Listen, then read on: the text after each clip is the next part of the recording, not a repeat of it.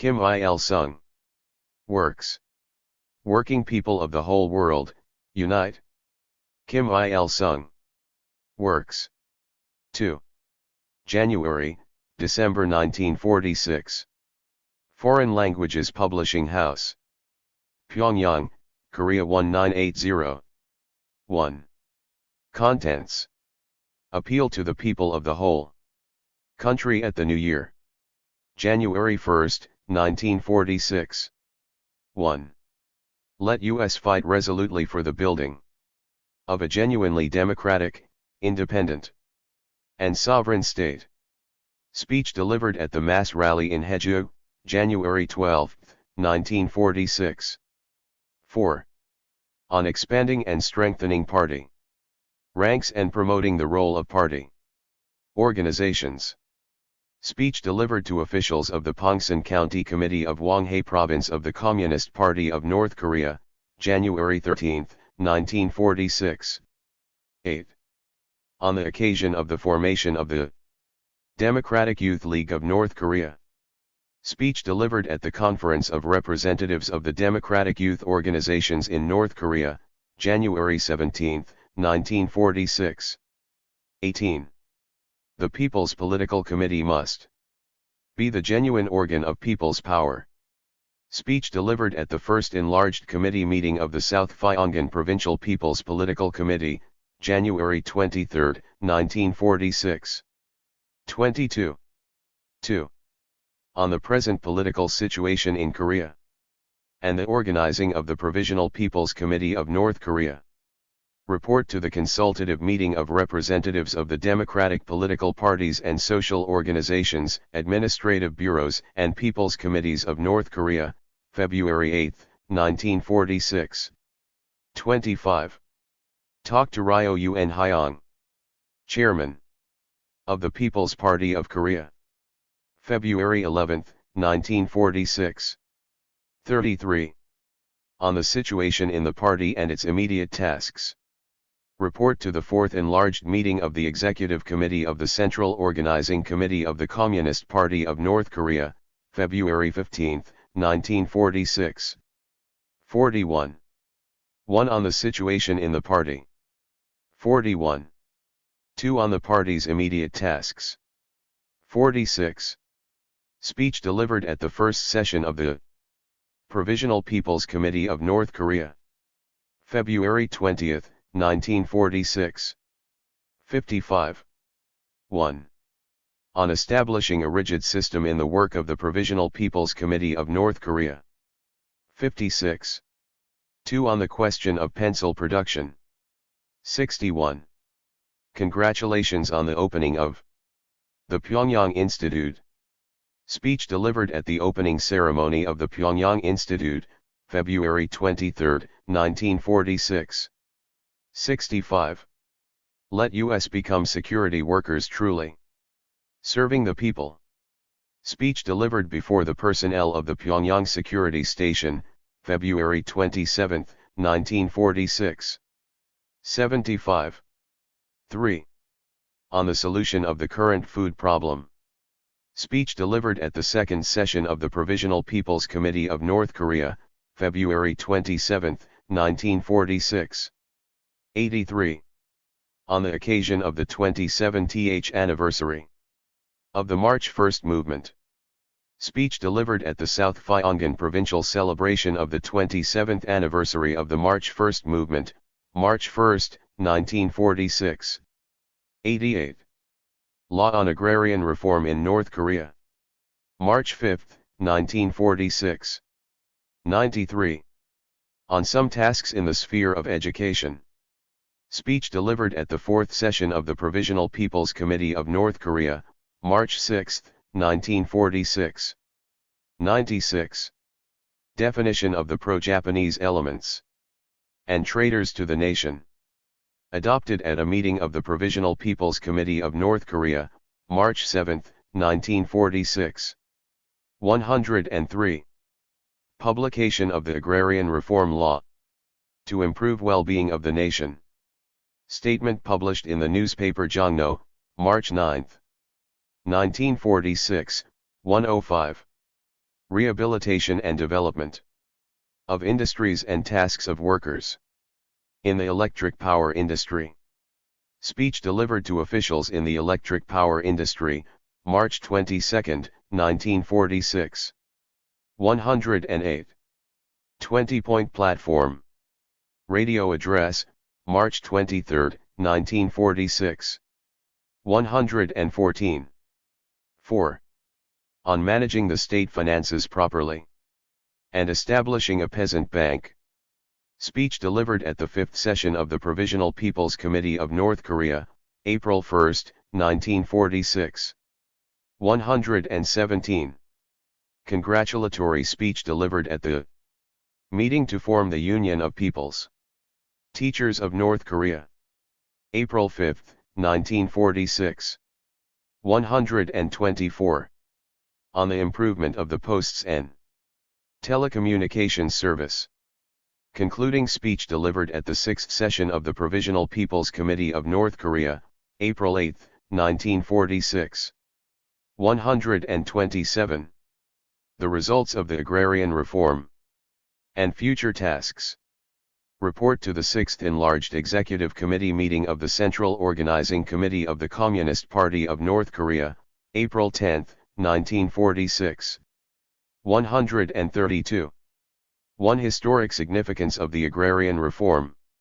133. 2. Progress and success of the agrarian reform. 135. 3. Defects revealed and experience gained in the course of the agrarian reform. 140. 4. Our tasks. 144. Be labor heroes in building a new country. Speech before the workers of the Hungnam Fertilizer Factory, April 17, 1946. 152. On the road followed by our party. And some immediate tasks facing it. 5. Speech delivered at the enlarged meeting of the South Hamgyong Provincial Committee of the Communist Party of North Korea, April 20, 1946. 160. On the immediate tasks of the people's government organs in North Hamgyong Province. Speech delivered at the Joint Conference of Party and Government Officials in North Hamgyong Province, April 21, 1946. 167. A newspaper is a pioneer of the times and a true organizer of public opinion. Congratulatory message on the occasion of the opening of the General Branch Office of the newspaper Pyeongbuk Sinbo in South Pyeonggan Province, April 25, 1946. 174. Be excellent military and political cadres. Speech delivered at the first passing out ceremony of the Pyongyang Institute, April 29, 1946. 176. Appeal to fellow countrymen. On the occasion of May Day. Speech delivered at the Pyongyang Mass Rally to greet May Day, May 1, 1946. 180. To the beloved children of the New Korea. Message to all children on Children's Day, May 5, 1946. 185. On the future tasks of the Women's Union. Speech delivered to the Communist workers of the Women's Union scheduled to attend the first conference of the Democratic Women's Union of North Korea, May 9, 1946. 187. 1. On the organizational work of the Women's Union. 189. 2. On the information work and education for Women's Union members. 191. 3. On actively enlisting women in the work of building the nation. 194. 6. For the democratic development and complete independence and sovereignty of our country. Speech delivered at the Pyongyang Mass Rally, May 19, 1946. 200. Encouraging speech delivered at the ceremony for starting the Pothung River Improvement Project. May 21, 1946. 206. Cultural workers should become combatants on the cultural front. Speech delivered at the meeting of information workers of the Provincial People's Committees, political parties and social organizations, and cultural workers and artists in North Korea, May 24, 1946. 210. The tasks of the youth in the building of a democratic Korea. Speech delivered at the joint meeting of directors of youth affairs departments of provincial party committees and chairmen of provincial committees of the Democratic Youth League, May 30, 1946. 215. The Central Party School is a communist college to train party cadres. Speech delivered at the inaugural ceremony of the Central Party School, June 3, 1946. 220. The newspaper Minjuyosin should serve as a correct guide for the building of a new Korea. Congratulatory message on the occasion of the inauguration of the newspaper Minjuyosin, June 4, 1946. 234. On the draft labor law. Speech delivered at the 8th session of the Provisional People's Committee of North Korea, June 20, 1946. 236. 7. Labor law for the factory and office workers in North Korea. June 24, 1946. 247. Let U.S. make all efforts to expand the democratic forces. Congratulatory speech delivered at the First Congress of the New Democratic Party of Korea, June 26, 1946. 252. Cadres are pillars in building a new Korea. Speech at the opening ceremony of the Central Higher Cadres Training School. July 1, 1946. 255. An open letter to railway employees. July 7, 1946. 264. I congratulate the first result in building the democratic capital. Speech at the celebration of the completion of the Pothung River Improvement Project, July 21, 1946. 268. On forming the Committee of the Democratic National United Front. Report to a meeting of representatives of the democratic political parties and public organizations in North Korea, July 22, 1946. 275. The present political situation and our new tasks. Report to an enlarged joint meeting of the Central Committees of the Communist Party of North Korea and the New Democratic Party of Korea, July 29, 1946, 282. Law on Sex Equality in North Korea. July 30, 1946. 294. 8. Make yourselves revolutionary fighters who adhere to the party's stand and ideas. Speech at the first graduation ceremony of the Central Party School, August 5, 1946. 296. Musicians should make an active contribution to building a new, democratic Korea. Speech before artists after a performance in honor of founding the Central Symphony Orchestra, August 8, 1946. 301. Law on nationalization of industries, transport, communications, banks, and so on. August 10, 1946. 304. Nationalization of major industries, the foundation for building an independent, sovereign state. Speech at the Pyongyang mass rally in support of the law on nationalization of industries, August 10, 1946. 306.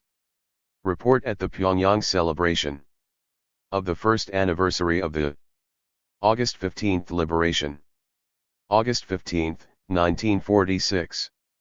312. 1. 313. 2. 317. 3. 324.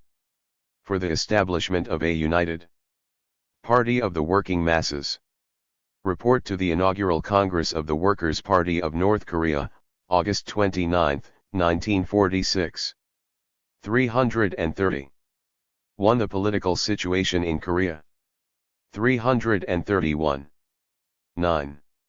2. Strengthening the Democratic National United Front, an important guarantee of victory for the revolution.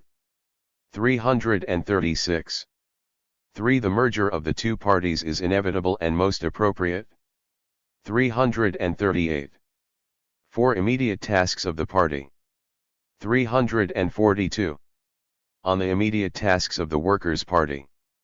Concluding speech at the inaugural Congress of the Workers' Party of North Korea, August 29, 1946. 345. Program of the Workers' Party of North Korea. August 29, 1946. 355. Congratulations on the founding of the magazine Yosan Yosang. September 6, 1946. 357. On the results of the inaugural Congress of the Workers' Party of North Korea. Speech at a meeting of activists in the South Pyongan Provincial Organization of the Workers' Party of North Korea, September 9, 1946. 360. Be competent workers dedicated to the building of a democratic state. Speech at the opening ceremony of Kim Il-sung University, September 15, 1946. 372. Let U.S. expose and smash the reactionary maneuvers of the U.S. imperialists. Concluding speech at the 6th meeting of the Central Committee of the Democratic National United Front of North Korea, September 18, 1946. 374. 10. On elections to the People's Committees.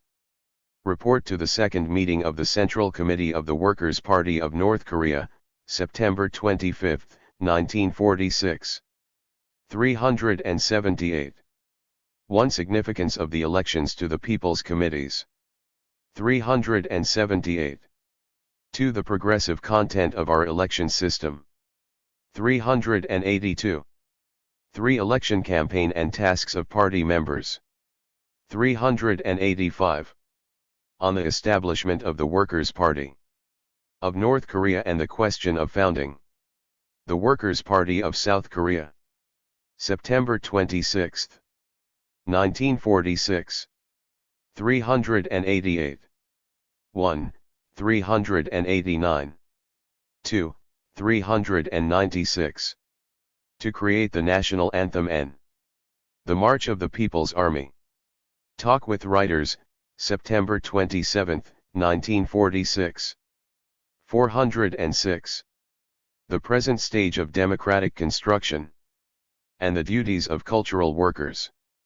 Speech at the 2nd meeting of Information Workers of the Provincial People's Committees, Political Parties and Public Organizations, Cultural Workers and Artists in North Korea, September 28, 1946. 410. The tasks of the Democratic Youth League.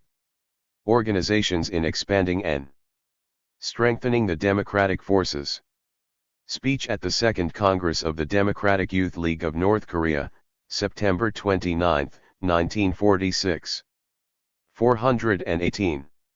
For the development of physical culture and sports on a mass scale.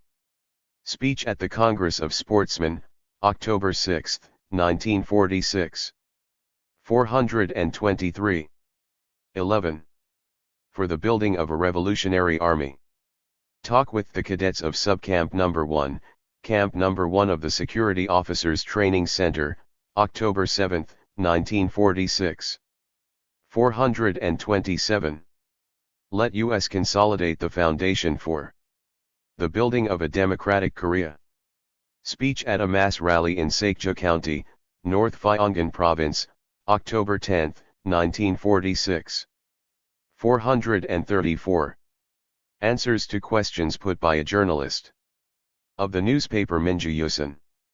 October 10, 1946. 441. On present tasks of scientists and technicians.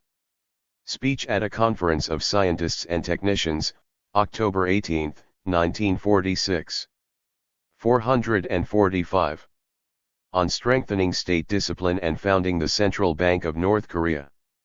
Concluding speech at the 18th session of the Provisional People's Committee of North Korea, October 29, 1946. 450. 1. On strengthening state discipline and heightening the spirit of nation building and service to the people among officials. 450. 2. On founding the Central Bank of North Korea. 454. Let U.S. surmount all unfavorable conditions and develop rail transport. Speech at the third meeting of the Head and Office Chiefs of the Transport Bureau, October 31, 1946. 458. On the eve of the historic democratic elections. Speech at a Pyongyang celebration of the democratic elections, November 1, 1946. 463. 12. On enhancing the role of the People's Committee members. Speech at the 30th meeting of the South Pyongan Provincial People's Committee, November 13, 1946. 473. Immediate tasks of prosecutors and security personnel. Speech at a joint meeting of the heads of public prosecutors' offices and security stations in provinces and cities, November 20, 1946. 482. The results of the democratic elections and the immediate tasks of the People's Committee. Speech at the third enlarged meeting of the Provisional People's Committee of North Korea, November 25, 1946. 488. For planned management of state-controlled enterprises. Speech at the meeting of heads of industry departments of Provincial People's Committees and Directors of State Enterprises, December 3, 1946. 505. On the establishment of a North Korean news agency. Speech at a meeting of the Presidium of the Provisional People's Committee of North Korea, December 5, 1946. 512. To Comrade Kim Jae-won and other peasants. In Juryeong County, Hwanghae Province. December 13, 1946. 516. To 1 million Korean compatriots in Japan. Letter to Korean compatriots in Japan, December 13, 1946. 517. 13. On certain tasks facing the Democratic National United Front at present.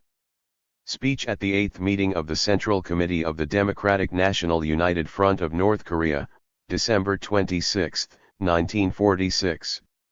519. 1. For further strengthening the Democratic National United Front. 519. 2. On the general ideological mobilization movement for nation building. 523. 3. On grain procurement and food rationing. 525. 1. Appeal to the people of the whole country at the New Year. January 1, 1946. Fellow countrymen. Welcoming the first New Year after liberation, I extend warm greetings to my compatriots, brothers and sisters who are devoting themselves to nation building. The year 1945 will go down in world history as a great year. On the international arena, fascist Germany and militarist Japan, the sworn enemies of all people who love peace and liberty, were finally defeated and the Second World War ended in victory for the democratic camp including the Soviet Union. Our nation, freed from 36 years of colonial slavery under Japanese imperialism, started a new, free and happy life, and embarked on the road of establishing a democratic people's government. Therefore, 1945 is a great year to be recorded forever in the history of our nation, too. On seeing out 1945, however, and looking back at the work accomplished in nearly 5 months since the August 15th liberation, it must be said that we have failed so far to fulfill the historic task set in 1945. Many problems are still unsolved. We have not yet completed the formation of a united front or established a unified democratic government representing the will of the Korean people. We have failed to improve the people's living standards and to push ahead with industrial rehabilitation. We have also failed to settle the 2. Problem of the 38th parallel demarcation line. The people of North Korea have now won genuine freedom. All political power in North Korea is in the hands of the people. But in South Korea the American army has not yet handed over political power to the Koreans. In South Korea traitors to the nation and remnant forces of Japanese imperialism are rampant and fascist activities are becoming rife, while the National United Front has not been formed. What, then, should be done in 1946? We should bear deep in mind the experiences and lessons gained in the 5 months or so after liberation to achieve genuine independence for Korea. We should organize the National United Front solidly from the bottom up, establish a democratic provisional government as soon as possible, and strive to ensure that our country plays a prominent part in the anti-fascist, anti-aggression movement as a member of the international democratic camp. Further, by wiping out the surviving elements of Japanese imperialism and carrying out democratic policies, we must guarantee genuine freedom for the masses and take concrete measures to improve the people's living standards. Of course, there are many other problems to be solved, but at the present stage we can only tackle all other problems successfully by carrying out the tasks mentioned above. Therefore, all the patriotic people of Korea to a man must be mobilized for fulfillment of these sacred tasks. In particular, the Korean Communists should play a leading role in the struggle to accomplish these tasks.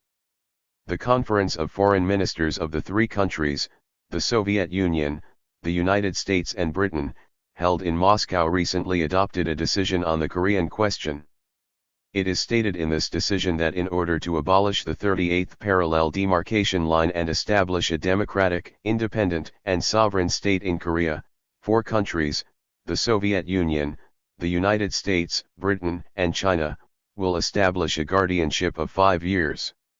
However, it all depends on whether we form a strong democratic national united front and 3. Achieve unity or not, and how we work to liquidate thoroughly the remnants of Japanese imperialism, to build a truly democratic state and to become a member of the world's democratic camp. In the final analysis, everything will be settled by the efforts of us Korean people. Therefore, all the Korean people should unite more closely around the Communist Party, the most progressive party in our country, which is carrying out a democratic program in the interests of our people. And the Communist Party should strive to form a solid united front with democratic political parties so as to win the complete independence and early reunification of our country.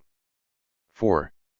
Let US fight resolutely for the building of a genuinely democratic, independent, and sovereign state. Speech delivered at the mass rally in Haeju, January 12, 1946.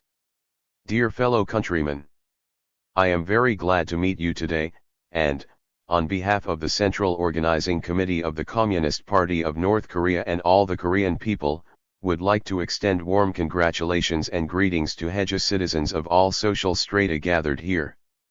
Fellow countrymen, in the past the Japanese imperialists occupied Korea for nearly half a century and imposed their savage colonial rule, inflicting no end of misery and distress on our people. The Japanese imperialist aggressors enmeshed the whole of Korea in a network of army, gendarmerie, police, prison, and terrorist organizations and harshly repressed our people.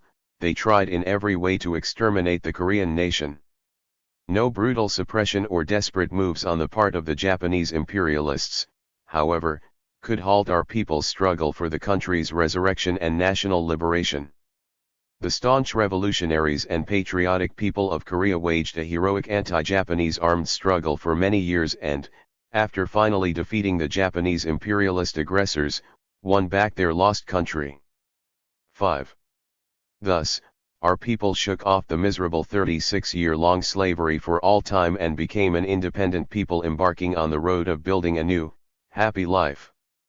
Several months have passed already since our people greeted the liberation with enthusiasm and excitement. In this time our people have established people's committees in all local areas and achieved considerable success in setting up public order and rehabilitating the economy ravaged by the Japanese imperialists.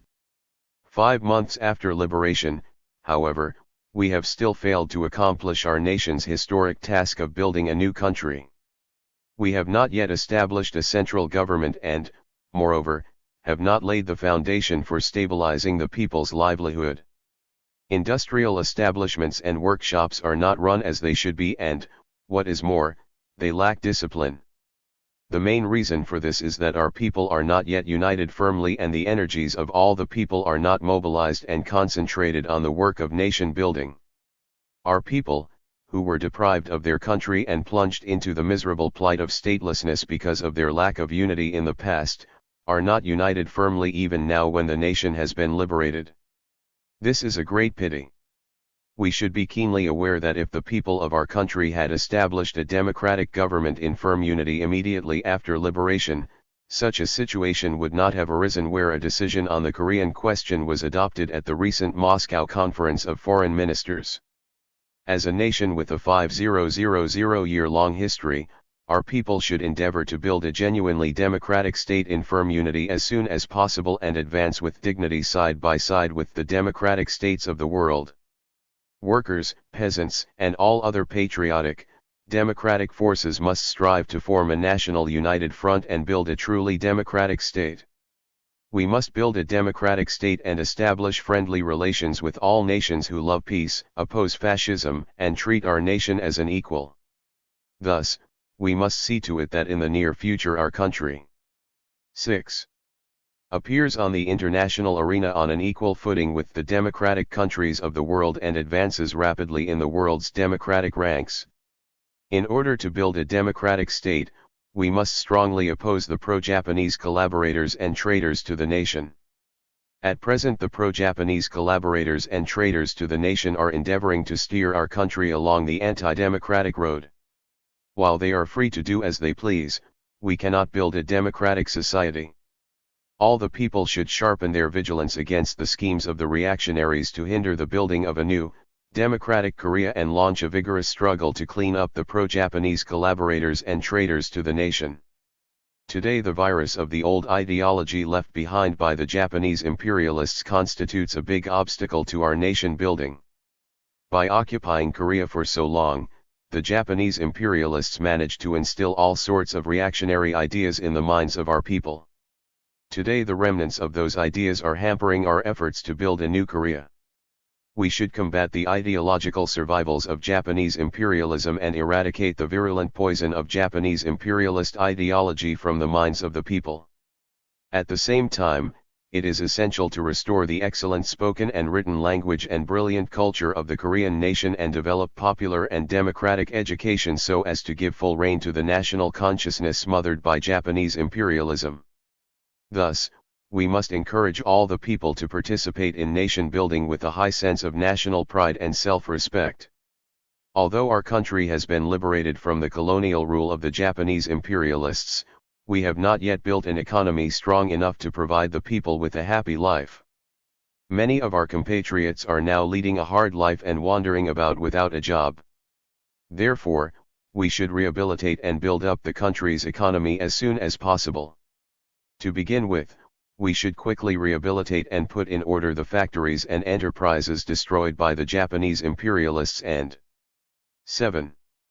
Develop industry, so as to eliminate unemployment and stabilize the workers' living. Meanwhile, we should distribute land among the tillers to realize their age-old dream and develop agriculture. All the people must strive for the economic construction and industrial rehabilitation of the new Korea, the moneyed donating their money, the knowledgeable giving their knowledge, the technicians contributing their techniques, and the physically strong giving their strength. In this way, our nation must demonstrate its united strength. Fellow countrymen, all patriots who love their country and people, let us drive out of our national ranks the pro-Japanese elements, traitors to the nation and other reactionaries and anti-democrats who hinder the unity and cohesion of our nation, and set up a genuine democratic national united front on a firm, mass foundation. Let us rise as one man and devote our efforts in unison to building a democratic people's republic, a genuine people's power representing the people's interests. We will thus win the complete independence of Korea as soon as possible. Let us support the decision of the Moscow Conference of Foreign Ministers on the Korean question. Long live the Democratic National United Front. 8. On expanding and strengthening party ranks and promoting the role of party organizations. Speech delivered to officials of the Pongsan County Committee of Hwanghae Province of the Communist Party of North Korea, January 13, 1946. Comrades, it is already 5 months since we greeted the August 15th liberation. In this period the political situation at home and abroad has been very complex. However, the general situation is developing in our favor. Today the balance of forces between democracy and anti-democracy, progress and reaction on the international arena has undergone a fundamental change, and the democratic forces of the world are growing and strengthening rapidly. The First World War resulted in the birth of the Soviet Union, the first socialist state, and the Second World War ended in the defeat of fascist Germany and Italy and militarist Japan, liberating many peoples of Asia and Europe from the imperialist yoke and making them advance along the road of democracy.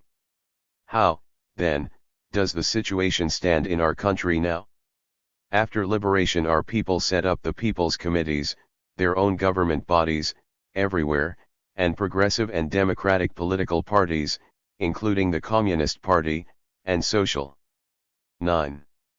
Organizations have been formed and are now active in North Korea.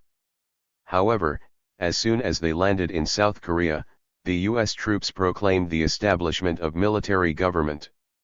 They are suppressing the people's committees set up on the initiative of the people, and making every attempt to check the struggle of the South Korean people for the democratic development of the country by using the reactionary forces. What should we do now under these circumstances and how? We should strive to establish a unified democratic government at the earliest possible date in Korea and turn North Korea into a powerful democratic base for building a prosperous, independent, and sovereign state. For this purpose, we should first form a solid national united front and rally all the patriotic, democratic forces closely around it. We should root up the legacies of Japanese imperialism in all spheres of politics, the economy, and culture and introduce democratic reforms, thus guaranteeing the people genuine liberties and rights and improving their living. In order to fulfill these tasks successfully, it is essential to strengthen the Communist Party. Our party is a true Marxist-Leninist party around which the progressive elements of the working class and other working people have rallied to build a new, democratic Korea and accomplish the Korean Revolution. The successful carrying out of the Korean Revolution is unthinkable without our party's correct leadership. We should do everything in our power to expand and strengthen the ranks of the Communist Party and promote the role of its organizations. As yet our party has a small membership, is not organizationally strong enough, and has not struck roots deep among the workers, peasants, and other broad sections of the masses. Pongsan County, for one, has only 70 to 80 party members as yet, and the party cells have not yet been formed in many factories, mines, and farm villages. In this situation our party will not be able to fulfill its historic mission properly. In order to strengthen the party, its ranks should be expanded. 10. Rapidly before anything else. To this end the closed-doorist tendency should be thoroughly eliminated in the work of increasing the party membership. Because some party organizations make the mistake of taking a closed-doorist attitude in the work of increasing the party membership, they fail to admit to our party those eligible for membership. The same is true of Pongsan County. One of the closed-doorist tendencies manifested in the work of increasing the party membership is to put forth too rigid requirements and reject people eligible for party membership. As you all know, the level of political theory and ideological consciousness among our working class and other sections of the working people at present is not high. This is because they were barred from education under the protracted colonial rule of Japanese imperialism and had no political and ideological training in the past for lack of a Marxist-Leninist party in our country. It is a gross mistake to disregard such conditions and try to admit to the party only those who are fully qualified ideologically and theoretically. Another closed-doorist tendency manifested in the work of parties' numerical growth is to prevent eligible persons from joining the party by defining the qualifications of the person recommending party membership incorrectly, out of keeping with the actual conditions in our party. At present, only those members who have been in the party for more than 1 year are entitled to recommend others for party membership. This is wrong. Our party was founded quite recently, and if the matter is handled as it is now, how can we expect large numbers of people to join our party? In the final analysis, the definition that the person making the recommendation should have been in the party for more than 1 year is little short of intentionally putting an obstacle in the way of increasing the party membership. We should correct these closed-doorist tendencies. If we fail to do so, we will not be able to expand and strengthen the party ranks rapidly, and those persons who should become party members in the natural order of things will join other parties. 11. The party organizations should conduct the work of increasing the party membership on the principle of boldly admitting and educating good people who have a high degree of class awakening and are enthusiastic about building up the country, even though their political and theoretical level is low. And under the present circumstances, we should not be so mechanical with regard to the length of party membership of persons making recommendations, and should see to it that all who are eligible are allowed to join the party. First of all, we should steadily expand the party ranks among the working class. We should be bold enough to admit to the party those progressive workers who have been tempered in labor for a long time, even if they are not as fully prepared as they should be. This alone will make it possible to strengthen our party and firmly rally broad sections of workers around it.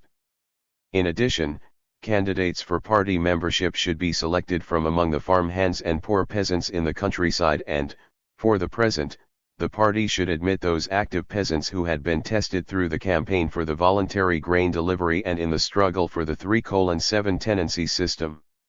We should also register progressive intellectuals, and test them in the practical struggle before accepting them into the party. We should accept into the party large numbers of the best, progressive elements from among the workers, farmhands, poor peasants, and working intellectuals, so that our party cells will be formed in all factories, enterprises, and farm villages. An important problem calling for our attention in party growth is to improve the composition of the party.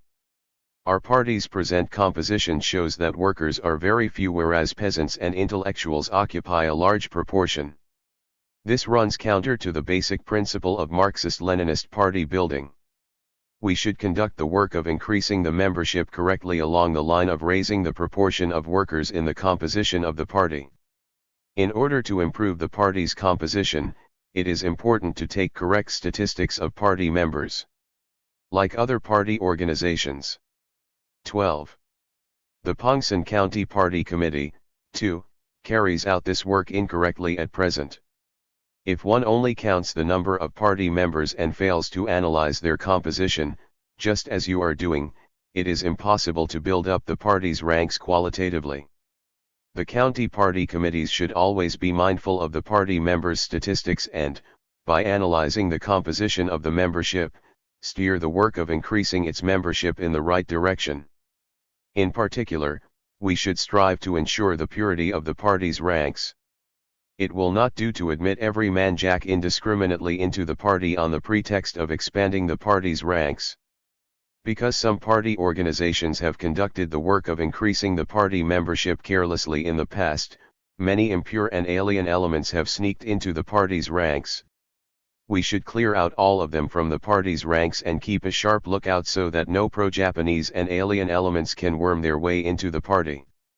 While steadily expanding the party's ranks, we should be deeply concerned about securing the party's unity in ideology and purpose. These days factions have appeared within some party organizations in Hwanghae province, and each faction shows a tendency to bring over party members. We cannot strengthen our party without putting an end to such a factional tendency. We should give a sharp rebuff to the factionalists and wage a resolute ideological struggle against every practice that interferes with the unity and cohesion of the party. We should firmly unite broad sections of the masses around the party, while consolidating the party's ranks organizationally and ideologically. The revolution cannot be carried out by our party alone, it can be victorious only when the broad masses of the people are mobilized. Therefore, we should always endeavor to rally the masses around the party.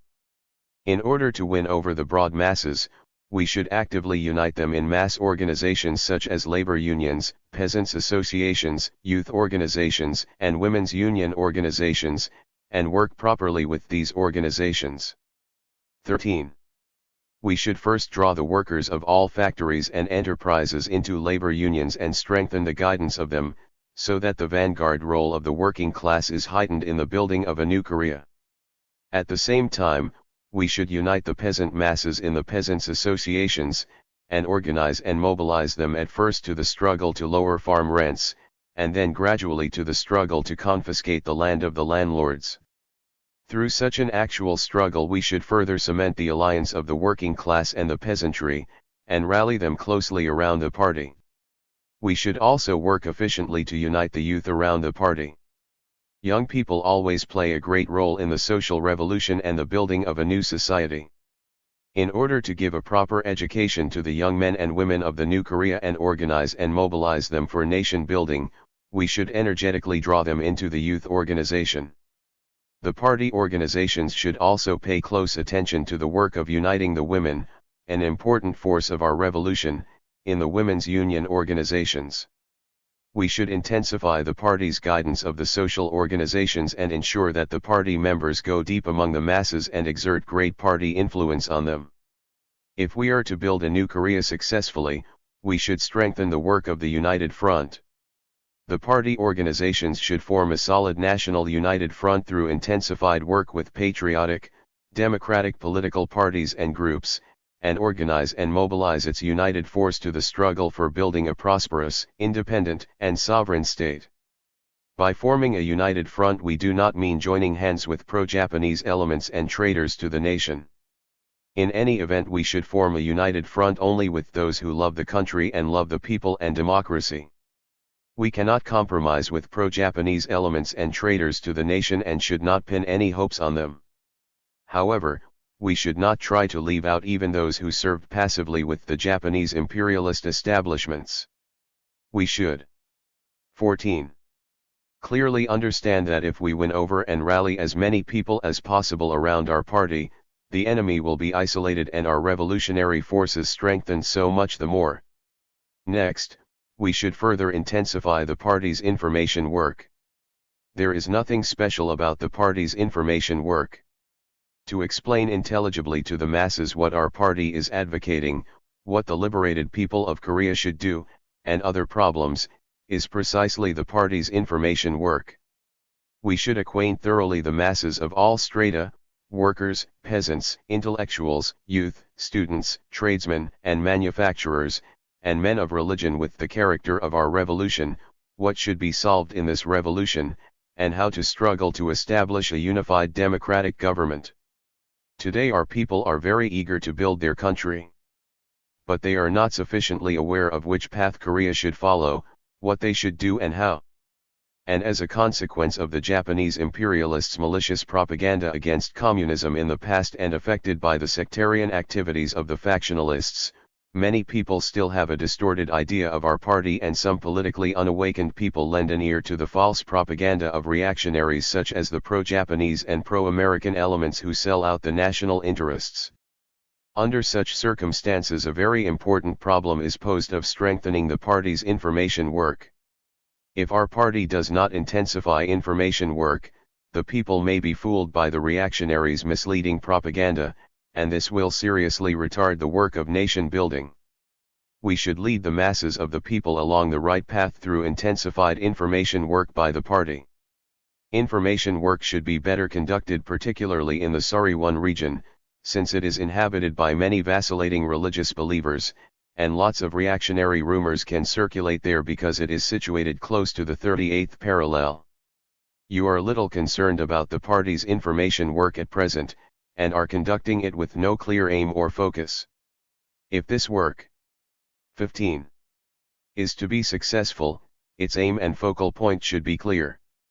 The focus of the party's information work at the present stage should be on heightening the political awakening of the masses from all walks of life by informing them clearly of our party's political line. The revolution we are now carrying out is the anti-imperialist, anti-feudal democratic revolution, and the Korean people are confronted with the task of setting up a unified democratic government. Therefore, we should explain and propagate on a broad scale the character and immediate tasks of the Korean Revolution to party members and the masses, thereby inspiring them to contribute to the building of a new, democratic Korea. Meanwhile, we should strengthen the work of exposing and denouncing all the crimes of the quislings and reactionary elements before the masses to prevent them from placing any hopes on the reactionary clique. We should mobilize competent people from the party and social organizations to carry out information work actively. The party's information work will be successful only when it is conducted deep among the masses in keeping with the actual conditions. The party organizations should strengthen the party's information work first among the workers, so that they, deeply conscious that they are masters of the factories and the nation, firmly defend their factories and enterprises from the enemy's subversions and exert every effort to build a new country.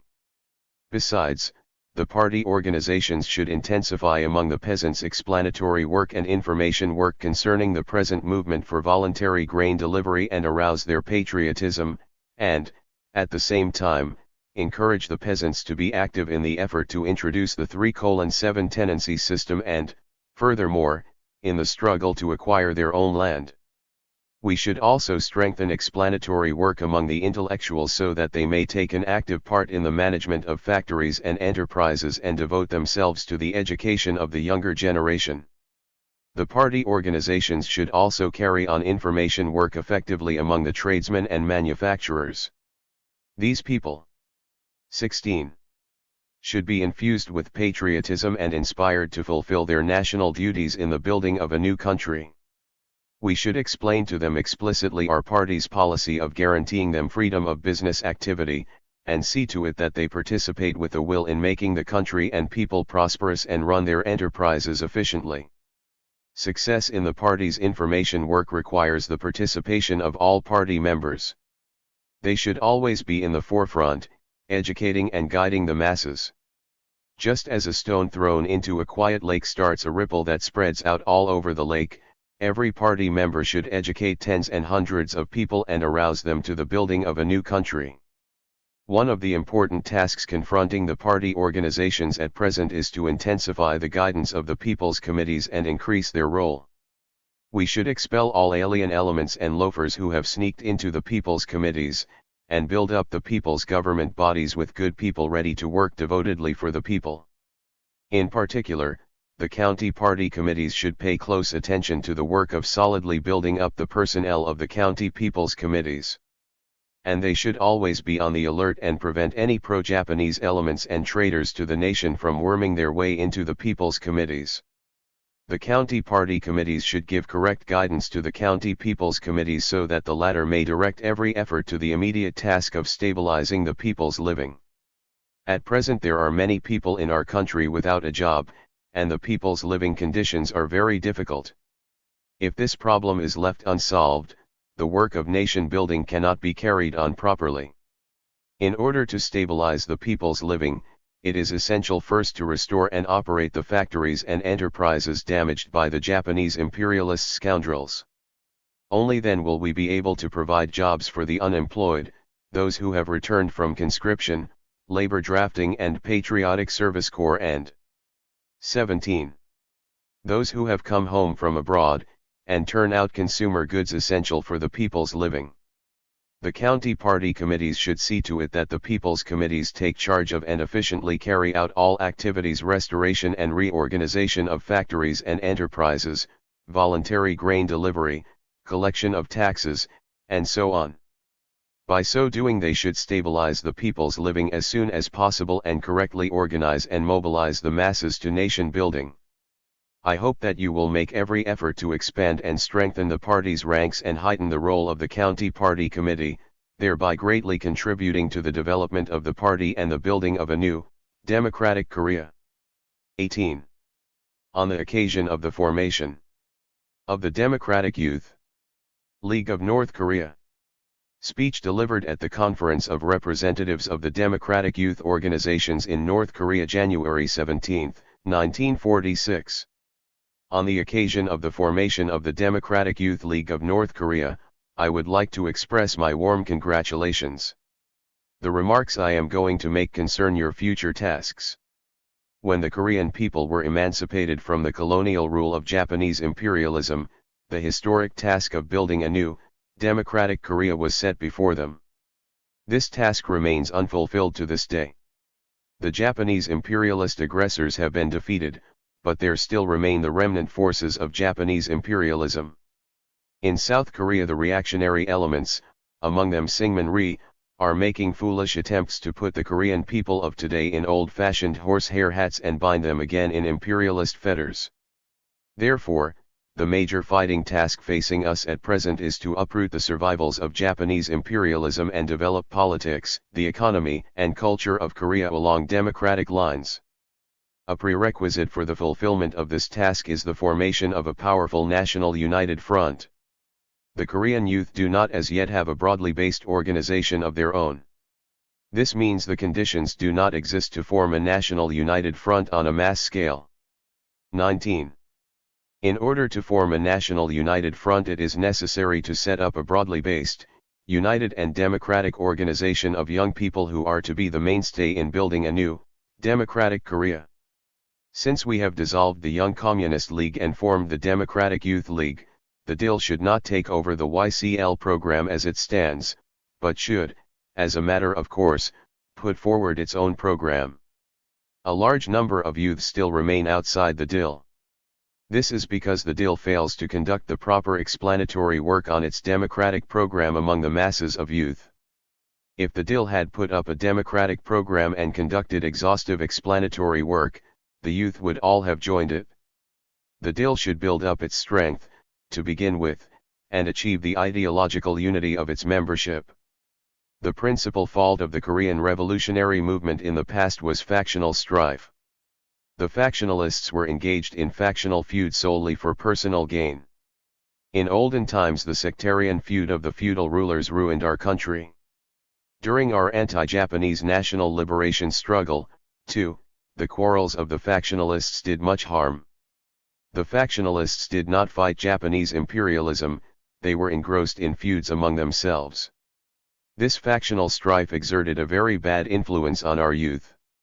The youth should not tolerate any manifestation of factionalist tendencies in their ranks, but wage a resolute struggle to expose and crush the factionalists. There must be iron discipline in the DIL. The factional feud arises from lack of strict discipline. If neglect in carrying out the decisions and directives of the League is left unchecked, this can give rise, in the long run, to factions. Just as an army lacking iron discipline cannot win battles, so an undisciplined youth organization will be of little avail. The training of youth cadres is another important aspect. Today we have very few cadres. The shortage of cadres places serious difficulties in the way of nation building. 20. True, we are short of cadres mainly because our young people grew up under Japanese imperialist rule. Another reason, however, is that the DIL failed to take energetic steps to train cadres after liberation. It is wrong, indeed, to think that cadres can be trained by educational institutions alone. It is of special importance to train and temper them through practical work. Therefore, a system should be established for young people to study while working. Study material can either be given to those on the job for self-study, or once every few months they can be called for a short course about matters relating to their relevant work, and then they can be sent back to their jobs. If we apply these methods alternately in getting people to study diligently, we shall be able to raise their political and practical qualifications noticeably. In order to help comrades dispatched to the factories and villages in their work, checkups should be made and errors criticized in time. To criticize is to educate. Without criticism, there can be no progress. Criticism is an important means of educating cadres. We should not summarily dismiss those who have made mistakes, but explain to them clearly where they have gone wrong, educating them carefully and working together with them. It is necessary for the DIL to have its own institutions for training cadres. It is advisable, first of all, to organize a short-term cadre training center and select and enroll promising young men and women for training. A system of guidance and inspection should be established to check up constantly on the activities of the local DIL organizations. The provincial DIL committees should send guiding personnel to the counties to teach the officials of the county DIL organizations how to conduct their work. In turn, the county DIL cadres should go to the sub-counties and educate their DIL officials and consolidate their organizations. Further, statistical work should be carried out in the proper way. It is a serious drawback that the DIL has no statistics. In future the DIL should compile good statistics concerning the registration of its members and various other matters and, on this basis, draw up a 21. Detailed plan of work so as to do everything in a planned manner. The pro-Japanese elements who have wormed their way into the DIL should be cleared out to the last man. This must not be regarded as a matter of concern to merely a few cadres, but be presented as a primary task for the whole league. At the same time, assistance should be given to the Democratic Party in expelling alien elements that have slipped into its ranks. We should associate with and exert a positive influence on progressive elements in the Democratic Party, actively helping them to clear their party of alien elements and to achieve its development. In conclusion, I should like to emphasize once again that our youth must clear out the remnant forces of Japanese imperialism completely and work energetically in the vanguard of the struggle to build a new, democratic Korea. 22. The People's Political Committee must be the genuine organ of people's power. Speech delivered at the first enlarged committee meeting of the South Pyongan Provincial People's Political Committee January 23, 1946. On behalf of the Communist Party, I thank you warmly for your devoted services in nation building. Today we have convened this enlarged committee meeting to carry out the democratic task successfully. At this meeting attended by delegates of various political parties and social organizations, I am going to examine the work of our People's Political Committee. Because the Korean people had no rights and no experience in politics under Japanese imperialist colonial rule, our PPC failed to work satisfactorily soon after it was formed. But the confusion that prevailed immediately after the August 15 liberation is now being straightened out, and the remnants of Japanese imperialism and pro-Japanese collaborators are being eliminated in the administrative organs and particularly in the organs of public law and order. This is gratifying. We have rehabilitated the devastated industries and scores of factories are already operating, and the 3:7 tenancy system has been introduced in the countryside. 23. I think that these successes are due to the efforts of those who are working on the PPC and in the various localities. In the course of struggle for democracy, the PPC smashed the sabotage of Joe Mansik and company and ensured the victory of the democratic forces. Following the publication of the decision of the Moscow Conference of Foreign Ministers, Joe Mansik and his party turned reactionary. Even though R.I. Juyan and others advised them to adopt a correct attitude towards the decision, they opposed it to the last and, finally, became reactionaries. Reactionary circles in the United States are coming out against the decision even before the ink on it is dry. Dancing to the tune of the American aggressive forces, reactionary elements at home are committing the crime of turning against the Moscow Conference decision, viewing the democratic states in the same light as the imperialist aggressive countries. All the Korean people headed by the Communist Party actively support the decision. Only when the whole of our nation supports it and shows that it will carry it out with a will can the 5-year period of guardianship be shortened and the building of our independent, sovereign state promoted. This enlarged committee meeting is attended by many delegates from various social strata. So, it can be said that in fact, this meeting assumes the character of a conference of the people's representatives from South Pyongan province. We must bear in mind that sectarian quarrels are not to be permitted at this meeting on any account. Conflicting opinions must always be put to debate and settled fairly. Only then will the present enlarged committee meeting be a conference of the people representing various political parties and social organizations. The Communist Party has not the least intention of monopolizing the seats on the committee. We sincerely hope that many leading figures from different democratic political parties and social organizations will become members of the committee. 24. Some people in the Democratic Party voiced the opinion that there were too many communists on the PPC, so we must do away with the my party first attitude and strive in unison to put into effect our common political program on behalf of the people. The PPC failed to carry out its work successfully in the past, because many corrupt bureaucrats and reactionary elements had sneaked into it and played various tricks. It neither paid attention to the urgent question of the people's livelihood nor solved the question of voluntary grain delivery to the state. The reactionaries lurking in the committee were merely engrossed in speaking ill of our public security organs, of the Communist Party and of the Soviet Army, and in slandering a certain individual, but did not apply themselves to carrying out a positive policy. Because the committee tolerated misappropriation and squandering of the budget money by its former member responsible for finance, its finances were exhausted and, in the long run, it was compelled to start a campaign for donations.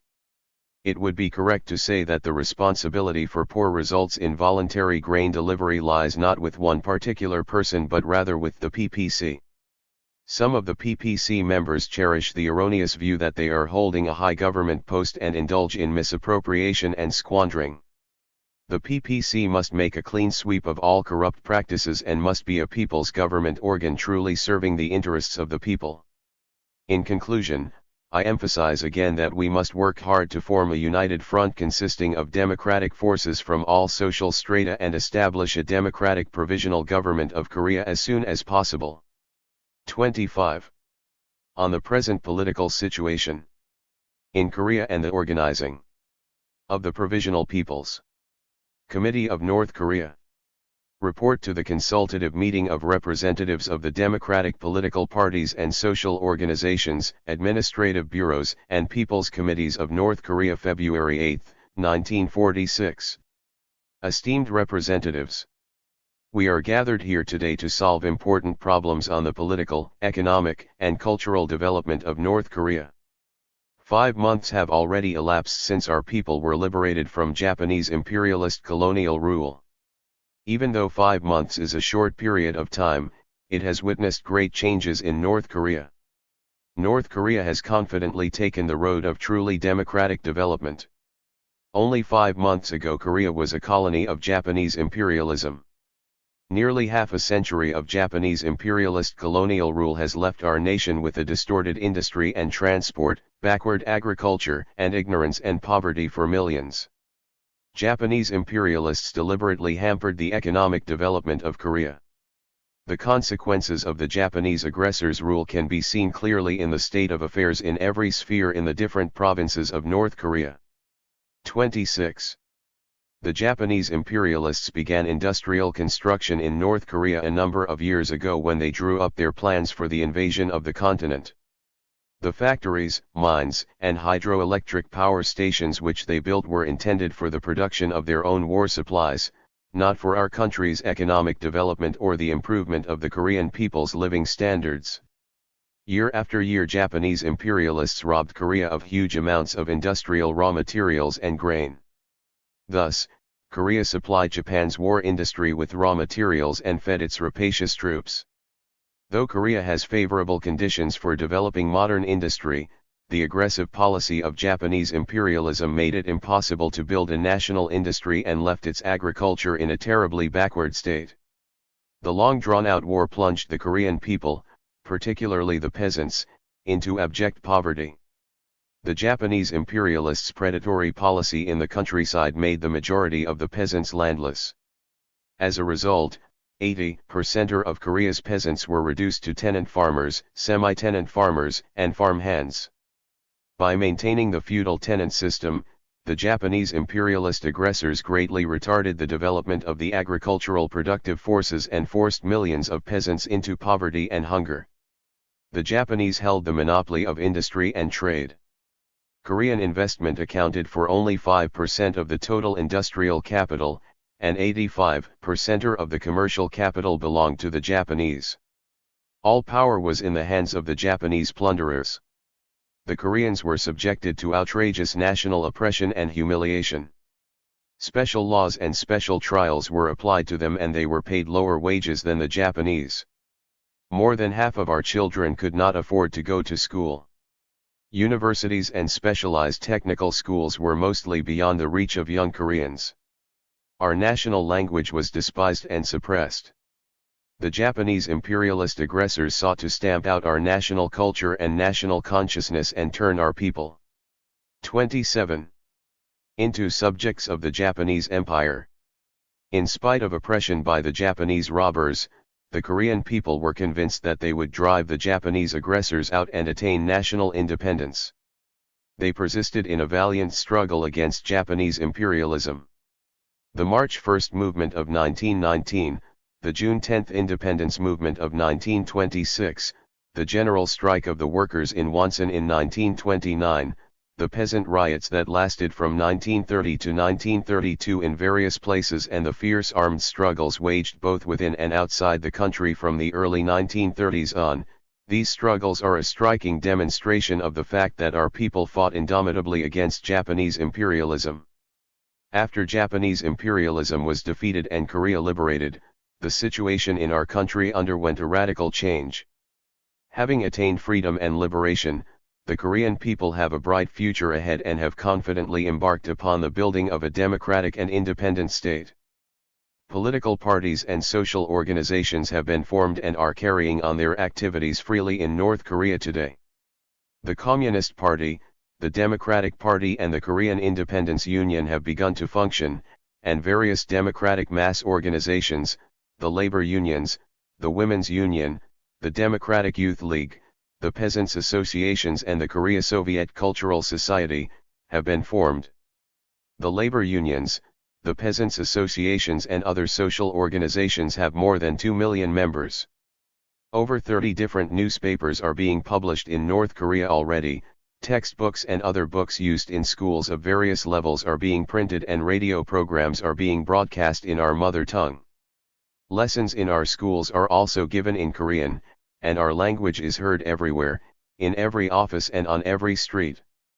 The art organizations, which were suppressed and trampled upon, have blossomed forth again and are very active. All this is indicative of the great political enthusiasm of the masses and the ardent patriotism of the Korean people and shows 28. That our national culture is being restored. All the political parties and social organizations in North Korea have set themselves the common goal of forming a democratic national united front and, on this basis, of building a free, democratic, and independent state. With the liberation of their country, the North Korean people started organizing people's committees, that is, independent and democratic local organs of power. The first task undertaken by the people's committees was to maintain social order and stabilize the people's livelihood. Many bureaus, such as the industry, transport, posts and telecommunications, agriculture and forestry, trade, finance, education, public health, judiciary, and security, were then organized to direct all branches of the national economy and establish economic ties between all provinces of North Korea. The bureaus and local people's committees have already achieved considerable success in normalizing economic life. However, we cannot say that the work we have done until now is satisfactory. At present the work of the bureaus and local people's committees is beset with many difficulties and shortcomings. First, and most important, no central organ of state power has yet been organized in North Korea. A unified central organ of state power to orientate the work of the different bureaus and direct them does not yet exist in North Korea. This is highly detrimental to the unified, planned development of political, economic, and cultural life in North Korea. The bureaus function only in their respective fields of economic or cultural life. But they are closely related to each other in their operations. Life shows that more and more problems crop up which the bureaus cannot solve while acting separately. The recovery of industry, for example, is the task of the Industry Bureau, but it has a bearing on the work of all the other bureaus. The Transport Bureau should guarantee that transport help the development in all branches of the national economy. The work of 29. The Finance Bureau is closely connected with the work of the different branches of the national economy, industry, agriculture, trade, transport, education, public health, etc. The Education Bureau is responsible for the training of qualified people needed in all domains of the national economy. All this points to the pressing need for a central organ which will head the bureaus and coordinate and direct their work. The most urgent task today is to organize a central organ of state power in North Korea. We believe that, pending the establishment of a unified government in our country, the Provisional People's Committee of North Korea should serve as such an organ. The establishment of a central organ of state power is a step in accord with the interests of the masses of the people and fully in conformity with the task of establishing democratic order in Korea. The proposal to set up a central organ of state power, the PPCNK, has been advanced by the leaders of the democratic political parties and social organizations. They have set up an initiating committee to organize this. In order to elect the members of the PPCNK and to consider the important tasks ahead, we have now called a meeting of representatives of the People's Committees of North Korea's 6 provinces and of the democratic political parties and social organizations. What are the tasks confronting the PPCNK at the present juncture? First, it is necessary to build up sound local organs of state power and thoroughly purge the state power organs of pro-Japanese and anti-democratic elements. This is the immediate and most important task of the PPCNK. To build a new, free, democratic, and independent Korea, it is first necessary to wage an active struggle against the pro-Japanese and the anti-democratic elements, the enemies of the people, and thus wipe out the reactionary forces root and branch. We cannot build a new, democratic Korea if we allow renegades and traitors to remain in the organs of state power. So the People's Committees in all provinces, 30 cities and counties and all the democratic political parties and social organizations must fully expose the traitors to the nation and expel them from our ranks. Second, the land held by the Japanese imperialists, the traitors to the nation and the Korean landlords should be confiscated through an agrarian reform and distributed free of charge to the peasants who work it, and the forests should be nationalized. Agriculture is a key branch of our country's national economy. Under Japanese imperialist rule, most of the land was concentrated in the hands of the Japanese and the Korean landlords, while the vast majority of the peasants were landless or land short. At present the feudal tenant system constitutes the economic basis of the reactionary forces. The landlords seek to preserve this system and are opposed to any type of democratic reform. Unless an agrarian reform is carried out, it will be impossible to rehabilitate and develop agriculture and build a democratic, independent, and sovereign state. The agrarian reform will bring the centuries-old dream of our peasantry into reality. Third, industrial enterprises should be rehabilitated and developed. Only this will enable us to eliminate unemployment, raise the people's standard of living and, at the same time, develop the national economy. Fourth, railway and water transport should be restored. Railways and waterways are the arteries of the country. Without them the normal development of the national economy is inconceivable. The different provinces of North Korea are related economically to each other and we should further develop those relations. Besides economic relations, the provinces need political and cultural relations as well. Yet, our transport work is in disorder at present. Our destroyed transport must be rehabilitated at an early date. This will do much to further the reconstruction and development of our industry and trade. Fifth, the financial and banking system and the goods distribution system should be readjusted. 31.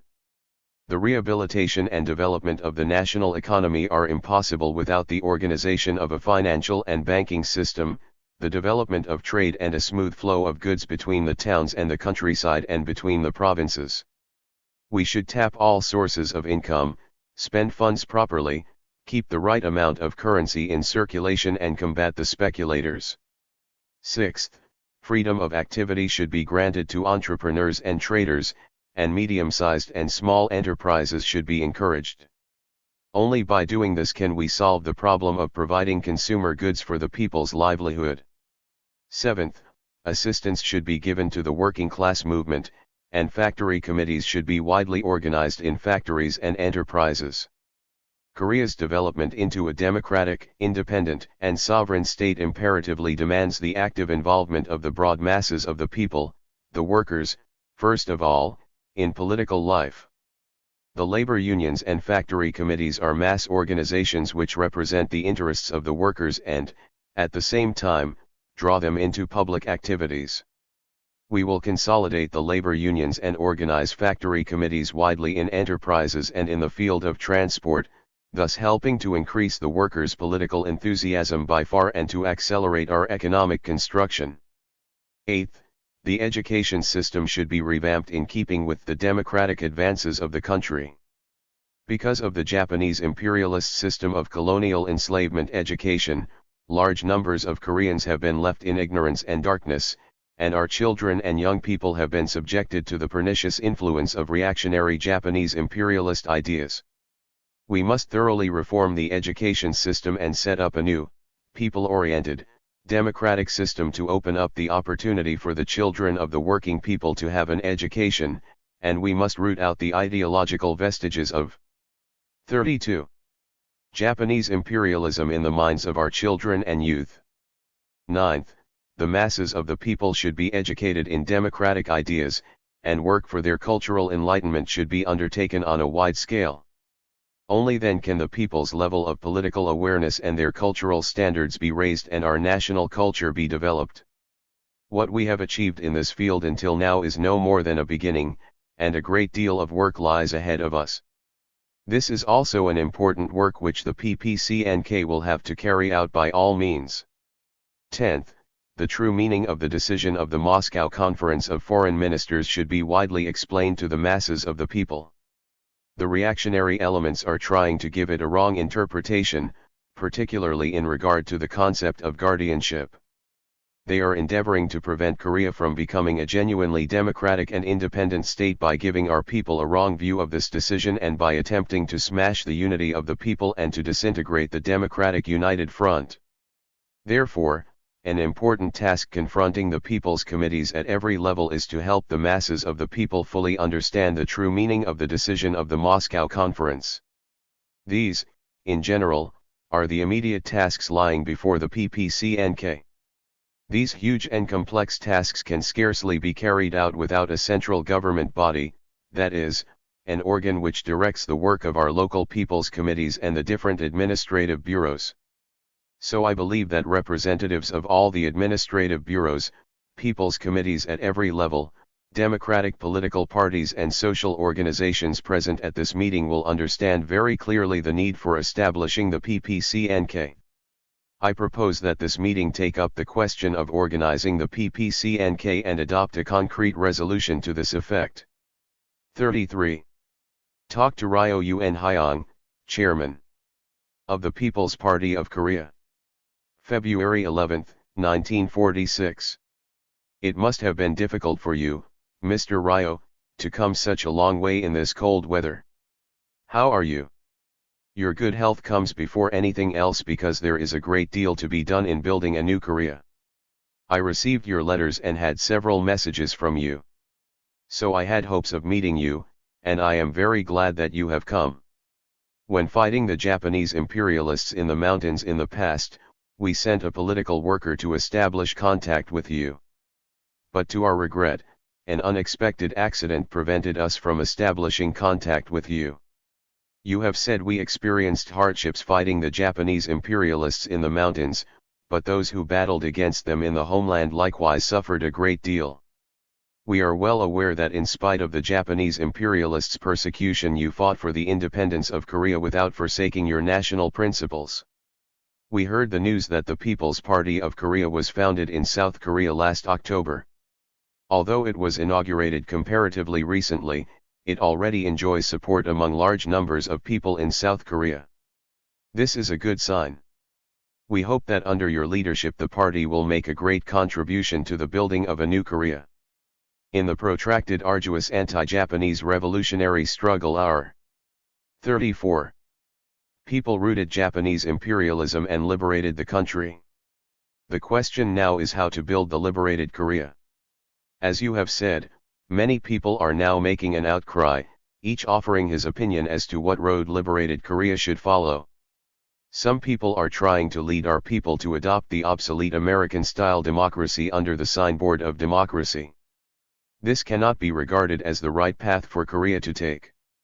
American-style democracy gives a handful of privileged classes unrestricted freedoms and rights, but it grants no elementary political freedom or rights to the broad working masses, including the workers and peasants. After all, it is nothing but a camouflage to conceal the reactionary nature of the bourgeois system, the bourgeois government. If we follow this road, there will be no hope of prosperity for the country and people or of achieving complete national independence. Under no circumstances must our people take the road of American-style democracy so vociferously advocated by certain people.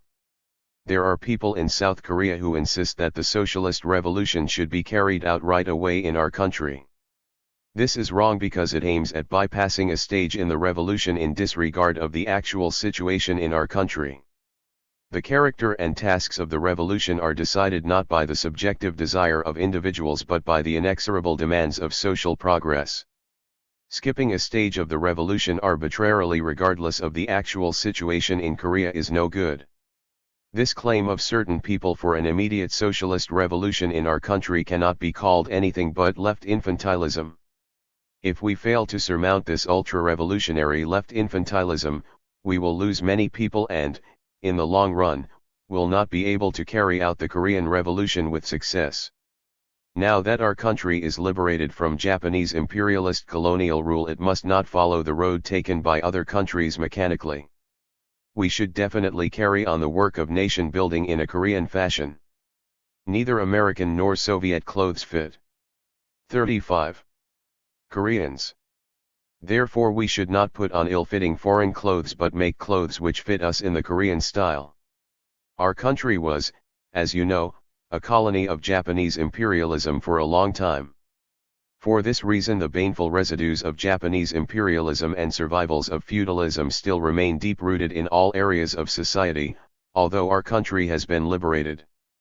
We cannot achieve the country's full independence or the democratic development of society without wiping out these residues and survivals. Therefore, we have determined that the Korean Revolution at the present stage is, by nature, an anti-imperialist, anti-feudal democratic revolution. This being so, we should take the road of Korean-style democracy in keeping with the present conditions prevailing in our country. Korean-style democracy is genuine democracy that makes the masses of the people the masters of government, grants all the people equal political rights and jealously defends the interests of the people. Only by following this road will our people be able to achieve complete national independence and sovereignty and everlasting prosperity for the country and enjoy genuine freedom and happiness. In order to realize Korean-style democracy, we should liquidate the pernicious remnants of Japanese imperialism and feudalism, and resolutely resist the colonization policy of foreign imperialists. The Korean people should establish a genuine people's government in accordance with the requirements of this democracy and carry out the anti-imperialist, anti-feudal democratic revolution in a thoroughgoing way, thereby building a prosperous, democratic, independent, and sovereign state. It is our opinion that in nation building we should never pin our hopes on the outside forces. The Americans will not bring our people full independence. Under all circumstances we should put our faith in the concerted efforts of the Korean people, instead of relying on the outside forces. We think you did well to have declined the post of advisor in the U.S. military government some time ago. The Americans appointed you as advisor for the sole purpose of justifying their 36. Reactionary military rule in South Korea and checking the democratic advance of the patriotic people. You dealt the Americans a hard blow by seeing through their ulterior motive in good time and refusing to accept the post. I feel sure that in the future, too, you will maintain such a resolute stand. In order to assure the success of nation building, the whole nation should closely unite as one. A new, democratic Korea can only be built when there is firm unity among patriotic people of all strata who oppose imperialism and feudalism, love their country and nation and demand democracy, whether they are communists or nationalists and have different political views or not. To closely unite the patriotic, democratic forces of all walks of life, it is essential to form a solid democratic united front. Following liberation, various democratic political parties and public organizations representing the interests of different classes and circles appeared in our country, and continue to appear to this day. In North Korea, the Communist Party, the Democratic Party and the Kong Party have already been founded and democratic public organizations formed, and all are active. In South Korea, too, progressive political parties and public organizations have been formed. At present, however, they are functioning separately, with the result that no powerful front has been formed and people of all social strata have not been rallied firmly for nation building. It is our view that since all democratic parties, public organizations, and patriotic people of all strata wish to build a prosperous, democratic, independent and sovereign state, they can easily unite to form a powerful united front. We should strive to create a democratic united front embracing all the patriotic, democratic forces, including the democratic political parties and public organizations in North and South Korea. In South Korea in particular, the formation of a solid democratic united front is a very urgent matter. In the situation existing at present in South Korea, where pro-Japanese elements and other traitors to the nation have come forward with the backing of the American troops 37 and are engaged in all kinds of anti-democratic moves, it will be impossible to prevent a split in the patriotic, democratic forces and lead the masses of the people along the right road, unless the formation of a democratic united front is stepped up. The realities in South Korea make it imperative for all political activists concerned about the future of the country and people to take vigorous measures immediately to form a united front and rally the masses of all walks of life. In our opinion, people like you with considerable influence among the South Korean people should play a prominent part in this work. In forming a democratic united front, it is important to carry out this work properly with correct views on the united front. At present, some people in South Korea are showing a lack of principle by drawing into the united front even pro-Japanese elements and other traitors to the nation. As a matter of fact, this, in my opinion, only benefits the enemy by giving these elements and traitors room to step in. The united front we are talking about has the aim of carrying out the anti-imperialist, anti-feudal democratic revolution and building a genuinely democratic society in Korea. Under no circumstances, therefore, should we draw into the united front the pro-Japanese elements and other traitors who hold up the building of a new, democratic society. The united front should exclude these elements and traitors and embrace workers, peasants, intellectuals, men of religion and other patriotic forces of all strata desirous of building a democratic Korea. You have asked if capitalists, too, can be included in the united front.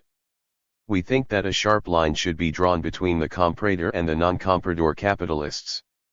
The comprador capitalists are pro-Japanese stooges who faithfully served the Japanese imperialists in the past, and so they must be opposed, but the conscientious non-comprador capitalists should be included in the united front. The non-comprador capitalists have anti-Japanese, anti-imperialist sentiments and are interested in the anti-imperialist, anti-38 feudal democratic revolution because they were made bankrupt and were ruined in the past by the Japanese imperialists and comprador capitalists. We should win them over to the side of the revolution. People like you, Mr. Ryo, should play an outstanding role in rallying into the united front South Korea's middle-of-the-road forces, including the non-comprador capitalists. In order to form a strong democratic united front in South Korea, it is imperative to do away with factional strife once and for all. Factional strife is a disease that has become deep-rooted down the ages in our country. How much misery and distress has this long-established factional strife caused our people? The factionalists who did serious harm to the anti-Japanese national liberation movement in our country in the past, are disturbing the unity of the masses of the people again today, when liberation has come, by resuming factional strife. It is most distressing that the democratic forces in South Korea are not yet united owing to the factionalist sectarian feud. In the long run, factional strife only helps the pro-Japanese elements and other traitors to the nation trying to frustrate the building of a new Korea. Whether we unite or remain divided is a matter of great importance at this moment that will decide if we can build a state or not. Anyone who really cares about his country and people and about the future of coming generations should make every endeavor to unite, refraining from factional strife.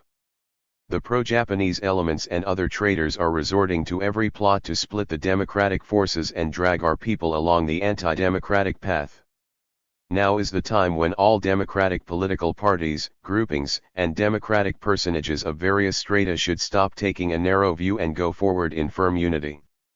We expect a great deal of you in doing away with factional strife and attaining the unity of the democratic forces in South Korea.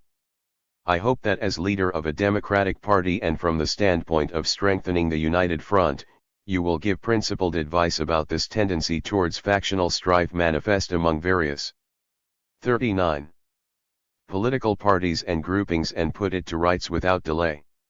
Seeing that you are on good terms with many communists in South Korea, you will be able to cooperate with them in helping the democratic political parties and public organizations in various ways. It is important to form a strong democratic united front and enhance its role. The purpose of forming a united front is to carry out nation building efficiently. If, after its formation, the role of the united front is not enhanced, it will become powerless and useless. We should not stop at the formation of a united front, but wage a vigorous struggle to build a new Korea by mobilizing the masses.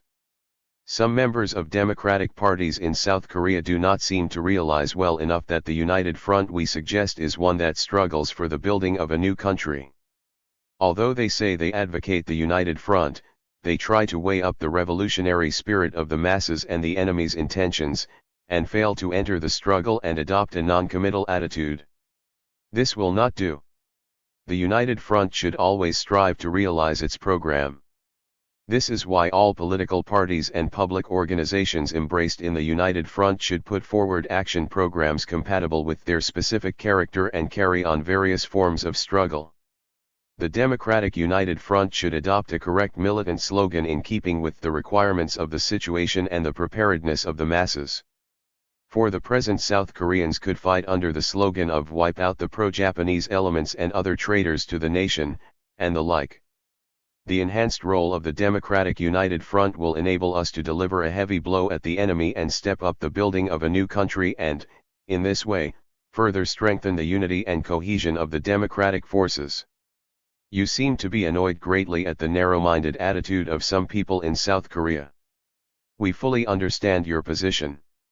I imagine you will have still more troubles in the future in working for the unity of the democratic forces.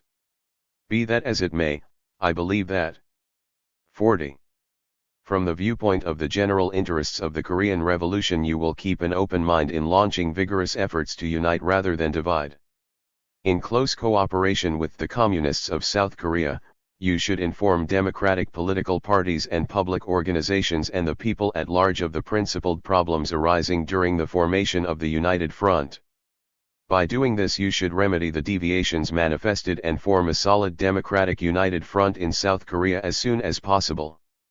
I am convinced that by giving a strong rebuff to every move of the pro-Japanese elements and other traitors to the nation, you will achieve marked results in cementing the unity of all patriotic, democratic forces in South Korea and building a democratic, independent, and sovereign state.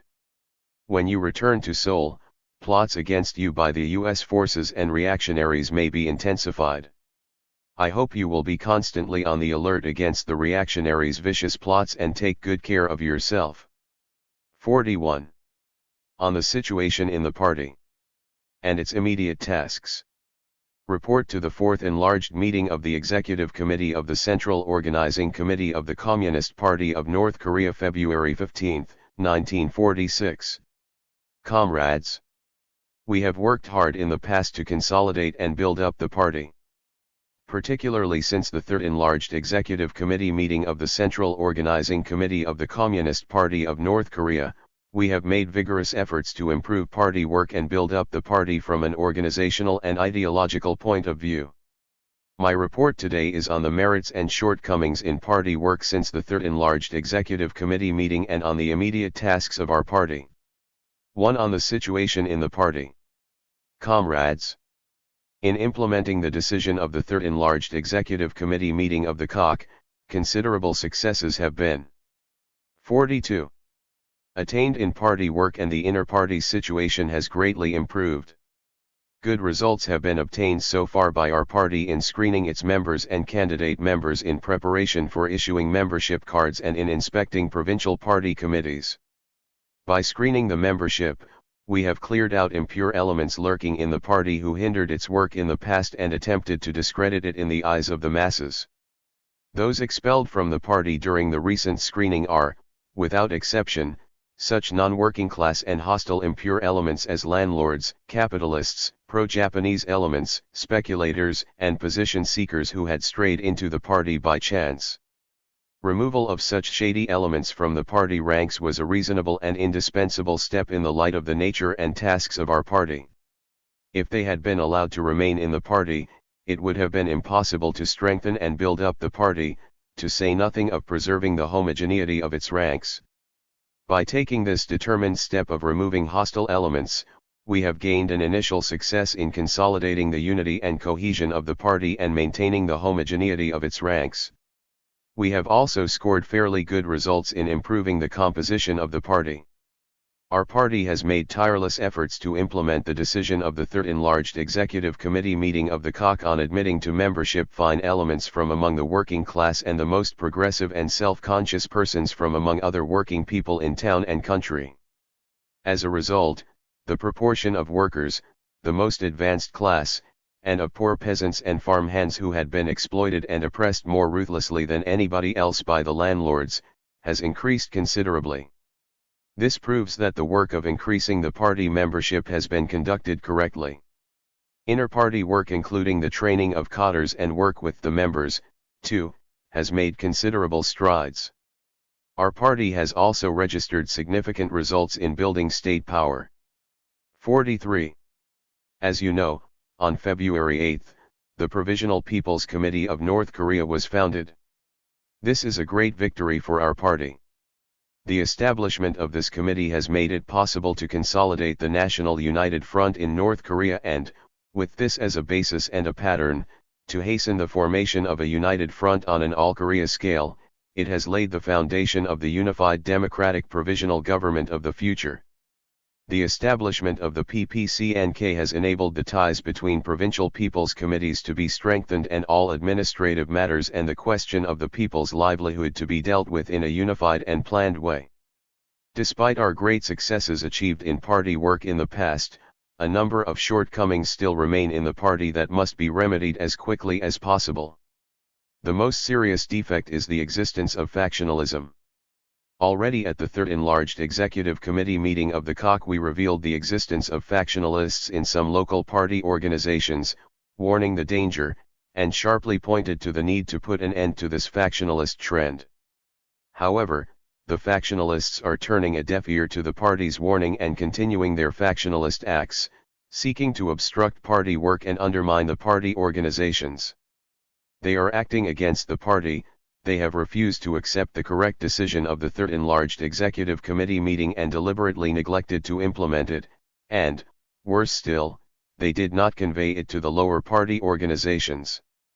The factionalist acts of the senior officials of the South Hamgyong Provincial Party Committee, in particular, are very serious.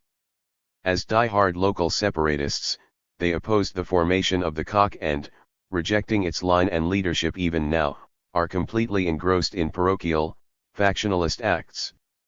The line of the COC is the one and only centralized line of our party. This line was formulated on the basis of a scientific analysis of the character and tasks of our revolution, the balance of forces between classes, and the prevailing internal and external situation, its 44. Correctness is eloquently proved in the course of revolutionary development.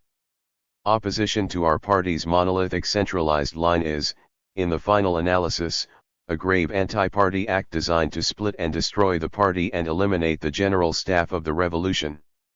As revealed during the recent inspection, the factionalists protect the landlords, capitalists, pro-Japanese stooges, and other alien elements who have crawled into the party, and defend themselves by refusing to remedy this error. This is a manifestation of their ideological viewpoint running counter to class interests. The factionalists do not give priority to the interests of the party and the class but to factionalist interests and their personal career and authority. So they patronize their followers, be they landlords or pro-Japanese elements, in order to rally these people around them and use them to gain their factionalist ends. A major shortcoming in our party is that its discipline is still weak and slack and that the principle of democratic centralism is not thoroughly established. The Third Enlarged Executive Committee meeting of the COC stressed the need to tighten party discipline, the decisive guarantee for consolidating party organizations and implementing the party's line. Discipline of democratic centralism, however, has not yet been established in our party. At present many party organizations pay little attention to enforcing party discipline, and connive at the liberalist, undisciplined practices found among their members. As a consequence, a large number of party members fail to lead a proper life in their party cells. In a word, many party bodies fail to prove themselves organizations of revolutionaries. Some local party organizations, far from being revolutionary bodies, have been reduced to a sort of club or social gathering. Taking advantage of the inertia of party organizations and weak party organizational discipline, the factionalists are indulging in sectarian acts at will and alien elements lurking in the party are engaged in underhand moves. 45. Further, political education and education in organizational life among the party members is inadequate. Our party members have not been in the party very long. Our party is only a few months old and, moreover, a large part of its members joined after the Third Enlarged Executive Committee meeting of the COC. And most of them had had no organizational training or systematic political education before. In view of this, party organizations should naturally have intensified the education of their members, but they failed to do so. As a result, many party members have a very narrow political outlook. Their narrow outlook is one of the greatest shortcomings standing in the way of the party's healthy development. Even when alien elements act against the party upsetting its discipline and accusing its line and policy, party members fail to see this clearly and to combat such moves in good time, because their qualifications are low. One of the weakest points in our party work is poor information work among the broad masses of the people. The main task in party information work today is to explain and propagate its line and policy widely among the masses of the people, and educate and rally them closely around the party. Party organizations, however, fail to carry out this important task properly.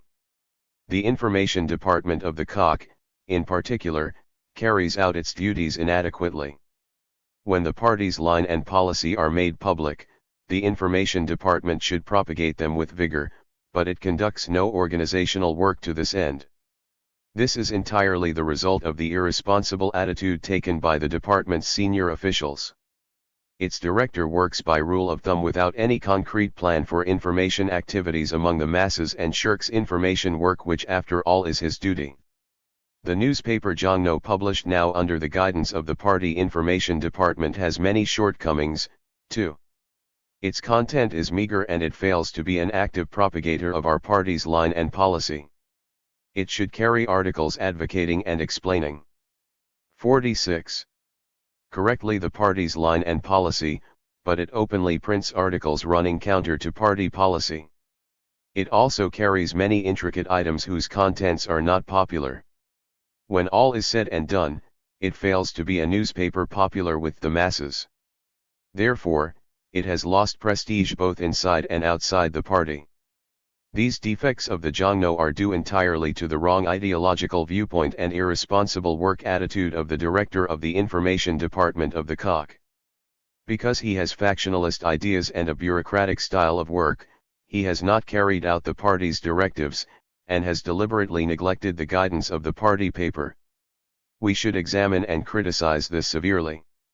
All these shortcomings are very serious ones hampering the development of our party work. Every party organization and its members should redouble their efforts to remedy the shortcomings in the party as soon as possible. 2. On the party's immediate tasks. Comrades, we are now confronted with a highly important task, that of hastening the building of a democratic, independent, and sovereign state. The proper implementation of this historic task requires, before anything else, the strengthening of our party, the general staff of the revolution, and increasing its leadership role. I would like to mention a few of our party's immediate tasks. First, the current screening of party members should be thoroughgoing and the composition of the party improved. Although we did wage a struggle to oust the alien elements which had crept into the party ranks after the third enlarged executive committee meeting of the COC, we cannot assert that all of them have been driven out. Instances of disparaging the line and policy of 47. The party and violating its discipline are still found among its members. This shows that alien elements are still lurking in the party. Therefore, we should conduct the current screening of membership strictly in order to discover and expel from the party all hostile elements sneaking about in the party in disguise, including landlords, capitalists, and pro-Japanese elements who hinder party work. The chiefs of provincial party committees should participate directly in the screening of party members. The screening of party members is a highly important job to ensure the purity of the party ranks. Therefore, the provincial chiefs should personally take this work in hand and push ahead with it, instead of simply leaving it to subordinates, and make every effort for an early completion of this work. By making a thoroughgoing screening of party members, we should eliminate alien elements from the party, ensure its purity and consolidate the unity and cohesion of its ranks. At the same time, we should continue to improve the composition of the party. In the past period some results have been attained in improving the composition of the party, but this is no more than an initial success. If our party is to be strengthened and developed into a revolutionary working class party, it is necessary to continue to push forward vigorously the work of improving its composition. We should take steps to admit into the party those workers, poor peasants, and farm hands who are making devoted efforts to build a new country. At present some local party organizations, proceeding from a sectarian viewpoint, keep the doors of the party closed and neglect to carry out the party's decision on enrolling progressive workers, poor peasants, and farm hands. We should resolutely combat such wrong practices and conduct the work of expanding the party membership correctly, thereby strengthening the party ranks qualitatively. Second, the organizational life of party members should be strengthened. 48. This is an important guarantee for training party members to be true revolutionaries and increasing the party's fighting efficiency. Without strengthening party organizational life, it is impossible to temper the party spirit of the members, establish iron discipline and develop our party into a united revolutionary one. By intensifying party organizational life, we should bring every member to live and act under the guidance of party organizations. Party organizations should not allow even the slightest factionalist, unparty practices, and resolutely fight undisciplined behavior and every violation of party discipline among their members. At the same time, party work should be conducted strictly in line with the principle of democratic centralism.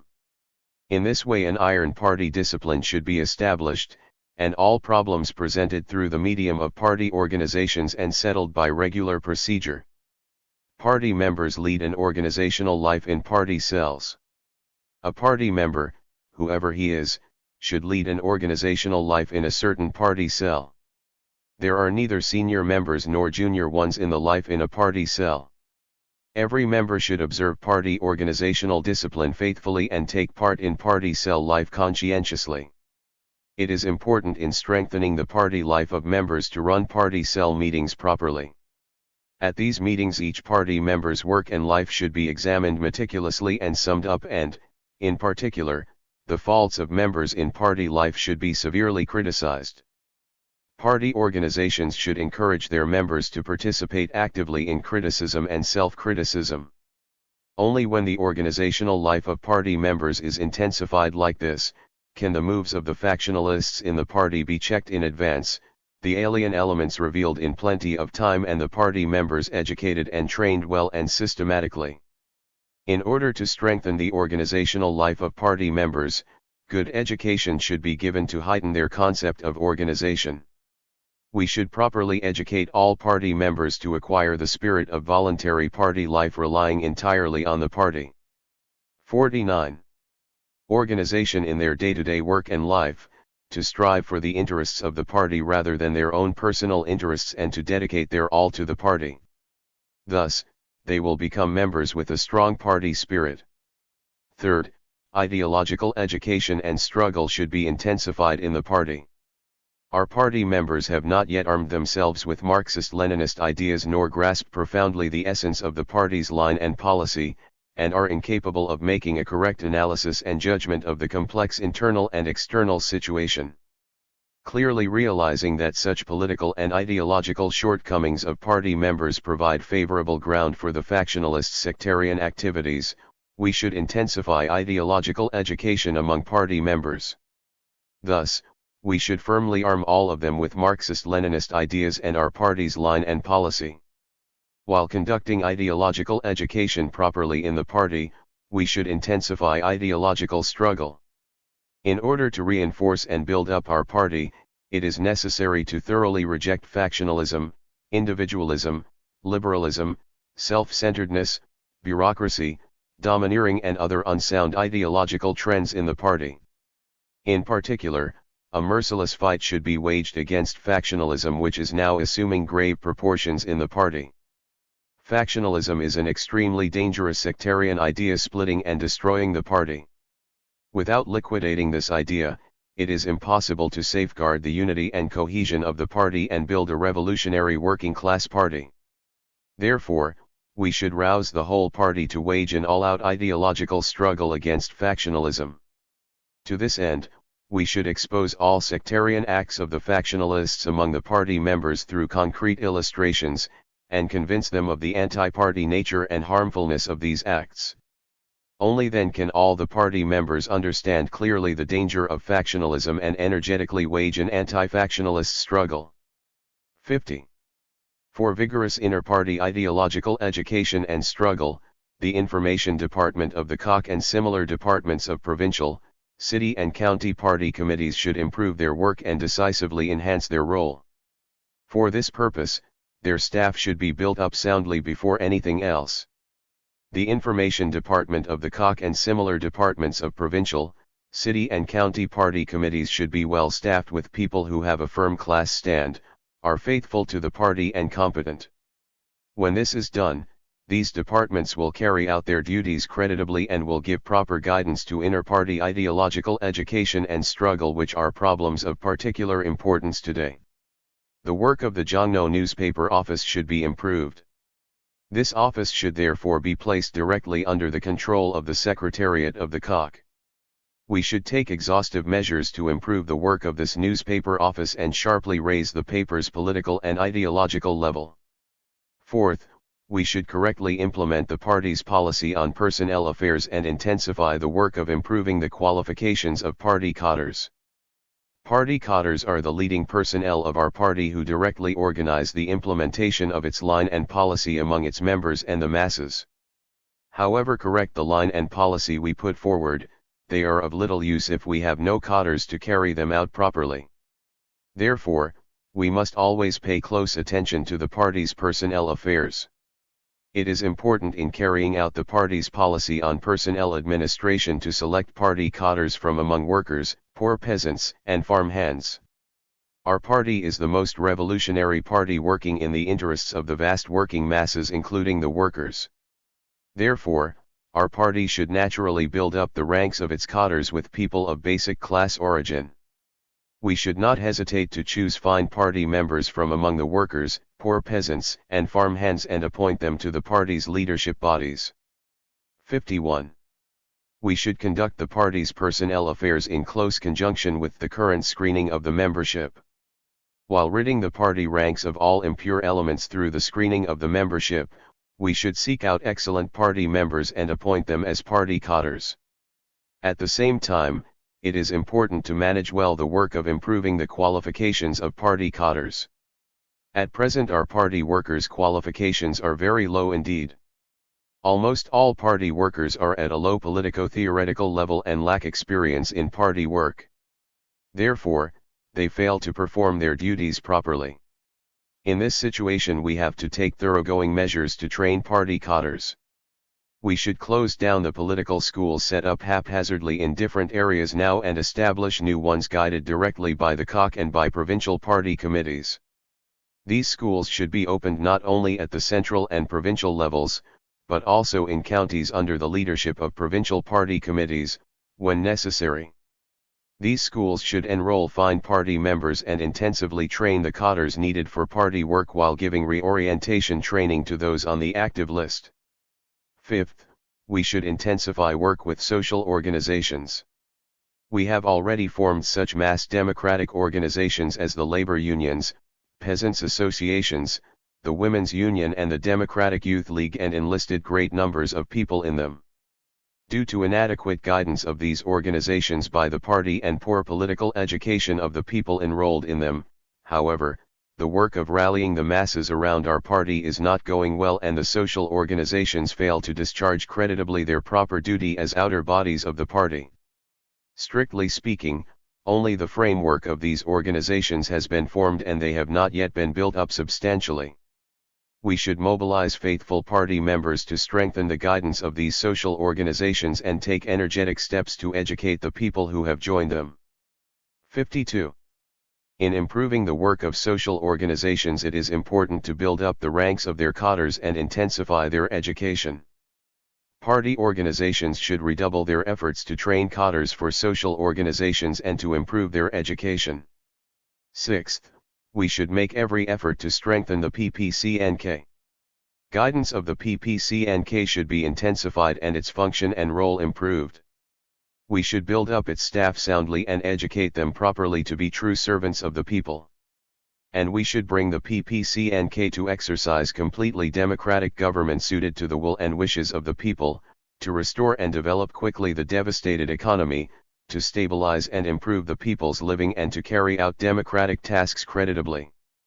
Information work should be intensified to enhance the authority and prestige of the people's government in the eyes of the masses. The character, immediate tasks, and popular policies of the PPCNK should be thoroughly explained and propagated among the vast masses of the people, so that they obtain a correct idea of the people's government and zealously support and protect it. Seventh, we should launch a campaign for labor heroes in the factories, mines, and countryside. The building of a new, democratic Korea requires the working masses, including the workers, to work with a high degree of patriotic enthusiasm, displaying all their creative initiative and activity. It is our working people's sacred and honorable duty to strive for nation building. By organizing the campaign for labor heroes widely in factories, mines, and rural areas, we should encourage the workers and peasants to take an active part in the revolutionary emulation for the building of a new Korea. This campaign should thus become a big driving force in rehabilitating and developing the country's economy. The organization and conduct of this campaign require intensified information work about it among the masses. Party organizations should engage in energetic information work to encourage the workers, peasants, and other working people to fight selflessly and 53. Work diligently for the complete independence of the country and the creation of a new, prosperous homeland. 8th, we should make strenuous efforts to solve the food problem. To solve the food problem is the most urgent task facing us today. Unless it is solved, it will be impossible to stabilize the people's living, restore and develop the dislocated economy quickly, and push ahead successfully with the work of nation building. Party organizations should take active measures to solve the food problem, which is very serious now, and place this matter under their direct control and guidance. They should give close attention to statistics concerning food and to its voluntary delivery and transport, and induce party members to take an exemplary and devoted part in these affairs. Especially, a food economy drive should be unfolded widely among the masses. They should be kept well informed of the country's food situation and encouraged to economize on food. And a campaign should be started to help the population of North and South Hamgyong provinces and urban workers at present suffering from a food shortage. 9th, we should make good preparations for the agrarian reform. The agrarian reform is one of the most important tasks in the anti-imperialist, anti-feudal democratic revolution. Only when feudal land ownership is abolished through this reform, will it be possible to free the peasants making up 80% of our population from the landlord's exploitation and oppression and bring about a rapid development of our backward agriculture, propel forward the democratic development of the country and build a new, democratic Korea with success. Therefore, we should strive to carry out the agrarian reform as soon as possible. The agrarian reform should be in keeping with the actual conditions in our country. To this end, we should compile detailed statistics on the areas and grades of land and the population and number of work hands in the countryside at the earliest date possible. 54.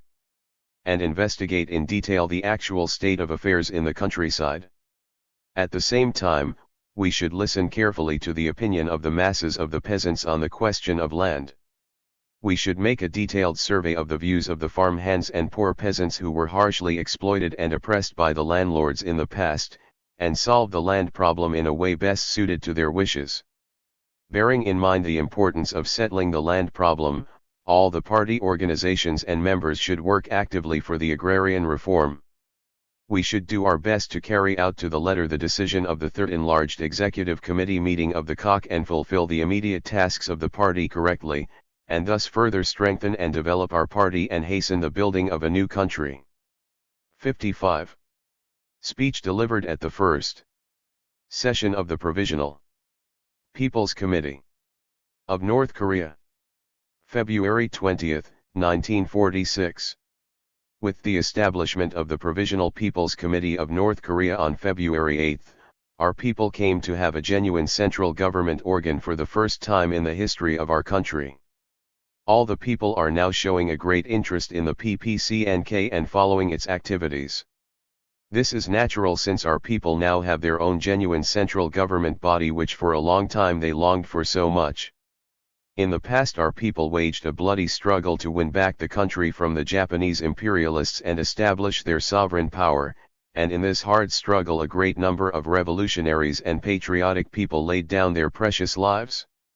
After the defeat of Japanese imperialism and the liberation of the country, our people established people's committees at all levels throughout the country despite all the maneuvers of the reactionaries and, on this basis, made tireless efforts to set up a central government organ. The establishment of the PPCNK is, indeed, the priceless fruition of our people's long heroic struggle. The PPCNK is the central government organ that fully meets the requirements of our revolution and the will of our people. It is a 56. Genuine people's government body organized by the efforts of our people and serving their interests. It is a powerful instrument for carrying out the anti-imperialist, anti-feudal democratic revolution and for founding a completely democratic, independent, and sovereign state. The establishment of the PPCNK is of utmost significance in building our new country. With its inauguration all the activities of the 10 administrative bureaus, executive bodies in different fields, have now come under its jurisdiction and the local people's committees which used to operate separately have also come under its unified guidance. The founding of the PPCNK has enabled our people to push ahead vigorously with the democratic revolution and lay a firm democratic base in North Korea. The PPCNK has a very weighty mission. It should play the central part in implementing all the political, economic, and cultural tasks arising now in building a new, democratic Korea. Since what should be done is detailed in the 11-point immediate task set forth on February 8, I will not go into it further. As the PPCNK is taking upon itself the administration of state affairs, I would like to confine myself today to a few problems that must be solved without delay. 1. On establishing a rigid system in the work of the Provisional People's Committee of North Korea. For the PPCNK to implement all the tasks confronting it with success, it is necessary, first of all, to build up its staff well. Needless to say, the establishment of the PPCNK, the central government organ, is a great triumph for us. But the formation of the central government organ does not mean that everything will go smoothly of its own accord. How successfully the PPCNK carries out 57. All its tasks depends on its staff, how well it is built up. Only when it is staffed well and the role of its personnel is enhanced will it be able to fulfill its mission as the central government body and to press forward successfully with the building of a new, democratic Korea. All bureaus of the PPCNK should be well staffed with competent people ready to devote themselves to nation building. Thus, it must be ensured that true servants of the people work at the PPCNK. In building up the staff, special attention should be devoted to preventing impure elements from finding their way into it. While there are undesirable elements among the staff, it is impossible for the personnel to be as one in thinking and purpose and to fulfill properly the serious tasks that lie ahead of the PPCNK. Since the reactionaries are now resorting to every trick to split us from within and obstruct the building of a new, democratic Korea, it is especially important to keep bad elements from sneaking into the PPCNK. Owing to the misdeeds of certain unstable elements in the past, administrative bureaus failed to coordinate their activities and revealed a tendency to group.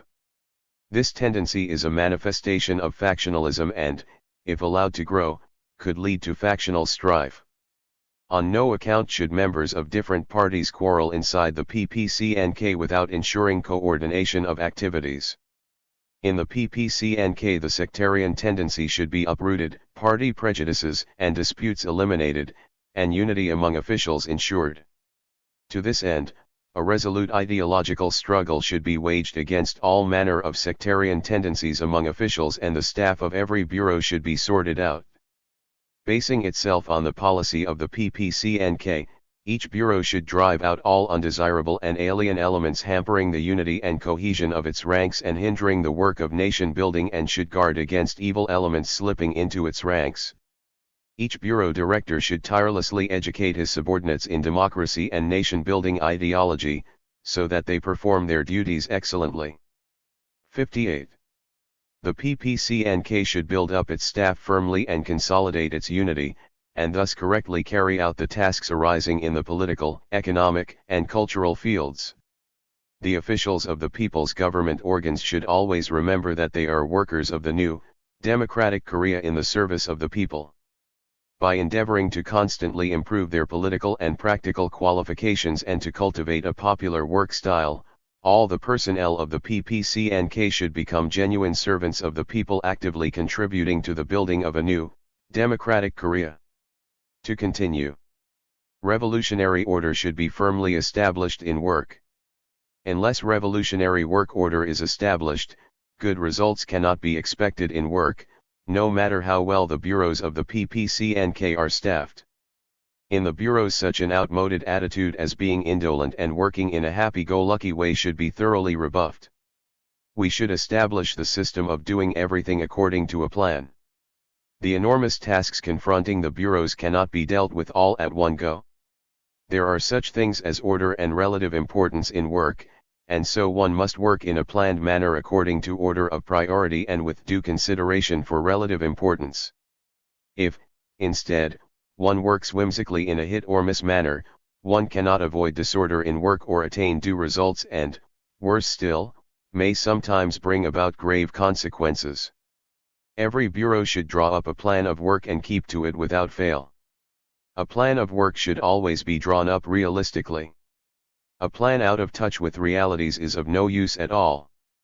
The bureaus should draw up their plans every month on the basis of a profound study of their area of work and of concrete calculation of all conditions, in accordance with the PPCNK's general line and plan of work. It is advisable for the bureaus to chart their yearly and quarterly plans of work. These plans should be submitted for the 59. Chairman's approval before being put into effect.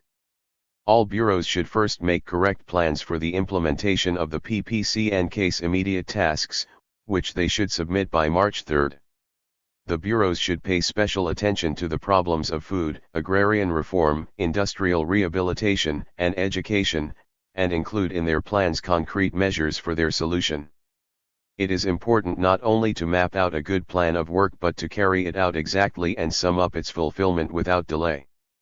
The timely summing up of the plan fulfillment is indispensable for developing work and improving the qualifications of officials. All bureaus should make it a rule to sum up their work regularly. Thus, by assessing the merits and shortcomings in their activities and remedying the latter quickly, they should continue to develop their work. Bureaus should keep up-to-date records of how their own work is summed up. Every bureau should also have the record of the work it has done ever since its formation. Tightening work discipline is an important guarantee for success in all work. Only when a rigid work discipline is introduced, is it possible to heighten the official's sense of responsibility, end the disorder in work and successfully carry out the revolutionary tasks on hand. Therefore, close attention should be paid to establishing a strict work discipline in the PPC&K. First of all, two kinds of discipline should not be permitted in the work and life of officials. No discrimination is allowed between superior and subordinate in observing the set order and discipline, and everyone without exception is subject to one kind of discipline. In the PPC&K, everybody, from chairman to ordinary clerk, should strictly observe the established order and discipline in their work. Among the PPC&K officials, good order should be introduced, before anything else, in the matter of reporting for work and leaving the office for home. It is advisable for the office to begin at 9 a.m. and to close at 6 p.m. Especially important in strengthening work discipline is close. 60. Adherence to the principle of democratic centralism. Without establishing the discipline of democratic centralism, there is no coordinating state affairs nor overcoming local separatism and factionalism. Lack of centralized discipline will cause confusion in state affairs and give rise to the sectarian tendency. We must see to it that while democracy is given full scope, a revolutionary work discipline based on the principle of centralism should be established among officials. All officials should cultivate the trait of working strictly in accordance with the decisions and directives of the PPC&K and fulfilling them unconditionally. In the bureaus, they should resolutely combat the undisciplined practices of acting arbitrarily by disobeying the superior's orders and instructions and, in particular, of questioning and refusing to carry out implicitly the tasks discussed and decided on. Strengthening work discipline is not an end in itself but is aimed at building a new Korea with credit. Therefore, our discipline in work should by all means be a voluntary one. Voluntary discipline alone accords with the nature of the people's government, and will increase the officials' sense of responsibility and greatly encourage them to display creative initiative. Bureaus should intensify the education of their personnel so that they may observe discipline voluntarily. Thus, all officials should be made to work strictly in accordance with the set system and order at all times and to display a high degree of responsibility and creative initiative in their work. Because the reactionary elements are really desperate now, it is necessary to guard well the office buildings of the PPC&K. 30 guardsmen should be posted for this purpose and a night watch arranged with the bureau staff. We should redouble our efforts to consolidate the PPC&K and enhance its role. The work system of the bureaus should be properly established as early as possible, and the work under their respective jurisdiction should be vigorously pushed forward. The officials of the PPC&K should devote all their energies to fulfilling their assigned tasks and thus justify the people's great trust and expectations. 61. 2. On the question of pencil production. The PPC&K is now faced with the momentous task of enlisting the vast masses of the people in the building of a new, democratic Korea. In order to vigorously rouse them for the building of a prosperous, democratic, independent, and sovereign state, their political awakening and cultural level should be elevated. In the past, the wicked Japanese imperialists pursued a policy of turning our people into subjects of the Japanese Empire, the aim being to stifle their feeling of national independence and to erase Korea's time-honored history and its unique culture for good. Trampling upon the national spirit of the Korean people, the Japanese imperialists forbade them to learn their own written and spoken language and went so far as to force them to change their names in the Japanese fashion. Their evil colonial enslavement education policy kept the overwhelming majority of Koreans from attending school, leaving them ignorant and backward. At present there are as many as 2.3 million or more illiterate people in North Korea alone. Unless illiteracy is abolished, we cannot raise the political consciousness and cultural standard of the masses or propel forward the nation-building work with success. Therefore, an extensive cultural enlightenment movement should be launched to remove adult illiteracy quickly.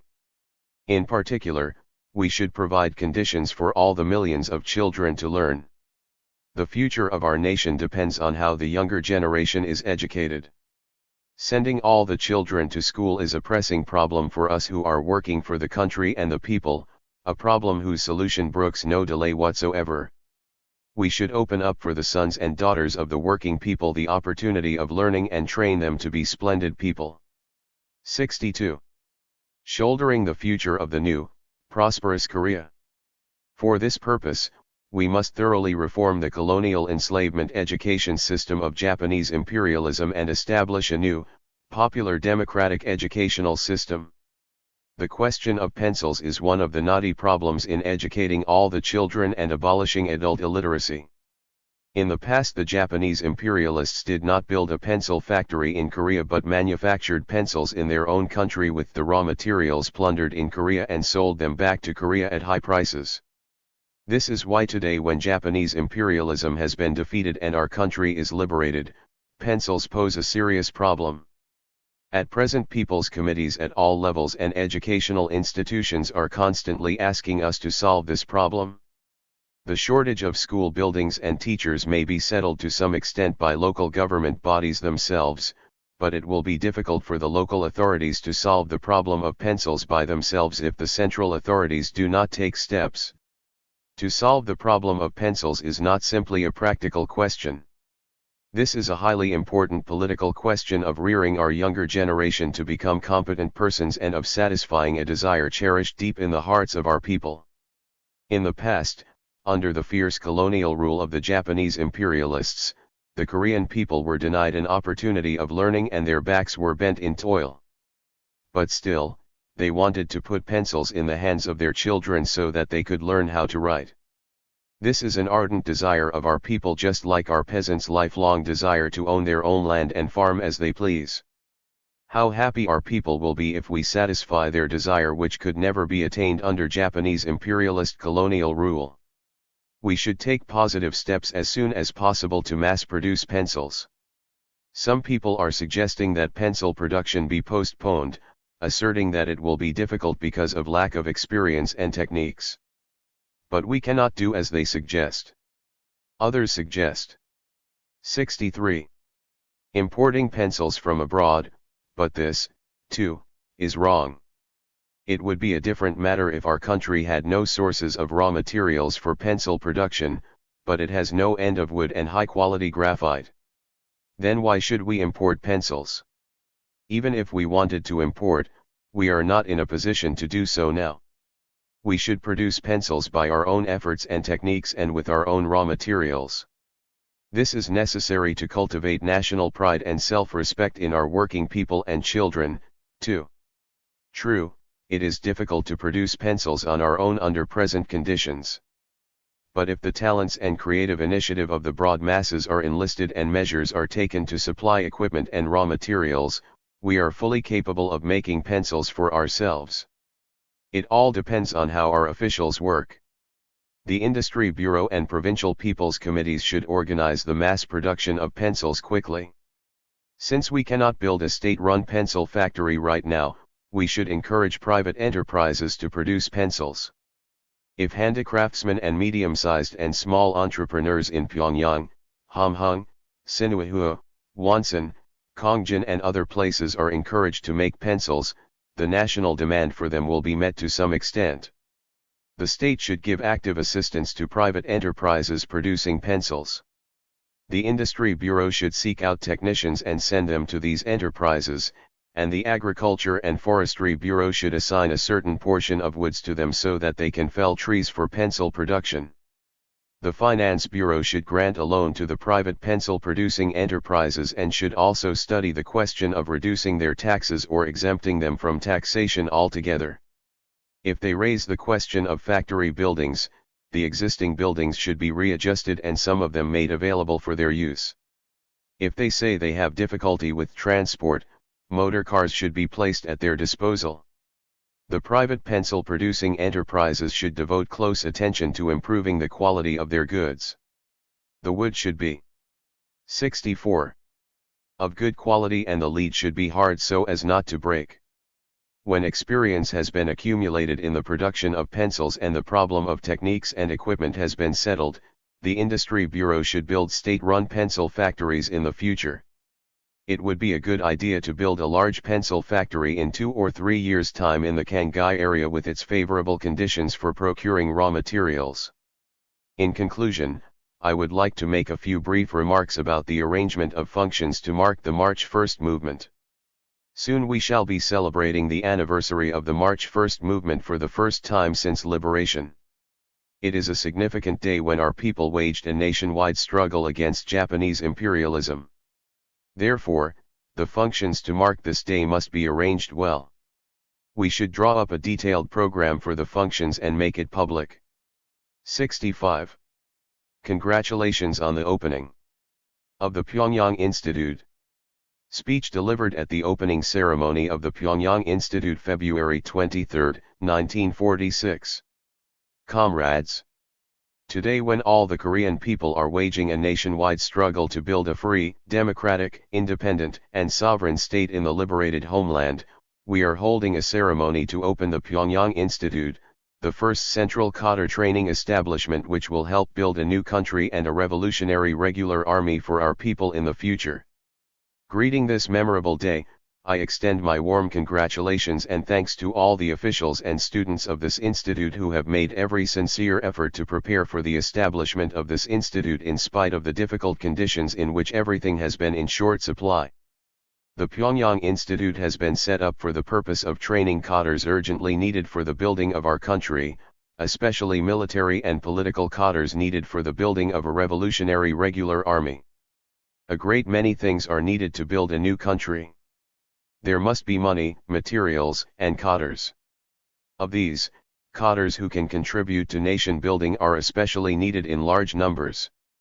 Cadres are the most important asset for the building of our new 66. Country. The truth that cadres decide everything has been proved in the process of our long struggle. If only we have excellent cadres, we can cope with any problem. In order to build a democratic, independent, and sovereign state, our people should have their own cadres. Our people who have now arisen to build a new country have a great deal of work to do.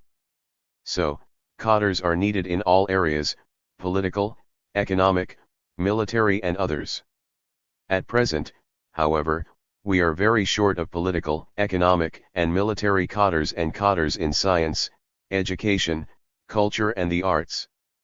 This is because in the past the Japanese imperialists prevented the Koreans from learning to read and write freely so as to keep them ignorant and backward and to oppress and exploit them ruthlessly, and they also did everything to prevent them learning technology. If we are to build a new Korea, we should have our own army.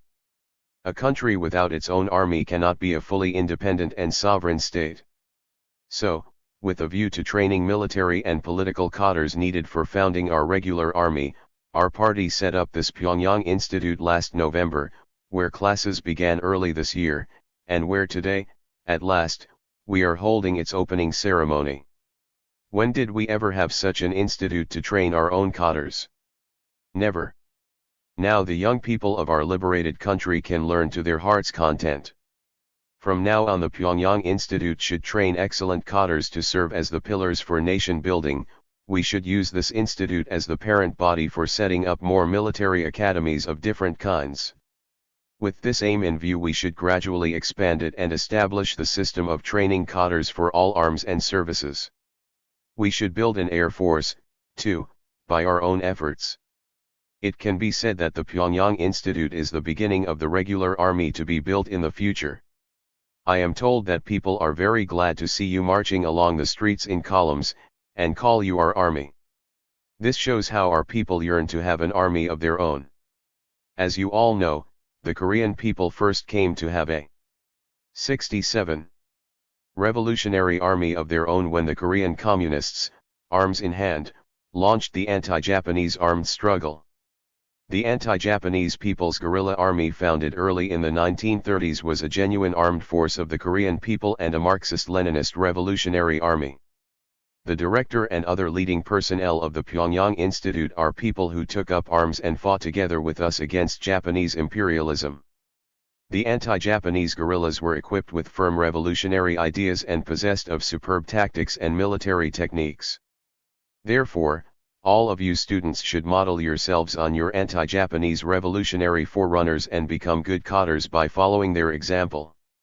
I have heard that you are very impatient to know what kind of revolution we are now carrying on and how the Korean Revolution will develop in the future. I will make a few remarks about this. It is good that you are eager to understand such questions and discuss them among yourselves a great deal. It is all the more important that you should have a clear knowledge of such questions because the Pyongyang Institute is a military and political school and all of you are to become political or military cadres upon graduating. In future, too, you should study a great deal and discuss such political problems and ask about puzzling questions so as to clear them up. What kind of revolution, then, are we carrying on now? It is not our policy to build a communist society in Korea right away. And we cannot build communism at once. Immediately after liberation, some people propagandized that the Korean Revolution was a socialist revolution, saying that communism should, and could, be built immediately in Korea. These people are ignorant of our country's socio-economic conditions and the prevailing political situation and know little of the stages of social progress. Needless to say, nothing could be better if communism could be built right now. Communism is the highest ideal of mankind and the best society in which all working people alike can live happily. The building of a communist society, however, is not an easy undertaking, and it is impossible to bypass the stage of revolution to build. 68. Communism.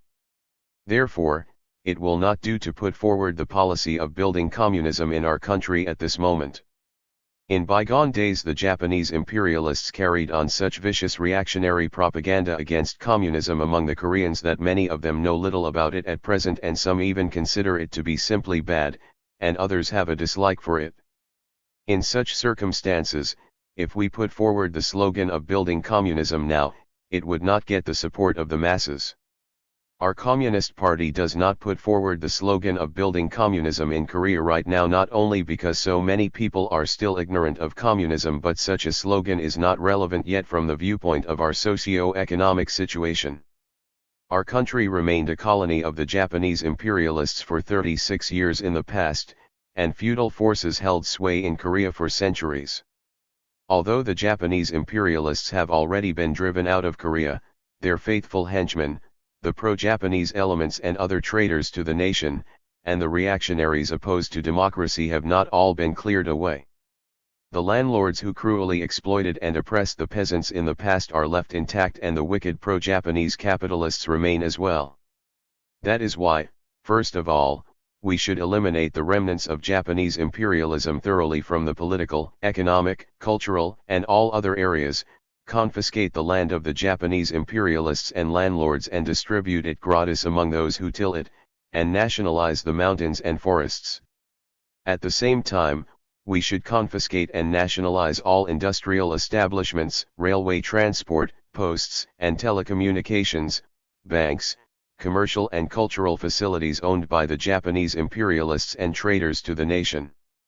Only when we conduct such work efficiently, will we be able to liquidate all the remaining forces of Japanese imperialism and do away with the feudal forces. If we do not advance this policy today and solve this task first, we cannot develop our country into a democratic, independent, and sovereign state. As you see, we are now carrying out the democratic revolution. 69. Aimed at eliminating the remnant forces of Japanese imperialism and the feudal forces. Only after this revolution has been carried out will it be possible to build socialism and communism. We cannot build communism right away before doing so. True, the Communist Party is determined that someday it will definitely build communism in Korea, because it considers communist construction its ultimate program. However, it does not conduct widespread information work about this at the present moment. The policy of our Communist Party today is to encourage all the people to participate enthusiastically in the building of a democratic, independent, and sovereign state, and to build a new country well by clearing Korea of all the surviving forces of Japanese imperialism and by taking various democratic measures including the introduction of an agrarian reform and an 8-hour workday. You should have a good understanding of this policy of the Communist Party towards our revolution and devote everything to the construction of a new, prosperous country. And you should seize every opportunity to give wide publicity, among the people, to what kind of revolution we are now carrying out and what our people must do, and explain them well to peasants living in the vicinity of the Institute, in particular. Now I am going to refer to a few tasks incumbent upon you. First of all, you should make yourselves fighters who faithfully serve the people, since you will become cadres of our people's army in the future.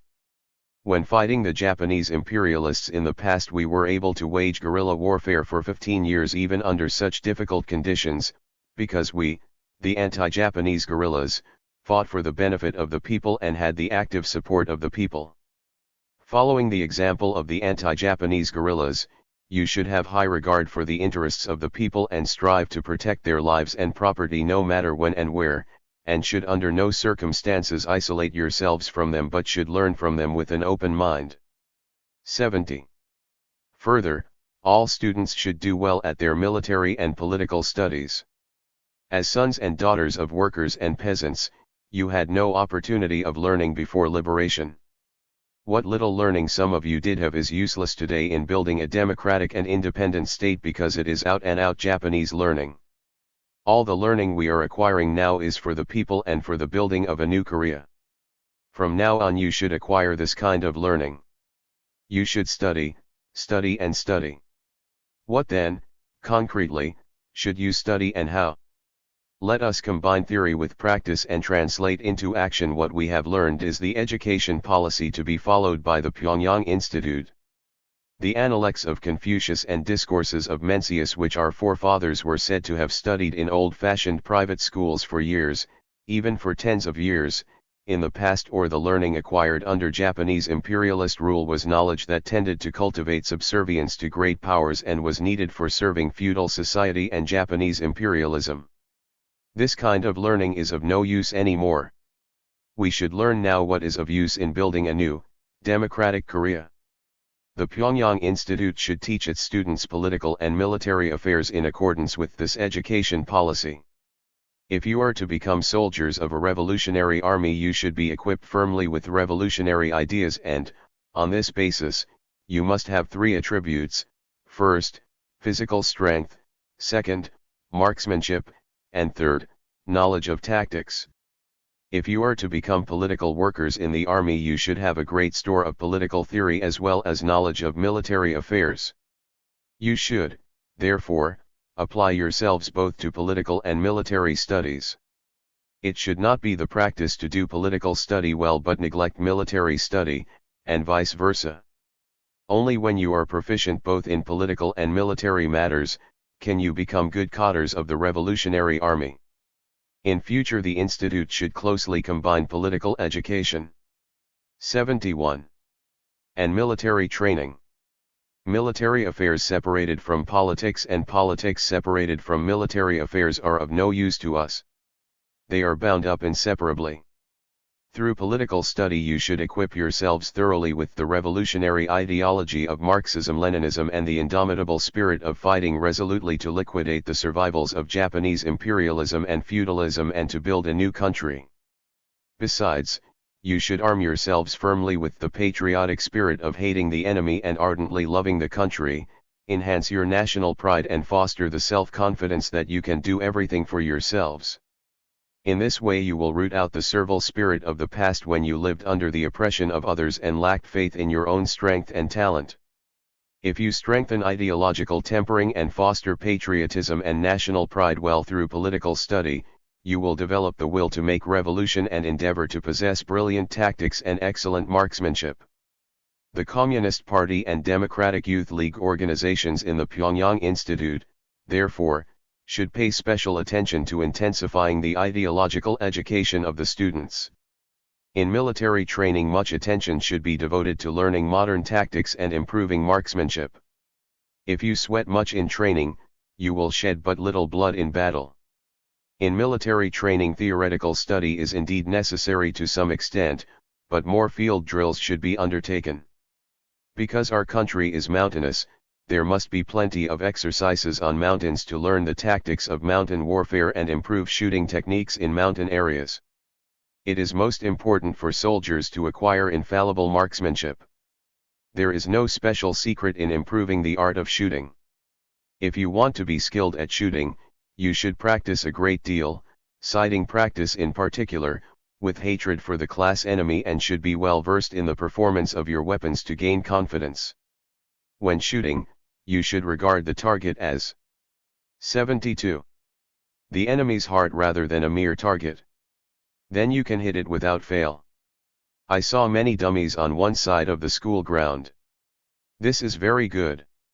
You should do plenty of sighting practice at odd moments in the morning and evening, thus improving your marksmanship rapidly. The rifles you have now are not very good. But they are the ones seized from the Japanese imperialists in the past by the anti-Japanese guerrillas at the cost of their lives. When we started the armed struggle against the Japanese, we did not even have weapons such as these, so many revolutionaries had to shed their blood to obtain just one single rifle.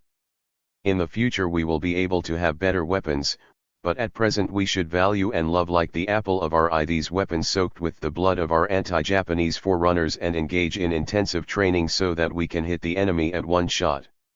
You should also undergo plenty of close order drill and physical exercise.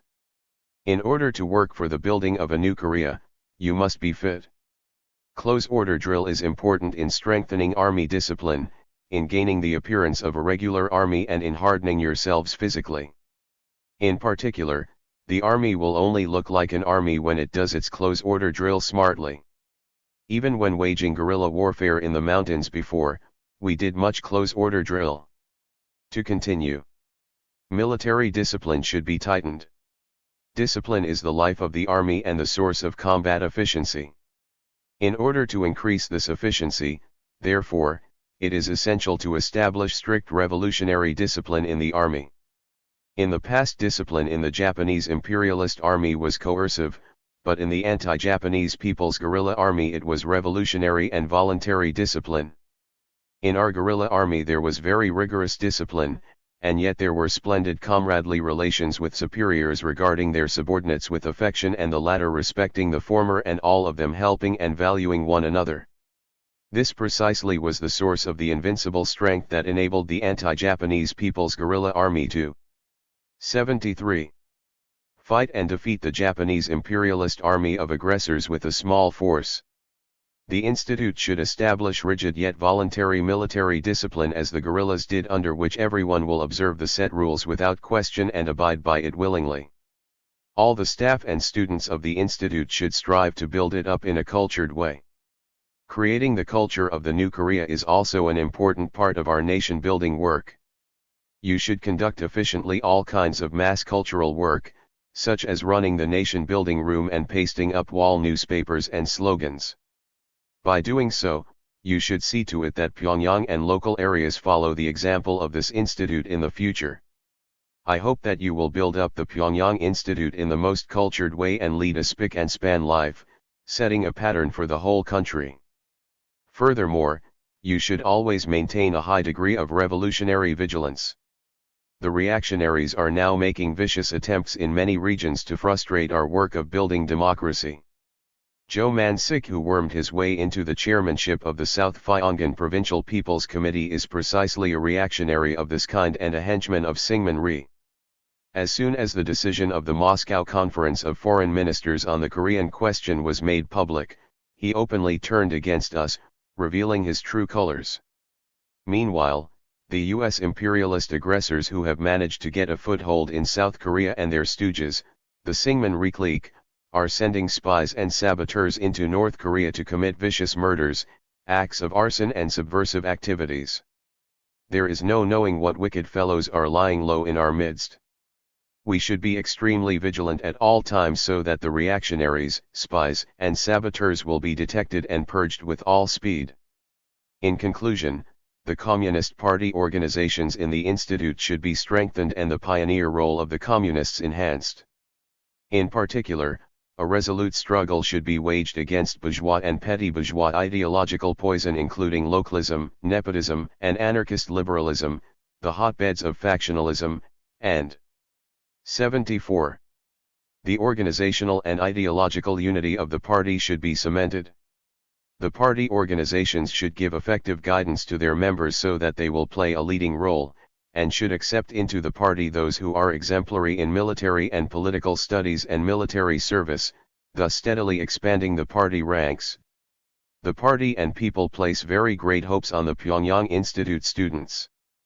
I hope that you will become faithful military and political cadres who make a positive contribution to the building of a new Korea, bearing deep in mind the important responsibilities you assume before the country and the people. 75. Let us become security workers. Truly serving the people. Speech delivered before the personnel of the Pyongyang Security Station February 27, 1946. In the past period you have fulfilled the difficult and complex task of maintaining public order and protecting state property and the people's lives and property. You must have encountered many obstacles in your work, for you had no experience in security affairs. But you have overcome all the difficulties and registered considerable success in the struggle against the reactionaries who were opposed to our people's government and the criminals who disturbed public order. This indicates that you have worked hard in the interests of the country and the people. Along with successes, many shortcomings have also appeared in the work of the personnel of the Pyongyang Security Station in the past period. Some security men have been slack in detecting reactionaries and criminals and, after the manner of the Japanese police, acted contrary to the interests of the people. You must have a correct understanding of the important tasks set before the security organs and make every effort to strengthen security work and become security men truly in the service of the people. First of all, the security men should efficiently combat the reactionaries. 76. The reactionaries are now making desperate attempts to wreck the people's government and hamper the building of our new country.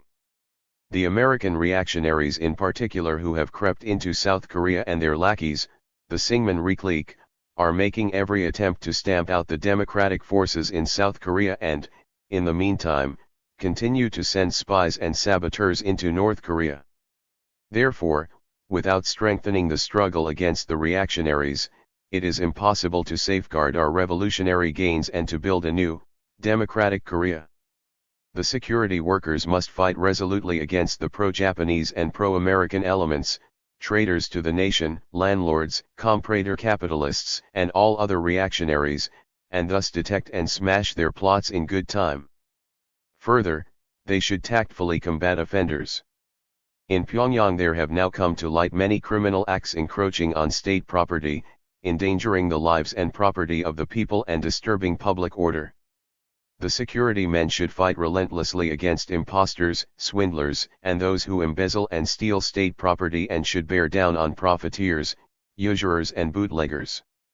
At the same time, they should step up the struggle against attacks on the lives and property of the people, such as murder, robbery, and theft.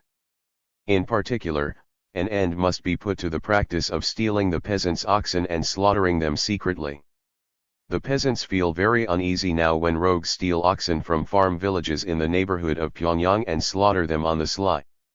If they drive off oxen from the rural areas and slaughter them, how can the peasants do their farm work? You should expose cattle thieves in good time and crack down on secret cow slaughtering. The security workers should be especially watchful so that no irregularities take place during the disposal of enemy property. All the property owned by the Japanese imperialists, pro-Japanese collaborators, and traitors to the nation was produced at the cost of the blood and sweat of our people. The security workers must see to it. 77. That the people's government organs confiscate enemy property lock, stock, and barrel and deal with it correctly, and must mercilessly combat the practices of embezzling and stealing it. Thus, All enemy property must be used effectively as the property of the country and the people for building a new Korea and stabilizing and improving the people's living standards. The security men should jealously protect state property and the people's lives and property and establish strict public order through an energetic struggle against criminal offenses, so that our nation building and the people's life progress smoothly. If the security workers are to conduct this work efficiently, they should rouse the masses to activity. The struggle against the reactionaries and criminals of all kinds cannot be waged successfully by the security organs alone. It can be successful only when the strength of the broad masses of the people is enlisted. When the masses are active, no criminal will be able to hold out for long, and he will soon be exposed. Therefore, the security men should always go deep among the people to strengthen ties with them and mobilize them actively for a struggle against criminals. While combating the offenders efficiently, the security workers should do a great amount of work in preventing crimes beforehand. You should not simply go around searching for criminals, but should be concerned about the people's livelihood and educate them well, so that no one commits an illegal act.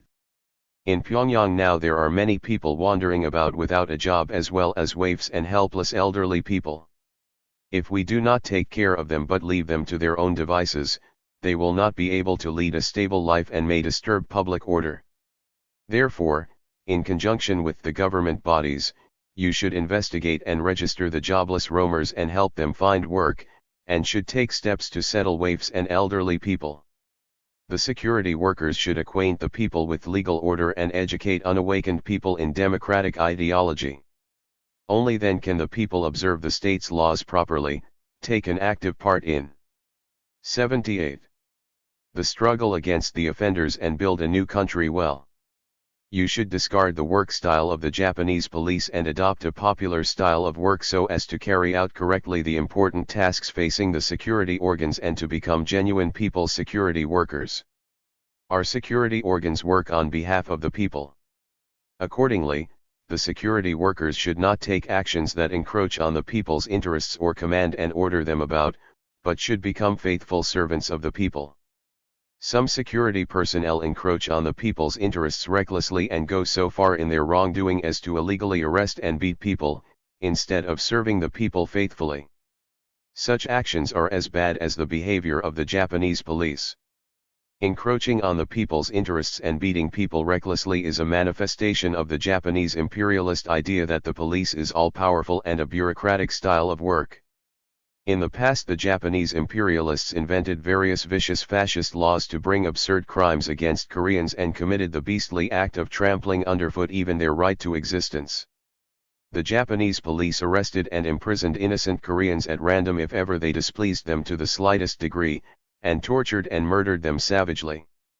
The Japanese police recklessly beat people and trampled upon their human rights, but our security workers must not behave like that on any account.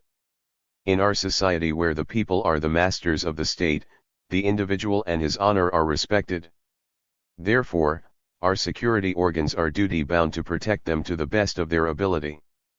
And if the security workers forget this and behave like the Japanese gendarme and police, the people will not follow us willingly.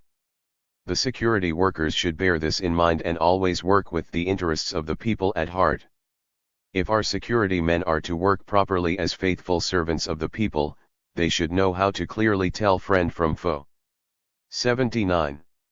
Otherwise, they may mistake a friend for the enemy and harm innocent people. Therefore, you should examine in detail the class origin of people, their past and their present life.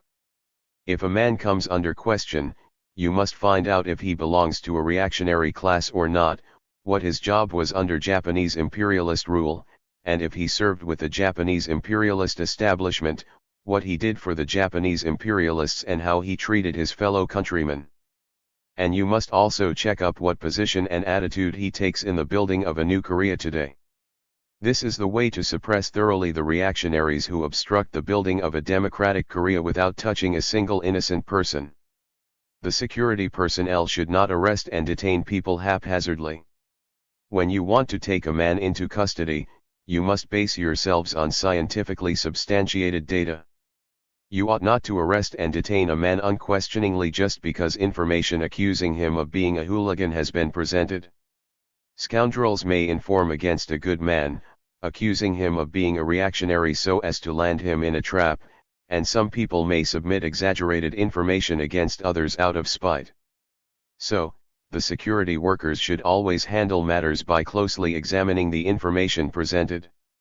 And it will not do to be dominated by personal feelings in dealing with a man.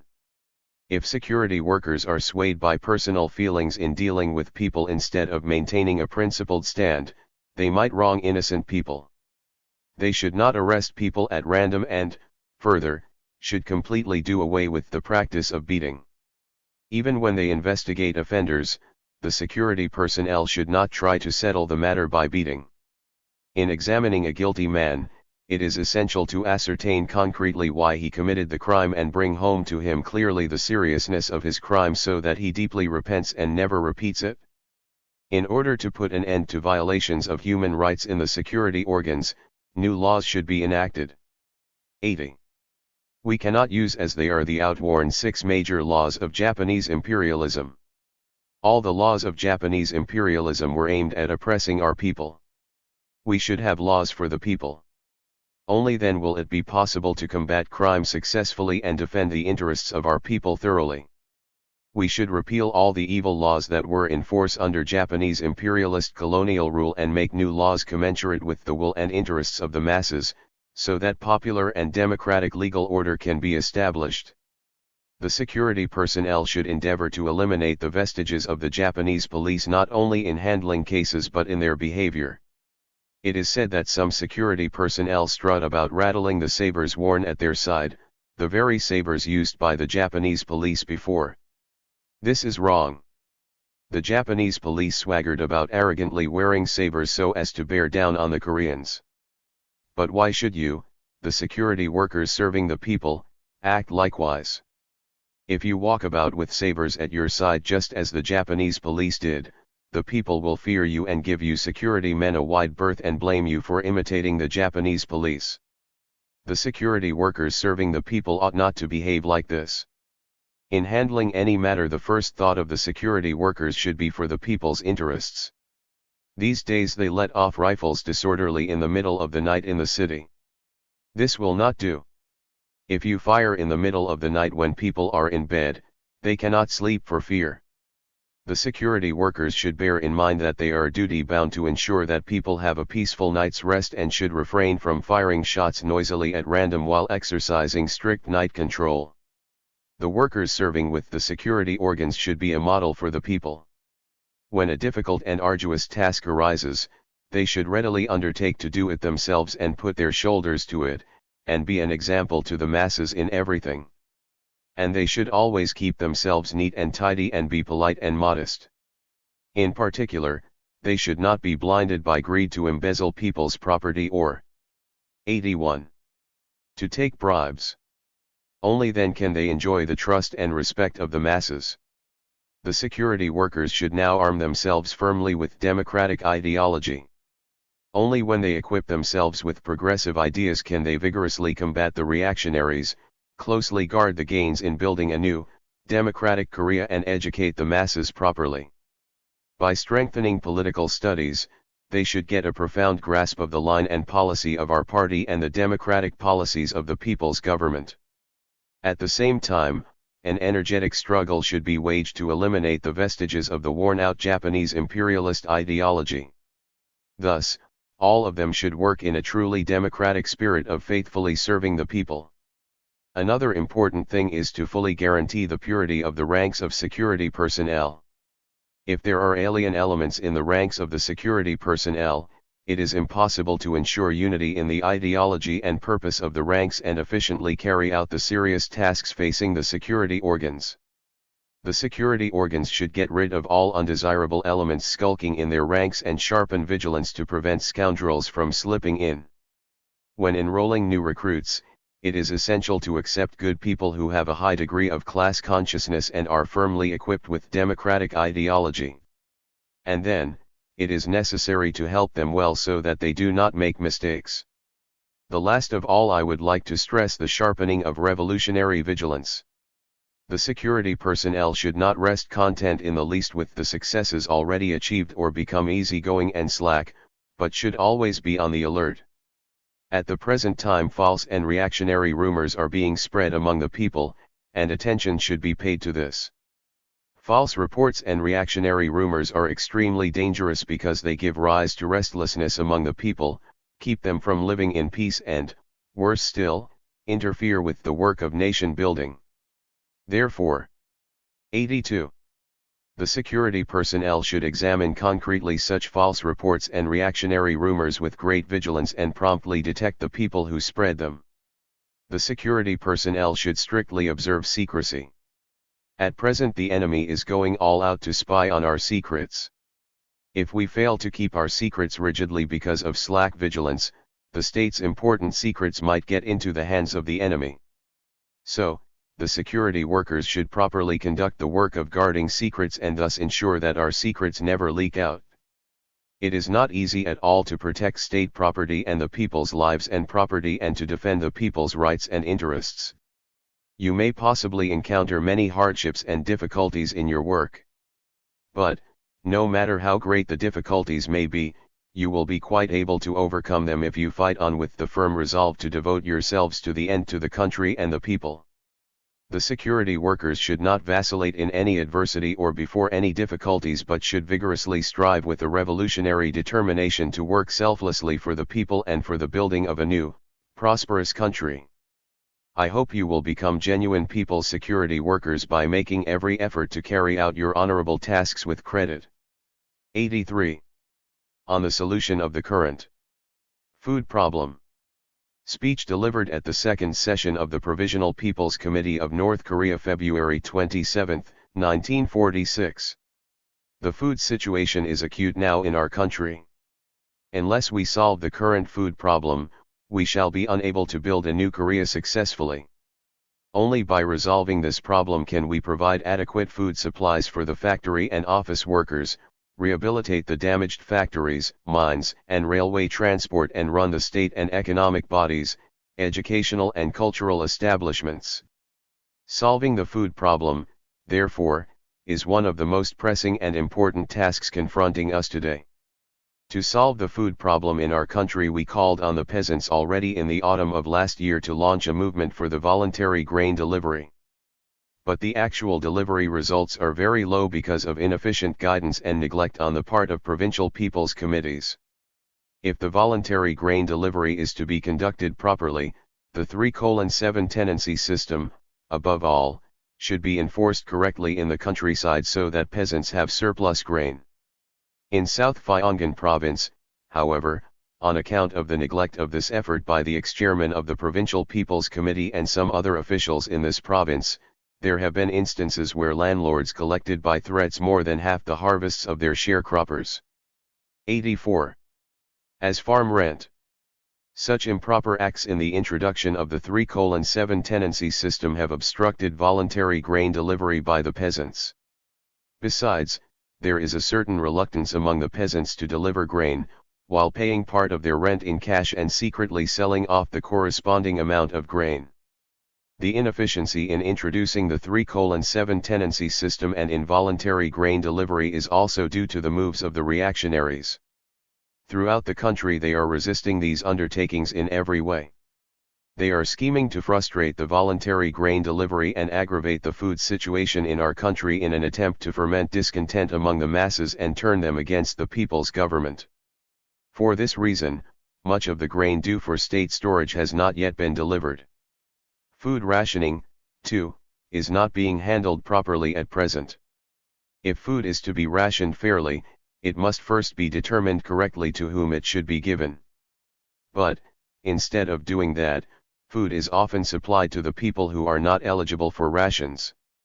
Those who are entitled to rations should get supplies according to the number of days they have worked.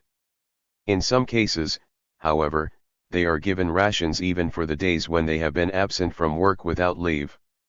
The size of the rations differs greatly from province to province because each province fixed it arbitrarily. 500 grams a day is the ration of a factory or office worker in South Pyongan Province, and 300 grams in South Hamgyong Province, whereas 700 grams is the ration in Hwanghae Province. On account of such an unstable rationing, the food situation in the country has become more acute. We should quickly eliminate the shortcomings in food administration and take thoroughgoing measures to solve the food problem. First of all, the work of voluntary grain delivery should be carried out correctly. The local people's committees should see to it that the food grain yet to be delivered out of the amount already allotted is handed over by March 20th. The delivered grain should be paid for at 85. The fixed price. In order to correctly ensure the voluntary grain delivery, we should explain it fully to the peasants and properly organize the work. At the same time, we should smash the reactionary maneuvers against the voluntary delivery of grain and resolutely combat the tendency to boycott the delivery of surplus grain. For success in this work, we should organize shock brigades for complete delivery in every sub-county, which are to directly undertake the project and carry it through. The shock brigades should consist of the representatives of sub-county people's committees, public security organs, peasants' associations, labor unions, and other social organizations. While properly carrying on the work of voluntary grain delivery, we should take measures to import food grain. Even if the voluntary delivery of grain is successfully carried out, it will be difficult for us to obtain all the amounts needed. Therefore, we must take emergency measures to collect the materials formerly owned by the Japanese imperialists and barter them for rice from northeast China and also buy it for cash. The Industry Bureau and labor unions should organize work in such a way that industrial enterprises produce quantities of daily necessities, and barter them for agricultural produce to be supplied to the factory and office employees. Next, it is important to transport and store the grain well. We must organize efficient transport to carry in time the voluntarily delivered grain to the places of consumption. If the grain is not transported by the date set, the transport of fertilizer for this year's farming will be difficult. So the people's committees at all levels and the Transport Bureau must strive to carry all the grain within the set time. We should take every measure to store the grain carefully. The people's committees at all levels should improve the existing granaries and build new ones wherever necessary. In this way the grain will be kept from going moldy. 86. Another important thing is to distribute the grain correctly and keep its consumption under strict control. However large the amount of provisions we have obtained, if we distribute and spend them haphazardly, the country's food situation will be as tense as ever. We should, therefore, ration them correctly and tighten control of their consumption, while endeavoring to procure them. First of all, we must compile accurate statistics on provisions and adopt an efficient rationing system. We should not allow the provinces to define arbitrarily the size of the rations and the qualifications of the people who can receive them and distribute the food as they please, just as they are doing now, but must standardize them on a national scale and ration food by that standard. The size of the rations should not be uniform but be differentiated according to the people who get them. There should be a difference between the amount for people who do heavy work and those who do light labor, and also between mental and physical workers. Workers and their dependents should also receive different size of rations.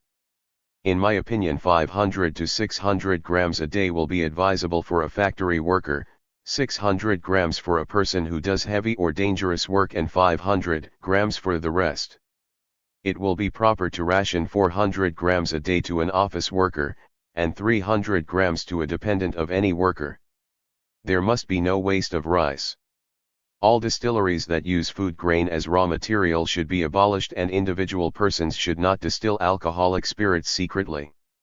Only those crops that cannot be supplied as food grain and fruit should be permitted for distilling. And food grain should not be used for making cakes, candies, crackers, etc., or as livestock feed. New restaurants should not be opened and the number of existing ones reduced to the minimum. Every provincial people's committee must launch a vigorous movement to save food among the people. All people should be encouraged to combat the waste of rice without compromise and strive to save even a gram of rice. 87. The struggle for the economy of rice must be accompanied by an increased effort to combat profiteers. Profiteers are now shipping rice out of North Korea and making exorbitant profits by selling it. Taking advantage of the country's acute food situation, they are buying up rice to raise its price. So the security organs should keep them under rigid control to prevent them from profiteering in grain. In order to solve the food problem, we must form a central food committee consisting of the directors of the Agriculture and Forestry, Trade, and Security Bureaus, and similar committees in each province, city, county, and sub-county. And we must ensure that specific activities are quickly organized to resolve the food question. The Security Bureau should actively help the work of voluntary grain delivery and of saving food, and the Judiciary Bureau should enact a law on this work and promulgate it. If we take these measures and work well, we shall be able to solve the acute food problem and provide food for the nation till the harvest of early ripening crops. 88. On the occasion of the 27th anniversary of the March First Movement. Speech delivered at the South Pyongan Provincial celebration of the 27th anniversary of the March First Movement, March 1, 1946. Dear fellow countrymen, today our 30 million compatriots are celebrating, with the joy of freedom and liberation, the 27th anniversary of the March First Movement, which will go down in the history of the Korean people's liberation struggle. March 1, 1919 is the day on which our people rose in a nationwide struggle against predatory Japanese imperialism, under the slogans, "The Japanese and their troops, get out," and "Long live the independence of Korea." It is a day when our nation dealt a telling blow to the Japanese imperialists. On this day our people shed their precious blood for freedom.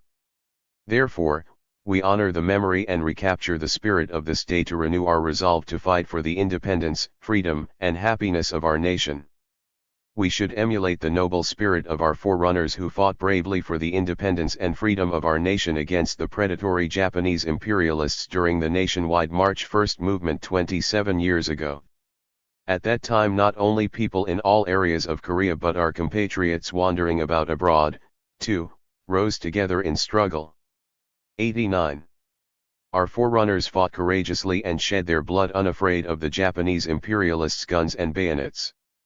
We should remember this noble spirit of our people and, learning from it, should strive devotedly in spite of all hardships to build a new, democratic Korea, rallied closely under the banner of a democratic national united front. By the example of the March First Movement, our people showed the world that the Korean nation was alive and, moreover, hated its existence as a stateless people and was ready to fight to the last man for freedom and independence. In the end, however, the March First Movement failed, and our nation was unable to emerge victorious. We should have a clear understanding of the reason why it failed and positively learn a lesson from it. The main reason for its failure was the absence of a revolutionary class and party capable of leading the movement. At that time, the workers came out actively in the struggle and fully demonstrated their unflagging will to fight, but as a class they were as yet unformed due to the backwardness of Korean society as a whole and had no revolutionary party of their own to give organizational leadership to the movement.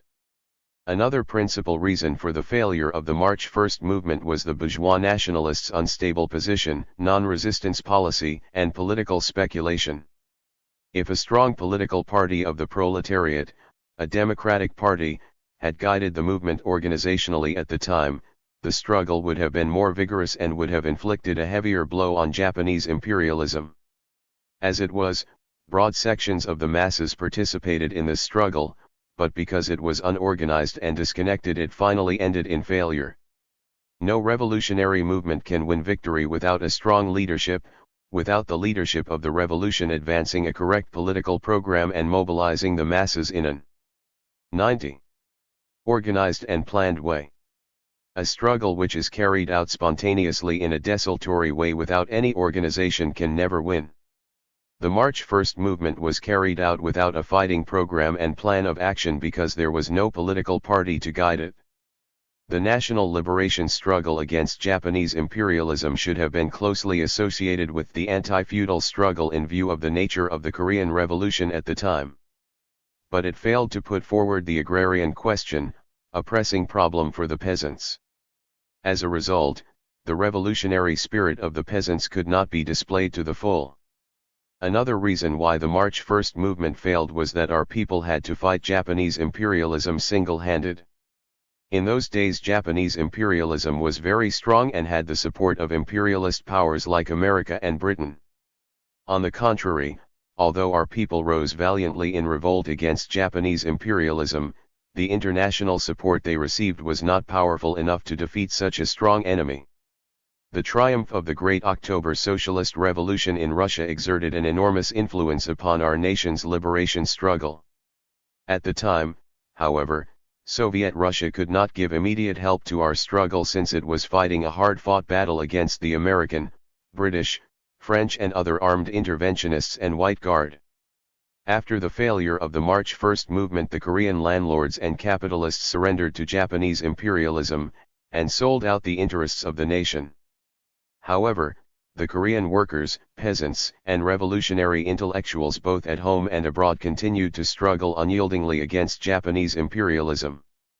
Fellow countrymen, although the Korean nation has been liberated from the yoke of Japanese imperialist colonial rule, its long-cherished desire to achieve national independence is yet to be realized. Today the Korean people are confronted with the historic task of building a new, free, independent, and democratic Korea by availing themselves of every 91 favorable situation, internal and international, to strengthen our national forces.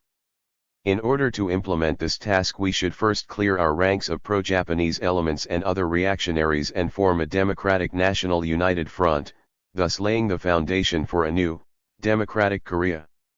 All establishments and organizations at different levels without distinction should clean out pro-Japanese and reactionary elements by means of mass struggle. Second, to put production facilities into operation as soon as possible, those who have money should donate money and those who have labor capacity should dedicate their labor. Thus, we should conduct a campaign for increasing production, put an end to unemployment and ensure the stability of the people's livelihood. Third, we should solve the agrarian question. We should abolish the feudal system of tenancy and carry out the agrarian reform on the principle of distributing the land to those who till it. Fourth, we should reform the educational system by introducing a democratic system, thus training specialists and technicians capable of serving the people in different fields.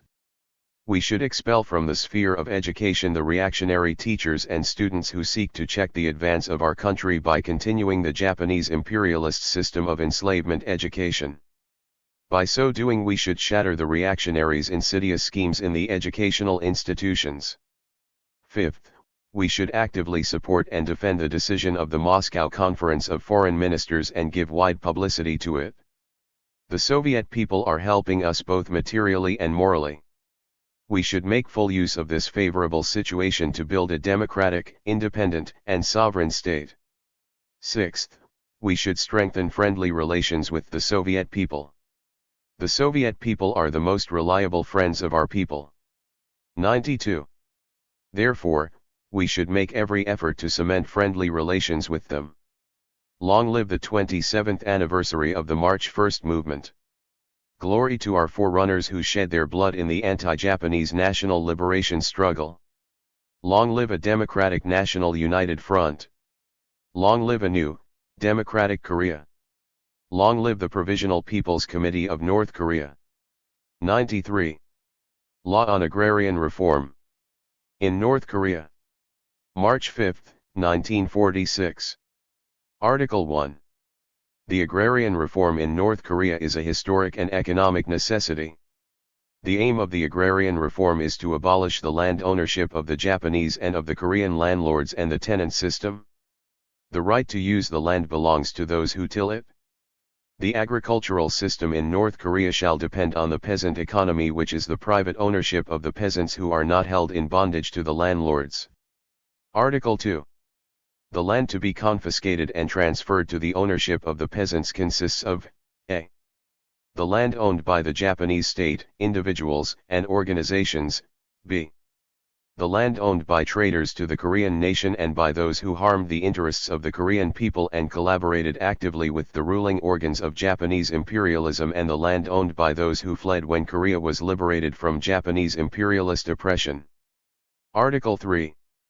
The land to be confiscated and distributed free to the peasants as their property consists of a. The land owned by the Korean landlords who possess more than 5 hectares per household, b. The land of those owners who rent out all of it instead of 94. Tilling it themselves, c.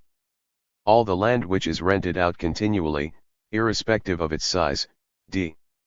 The land owned by the church, monasteries, and other religious communities which possess more than 5 hectares. Article 4.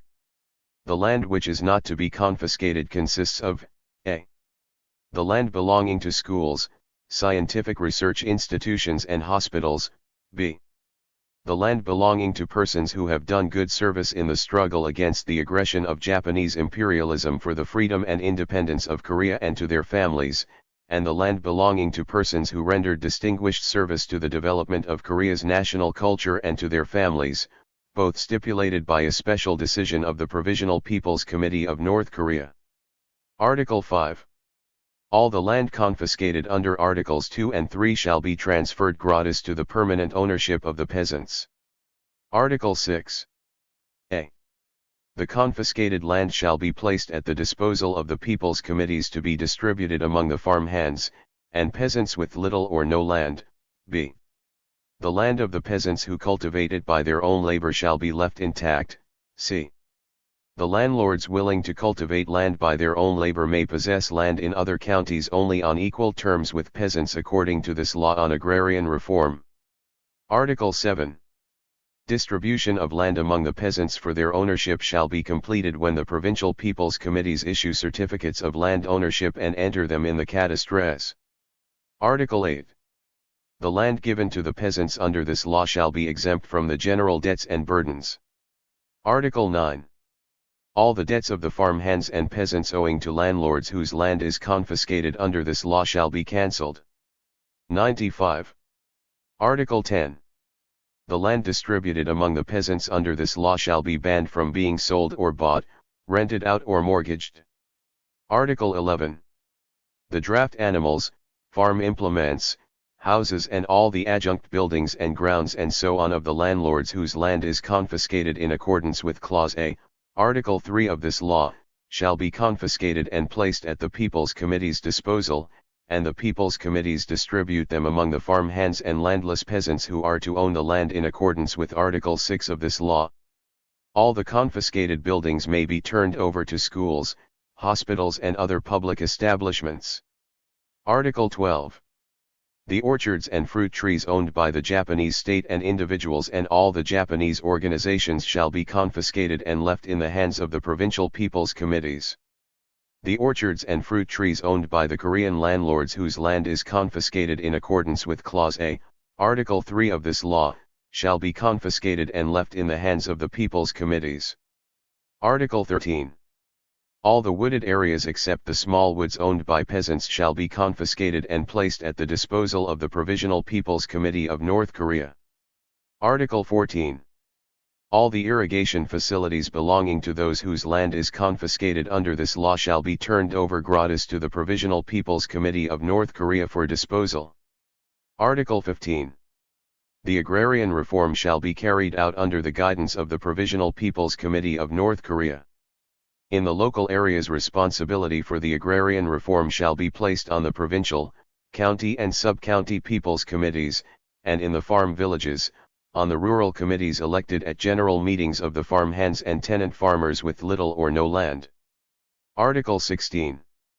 This law shall become into force upon promulgation. Article 17. The agrarian reform shall be completed before the end of March 1946. Certificates of land ownership will be issued before June 20 this year. 96. On some tasks in the sphere of education. Speech delivered at the 4th session of the Provisional People's Committee of North Korea, March 6, 1946. Today we are faced with the important task of quickly developing education. As you all know, education is very important for the future development of the country and the nation. Without educational progress, it would be impossible to bring up well the younger generation, the masters of the future, to solve the problem of cotters, nor would it be conceivable, therefore, to build a prosperous, democratic, independent, and sovereign state and hope for our nation's prosperity. So the Provisional People's Committee of North Korea must pay close attention to the improvement of education. Now, I am going to dwell on some tasks in the sphere of education. First, we must train teachers well. For the educational institutions to function smoothly and for the younger generation to get a good education, it is essential, first of all, to find a solution to the question of teachers. Unless this problem is solved, we shall be unable to advance educational work and train the rising generation well, no matter how many schools we may build, and no matter how correct an educational system we may establish. We are very short of teachers, and the qualifications of those we 97 have are very low. This is the reason why school education at all levels is unsatisfactory at present.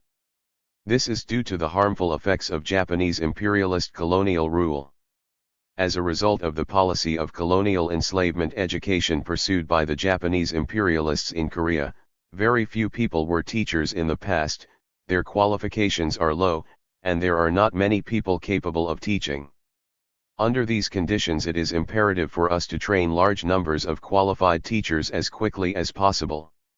For a start, there should be refresher courses for teachers on the active list. Having served in the educational institutions of the Japanese imperialists in the past, most of them retain in their minds many of the survivals of Japanese imperialist colonial enslavement education. We should re-educate them to be true teachers for the people in a new, democratic Korea. The re-education of these teachers should be accompanied by measures to train new teachers. We should expand and reinforce the ranks of teachers with the sons and daughters of workers, peasants, and other working people.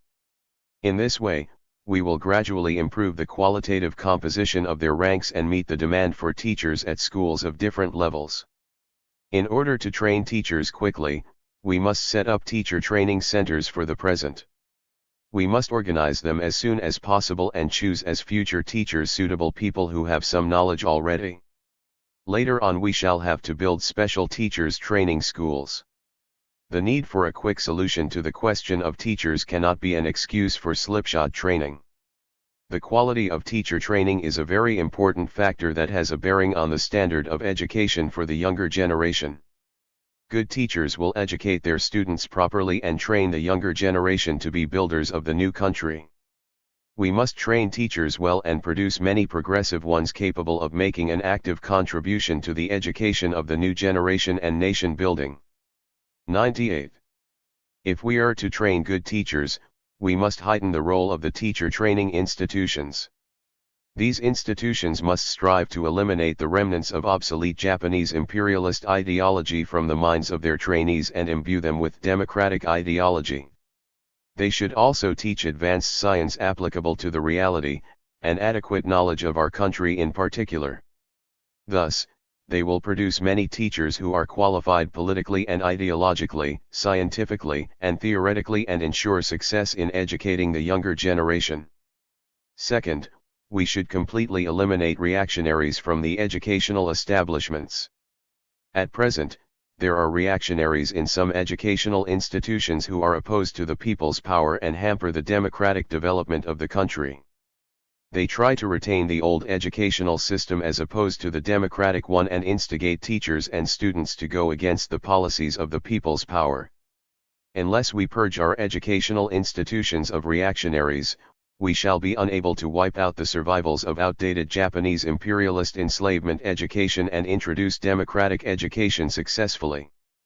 The people's government organs should pay close attention to guaranteeing the purity of the teachers' ranks.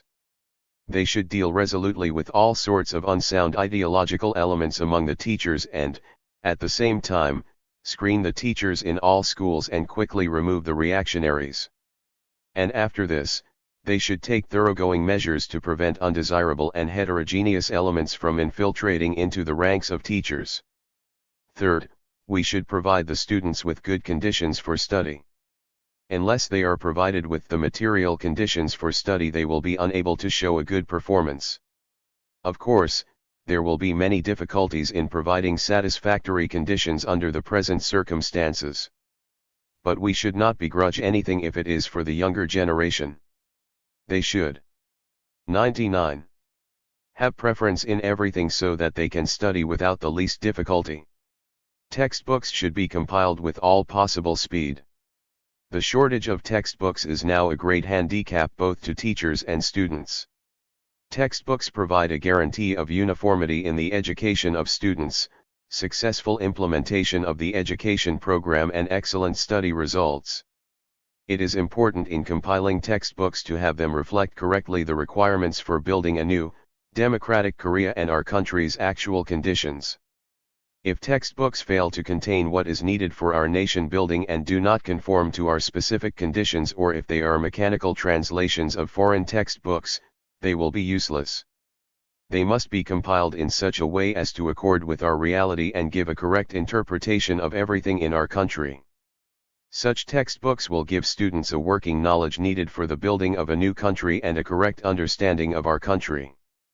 Besides, we should provide the students with adequate supplies of pencils, notebooks, and other school supplies. Shortage of school supplies is a big obstacle to the study of students at present. We should take prompt steps to produce school supplies in sufficient quantities. Desks, chairs, different kinds of teaching aids and furnishings should also be supplied satisfactorily. Fourth, the educational institutions should see to it that the students of graduating classes this year are quickly placed in jobs. Lack of cadres is greatly hindering the rehabilitation and development of the national economy and culture and the building of a new, democratic Korea. The situation in our country today urgently requires the schools to send out graduates as soon as possible. So the schools at all levels must quickly send out the students of this year's graduating classes. Schools at all levels should pay close attention to the education of the graduating classes and teach them the essentials well. Thus, they 100 will quickly finish the curricula for the graduating classes and produce graduates earlier than scheduled. Fifth, we should strengthen guidance for the educational establishments. Improving guidance for school work is important in the development of education. Correct guidance for educational institutions is a guarantee for the solid establishment of a new, democratic educational system and correct implementation of the educational policy of the people's power. The people's government organs must clearly understand that their prime task is to develop education, and must always keep in touch with the schools and give regular guidance to them. By doing so, they will ensure that our educational system is cleansed of the survivals of Japanese imperialist colonial enslavement education, that a solid material foundation for the schools is laid, and that the teachers enhance their role and educate the students with success. In order to advance education, the central authorities in particular must strengthen their guidance of educational institutions. They must always guide and control the work of education, instead of leaving it wholly to the local government organs. Intensifying guidance from the center does not mean that the central authorities take in hand all the schools and supervise them directly. That is impossible. The center should guide the educational work as a whole and, at the same time, directly control and guide some of the schools. In the future, some of the major schools should be brought under the direct guidance and care of the central authorities. Then, cadres will be trained efficiently and in a planned way, and good experience in education will be gained and generalized throughout the country. Sixth, we should set up a people-oriented educational system thoroughly so that all the sons and daughters of the working people can be educated. The new, democratic Korea we are now building is for the people, and our government is a true people's power. Our education 101. Therefore, ought to serve the people, it should be an undertaking for the children of the working people. During the period of Japanese imperialist colonial rule, the sons and daughters of our workers and peasants could not study even though they wanted to, and they had to live in ignorance and darkness. We must educate all those children who were deprived of the right to learn in the past. To this end, We must firmly establish the people-oriented educational system in conformity with the country's democratic development, build many schools at all levels and provide the children of poor families with practical conditions for study. We must prepare ourselves well from now on so that universal compulsory education can be introduced at some time in the future. Of course it is a difficult task. But, if we strive, we shall be quite capable of achieving it. The people's government organs must strive to improve education for the younger generation so that all the youth and children go to schools of different levels and learn advanced science and technology to the best of their ability. Next, I will touch on the other problems discussed at this meeting. Here we have adopted the regulations pertaining to the structure of the PPCNK. They stipulate the organizational structure, functions, role, and immediate tasks of the PPCNK, the central organ of power. All members of the PPCNK and heads of its departments should strictly observe the regulations and implement their provisions and in particular strive to carry out its immediate tasks correctly. Today's session has discussed the basic principles of structure and functions of the Judiciary Bureau, Court of Justice and Public Prosecutor's Office. This is of great significance. The establishment of the basic principles is an important step towards wiping out the survivals of the old judicial system set up by the Japanese imperialists in the past for their colonial rule in Korea and harsh oppression and exploitation of our people and introducing a democratic judicial system for the building of a new, democratic Korea and our people's interests. 102. We should strengthen the judicial organs by assigning true workers of the people to them and help them to serve the people faithfully. At the same time, we should quickly draw up new, democratic laws and regulations suitable to the specific conditions of our country. In order to improve the work of people's government, we should set up new departments in the PPCNK for general affairs, planning, and information work. The General Affairs Department will ensure the work of the PPCNK in general, look after officials' living conditions, and handle personnel affairs. The Planning Department will undertake the planning of all state activities and compile national statistics. The Information Department should widely explain and disseminate the policies of the state among the masses and educate them in the ideas of democracy. Good officials should be assigned to the new departments so that they can quickly establish their work systems and carry out their functions properly. 103. Definition of the pro-Japanese elements and traitors. To the nation.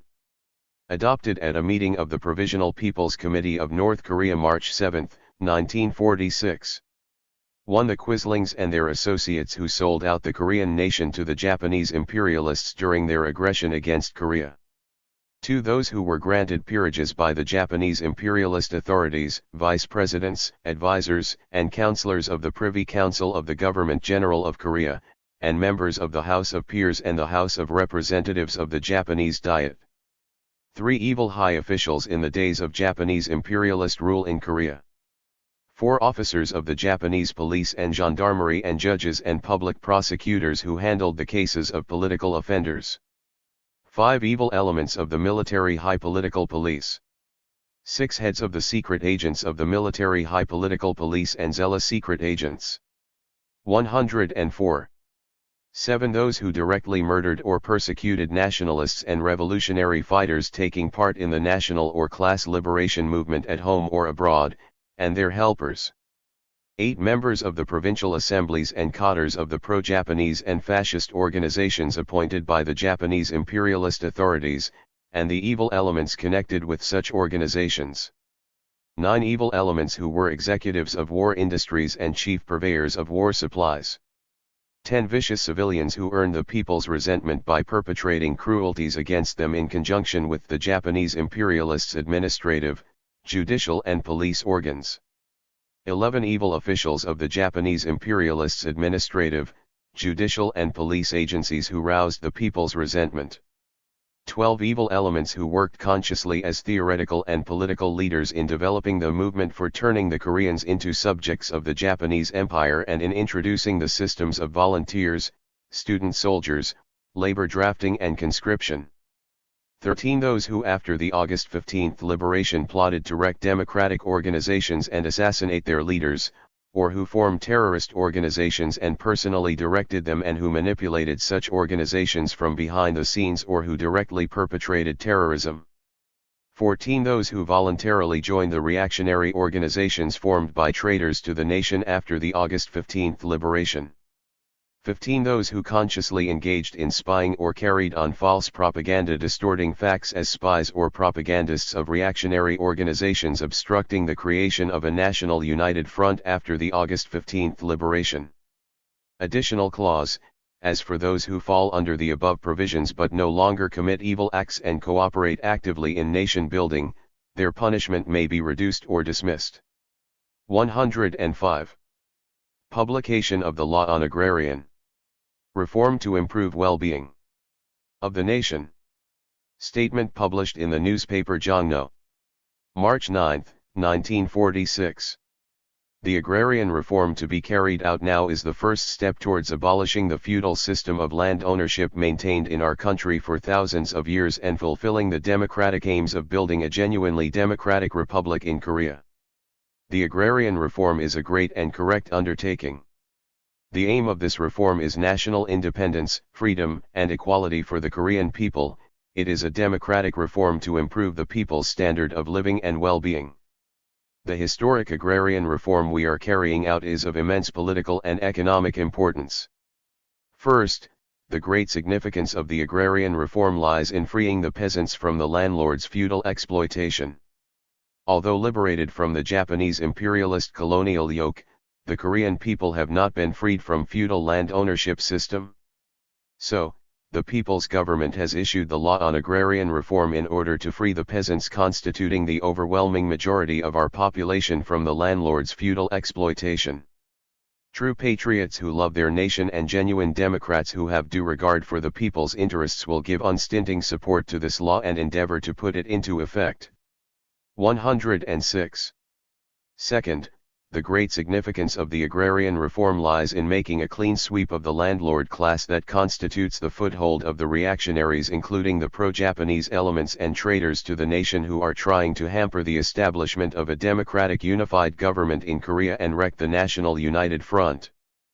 Third, this reform, which will turn over to the tillers the land owned by the Japanese imperialists, pro-Japanese elements, traitors to the nation and landlords, will advance agriculture and, furthermore, will become a driving force for industrial growth so as to give a big stimulus to the national economy as a whole.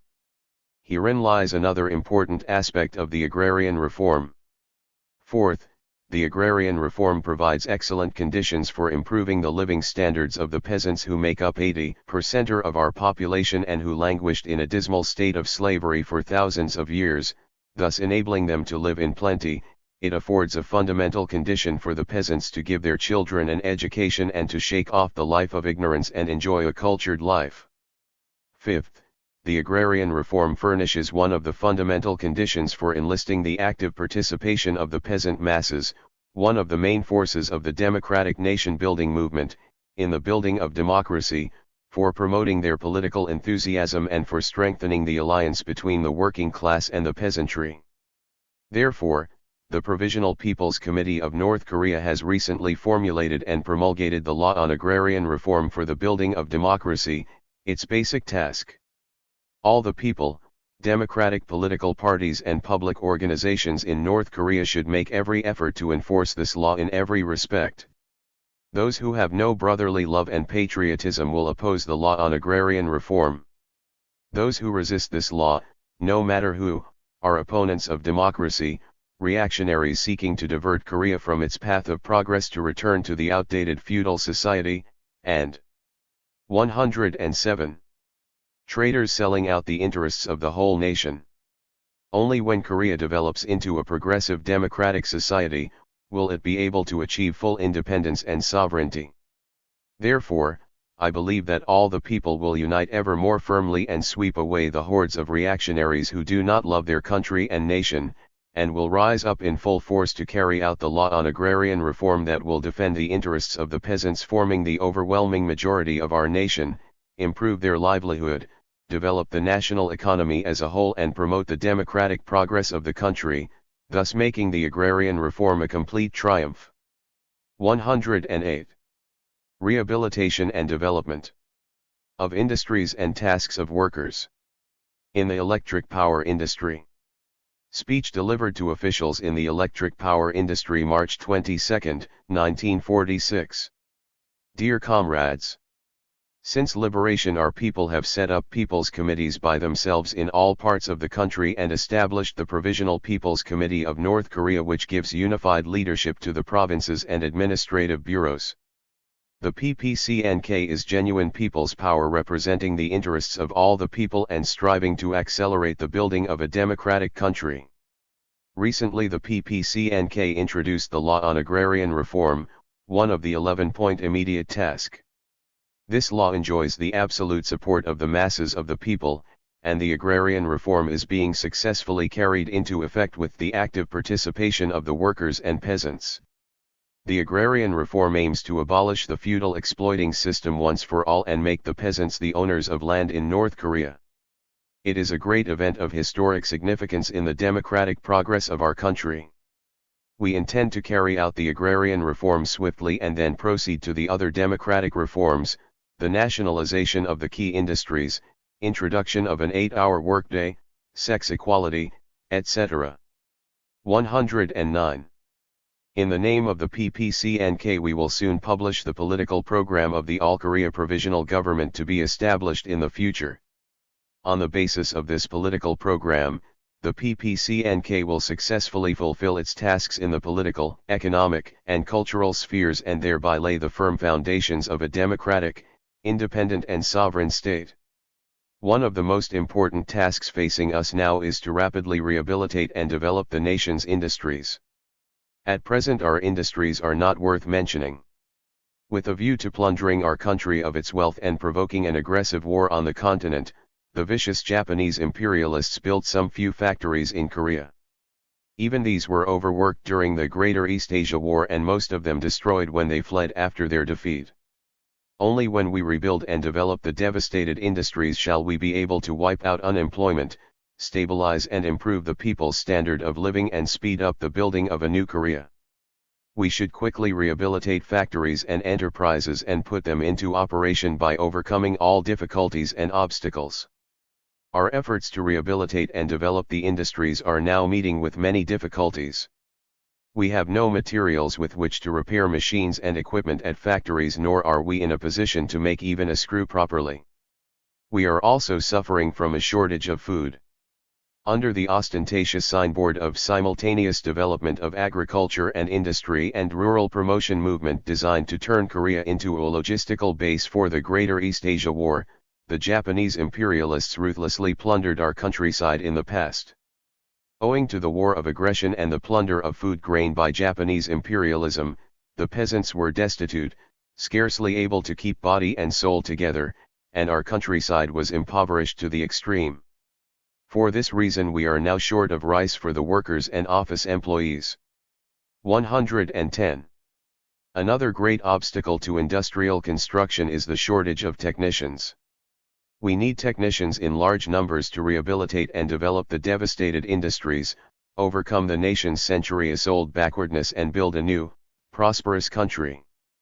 But, because of the rigid policy of national discrimination pursued by the Japanese imperialists, the Koreans were unable to learn technology. The Japanese imperialists refused to teach Korean workers technical skills, relegating them to unskilled labor only. Even the simplest technique was kept a secret and Koreans were never allowed access to intricate machines and equipment. As a consequence, technical personnel are now a very serious question indeed. The same is true of funds. Industry, transport, banking, and all other key branches of the economy in our country were in the hands of the Japanese imperialists in the past. They frittered away all our materials and property in the war of aggression. Japanese imperialism left us empty safes.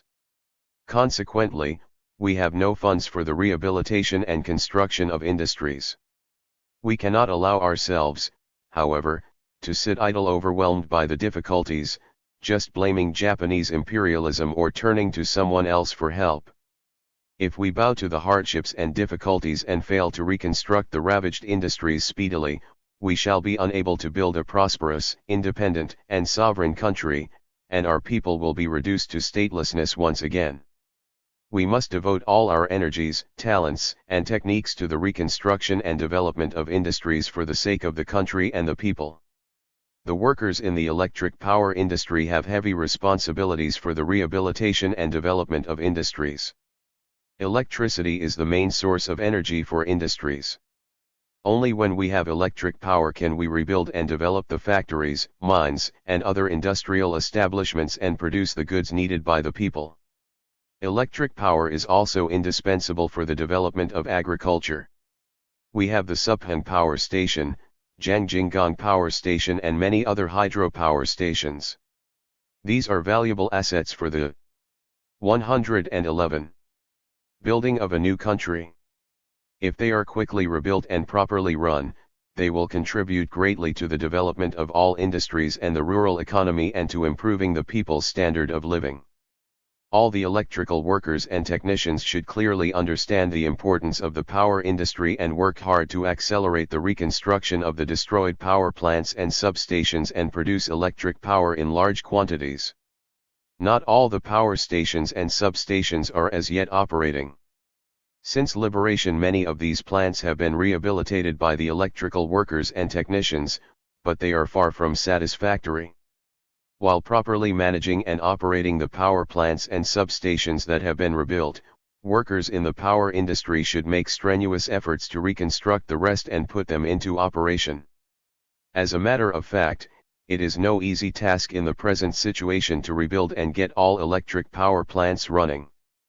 But, by our united efforts and talents we can cope with this task. You are skilled and experienced in running the power industry. You must devote all your skills and experience to the rehabilitation and development of the electric power industry. It is important in rebuilding and improving the power plants to obtain materials and funds. Under the present circumstances, the state is not in a position to provide sufficient materials and funds for the repairs and rehabilitation of these plants.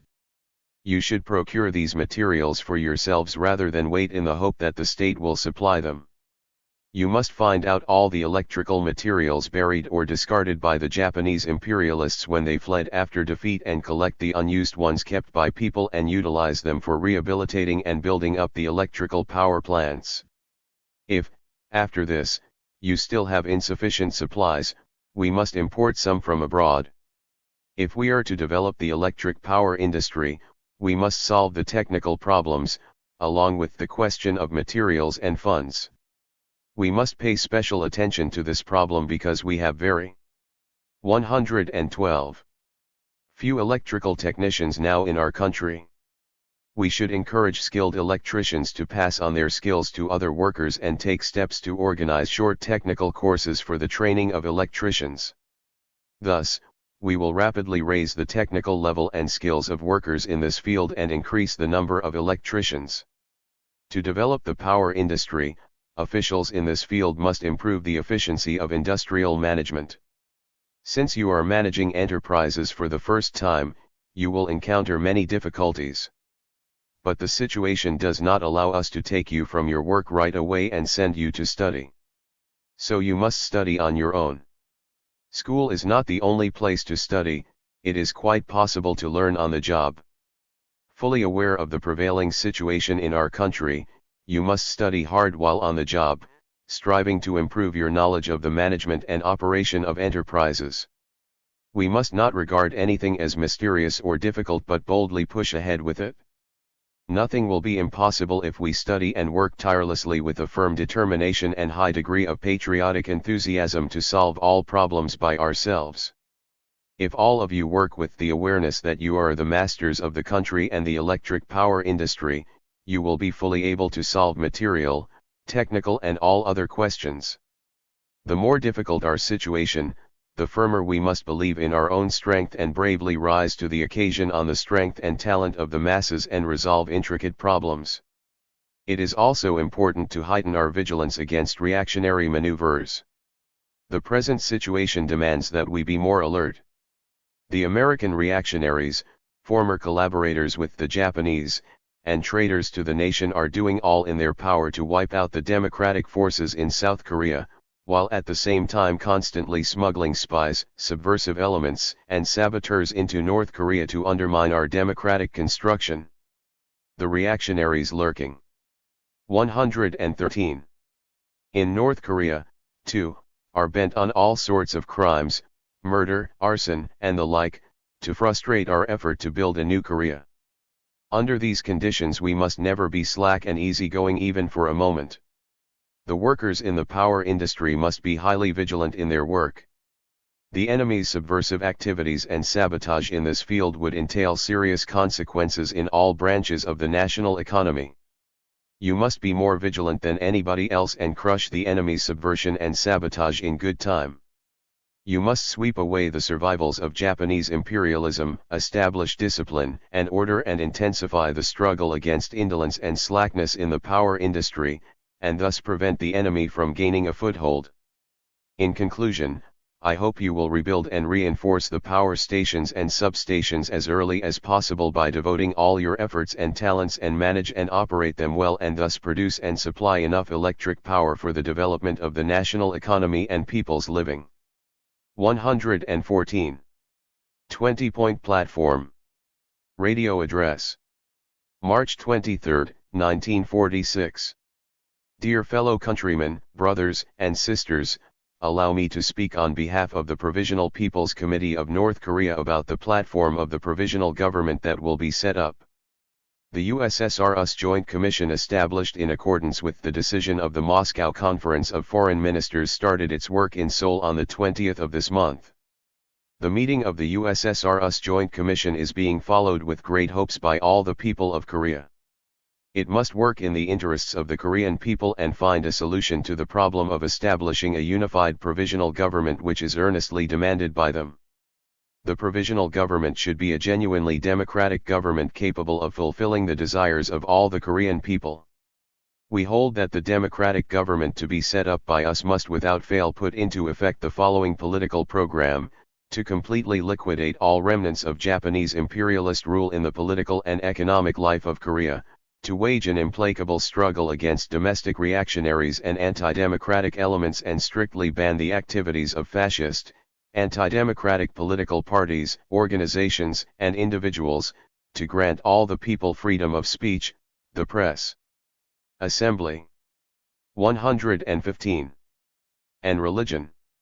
To provide democratic political parties, labor unions, peasants' associations, and other democratic social organizations with conditions for free activities, to see to it that all the Korean people have the right and duty to form people's committees, administrative organs responsible for all local affairs, through universal, direct, and equal suffrage by secret ballot, to grant equal rights in political and economic life to all citizens, irrespective of sex, religion, or property status, to assert the inviolability of persons and their residence and protect by law the property of citizens and their private possessions, to abolish all laws and judicial organs which were in operation during the rule of Japanese imperialism and those which still retain its influence, elect people's judicial organs on democratic principles and grant all citizens equal legal rights, to develop industry, agriculture, transport, and trade for the enhancement of the people's welfare, to nationalize big enterprises, transport services, banks, mines, and forests, to allow and encourage free activity in private handicrafts and trade, to confiscate the land held by Japanese nationals, the Japanese state and the traders, and the land which landlords have continually rented out, abolish the tenant system and distribute all the confiscated land free of charge among the peasants, making it their property, to confiscate all irrigation facilities without compensation and place them under state control, to fix market prices for daily necessities, to combat speculators and usurers, to institute a system of uniform, equitable taxation and introduce a progressive income tax, to introduce an 8-hour workday for factory and office workers and fix minimum wages for them, to prohibit the employment of children under 13 years of age and institute a 6-hour 116 workday for young persons of 13 to 16, to institute life insurance for factory and office workers and set up an insurance system for workers and enterprises.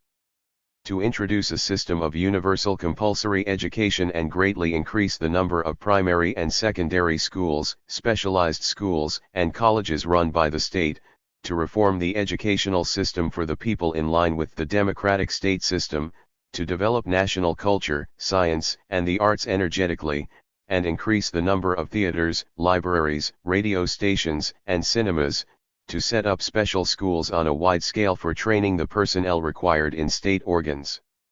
And in all fields of the national economy, to encourage scientists and artists in their work and give them assistance, and to increase the number of state-run hospitals, stamp out epidemics and provide the poor with free medical care.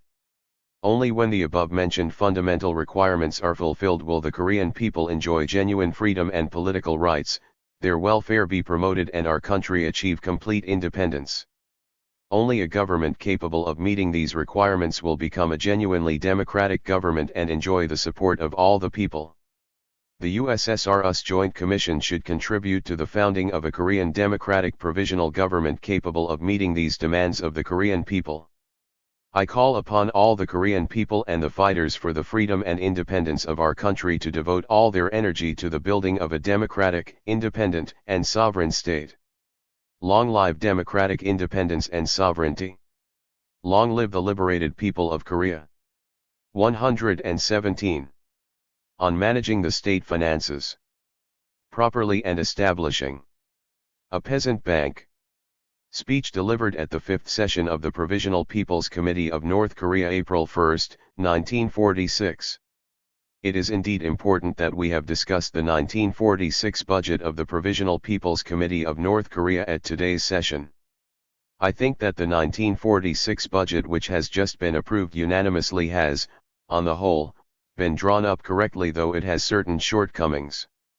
It can be said that as the first state budget of the new Korea, it is a popular and democratic one which will render good service to the implementation of the democratic policies of the PPCNK. The state budgets of the capitalist countries including the United States and Britain are, in fact, anti-popular in character, designed to oppress the masses of the people and invade other countries. This is well illustrated by the fact that these countries allocate most of their budget expenditure for the upkeep of the army, police, and other bureaucratic and repressive apparatuses. The Japanese imperialist budget of the Government General of Korea in the past was just the same. The state budget we have now drawn up is fundamentally different. The bulk of the expenditure in the 1946 budget of the 118 PPCNK is earmarked for economic and cultural construction and improvements in the people's living standards, while spending on administrative work is insignificant. In short, ours is a budget for solving all financial questions thoroughly in accord with the interests of the masses and the requirements of the cause of nation building. We should strive for the correct execution of the state budget approved at this session. However good the state budget may be, it is useless when not carried out exactly. We should manage our finances carefully so that no deviations appear in the execution of the budget. Most important in managing the state finances is to strictly observe the principle of solving all financial problems by our own efforts. Though we have drawn up the state budget, it is nothing but a financial plan. Therefore, we are liable to encounter many difficulties when we come to execute it. In particular, various bottlenecks may crop up in securing the budget revenue. The only way to break these bottlenecks and successfully execute the state budget for this year is to rely on our own efforts. If we do not solve financial problems for ourselves, the cause of building up the country cannot make good progress. We should exert every effort to fire the enthusiasm of the masses of the people in building the country and thus fully explore the source of funds, mobilize all latent reserves and increase the state revenue. Many of the goods formerly owned by Japanese imperialist institutions and the Japanese are now getting into the hands of profiteers. This enemy property should all be taken over and used effectively for nation building. When our officials organize work well and actively enlist the efforts of the broad masses of the people, financial problems arising in building a new country will be solved with credit. To ensure the revenue of the state budget and good financial management, taxes should be levied exactly. Needless to say, the situation will change when the economic foundation of the country is stabilized and our society develops in the future. But under the 119 present conditions, taxation cannot but be an important item in state finances. Close attention should therefore be paid to tax levying.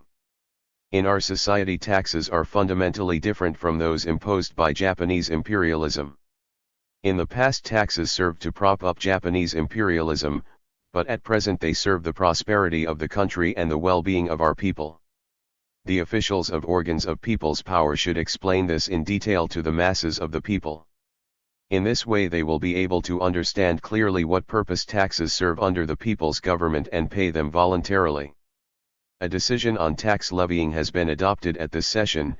It reflects the questions to be solved at present when the new taxation system is not yet fully established. As is pointed out in the decision, taxes should be collected exactly.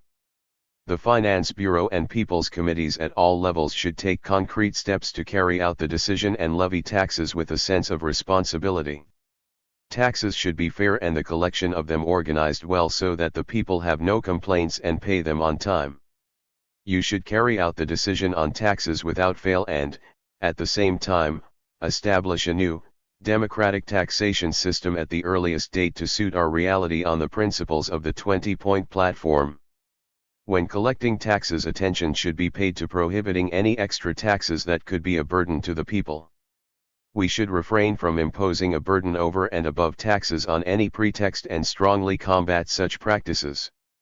The government organs, security bodies, and prosecutors' offices should strictly control the illegal practice of imposing a burden over and above taxes and collecting money and other articles.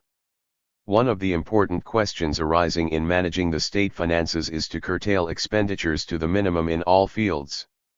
Our people who have embarked on the road of building a new country are now faced with many difficult and complex tasks. We should restore the devastated industries, consolidate the economic foundation of the country, build large numbers of schools and 120 hospitals, and revive and develop the culture of the new Korea. This requires a great deal of money, of which we are scarce. Under these circumstances, the drive to economize should be stepped up in order to succeed in the colossal task of nation building. Even when the economic life of the country is enriched, the drive to economize will have to continue. In the present difficult economic situation, you should do efficient financial work by displaying a greater spirit of economy. All state and economic bodies and the officials should make a close study of how to do their work better with less expenditure, and make detailed calculations when spending money and economize on state finances.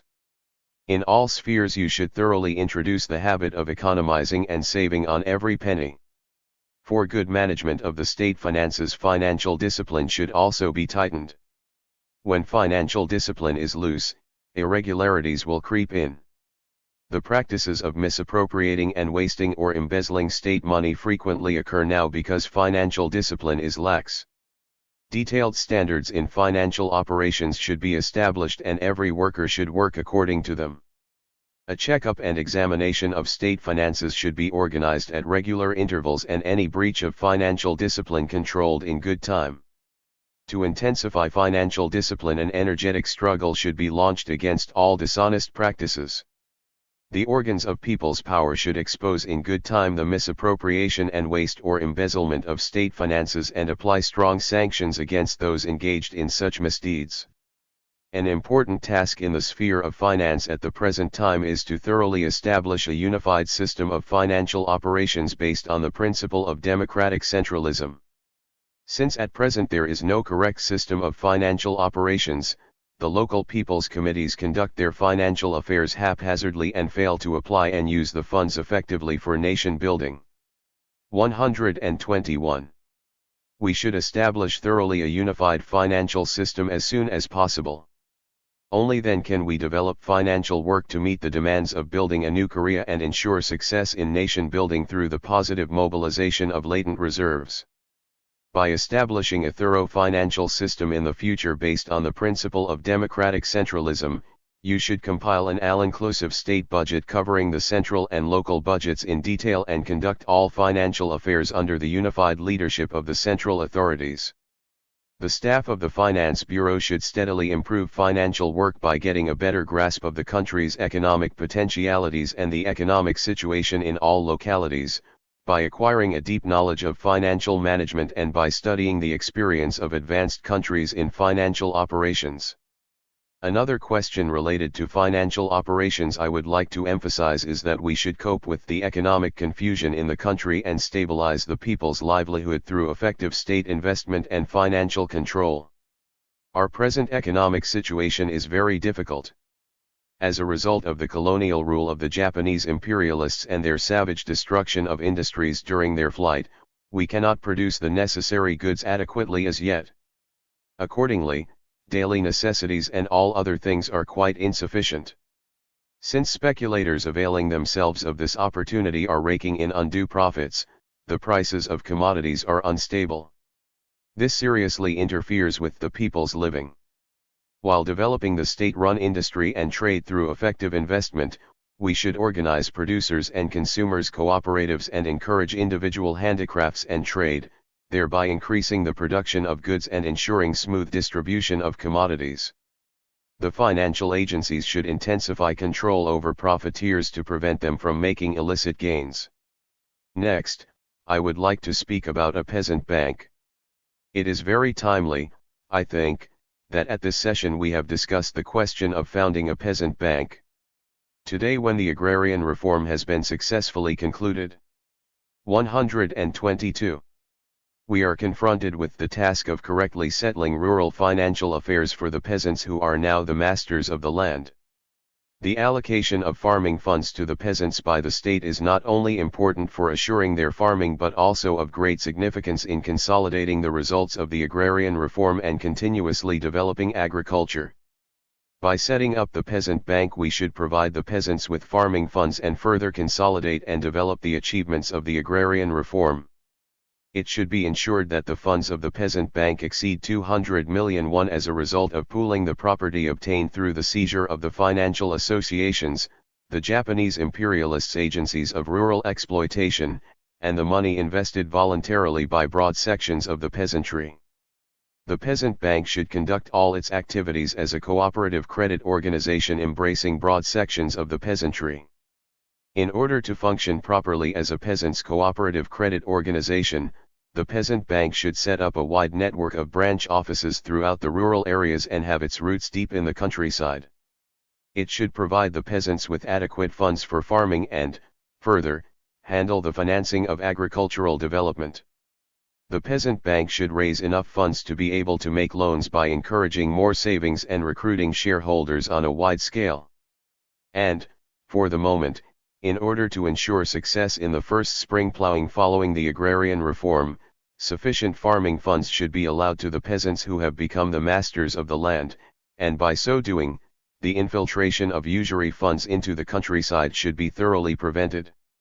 Since it is literally a cooperative credit organization of the peasants, the peasant bank should organize its business activities in detail to suit the realities of the rural areas. Lastly, I would like to say a few words about the convocation of the first enlarged meeting of the PPCNK. In March, we carried out the historic agrarian reform with success. 123. To sum up in detail, the fulfillment of the reform and take proper steps to follow up this success is of great significance in guaranteeing the overall victory of the democratic revolution.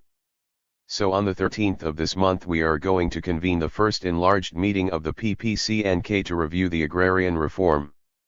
Good preparations for the meeting should be made by chairmen of all provincial people's committees and heads of their agriculture and forestry departments, not to speak of members of the PPCNK, and other workers who will participate in it. The meeting will have to sum up the achievements scored in the agrarian reform and, at the same time, examine and analyze in depth the experience that will be a lesson in our work and the shortcomings revealed. The relevant departments of the PPCNK should conduct the organizational work for the meeting thoroughly. To ensure its success, we should all make adequate preparations for this first enlarged meeting of the PPCNK. 124. Congratulatory speech delivered at the meeting to form the Union of People's Teachers of North Korea. April 5, 1946. Dear teachers, to begin with, I warmly congratulate this meeting of the representatives of teachers who have come from all provinces of North Korea to form the Union of People's Teachers. For the past 36 years the vicious Japanese imperialists not only politically repressed and economically exploited the Korean people but maltreated them culturally too. As regards education, in particular, the Japanese imperialists drove the Korean people into the mire of illiteracy, a people with a 5000-year history and a brilliant culture, and forced on them a colonial enslavement education merely to serve Japanese imperialism. They even tried to erase the national traits of our people by depriving them of the spoken and written language they were using in everyday life. This was precisely an education policy for turning Koreans into subjects of the Japanese Empire, which the Japanese imperialists had been making such a noise about. Some progressive teachers fought bravely against this policy of the Japanese imperialists, only to be jailed. Most teachers, however, tamely followed their enslavement education policy, and some reactionary teachers carried it out to the letter as their stooges. 125. Those teachers who once followed the Japanese imperialists' policy of colonial enslavement education should criticize themselves for it, even though they did so against their will to earn a living under the heinous tyranny. This is absolutely essential for you to play the vanguard role in the progressive, democratic educational work of the future. The August 15th liberation is liberation for education, too. We should do away with the Japanese imperialist system of colonial enslavement education as soon as possible and establish a new system of educating the younger generation based on the principles of progressive democracy. Our society is not yet completely rid of the survivals of feudalism, nor has it eliminated the remnants of Japanese imperialism implanted over the past 36 years. The sphere of education, in particular, still retains a great deal of Japanese imperialist remnants, and at present the reactionary moves of the pro-Japanese elements and traitors to the nation are pronounced in this domain. Unless the survivals of Japanese imperialism and feudalism are eliminated from all fields of society, we cannot promote the democratic development of the country nor build a prosperous, independent, and sovereign state. The Provisional People's Committee of North Korea, a genuine people's government, is now steadily carrying out democratic tasks. In North Korea the feudal system of land ownership has already been transformed in the most democratic way, with the result that the peasants, making up 80% of the population, have been freed from feudal exploitation and oppression once and for all. However, the building of a progressive, democratic Korea is not complete with the agrarian reform alone. In order to build a new Korea we should further consolidate the successes of the agrarian reform and, on this basis, introduce democratic reforms in all fields of political, economic, and cultural life.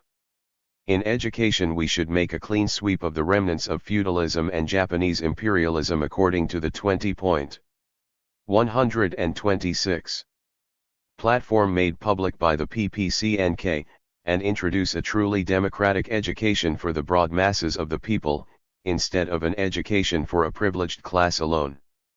The members of the Union of People's Teachers of North Korea should become educationalists for the people and, moreover, become the core elements of teachers advancing bravely for the building of a progressive, democratic state.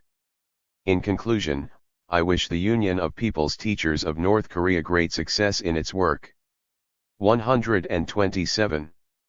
On the improvement of the posts and telecommunications service. Concluding speech delivered at the 6th session of the Provisional People's Committee of North Korea, April 8, 1946. Today I would like to speak on some problems for the improvement of the Posts and Telecommunications Service. The Posts and Telecommunications Bureau is entrusted with very important work. It can be said that posts and telecommunications are the nerve of a country.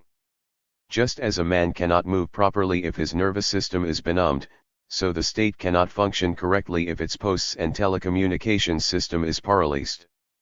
An efficient posts and telecommunications service is of very great significance in building a new, democratic Korea. Only when the Posts and Telecommunications Service is satisfactory can all policies of the Provisional People's Committee of North Korea be swiftly transmitted to its lowest units and everything taking place at lower levels be promptly reported to the higher levels. Then, the work of nation building will go successfully under the unified leadership of the central authorities. The Posts and Telecommunications Service is closely related to the daily life of the people. Only when the posts and telecommunications organs operate normally can the people live conveniently, keeping in touch with one another. Right after the country's liberation, therefore, while rebuilding the industrial enterprises and transport facilities. 128. Severely damaged by the Japanese imperialists, we concentrated our efforts on rehabilitating and reinforcing posts and telecommunications facilities. Because of the inefficient work of the officials in the Posts and Telecommunications Bureau, however, the Posts and Telecommunications Service is not working smoothly now. Telegraph and telephone services between the capital and all provincial seats are not working satisfactorily and the mail delivery system has not been established properly. So far the Posts and Telecommunications Bureau has done virtually nothing except to design a few stamps and raise the telegram charges needlessly. These facts show that Bureau officials are inefficient in their leadership, or that they deliberately neglect the work of nation building.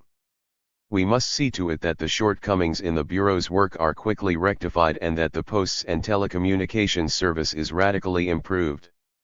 To improve the Posts and Telecommunications Service, it is necessary, first of all, to build up well the staff in this field.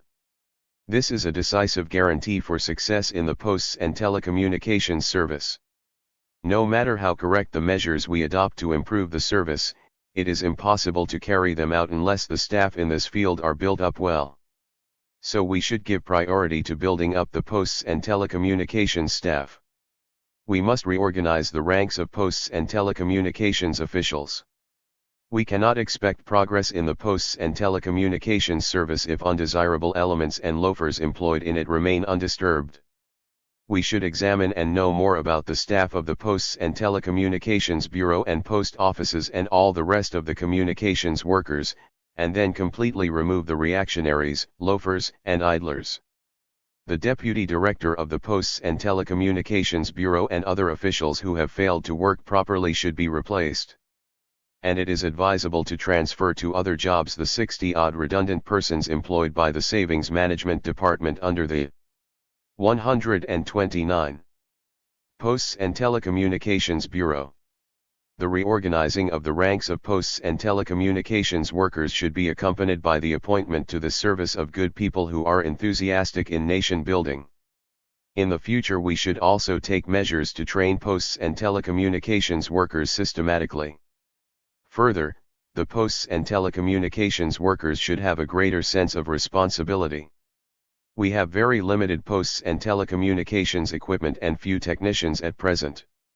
Under these conditions all posts and telecommunications workers should strive to fulfill their duties with a high degree of enthusiasm in nation building. This is the way to ensure a satisfactory posts and telecommunications service. Ensuring efficient telegraph and telephone communications is one of the principal tasks for the Posts and Telecommunications Bureau. The Bureau must give the workers employed in these branches a clear understanding of the importance of telegraph and telephone services so that they work responsibly. In particular, they should work hard to raise their technical skills and master their apparatuses and equipment. Thus, they will guarantee prompt and accurate telegraph and telephone communications. It is also important to make sure that the postal workers do their job conscientiously. At present mail deliveries are not prompt. Accordingly, letters get to their destination very slowly, which inconveniences people. This shows that the postal workers are not working like masters.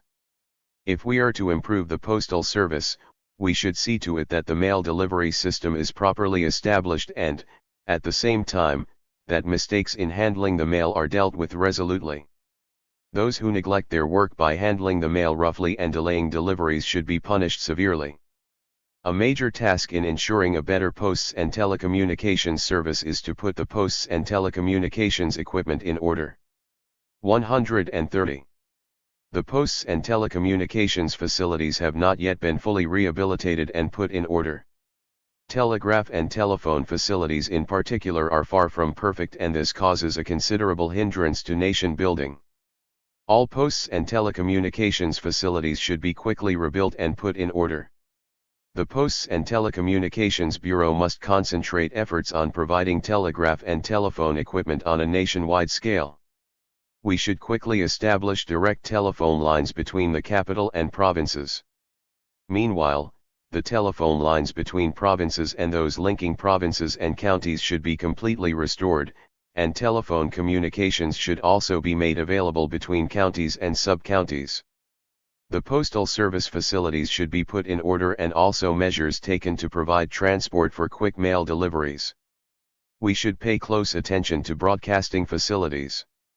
The Posts and Telecommunications Bureau must strive to improve and provide more broadcasting facilities and increase the strength of transmitters, so that the correct policies of the people's power and our people's successes in the building of a new country can become widely known at home and abroad. Apparatuses and equipment used in the field of posts and telecommunications should be taken good care of. Communications and broadcasting facilities, however good, cannot work efficiently unless handled carefully. So the Posts and Telecommunications Bureau must ensure that a proper system of handling apparatuses and equipment is established, and that they are checked, repaired and maintained at the right moment. And posts and telecommunications workers should take good care of them and carefully protect them from the enemy's subversive activities. The Posts and Telecommunications Bureau should investigate the radios owned both by individuals and organizations and get all shortwave transmitters and receivers registered for strict control.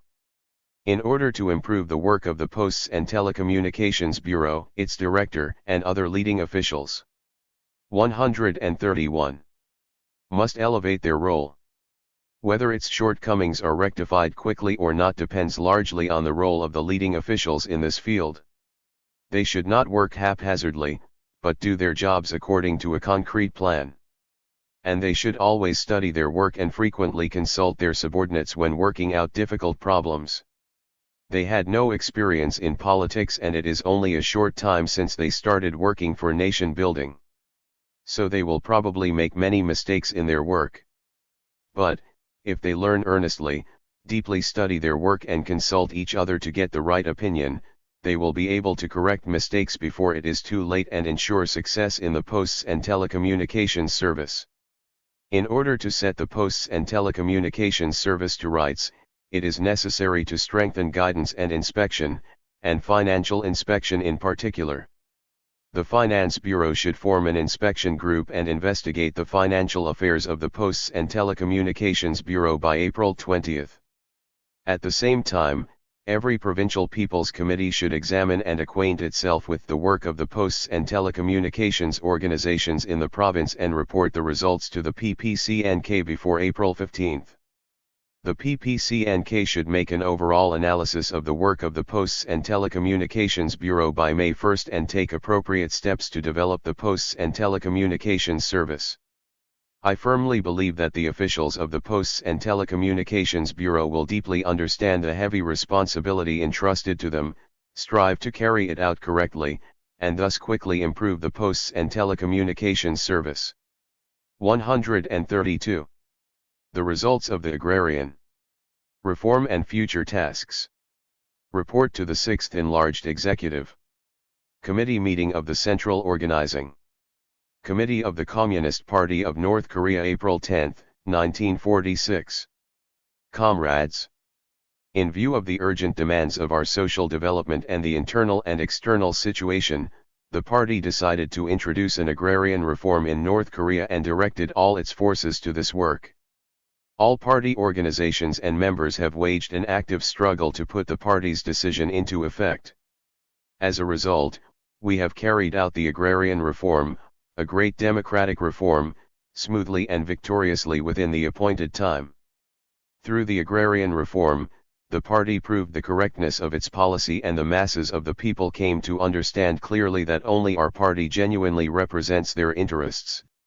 All the people, calling for the independence and democratic development of the country, warmly supported our party's policy. Relying on the support of the broad masses, the party carried out this democratic task with daring, overcoming all the desperate maneuvers and obstructions of reactionary elements and traitors to the people. 133. 1. Historic significance of the agrarian reform. First, the agrarian reform is the initial step in implementing the task of the democratization of Korea. It was the feudal relations that held back social development in Korea for a long time. Japanese imperialism maintained and strengthened the feudal relations of land ownership in the countryside in order to prevent the democratic development of Korea. Owing to the harsh feudal exploitation and oppression of the landlords, the masses of the peasants groaned in hunger and poverty. As a result of the agrarian reform, the feudal system of land ownership, the socio-economic basis of the anti-democratic reactionary forces, has been abolished in our countryside once and for all.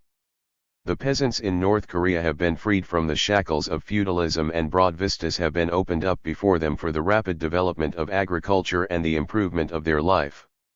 Second, the agrarian reform has turned the North Korean countryside from a base of reaction into a base of democracy.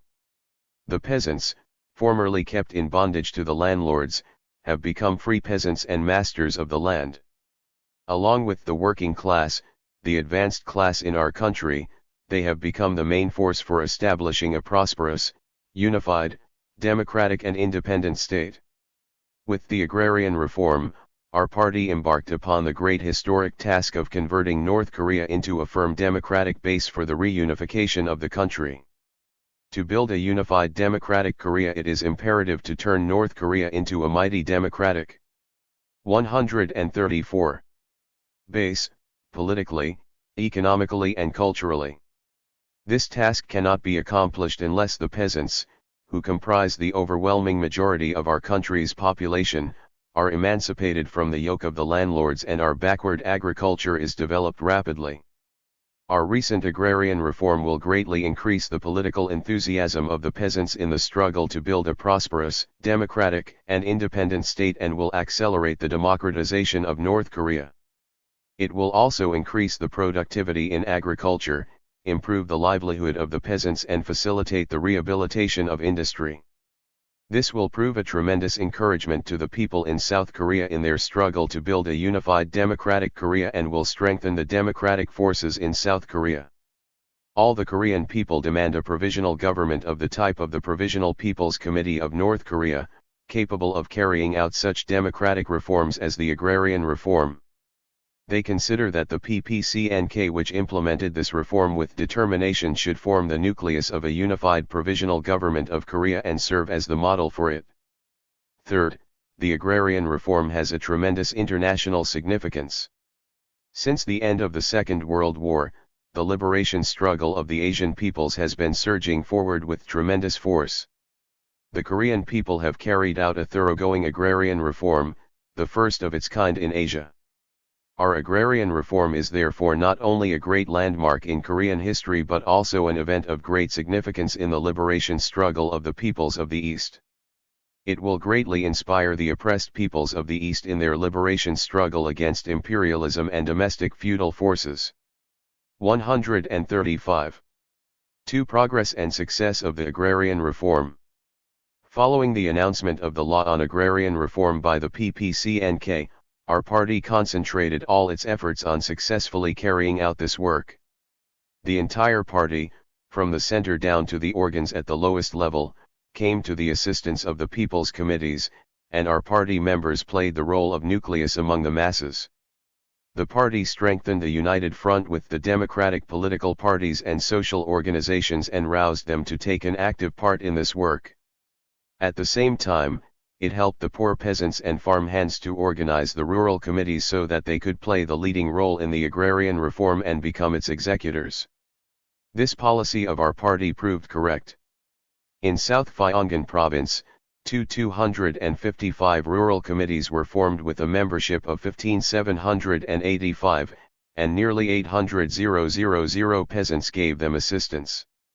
The number of rural committees in the 6 provinces totaled over 11,500, with a combined membership of 9,697. Thus, the broad masses of the peasants were mobilized and the peasants themselves were made the executors of the agrarian reform, with the result that their political zeal and class consciousness increased greatly in their actual struggle against the landlords. The formation of the rural committees made up of poor peasants and farm hands was the basic factor contributing to the thorough implementation of the agrarian reform. The broad peasant masses actively participated in the carrying out of the agrarian reform, displaying a high degree of enthusiasm. In the course of the agrarian reform, many activists emerged from among the peasants. 136. The officials and information workers of all political parties and social organizations explained and publicized the law on agrarian reform to the peasant masses, and all the peasants were mobilized to investigate the landlords and their lands and other means of production. After the investigation, the distribution of lands started, which on the whole was conducted smoothly. The peasants know rural conditions better than those who study rural affairs at their desks and, therefore, could correctly survey and distribute the land without their help. Our party scrupulously followed its mass line in carrying out the agrarian reform, with the result that it was able to win over the vast majority of the people and rally them closely around itself. Through this undertaking, the masses came to regard our party as the genuine defender of their interests and place boundless trust in it. This is fully proved by the tens of thousands of letters, some actually written in blood, addressed by peasants to the party's Central Organizing Committee and the Provisional People's Committee of North Korea, describing how greatly moved and happy they were to receive land. Since the agrarian reform, the peasants have rallied more firmly around our party and given warm support to its policies. In the course of the agrarian reform, our party recruited the best elements from among the poor peasants and farm hands and thus firmly built up its position in the countryside, improved its composition and expanded and strengthened its ranks. Party organizations in North Pyongan province absorbed 272 new recruits into membership, and those in North and South Hamgyong provinces, South Pyongan, Hwanghae, and Kangwon provinces admitted a total of 9058 new members during the recent agrarian reform. All this shows that, through the agrarian reform, the prestige of our party rose in the eyes of the broad peasant masses and the party established a firm footing in the rural areas. Since the agrarian reform, the appearance of our countryside has 137 changed radically. The toiling peasants are now masters there. In every RI and sub-county the landlords and rich farmers have been expelled from the organs of the people's power, and the peasants, with the poor peasants and farm hands as the core, have taken power firmly into their own hands. Thus, the agrarian reform was completed victoriously because our party members and the broad peasant masses, particularly the poor peasants and farm hands, took an active part in it under the leadership of our party. As a result of the agrarian reform, 1,000,325 hectares of land owned by the Japanese imperialists, pro-Japanese elements, traitors to the nation and landlords were confiscated, and 981,390 hectares of it distributed to 724,522 landless and land-short peasant households. How was it possible to achieve such a victorious enforcement of the agrarian reform? First, the reform was an urgent task for meeting the vital demands and centuries-old desire of the peasantry. The Korean peasants had long suffered from feudal exploitation and were subjected to double or treble exploitation and oppression under Japanese imperialist rule. They led a life as miserable as that of serfs, eking out a bare subsistence in the grip of poverty and hunger. The most cherished desire of the peasants was to own land and farm it for themselves. But this desire could not be realized during the rule of the Japanese imperialists, when power was in the hands of the foreign aggressors. After liberation, the party, with a view to meeting the age-old desire of the peasants for land, inspired them first to struggle for a 3:7 tenancy system, thereby preparing them ideologically for carrying out the agrarian reform to come. The political awareness and enthusiasm of the peasants were enhanced in this struggle for the 3:7 system. The peasants realized that they had acquired the right to speak up and fight for their own interests and that they must free themselves from landlord exploitation. Gradually, the demand of the peasants for land began to rise. 138. Immediately before the agrarian reform, the party center alone received more than 30,000 letters from them demanding land. A great many similar letters are now piled up at the PPCNK. Towards the end of February this year, over 300 representatives of the peasants from all parts of North Korea came to the PPCNK to convey the demand of all the peasants for land.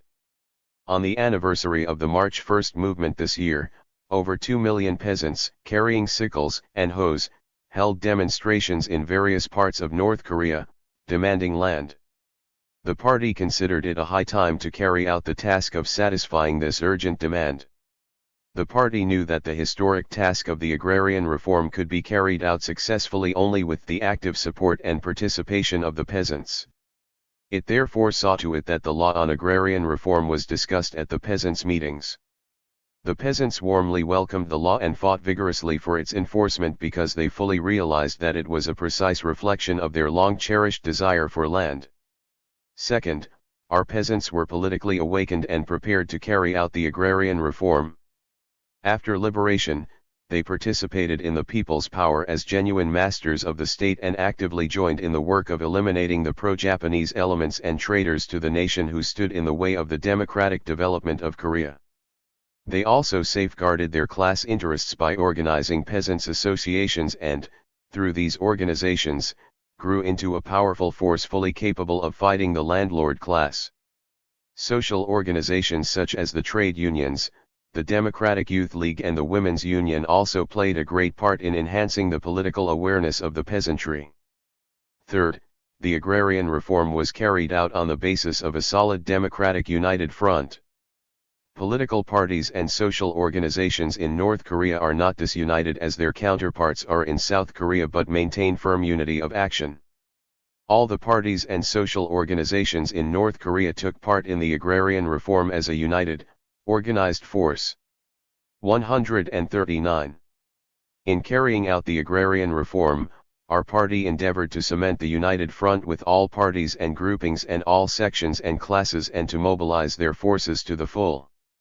Thus, not only were our party members mobilized to give assistance to the rural committees but also the organized masses of more than 3 million people, the Federation of the Peasants Associations of North Korea with a membership of 700,000, the labor unions with 350,000, the Democratic Party of Korea, the New Democratic Party of Korea, the Women's Union with 300,000, the Democratic Youth League with 500,000, as well as the Pyongyang Institute, cultural organizations, the General Federation of Art Unions, the Teachers Union, the People's Theatrical Company, etc. This represents a victory for the United Front policy which our party has consistently pursued. Fourth, the victory of the agrarian reform was assured by a solid alliance between the workers and the peasants. Supported by the working class, the peasants grew more confident in their battle against the landlords and showed greater initiative. The General Federation of Labor Unions of North Korea selected 150 of the finest workers from such labor unions as the miners, railway workers, metal workers and chemical workers unions in Pyongyang and sent them out to all counties in South Pyongan province to help the peasants. In all other places, too, the workers gave active help to the peasants in the struggle to carry out the agrarian reform. The Worker-Peasant Alliance was thus strengthened through the enforcement of the agrarian reform. This alliance will prove to be the decisive guarantee of victory in the struggle to build a democratic and independent state in the future. Fifth, the victory of the agrarian reform is a consequence of the positive activities of the rural committees. These committees, being the basis of power organs in the rural areas, stood in the vanguard of the struggle against the landlords, pro-Japanese elements, and traitors to the nation. All these factors enabled us to win a great victory in the historic agrarian reform. 140. 3 defects revealed and experience gained in the course of the agrarian reform. Our party played its leadership role very well in the struggle to carry out the agrarian reform. It crushed the resistance of the reactionary forces and won a great victory by enlisting the revolutionary zeal and activity of the peasant masses to the fullest extent on the basis of its mass line and by ensuring the alliance between the working class and the peasantry. Through the agrarian reform, the strength of the party increased and its influence and prestige rose greatly among the broad masses. However, we must admit that some defects and errors were revealed in the course of the work. We must draw lessons from them. First, certain organs and party organizations committed rightist and leftist errors in the agrarian reform. There were cases in some places where those with less than 5 hectares of land were classified as landlords, which led to needlessly making more enemies. There were quite a few instances where people were haphazardly listed as pro-Japanese in an unprincipled way, causing unwelcome confusion, and where regulations were violated out of personal revenge. Of course, these errors were corrected in good time. Certain organizations of the party committed these errors because their members failed to grasp the essence of its political line and policies and lacked experience and training in executing the line. Our party must, therefore, continue to improve its composition, intensify the inter-party struggle against petty bourgeois ideas and strengthen the education of its members in the party's policies and Marxism-Leninism. 141. There were also cases where some backward peasants sympathized with the landlords and even shielded them by falsely declaring that they were the owners of land which, in fact, belonged to the landlords. All of this took place because class education in the party had been insufficient and because information work to inspire the masses with hatred for the landlords had been inadequate. Hence, the party should always oppose leftist as well as rightist deviations and consistently educate its members in the ideology of the working class. Second, the growth of party membership was not satisfactory. The South Pyongan and South Hamgyong provincial party committees failed to take measures to draw the finest and most progressive elements of the working masses into the party during the agrarian reform. Party organizations should draw in the finest elements during such an acute class struggle and organize rural party cells. But some failed to do this properly. We must correct this error, expand the ranks of the party and strengthen its organizations both organizationally and ideologically in order to reinforce its position in the countryside.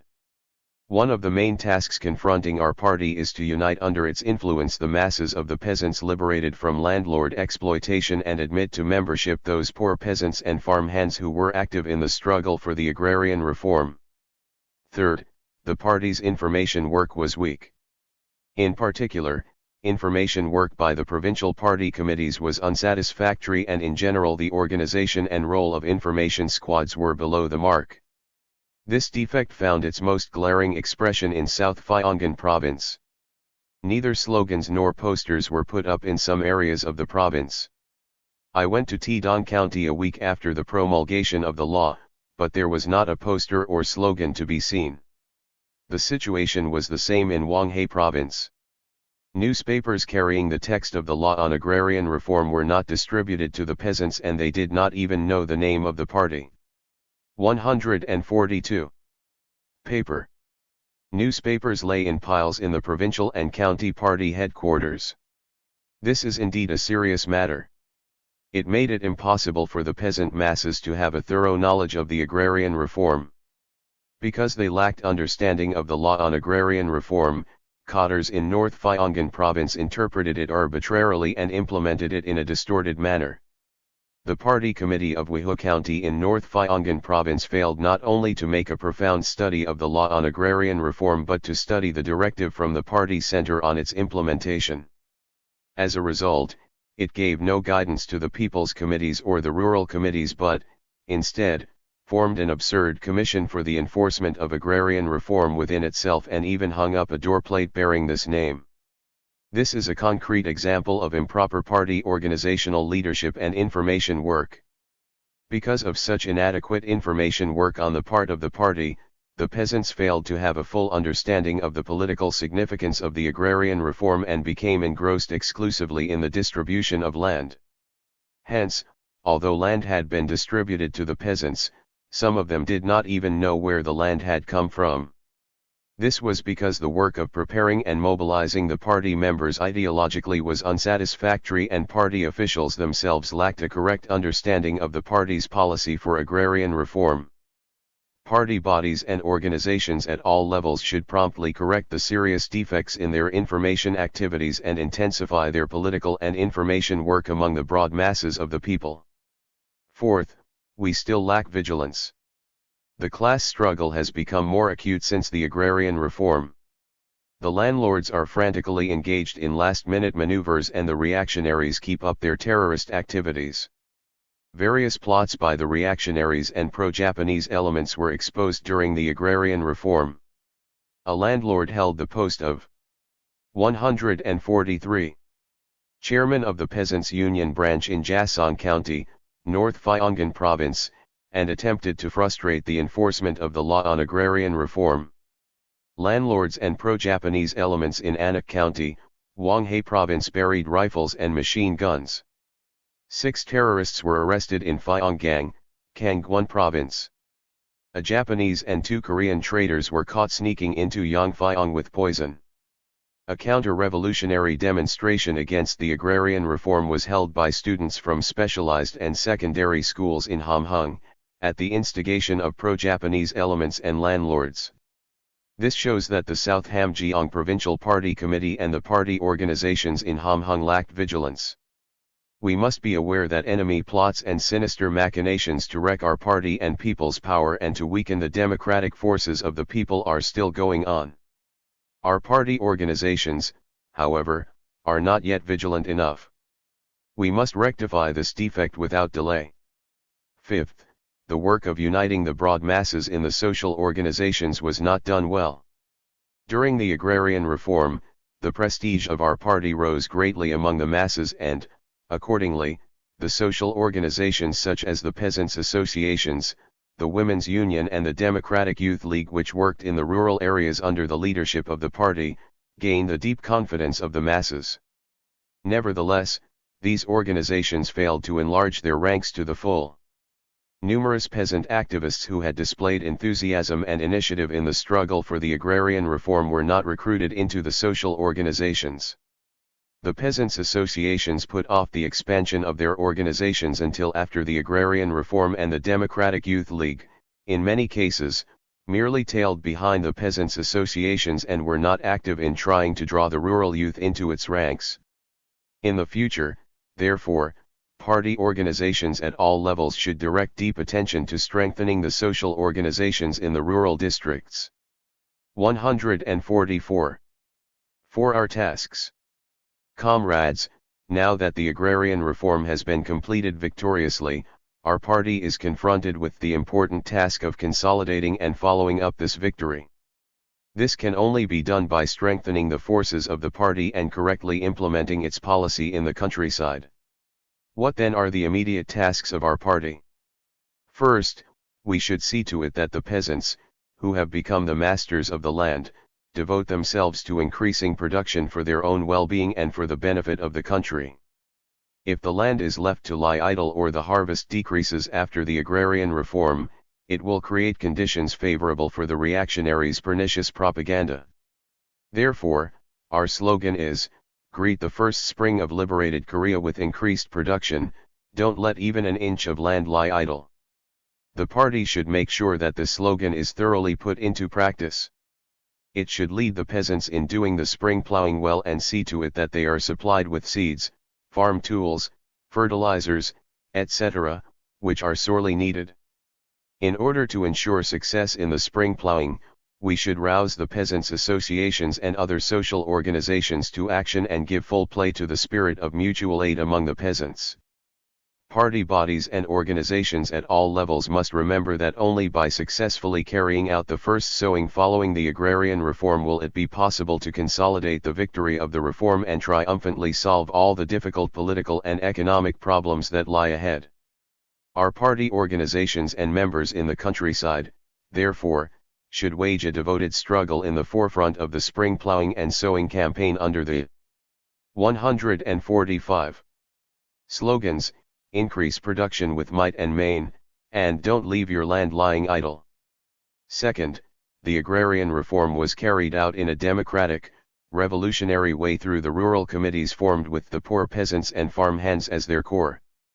The party has already sown the seeds of revolution in the countryside.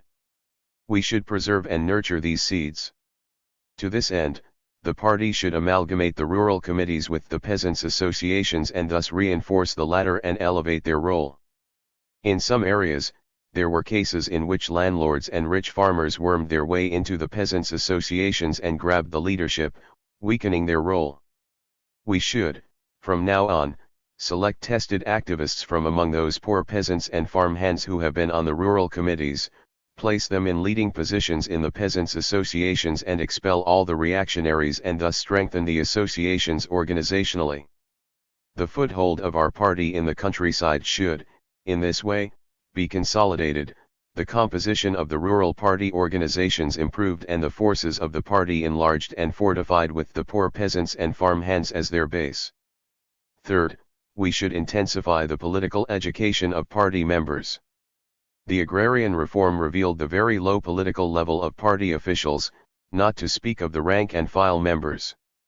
Some party officials do not have a good understanding of the tasks of the Korean Revolution at the present stage.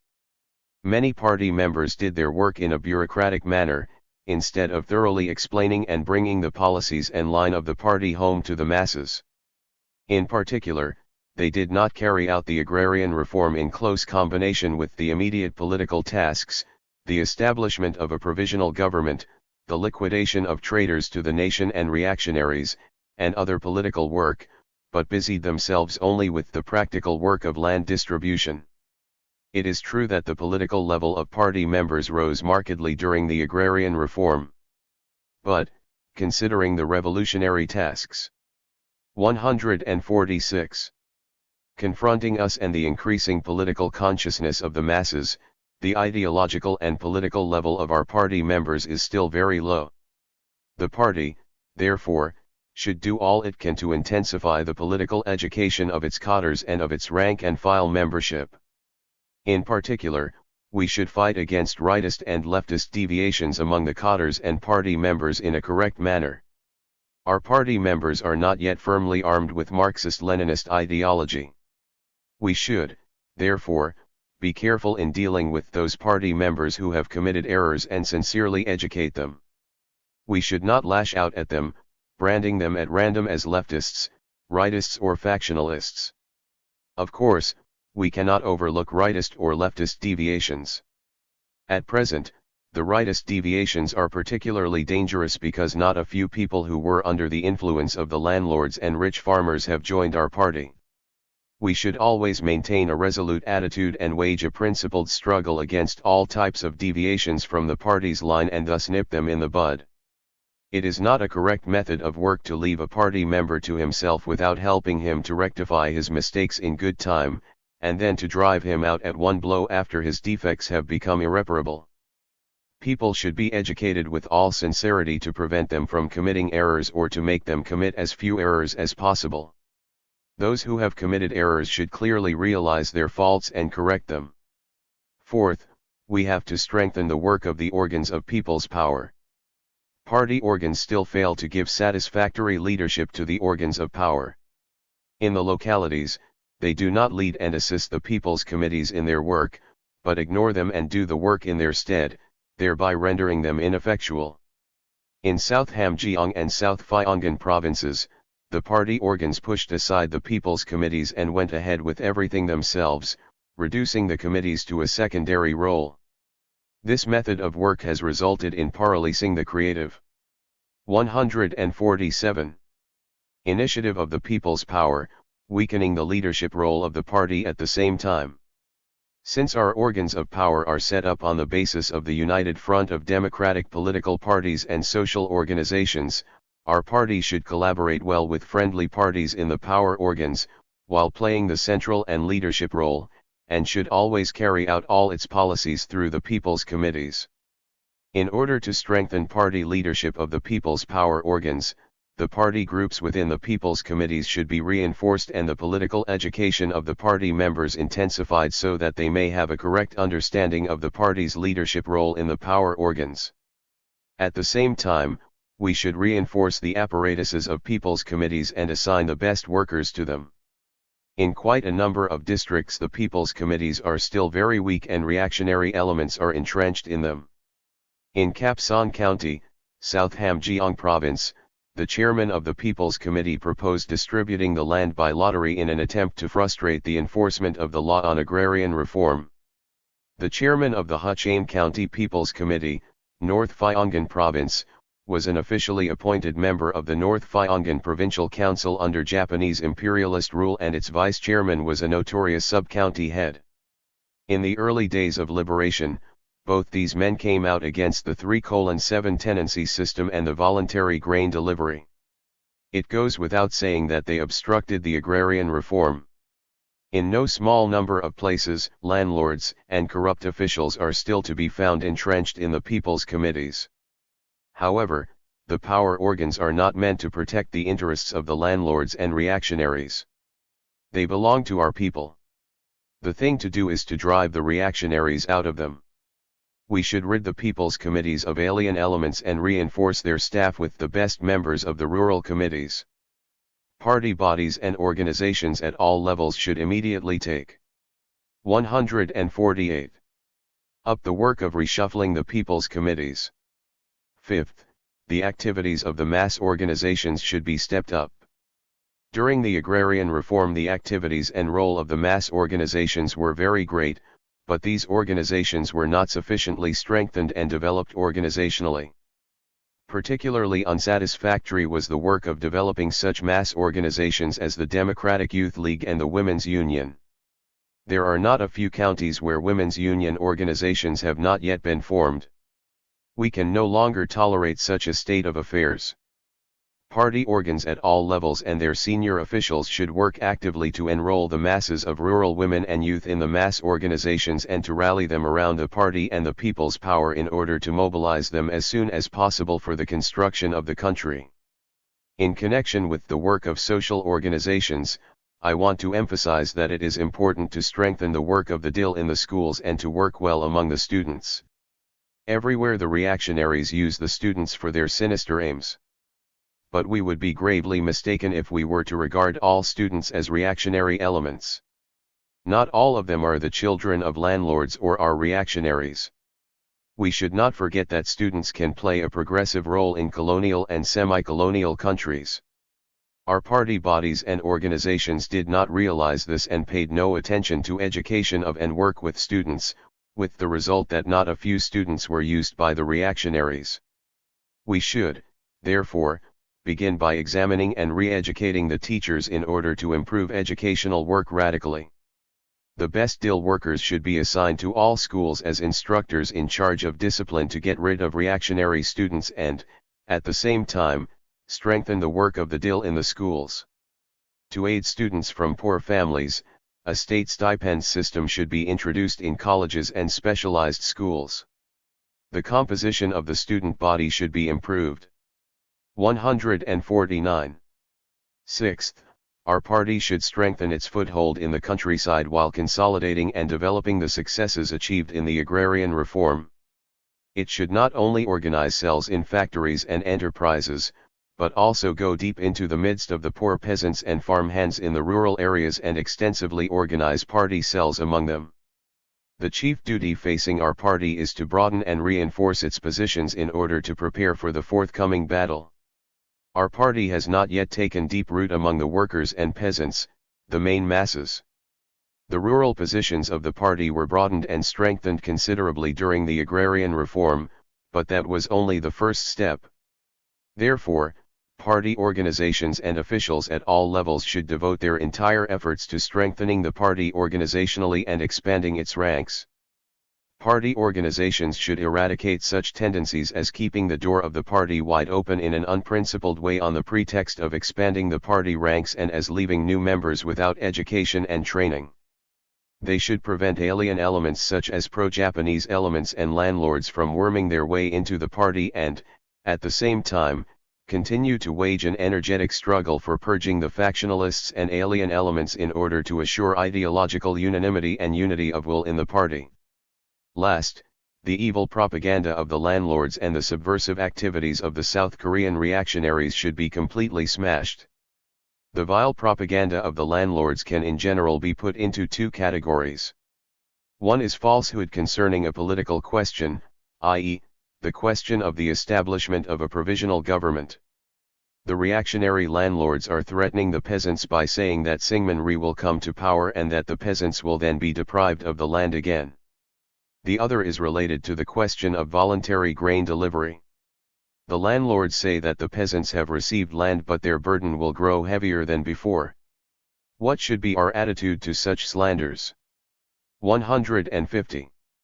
We have to carry on vigorous information work to shatter the calumnies of the landlords in the countryside by mobilizing best information forces of all the social organizations.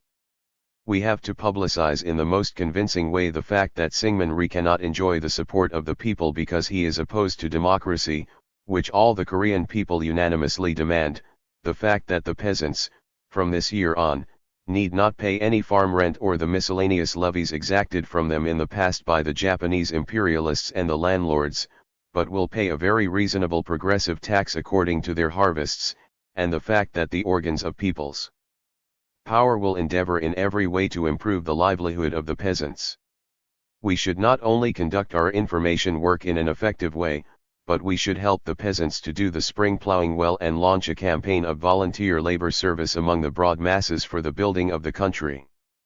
At the same time, a resolute struggle has to be waged against the slanders and the subversive activities of the South Korean reactionaries.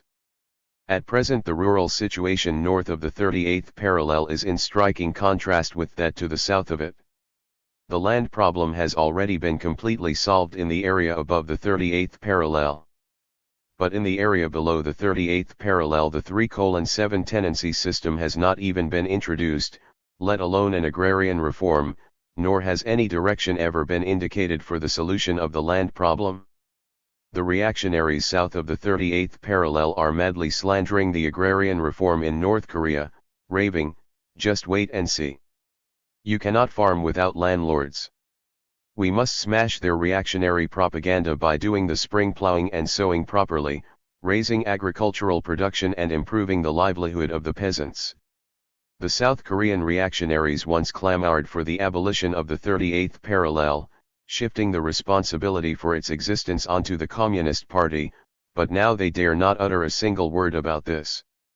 It seems that, far from sending the south wind towards us, they 151 are now very much afraid of the north wind and are terrified at the democratic reform we have introduced in North Korea and the 20-point platform we have announced. Following the agrarian reform, we announced and are already carrying out in North Korea the 20-point platform which will be the foundation of the future political program of a unified Korean government. Consequently, in North Korea the democratic forces are developing rapidly and the living standards of the people are gradually rising. Scared at this, the South Korean reactionaries engage in all sorts of machinations and send terrorists into North Korea in an attempt to wreck what we have achieved. Hence, we should not slacken our vigilance against reaction even for a moment. The party's political and organizational work should be strengthened in the countryside, particularly in Hwanghae and Kangwon provinces, so that the broad masses sharpen their hatred for and their vigilance against the enemy and detect and wipe out spies, wreckers, and saboteurs. Comrades, our party has victoriously accomplished the agrarian reform, the centuries-old dream of the Korean peasantry, and thereby laid a solid foundation for the democratic development of the country. This great socio-economic reform will be a tremendous force in accelerating the building of a democratic and independent state. Party organizations at all levels and the entire membership of the party must devote all their energy to the struggle to consolidate the achievements of the agrarian reform and to accomplish the immediate democratic task successfully. 152. Be labor heroes in building a new country. Speech before the workers of the Hungnam Fertilizer Factory. April 17, 1946. Dear workers, I dare say Hungnam, the industrial center of our country, is a stronghold of the working class, a base for building a new, democratic Korea and a lifeline of Korea. The Hungnam District People's Factory, which is situated here, has already started operating thanks to the workers' strenuous labor efforts. This is the pride not only of Hungnam but of Korea as well.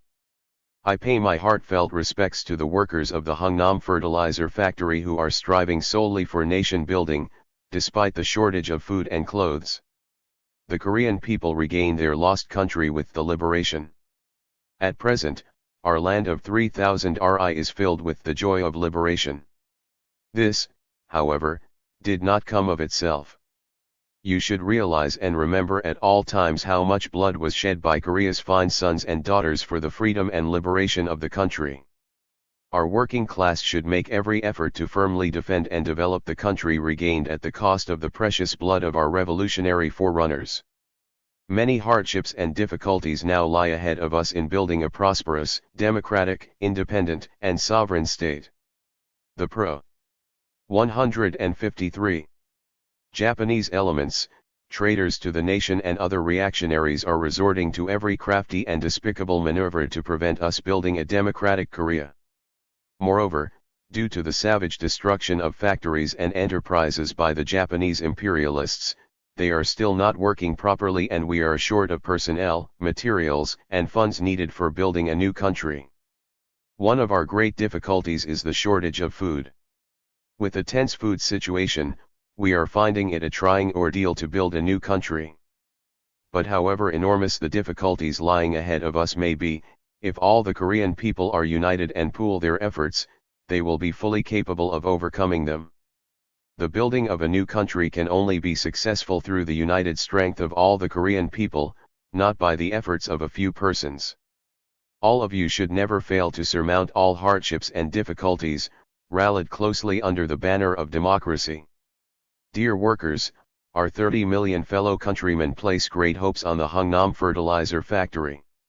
You should be well aware of the mission entrusted to your factory in building a democratic country, and participate as one in the labor effort to increase production. Thus you should all become labor heroes in building a new country. An important task facing the workers of the Hungnam Fertilizer Factory at present is to produce fertilizer in large quantities. As you all know, the agrarian reform has already been enforced in North Korea, with the result that the once oppressed and maltreated peasants are now freed from feudal exploitation and subordination and have become the masters of the land. This has created the social and economic conditions for advancing agriculture. However, without producing and dispatching fertilizer to the countryside, we can neither rouse the enthusiasm of the peasants who have received land nor develop agricultural production. Resolved to farm to their heart's content on their newly distributed land, our peasants are now calling for a plentiful supply of fertilizer. 154. As a matter of fact, agricultural production is out of the question without fertilizer. The more fertilizer, the more rice we can produce. It can be said, therefore, that fertilizer is rice. The struggle for increased production of fertilizer is a struggle for an increase in rice production. It is precisely a struggle for consolidating the victory in the agrarian reform. Rapid development of agriculture through increased production of fertilizer is essential for solving the food problem and the successful frustration of reactionary maneuvers. Needless to say, shortage of food greatly hinders the work of nation building and gives the reactionaries a chance to engage in evildoing. The student riot in Hamhung, too, was engineered by reactionary elements taking advantage of the food shortage. The first harvest after the country's liberation has not yet been brought in, but they used the food difficulties to set innocent students against the democratic policies of our people's government. This clearly shows how important it is to solve the food problem in combating the reactionary forces. That our working class produce a large amount of fertilizer and supply it for the countryside is of great importance not only in developing agricultural production but also in strengthening the unity of the workers and peasants. Only by doing so, can the peasants have firmer faith in the working class, increase their enthusiasm for production to develop agriculture, and supply the towns with more food and industrial raw materials. In this way the unity between the working class and the peasantry will be further cemented. Whether or not we rehabilitate the fertilizer factory and turn out large quantities of fertilizer is important in that our people will be demonstrating to the whole world that they are capable of laying the economic foundation for building a prosperous, democratic, independent, and sovereign state by their own efforts. When they fled, the Japanese imperialists destroyed this factory, claiming that the Koreans would never be able to rebuild it by themselves. Come what may, we should completely restore the factory to produce a great deal of fertilizer, and thus administer a heavy blow at the enemy. And 155. Demonstrate clearly to the world that we are fully capable of establishing an independent and sovereign state. The workers of the Hungnam fertilizer factory restored a saturator and other important machines and equipment in a short space of time after liberation and are already producing 350 tons of fertilizer a day.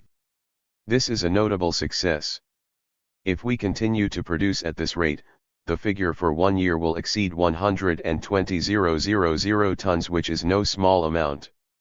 The fertilizer produced by the rebuilt factory is the result of the heroic labor of our liberated working class. The workers here are determined to complete the reconstruction of their factory as soon as possible and turn out fertilizer in large quantities. This is very good, and to do so is the duty of our working class. You should produce more fertilizer in the future. The workers of the Hungnam fertilizer factory should devote all their efforts and talents to achieving an increase in production. The fertilizer should be delivered to the peasants in good time. Only then can they sow their seed at the right moment and do good farming.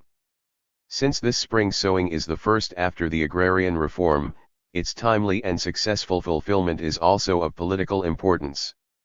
At present it is said the factory keeps some 15,000 tons of fertilizer in stock. It is of no use producing fertilizer to pile it up. Previously the Japanese imperialists used to stock fertilizer in order to sell it later at a high price, regardless of whether the peasants would do farming or not. However, we should never do so today. Our production of fertilizer aims not at making profit like the Japanese imperialists but at helping the peasants to farm well. We should therefore organize work well so as to provide the countryside with fertilizer in good time. For the efficient production of fertilizer, work methods should be improved to increase labor productivity with less outlay of labor. At present you carry fertilizer with difficulty in hand-propelled trucks from the packing shop to the wagons. This should be remedied. The Japanese imperialists did not make the simplest devices which could be easily manufactured, and drove our workers like beasts. But 156. Why should our liberated workers be made to labor with difficulty now? It is advisable to lay rails leading to the packing shop and load the fertilizer directly onto the wagons. If you do this, you will be able to raise labor productivity without transporting the fertilizer with so much difficulty as now, and prevent accidents, too. It is important to run machines and equipment properly at the factory. This factory has many valuable machines and equipment. They were used by the Japanese imperialists in the past to harshly exploit our workers, but now they serve to increase agricultural production and create a happy life for our people. They belong to our people and it is you who are the owners. You should value and manage them properly with the attitude of master. And you should always keep your workplaces clean and tidy. A rigid system and order should be established at the factory. Only then will it be possible to avoid labor accidents and other mishaps and normalize production. In order to restore the factory quickly and normalize production, technicians and skilled workers should play a greater role. Those who left for their native places after liberation should be brought back to the factory. Technicians and skilled workers should actively display creative initiative, they should elaborate new methods of work and equipment. Everybody should study hard for the efficient operation of the factory. Building a new country needs technical personnel in large numbers. Nevertheless, there are very few indeed. The Japanese imperialists did not pass on technical skills to the Korean workers, nor did they employ them in technical work. As a result, Koreans were not able to learn a skill even if they wanted to. But now the road is open to everyone to learn technology. Youths and workers should be sent to school and provided with the conditions so that they can study as much as they please. The Japanese imperialists left illiteracy to the Koreans, but we should bring civilization to our people. 157. Various technical schools and short courses, and even colleges should be set up in Hungnam in the future so that all workers may study. You should constantly be learning not only at school but on the job. This factory has many veteran workers. They are the pillars in building a new Korea and the treasure of the country. Elderly workers should pass on their technical skill to newcomers so as to train many skilled workers as quickly as possible. Workers and the management should make a diligent study of politics and techniques and run their factory skillfully, thus actively contributing to the construction of a new Korea. Close attention should be paid to labor safety. Under our system where the working class are now the masters of the country, the protection of the workers' health and lives should be regarded as a most important matter. This factory should take thoroughgoing measures to eliminate the danger of harmful gas and excessive heat leaking from some of the workshops. In the past the gas shortened the life of workers and took a heavy toll of precious lives. We should intensify efforts to remove the danger to the health and lives of workers from harmful gas. This is an important problem directly related to the health not only of the workers of this factory but of the people living in the Hungnam area. From now on, workers' houses should be built far away from the factory to avoid noxious gas. There should be a factory hospital to protect the health of the workers. It should be well equipped and keep a check on their health regularly. The factory cotters should pay close attention to the workers' living conditions to enable them to work without anxiety. We regarded it as a primary task in the past to look after the guerrillas' daily life even under the difficult conditions of the armed struggle against the Japanese. The factory cotters should always heed the voice of the workers and satisfy their vital requirements in good time so that they can settle down and work hard. 158. Dear workers, we should arm every worker closely with the spirit of nation building in order to ensure the earliest reconstruction of the factory and the successful building of a new country. The most important thing in equipping oneself with the spirit of nation building is to acquire the attitude of master towards the task assigned to one. All workers should be well aware of the fact that they work not for the predatory Japanese imperialists as in the past but for the country and people and their own happy life. You should discharge your heavy tasks with responsibility, bearing in mind that the Hungnam District People's Factory will become an important base for mechanizing all fields of our national economy and materializing the country's industrialization. Every worker should have a high sense of national pride and dignity. Although in their flight the Japanese imperialists demolished the machinery and equipment of this factory, our working class, braving all hardships, have restored them by themselves and are producing fertilizer. The Japanese imperialists could work havoc with the factory's machinery but failed to break the revolutionary spirit of our working class. With a high sense of pride and dignity in being the working class of liberated Korea, you should make vigorous endeavors to restore and develop your factory. More than ever before our working class are now faced with the task of strengthening the unity and cohesion of their ranks and of ensuring their purity. Alien elements are among the ranks of the workers at present. In other words, the vicious waverers crept into their ranks in an attempt to form a yellow trade union, provoke hostility among workers and destroy the factory. The reactionary elements are now aided and abetted by the U.S. imperialists and the Syngman clique. The pro-Japanese elements and traitors to the nation are making every move to oppose genuine democracy and deprive our people of their happy life. You should sharpen your vigilance all the time and safeguard your factory against the subversive activities of the reactionaries. If such 159 elements are found in the factory, they should be discharged as soon as possible and their ill effects removed. This is the only way to further consolidate the unity of the working class and develop the factory on a sound basis. In conclusion, we should strengthen unity with the South Korean democratic forces. Only then can a democratic, unified, independent and sovereign state be built with success. The Provisional People's Committee of North Korea will strive for closer relations with the Democratic National Front in South Korea. Our working class should, in firm unity with the South Korean democratic forces, come out in the struggle to found a democratic, unified, independent and sovereign state. I hope the workers in Hungnam make a great contribution to building a new country by devoting all their efforts to fulfilling their heavy tasks. Long live the Democratic National United Front.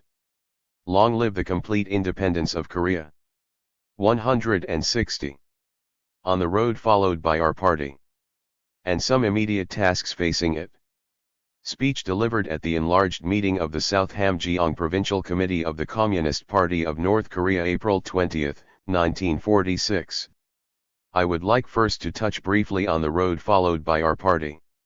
Regarding the political and organizational lines of our party, we have explained them more than once, and they have already been made clear in resolutions of the Central Organizing Committee of the Communist Party of North Korea. However, some of our comrades still do not correctly understand our party's political and organizational lines at the present stage. The establishment of a democratic People's Republic, the liquidation of Japanese imperialist survivals, the formation of a democratic national united front and the building up of the Communist Party, these are our basic requirements for the present. Therefore, the most important task facing our party is to expand and strengthen its force and build a solid democratic base in North Korea. The spirit of the report made by the South Hamgyong Provincial Party Committee is also based on this task and aimed at fulfilling it. The fact that our country is divided into North and South by the 38th parallel greatly hinders its democratic development. We shall 161. Have to take this into serious consideration when meeting the party's basic requirements. If we fail to turn to full account the advantages North Korea possesses, it will be very difficult to democratize South Korea. However, if we build up the party and lay a solid democratic base in North Korea which occupies 1/2 of the territory and population, we will be able to democratize the whole of Korea. Since forming the Central Organizing Committee of the CPNK, we have worked in a planned manner, stage by stage, and have achieved considerable successes. What, then, have we accomplished so far? We organized people's committees in all localities and formed the Provisional People's Committee of North Korea, a central administrative body. In North Korea a people's government was set up by the Koreans themselves. This is quite different from what is going on in South Korea.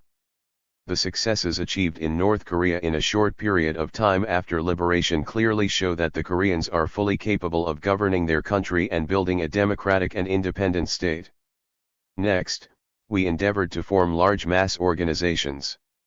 We formed labor unions, peasants' associations, the women's union and youth organizations, so that by now we have rallied nearly 3 million people around our party.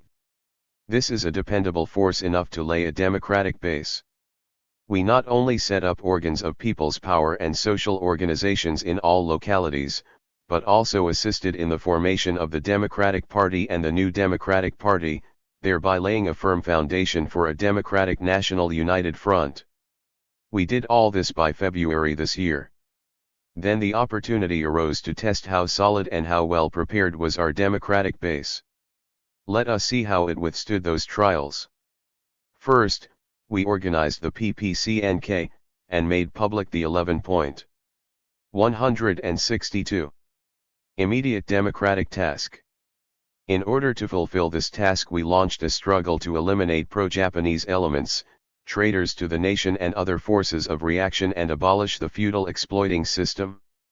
As a result, on the 27th anniversary of the March 1st movement, widespread mass demonstrations were held throughout the country. The broad masses of the people took part in them and strongly supported the administrative policies of the PPCNK. Second, we can cite the historic victory of agrarian reform. The law on agrarian reform promulgated on March 5 set the task of doing away with feudal land ownership in the countryside, which served as the foothold of the landlords, pro-Japanese elements, traitors to the nation and other forces of reaction. The party won a great victory in the struggle to carry out this task. These struggles enabled us to accumulate experience, learn lessons, and test the strength of the party. We have realized that our democratic foundations are firmly laid in North Korea and that our party leading the Korean Revolution is not weak. It is clear that our party has grown in strength, though we must not overestimate it. In North Korea the foundations of democracy are being consolidated and the reactionaries' political and economic footholds are crumbling. This indicates that our party work is progressing soundly, stage by stage. Immediately after the August 15 liberation, the internal situation of our party was very complicated because it was still young, had little work experience, and had defects in its composition. It had no coordinated leadership over its local organizations, and its ties with international revolutionary movements were weak. Prior to August 15, the Korean Communists had had no unified Marxist-Leninist party, most of them operating sporadically in different areas. That is why factions had appeared around one or several persons, each working in a liberalistic or arbitrary manner. Immediately after liberation, when our party was founded, it was joined by sectarian-minded people, factionalists, and speculators. Consequently, it failed to secure its ideological unity and take deep 163 root among the masses. This confronted it with the task of purging impure elements from among its ranks. In accordance with the decision of the Third Enlarged Executive Committee meeting of the Central Organizing Committee of the CPNK, the party issued membership cards and screened its members, which resulted in a considerable strengthening of its ranks. In the course of screening members, the party expelled more than 1,400 impure elements from among its ranks. As can be seen, our party has not only strengthened qualitatively but has also grown quantitatively, by admitting many hardcore elements from among the workers and peasants. Today our party has a membership of more than 26,000, whereas just before the checkup the figure was only 4,530. The party's composition has been greatly improved, too. The party has taken solid root among the workers and peasants. While improving its composition, it actively endeavored to tighten discipline within its ranks.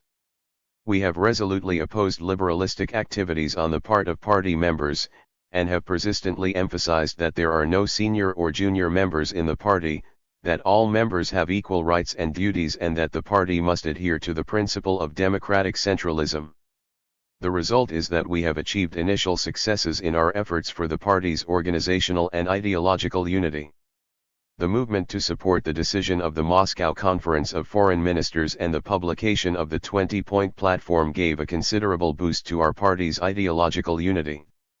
The 20-point platform not only indicated the right path to our people who had not been sure about the orientation of their struggle, but also enabled our party members to understand the party's political line more specifically.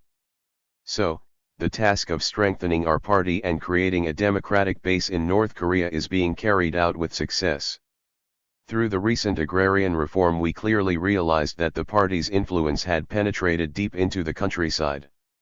Meanwhile, we discovered that the people's committees were not yet 164 firm because of certain defects in party leadership over them. We must correct these defects promptly. Now I would like to dwell on some of the immediate tasks confronting our party at the present time. We must first exert every effort to consolidate the victory of the agrarian reform. How did we succeed in the agrarian reform? This reform was in accord with the vital demands and centuries-old desire of the peasants. And we had a prepared political force capable of effecting the reform. Because we carried it out precisely when the Worker Peasant Alliance and the Democratic National United Front had been formed solidly, the reactionary forces were overwhelmed by the United Democratic Forces and dared not resist openly.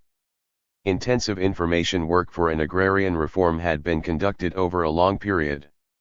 In particular, the best workers were sent to farm villages to work there and, through their day-to-day struggle, the Worker Peasant Alliance was consolidated.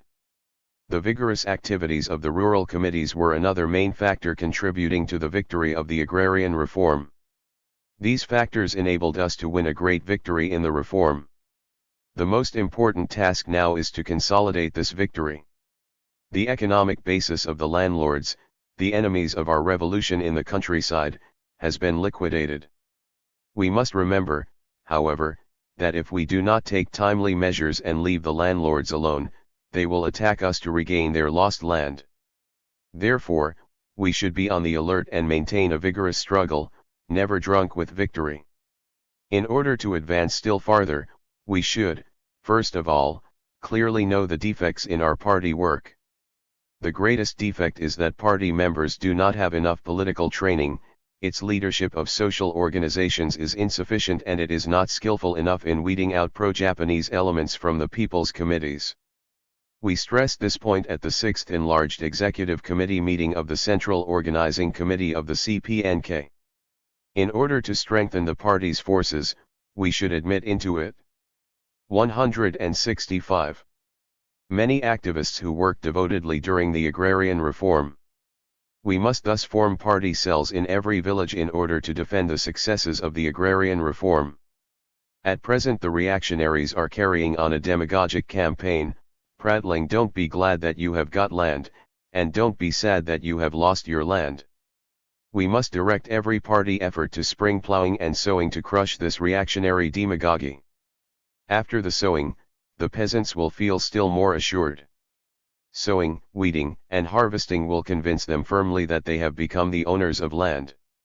The people's committees must continue to fight resolutely to purge pro-Japanese elements and traitors to the nation who are obstructing the building of democracy and indulging in reactionary activities.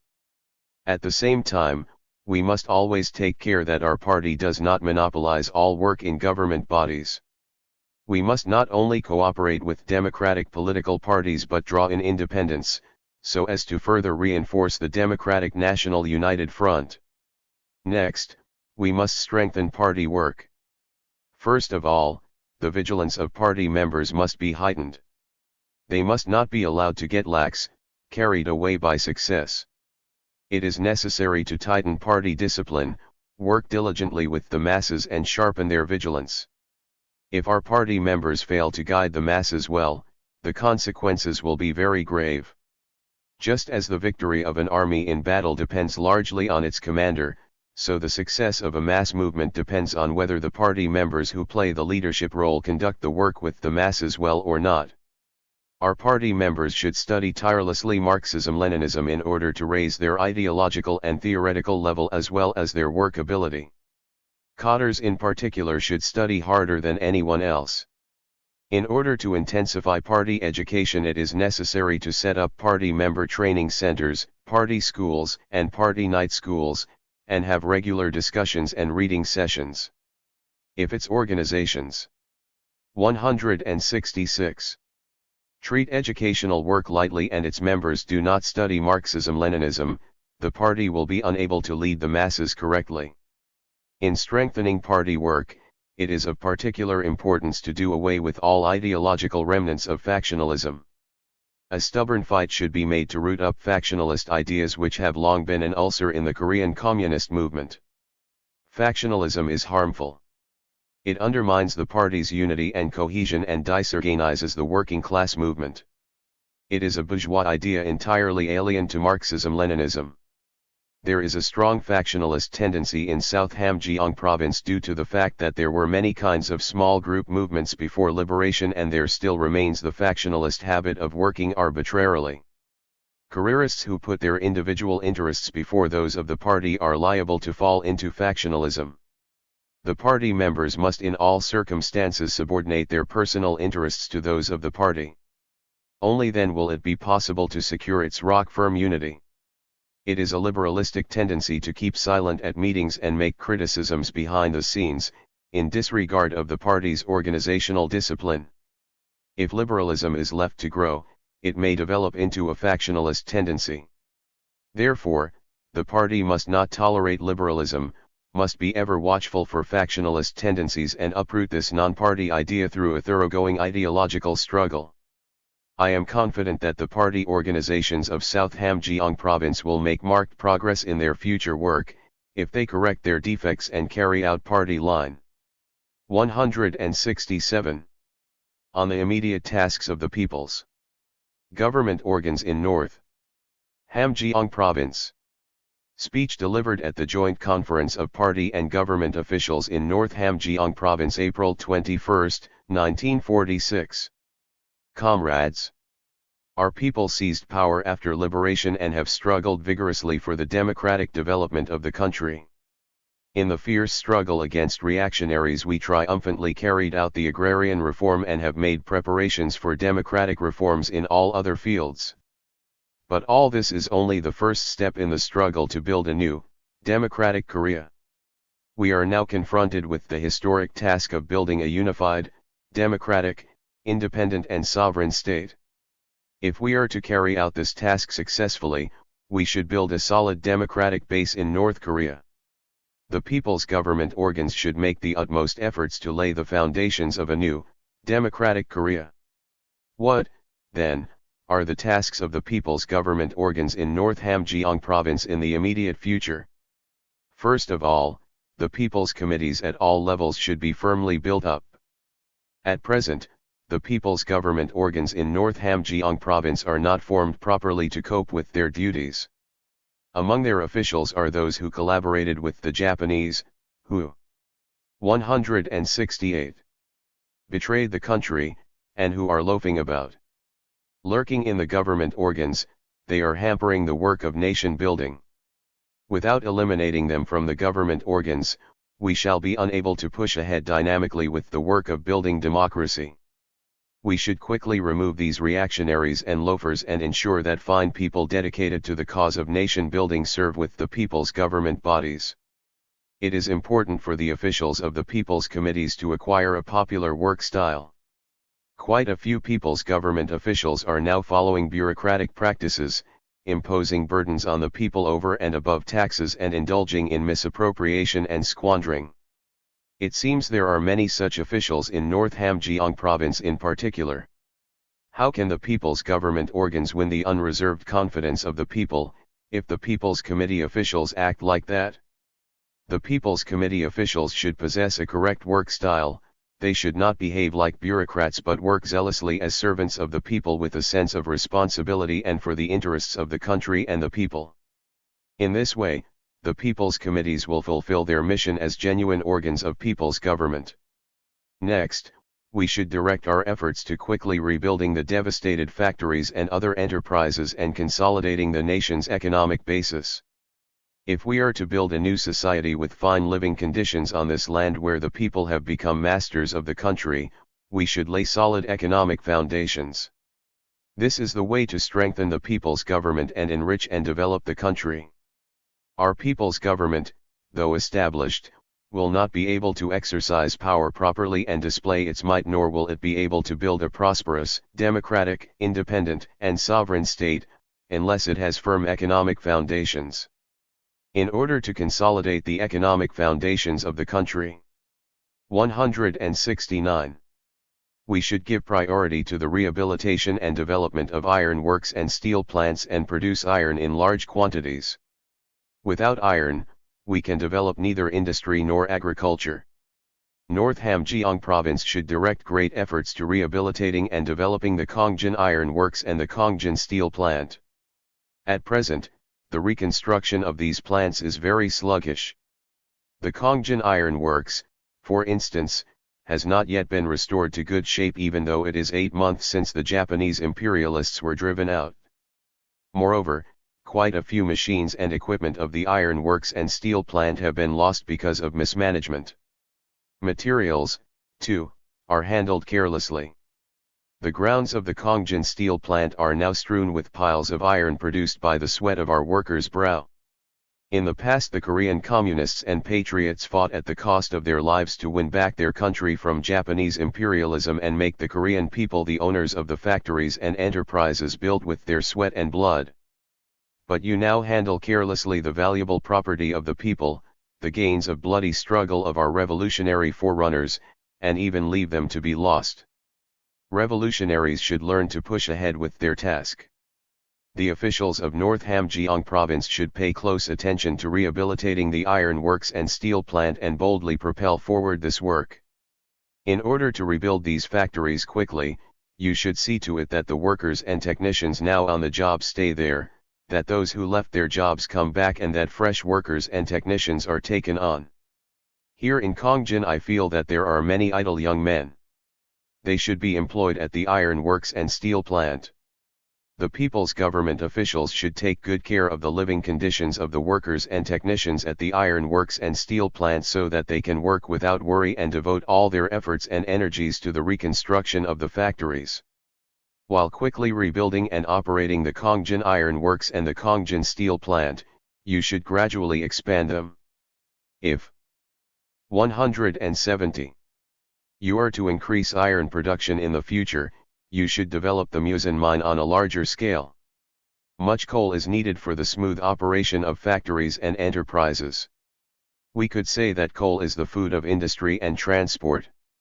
North Hamgyong province with its inexhaustible deposits of brown coal must produce it in large quantities for factories and enterprises. The rail transport and posts and telecommunications facilities should be quickly rehabilitated. The fleeing Japanese imperialists destroyed these facilities in our country, and left none of them intact. The depot in the Kongjin Railway Corps is no exception. The rail transport is now in a chaotic and difficult situation. The rolling stock is short and coal is not supplied well. Food also is not regularly provided to its workers.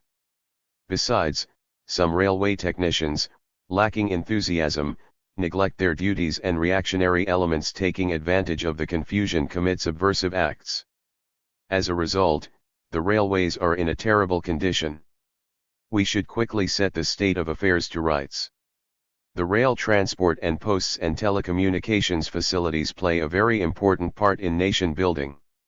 You should have a correct understanding of their role and make every effort to rehabilitate these devastated facilities and normalize their operation as soon as possible.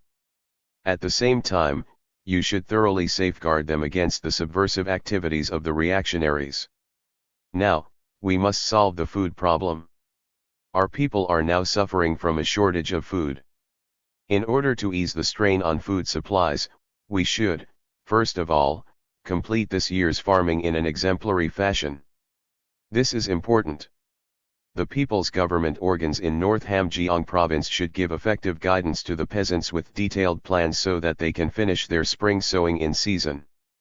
In particular, they should actively help them to prepare enough draft cattle, farm implements and fertilizer and ensure a successful spring sowing. This 171 will also help towards consolidating the victory in the agrarian reform. As an immediate step to solve the food question in North Hamgyong province, you should organize the work of gathering edible herbs and other natural foods and take other active measures.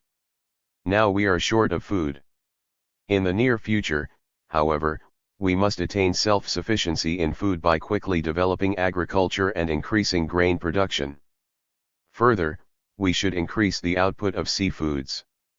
The East Sea abounds in fish and various other marine resources. We must catch at least several 100,000 tons of fish every year, and North Hamgyong province should undertake the larger share of it. For a big catch of fish, good preparations are needed. We have great difficulties now in fishing because the Japanese imperialists laid landmines on the seashore and scuttled a lot of ships when they fled. In North Hamgyong province you should quickly push forward the clearing of mines and the salvage of sunken vessels. Fishing boats should be repaired without delay and fishing ports kept in good order. The wharf of the fishing port in Kongjin, for example, is very dirty because it is left unattended. Prompt measures should be taken to improve fishing ports. North Hamgyong province has many good fishing ports. The province should use them effectively for the production of lots of different fish, seaweed, shellfish and so on to make up for the shortage of food and improve the people's living standards. Next, trade should be developed. In the past the Japanese imperialists not only neglected the production of goods needed in the lives of our people but also checked in every way the development of trade in our country. We should develop trade to improve the living conditions of our impoverished people. We should quickly rebuild factories and produce large quantities of goods indispensable to the people in their lives. Under the present conditions, however, production at factories 172 is not high enough to satisfy the demands of the people for daily necessities. In North Hamgyong province you should see to it that large quantities of daily necessities are produced even by hand, using different kinds of locally available raw materials, and offered for sale, instead of turning only to the factories for goods.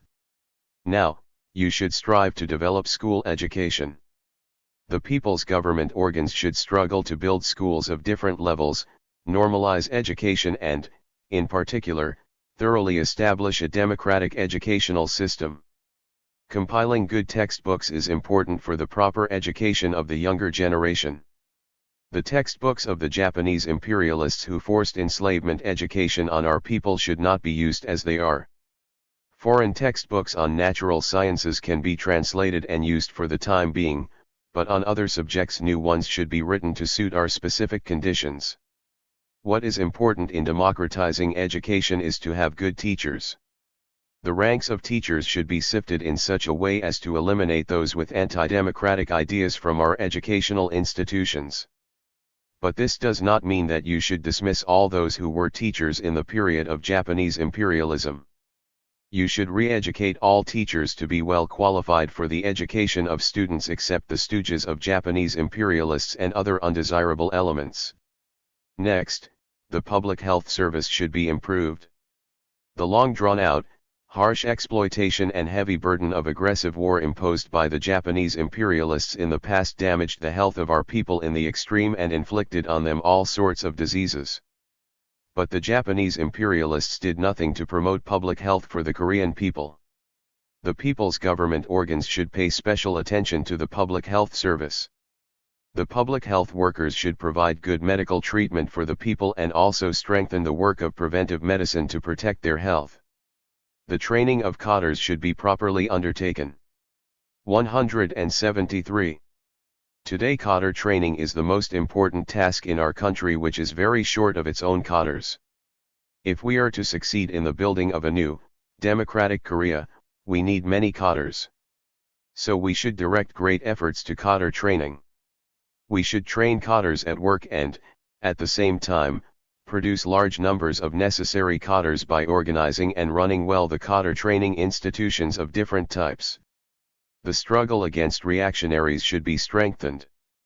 The expropriated landlords and other reactionaries pretend to accept the policy of the people's government in public, but behind the scenes they are working in every way to frustrate the building of a new country. With the progress of our democratic construction, the reactionary forces will make more desperate attempts. For the nation building to be successful, we must smash all enemy schemes in time. The security organs, judicial and prosecutorial organs should resolutely struggle against the reactionaries. I think these are the important tasks of the people's government organs in North Hamgyong province for the immediate period ahead. They should do their best to carry out these tasks satisfactorily. 174. A newspaper is a pioneer of the times and a true organizer of public opinion. Congratulatory message on the occasion of the opening of the General Branch Office of the newspaper Pyeongbuk Sinbo in South Pyeongan Province, April 25, 1946. Following the August 15 liberation, the mass media are very active everywhere in North Korea. In the past they did their share in carrying out the colonial policy of Japanese imperialism to blot out our national culture and make our people its permanent slaves. But they have overcome prolonged chaos to establish a true line, and now conduct their activities with fresh vigor after putting an end to their inert, depressed, and old image. Our media organs should be rid of the servile position of flattery and submission. And for the sake of progress and justice, they should present correct arguments without hesitation to rouse good public opinion, and should awake people and lead them along the right way through their worthwhile activities. In other words, through vigorous work for the enlightenment of the masses, they should help to sweep away all undemocratic and unscientific elements of ideology and culture, and induce the masses to take an active part in fulfilling the historic task of creating a new world. Today, on the eve of the establishment of a democratic provisional government of Korea, when the plots and maneuvers of all 175 reactionary forces are getting desperate, the mission of newspapers, the backbone of the mass media which are enlighteners and informers for the masses of the people, is very great indeed.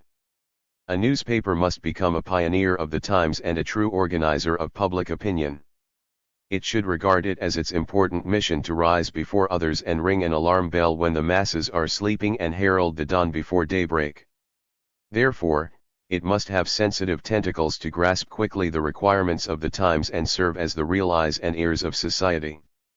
That I attach great importance to newspapers and expect vigorous activities from them is precisely due to their progressiveness deriving from such a mission. I extend my heartfelt congratulations to Pyeongbuk-sinbo on the opening of its General Branch Office in South Pyeongan Province in order to discharge its mission as a pioneer of the times and as a true organizer of public opinion by quickly and accurately informing the masses of the democratic policies of our people's government and of the actual conditions of vigorous nation building in Pyongyang, the center of North Korea, at a time when the building of a progressive democratic state urgently demands that newspapers play a greater role. I hope that the General Branch will contribute greatly to nation building by fulfilling its heavy responsibility through energetic and resolute activities. 176.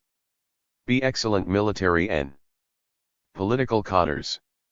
Speech delivered at the first passing out ceremony of the Pyongyang Institute April 29, 1946.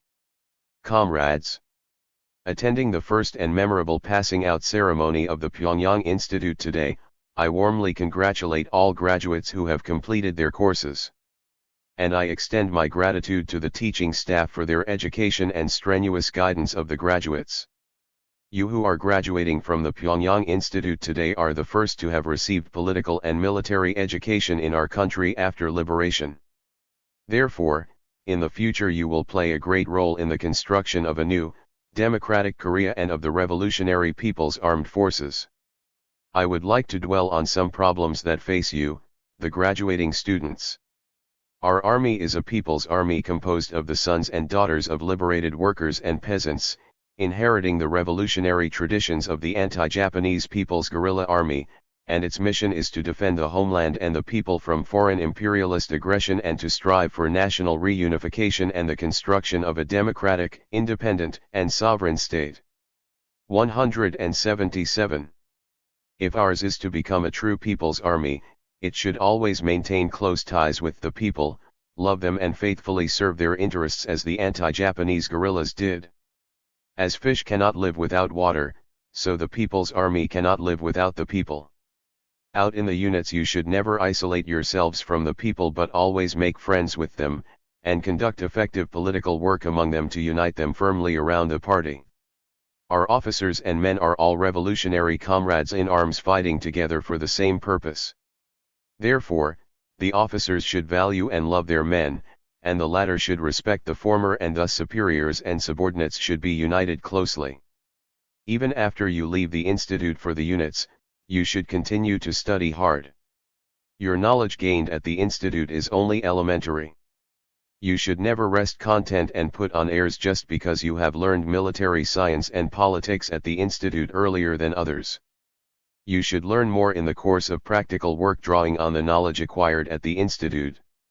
If in your work in the units you come across something you do not understand, you should visit the institute to ask or learn modestly from your revolutionary forerunners and other comrades. First of all, you should make a patient study of our party's line and policies and Marxism-Leninism. Only then can you clearly know the road to advance ahead and struggle with confidence in victory. Knowledge is power.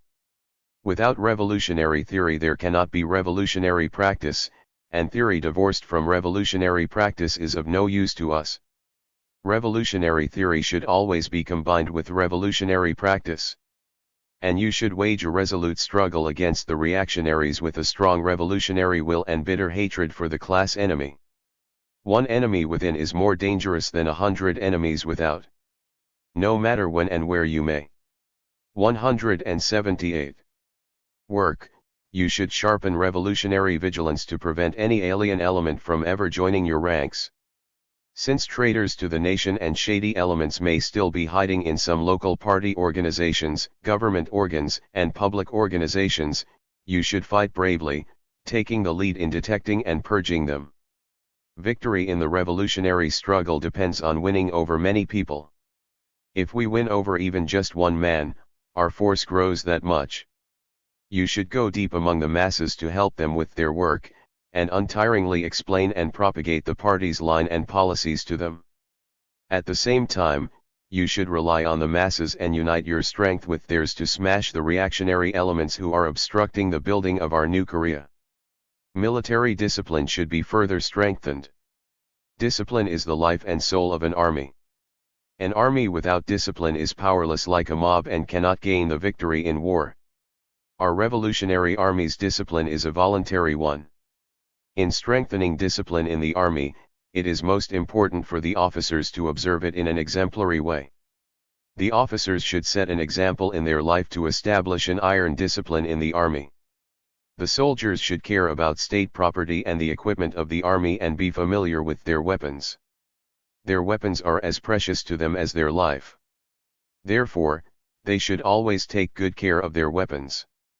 Especially, they should be good and accurate marksmen. They should take part conscientiously in their organizational life and strengthen criticism and self-criticism. You should always combat uncompromisingly all negative practices arising in work and life and learn to criticize frankly your own errors. If all comrades lead this kind of life, our work will advance further. The role of teachers should be further increased. Teachers should make constant efforts to raise the quality of instruction before anything else. Good teaching at the Institute is essential for training excellent military and political cadres. The teachers should 179. Thoroughly arm themselves with our party's policies and the revolutionary ideology of Marxism-Leninism, master their subjects and study continuously advanced methods of teaching. Then the quality of instruction will be further improved. I firmly believe that you who are graduating from the Institute today will live up to the expectations of the country and the people, and wish you greater successes in your work in the future. 180. Appeal to fellow countrymen. On the occasion of May Day. Speech delivered at the Pyongyang Mass Rally to greet May Day, May 1, 1946. Dear fellow countrymen. May Day is the holiday of the working class all over the world. May Day is the anniversary of the day when they fought in unity to free themselves from oppression, maltreatment, and hunger. May Day began to be celebrated internationally from 1890. On May 1, 1890, the workers in many capitalist countries staged a demonstration struggle. The capitalists suppressed such a struggle harshly. Particularly in Vienna, Berlin, Paris, and Rome, the armies and police were mobilized to suppress the workers' demonstrations, and in many countries large numbers of workers were arrested and imprisoned. But no moves on the part of the capitalists could check the workers' May Day demonstrations. Since then the first day of May every year has been celebrated grandly, as a holiday to demonstrate the revolutionary forces of the working class throughout the world. What about Korea? The labor movement of Korea, which rapidly gained momentum after the March 1 movement in 1919, demonstrated its might to the world through the general strike of Pusan dockers in 1921. In 1923, the working class of our country rose up to celebrate May Day as a red-letter day, but were repressed. 181. Ruthlessly by the Japanese imperialists, and in 1924, too, the celebration meetings of May Day were broken up by the repression of the Japanese imperialist police and the demonstrations banned. Henceforth, the working class of Korea strove to celebrate May Day every year, but, due to the Japanese imperialist policy of cruel suppression and barbaric tyranny, no mass rallies or demonstrations to mark May Day were held here in Korea up to now. With Korea liberated from the Japanese imperialist colonial rule on August 15, 1945, we are able to celebrate it freely for the first time. We must know that the significance of May Day celebrations before and after August 15 is different. May Day celebrations before August 15 had their strategic significance in fighting not only for the liberation of the working class but also for overthrowing Japanese imperialism and liberating the whole nation in firm unity with the peasants, intellectuals, petty bourgeoisie, youths, students, and even patriotic national capitalists, under working class leadership. But today, when Japanese imperialism has been defeated, Their significance lies in the fact that all the Korean people, including workers, peasants, intellectuals, petty bourgeoisie, and patriotic national capitalists, are concentrating their efforts on liquidating all pro-Japanese elements, traitors to the nation and fascists who obstruct the building of a democratic provisional government of Korea, and advancing towards the establishment of a genuine democratic provisional government. We must also understand that the significance of May Day celebrations in North Korea is different from that in South Korea. In North Korea, our People's Power, the Provisional People's Committee of North Korea, has already been set up on the basis of the Democratic National United Front, embracing the democratic political parties and social organizations, and under its leadership the centuries-old task of agrarian reform was victoriously fulfilled. For the North Korean people, the significance of May Day lies in the fact that they fight to liquidate the remnants of Japanese imperialism and feudalism and to further consolidate the Democratic National United 182 Front, and that they, in unity with the Democratic National Front of South Korea, strive to sweep away the pro-Japanese elements and traitors to the nation, including Syngman Rhee, and to establish a genuine democratic provisional government of Korea according to the already announced 20-point platform. How, then, shall we celebrate the first May Day after liberation? First, all the people should wage a vigorous struggle to establish a democratic provisional government of Korea. The future democratic provisional government of Korea should exclude national fascists and traitors, including Syngman Rhee, who disturb the formation of the Democratic United Front of the Korean nation and oppose the decision of the Moscow Conference of Foreign Ministers, distorting it as trusteeship, who confuse the people's minds through vile propaganda against the USSR-US Joint Commission in the hope of rupturing it, who plot to undermine the democratic camp and assassinate leading cadres, and who instigate reactionaries to destroy production establishments and burn factories. All the people should concentrate all efforts on establishing a democratic provisional government based on the 20-point platform announced by the PPCNK. Second, our working class should rapidly reconstruct the productive facilities destroyed by the Japanese imperialists when they were defeated and fled. The working class of Korea have played a vanguard role in the national liberation struggle since the March 1 movement, and are also playing a role as such in building a new country after liberation. During the recent agrarian reform, too, the workers took the initiative to go to the countryside and accomplished its historic cause triumphantly in close cooperation with the peasants. The agrarian reform is in the interests of not only the peasants but the working class as well, and it is the first step towards the complete liberation of our working class. The workers should exert themselves 2 or 3 times stronger than they did before August 15 and overcome all difficulties, and all 183 of them should become model workers in nation building in order to rebuild the destroyed productive facilities and develop our economy, which is at a standstill. Third, the peasants should, in the future too, as in the past, fight together in firm alliance with the working class and strive for increased production of agriculture.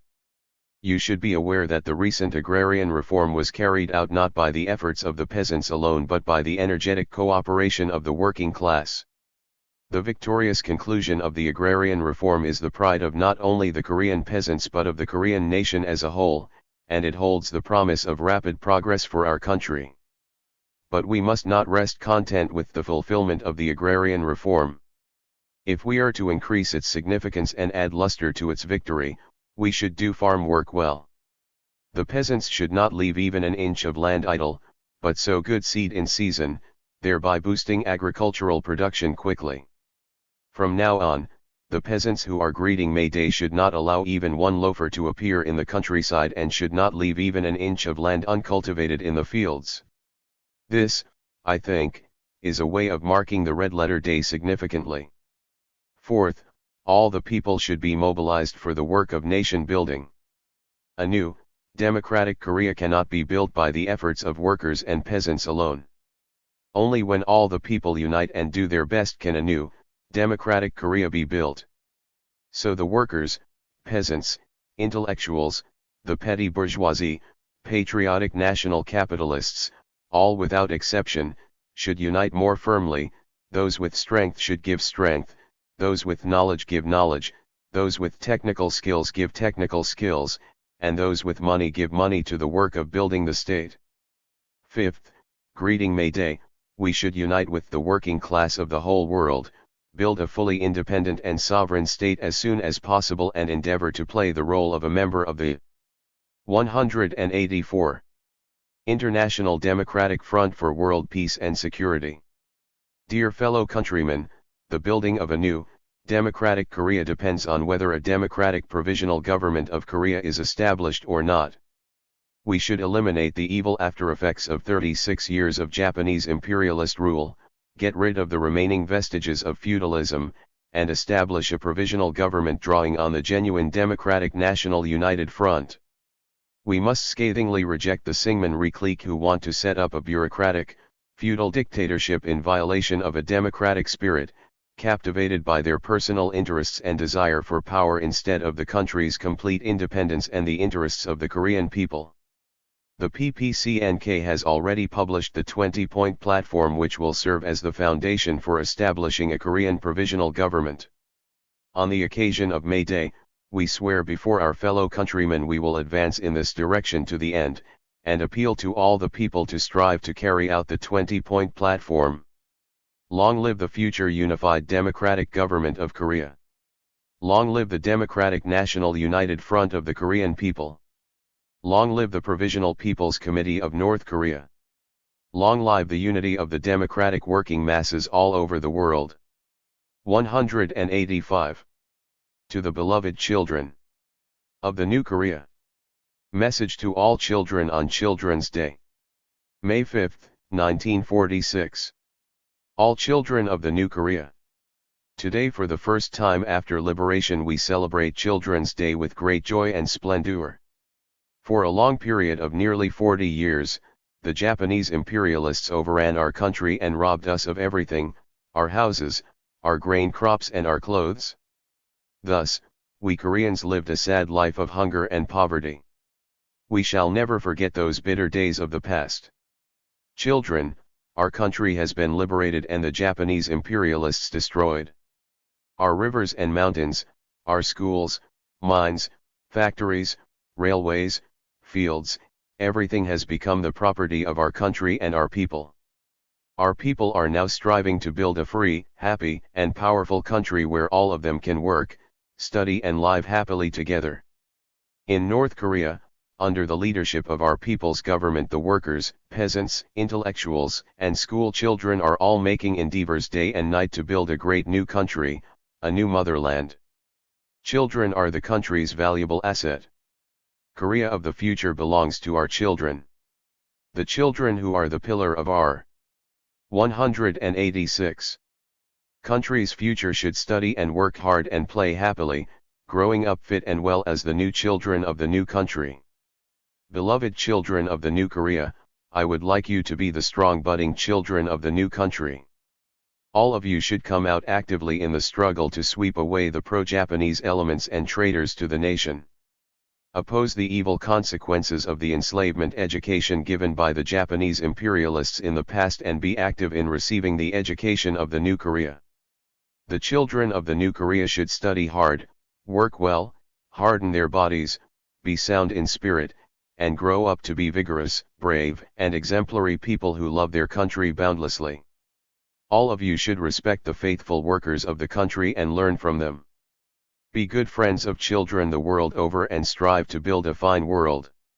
Let us loudly shout, long live for our great and wonderful country, New Korea. Long live the Provisional People's Committee of North Korea. 187. On the future tasks of the Women's Union. Speech delivered to the Communist workers of the Women's Union scheduled to attend the first conference of the Democratic Women's Union of North Korea May 9, 1946. For ages in the past, women in Korea were despised socially and in home life, owing to the old feudal idea of respecting man and despising woman. They could not even dream of participating in social activities. Restrictions on their person were really harsh. They had no freedom of marriage nor were they allowed to leave their homes at will. They were even sold like chattels.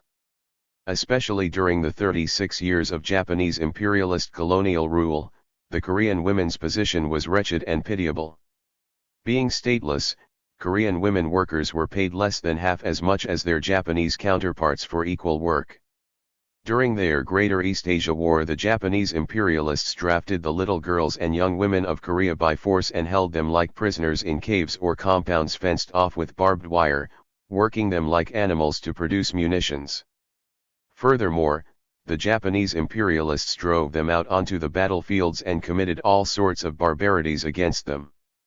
Countless numbers of Korean women lost their blossoming youth and their lives owing to the inhuman oppression, exploitation, and unbearable insults to 188. Their person by the Japanese imperialist fascists. In order to achieve complete social emancipation for women and provide them with equal rights with men, we must eradicate the remnants of Japanese imperialism and feudal conventions and build a truly democratic society. Bringing about women's social emancipation and sex equality is part of the anti-imperialist, anti-feudal democratic revolution. Moreover, it has a great bearing on the fulfillment of the tasks at higher stages of the revolution.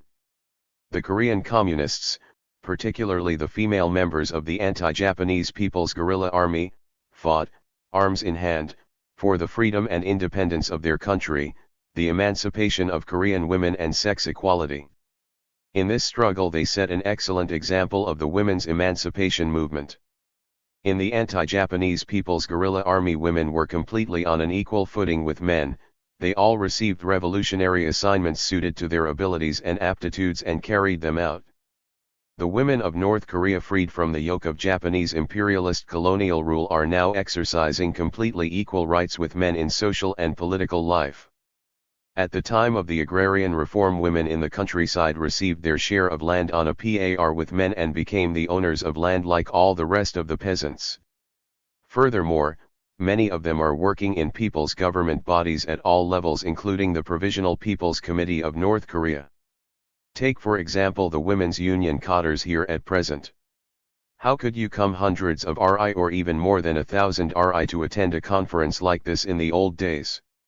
Your parents or parents-in-law would not have permitted you to come to this kind of meeting in the old days, and your husbands would also have objected. These days, however, not only women themselves consider it a shame to be housebound as in the past, but also their parents-in-law as well as their husbands do not want to see them lag behind in social life. This shows that an amazing change is taking 189 place in the people's ideological life in the course of the democratic revolution. The first conference of the Women's Union is about to be held under circumstances in which the position of our women has changed radically. Concrete matters should be placed on the agenda of the conference, which should devote extended discussions to questions calling for the attention of the Women's Union in its future work and adopt resolutions conducive to the building of a democratic country. In particular, many delegates should contribute to the discussion at the conference on the democratic principle.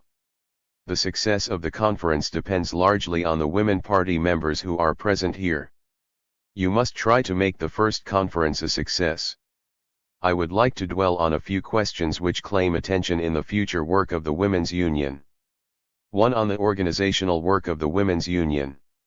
If we are to build a new, democratic Korea, we must closely unite broad sections of women in the Women's Union organizations.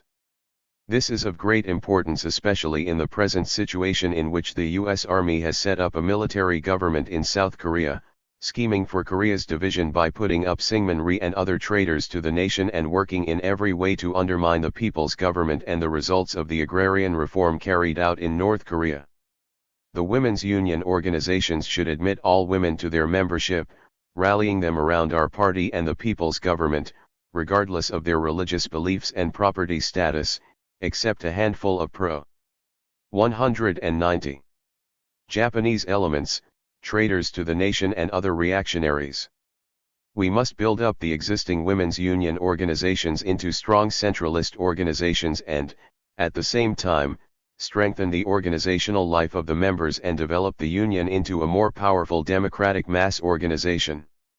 Although the women's union has scored many successes in its work so far, many shortcomings have also been manifested because it is still young and its workers lack experience. In order to develop the women's union into a strong mass organization, the main emphasis should be placed above all on work with the working women. There is a tendency at present for the union to concentrate its organizational work, in many cases, on towns and neighborhoods such as the seats of the provinces, cities, counties and sub-counties. Needless to say, all housewives should be united in the women's union organizations and educated in an organized manner. That is not enough, however. You must clearly understand that it is very important to strengthen its organizational work among the working women. Since they were oppressed and exploited to the greatest extent in the years of Japanese imperialist occupation, the working women in our country have a strong hatred for the old social system and great enthusiasm for the building of a new, democratic Korea. So, only when it is rooted firmly among the working women can the women's union be consolidated and developed into a more powerful mass organization. The women's union cadres who are party members must personally go to factories and farm villages and take up the work with the working women. At present, the women peasants and workers want you to come to teach and guide them personally. The objects of your work are precisely in the factories and countryside. You party members should not only teach and guide the women workers in factories and farm villages but also learn from them. The first conference of the Women's Union should take up the work with the working women this time as the most important item on the agenda and map out concrete measures to carry it out. 191. 2. On the information work and education for Women's Union members. Age-old feudal conventions and the Japanese imperialist colonial policy of obscurantism did immeasurable harm to our women. As a result, even now when Japanese imperialism has been destroyed and the feudal exploiting system liquidated through the agrarian reform, the political awareness of women is very low compared with men and their social activities also are extremely uninspiring. In the everyday life of women, too, the backward customs and habits handed down from the old society are much in evidence. We cannot remain indifferent to the state of affairs, and should put an end to it as soon as possible.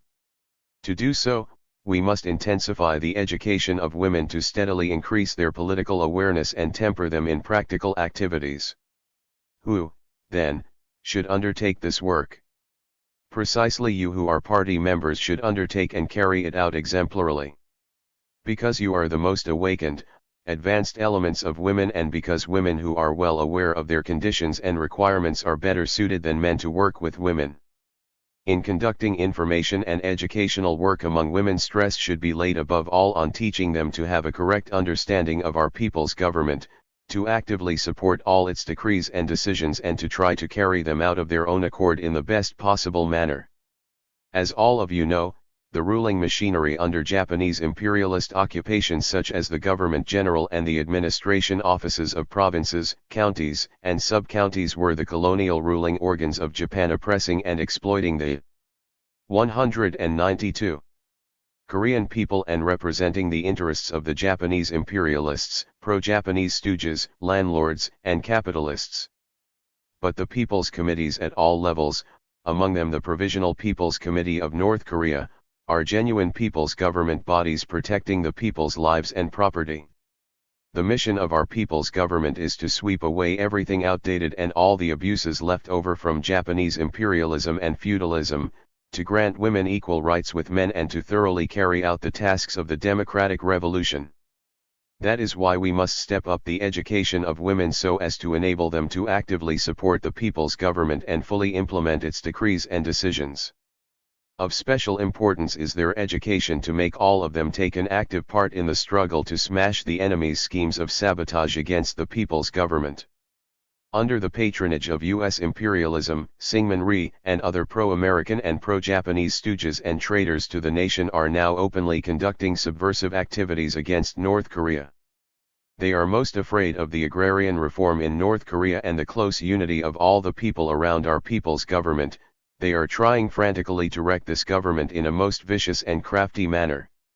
In this situation you should widen the women's political vision and heighten their consciousness so that they may detect in time and crush the enemy's sabotaging maneuvers. In particular, the women's union organizations should strengthen information work and education among the working women. In fact, This work has so far been on a low level. From now on, the women's union cadres who are party members should personally go to factories and perseveringly educate the working women, explaining events and giving them political lessons. As you saw during the recent May Day demonstrations, the working women are now in soaring spirits. If the women's union organizations pay close attention to information work and education among the working women, their enthusiasm for nation building will be heightened. 193. Noticeably, since they usually work together in a production unit, their education can be planned for breaks or after work. The women's union organizations should also efficiently conduct enlightenment work to wipe out superstition and uproot obsolete habits among women. Some women still believe in God. When their children or husbands fall ill, they go to witches or fortune tellers instead of sending for doctors. This practice is more widespread among women in the countryside. The women's union organizations should carry on intense enlightenment work among the women folk to do away with such a backward practice at an early date. Some women engaged in community work still suffer considerably from the aftermaths of the Japanese imperialists' colonial enslavement education and retain a good deal of survivals of the Japanese imperialist way of life. They speak in Japanese in the presence of their sons and daughters and continue to follow the way of life imposed upon them by the Japanese imperialists. This practice is seen more often than not among urban women engaged in community work, and exerts a most debasing influence on the rising generation. Our country had many famous patriotic generals and scholars in olden times, and all of them had excellent mothers for educators. Mothers play a very important part in the education of their children. Someday our children will be the mainstay, the masters of the new Korea. Only when we bring them up excellently to be patriotic, knowledgeable, and well-mannered can our country prosper. We must intensify the education of women so that they throw off their backward habits and customs, and all mothers raise their children in a proper manner. We must also educate women well so as to further develop the beautiful moral qualities inherent in Korean women. Next, the Women's Union should launch an extensive movement to wipe out illiteracy among women. Previously, under Japanese imperialist colonial rule, even men had 194 little opportunity for education, and so it goes without saying that an education was beyond the reach of women. As long as they remain ignorant, they cannot contribute much to building the nation nor can they fully achieve their own social emancipation. Now, unlike in the past, they are provided with all the conditions for working and studying to the best of their abilities. The Women's Union should push ahead energetically with the anti-illiteracy campaign to enable women to work more and better. 3. On actively enlisting women in the work of building the nation. The Japanese imperialists have been routed, but the evil consequences they have left in our country are serious. Before taking flight, they destroyed all the factories, mines, railway transport, and other industrial facilities which they had been operating for colonial plunder in Korea, and they had also devastated our agriculture. As a consequence of their policy of colonial enslavement and plunder, we are now short of technicians, and raw and other materials are also not available. Under these circumstances it is essential for all the people to unite closely around the people's government, and for all of them, men and women, old and young, to turn out and participate wholeheartedly in the building of the country. In particular, it is of tremendous significance to mobilize actively women for the work of nation building since they make up half the population. An important question arising in building up the country at present is consolidation of the success achieved in the agrarian reform. First of all, we should boost agricultural production and in this way demonstrate the superiority of the new system of land ownership which is free from landlords and under which the tillers are the owners of land. For this purpose, the women in the countryside who 195 account for half the rural population must participate in farming more zealously than anyone else. This is an important step not only to put women on a par with men economically but also to improve their position politically. Today the rural women's participation in farming is not a hired job for the benefit of the Japanese imperialists and landlords as in the past, but a struggle for the prosperity and development of the country and the improvement of their own living standards. By explaining this to the rural women kindly and in plain language, the women's union should ensure that they, unlike in the past, participate zealously in farming with a new attitude. Fields should be sown without even an inch of land being left idle, crops grown with the utmost care, and bumper harvests reaped. To continue. It is important to encourage women workers to actively participate in nation building. As I have briefly mentioned, under Japanese imperialist rule, Korean women workers were more miserable than working women in any other country. Therefore, they fought bravely against colonial oppression and exploitation by the Japanese imperialists. The strike struggles of women workers in the Pyongyang rubber factory and other plants hold a prominent place in the annals of our country's labor movement. After the defeat of the Japanese imperialists, their factories and enterprises became the property of our people. At present, a number of factories are in the hands of private manufacturers, but many factories and enterprises belong to all the people. Thus, the character of labor has changed and the position of women workers has also undergone a radical change. Formerly labor was frowned upon as the meanest thing, whereas living idly on the labor of others was considered something to be admired. This is a bad idea implanted by the exploiting classes. Under the people's government, labor is sacred and honorable in the true sense of the word. The more our workers work, the richer our country will become and, accordingly, the better off they will be. There are 196. Some private manufacturers in our country, but under the people's government they are not allowed to exploit the workers at will as in the years of Japanese imperialist colonial rule. Although our women workers continue to work in the same factories where they slaved under Japanese imperialist rule, they are not wage earners oppressed and exploited by Japanese imperialism as in the past, but are dependable workers engaged in labor for nation building as masters of the country. By fully explaining this to the women workers, the women's union should encourage them to work hard for nation building with a new approach to labor. More than anyone else, the women's union cadres here who are party members should go among women workers and encourage them to work with heart and soul to build a prosperous country. You should see to it that they learn technical skills diligently and work harder, and that many of them become labor heroes. The women's union should also give close attention to the women's working conditions and their daily life at all times and meet their requirements in time. I suppose some of you engaged in manual labor in the days of Japanese imperialist rule. What was your position in those days? Then our working women were afraid of marriage, and even more so of having babies.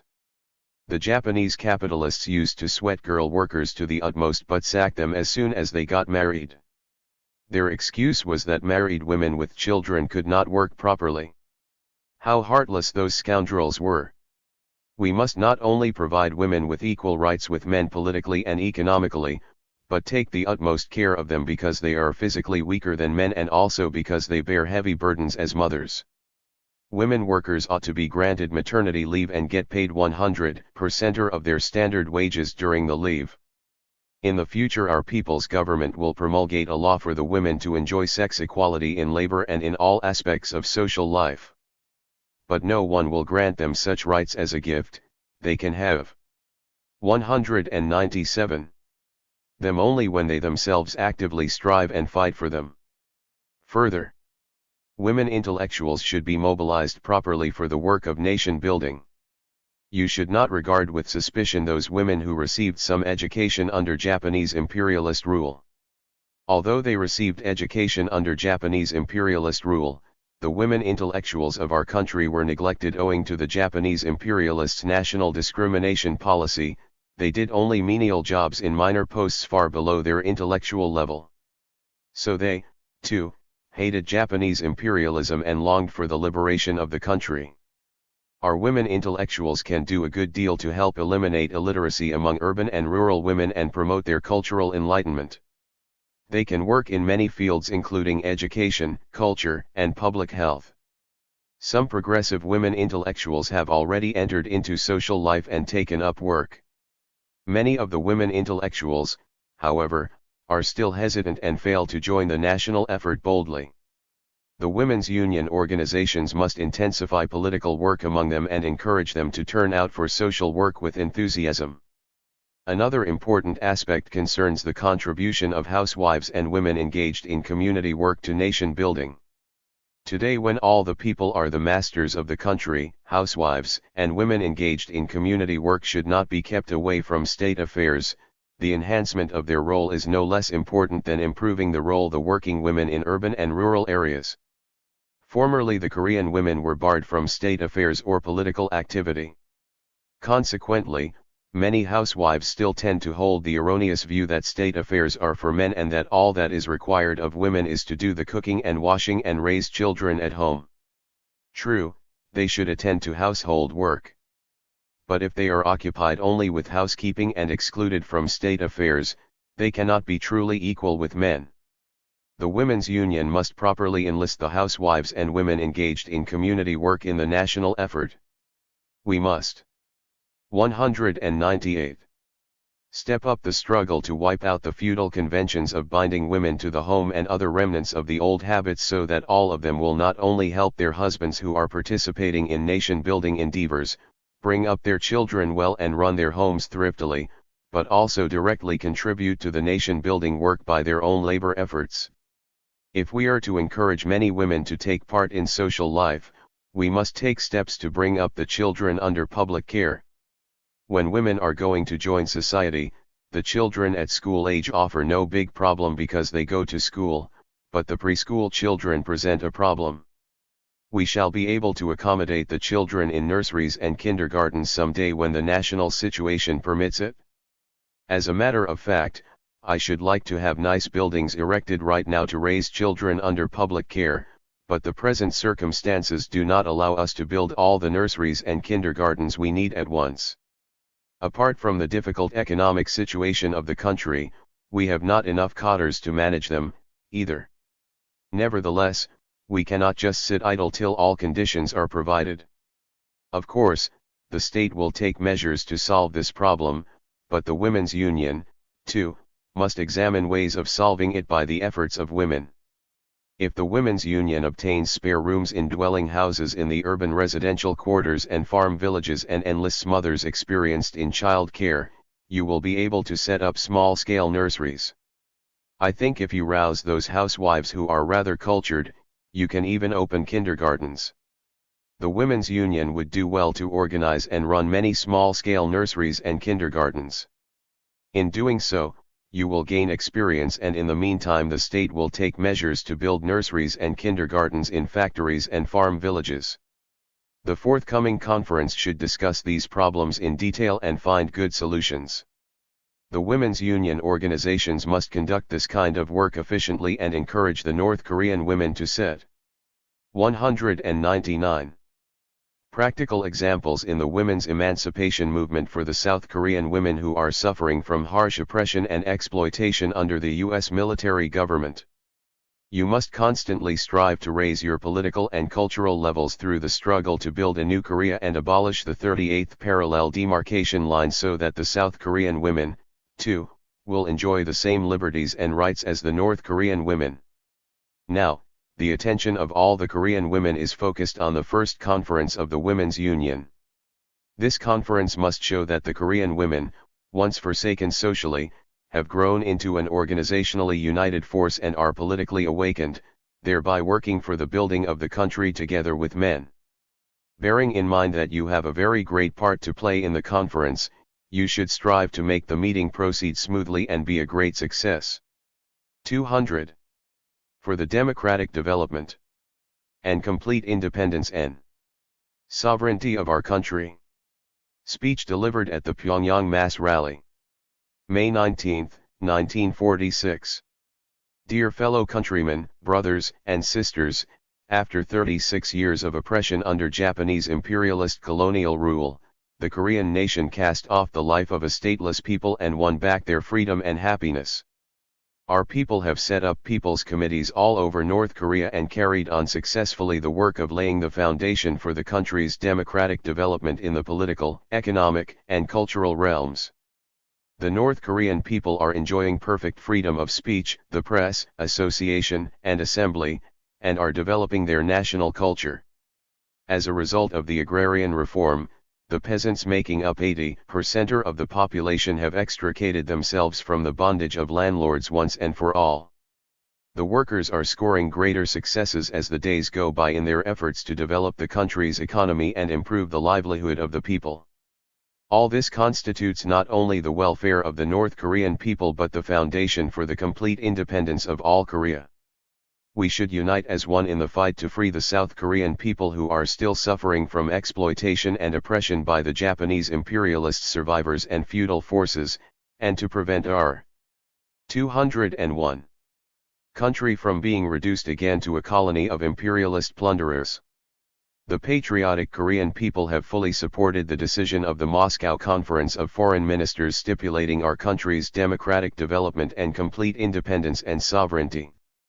We firmly believe that all the provisions of the decision of the Moscow Conference on the Korean question are designed to establish a democratic provisional government on the fundamental principle of quickly eliminating the evil consequences of the protracted colonial rule of Japanese imperialism in our country, of restoring and developing our national economy and culture, and of making ours a completely democratic, independent, and sovereign state.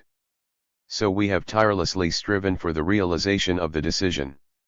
With the USSR-US Joint Commission having met on March 20 at Toksu Palace in Seoul, all the Korean people expected its smooth progress to establish a provisional government that can represent and work for the interests of the Korean people, as is stipulated in the decision of the Moscow Conference. Ever since the first session of the USSR-US Joint Commission, the Soviet delegation has made constant efforts to set up a democratic provisional government of Korea on the basis of the above-mentioned decision.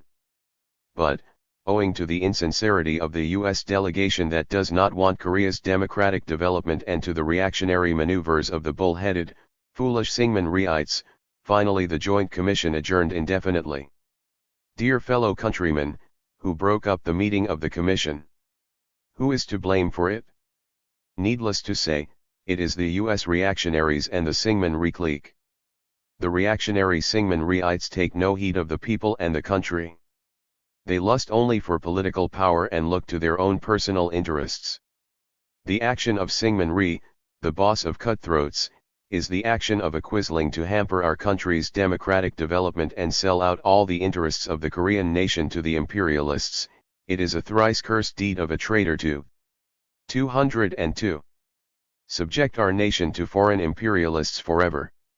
The US gentlemen who fight for justice under the cloak of peace have now cast off their masks to flagrantly violate international agreements concluded with their allied nations, and openly embarked upon the road of aggression against our country. Americans profess themselves to be defenders of democracy in Korea but have in fact established the ruling system of the US Governor-General under the name of a military government in place of the Japanese Governor-General system. They banded together the pro-Japanese elements and traitors to the nation, the lackeys of the Japanese imperialists who slaughtered the Korean people and oppressed and exploited them like slaves, and promoted these stooges to advisors to Lieutenant General Hodge, the American Governor-General, or to servants of the local military government bodies. Now they are exercising a more cruel tyranny than that of the days of Japanese imperialism. They are committing ferocious atrocities, killing our compatriots at random in broad daylight by mobilizing terrorists. At the recent session of the USSR-US Joint Commission, the US delegation insisted on consulting the reactionary elements headed by the traitor Syngman Rhee about the establishment of a provisional government, and declined to do so with the delegates of trade unions, peasants' associations, women's union, and youth league, which embrace various sections of the Korean people. Their aim is to form not a democratic government in Korea but, actually, a dependent, anti-popular reactionary puppet government, a mere extension of the US military government. The Soviet delegation, the true champion of the Korean people's interests, could not forgive the US side for this. The traitor Syngman Rhee clique sold out Korea's economic interests long ago to American capitalists.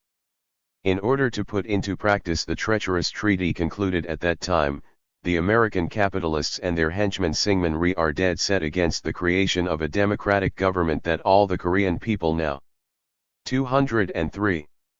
Want, and try to set up an anti-popular, treacherous despotic regime of a handful of traitors to the nation and pro-Japanese elements.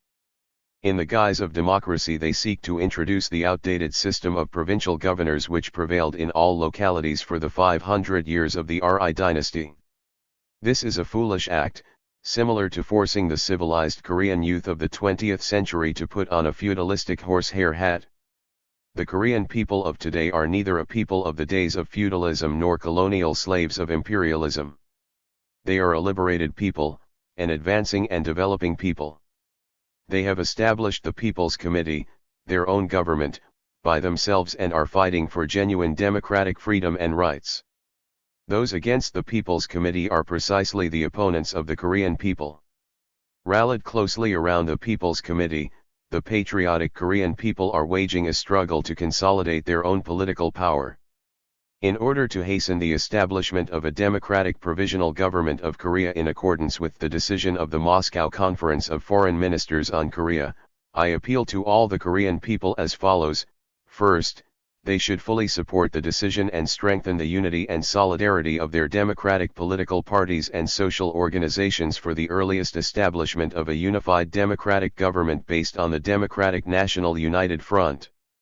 Second, they should scathingly condemn and eliminate, as the enemies of the nation, the Syngman Rhee clique, their follower Jo Man-sik and other reactionary elements who hinder our country's democratic development and national independence and sell out Korea again to the imperialists. It is impossible to build a democratic, independent, and sovereign state without overthrowing the traitors to the nation, pro-Japanese and all the other reactionary elements. Third, they should defend actively the People's Committee and wage a resolute struggle to carry out its policies. The People's Committee is a most progressive and democratic people's organ of power representing the interests of the Korean people and striving to 204. Accelerate the construction of a democratic Korea. It has fought and is fighting to give land to peasants, rehabilitate industry, develop national culture, stabilize the people's living conditions and achieve the complete independence of the nation. Let all the Korean people rally more closely around the People's Committee. Under its guidance let them all march forward towards democracy. Fourth, they should further strengthen friendship and unity with the Soviet people and solidarity with the international democratic camp struggling to eliminate the remnants of fascism and champion world peace. Fifth, they should give wide publicity to the 20-point platform proclaimed by the Provisional People's Committee of North Korea. The platform elucidates the most fundamental policies to develop our country along democratic lines. Therefore, the platform should be explained extensively among the masses of the people so that they may understand that our nation can attain genuine freedom and independence only when a democratic government is set up to carry it out. Sixth, they should rapidly rehabilitate and develop industry and agriculture.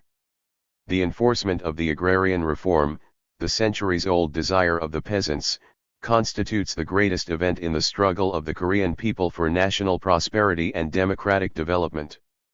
In order to consolidate the victory of the agrarian reform and develop agriculture, we should direct every effort to the spring plowing, sowing and the campaign for increased agricultural produce. Only when we boost agricultural production substantially can we follow up the victory of the agrarian reform. Therefore, the masses of the peasants should make a devoted endeavor to ensure success in spring sowing this year and increase the yields further still. To develop our industry is a most important task for building a democratic and independent state. We should brave all hardships and quickly restore factories and enterprises to get them operating, and 205. Safeguard our industrial establishments against the encroachment of the Syngman Rhee clique.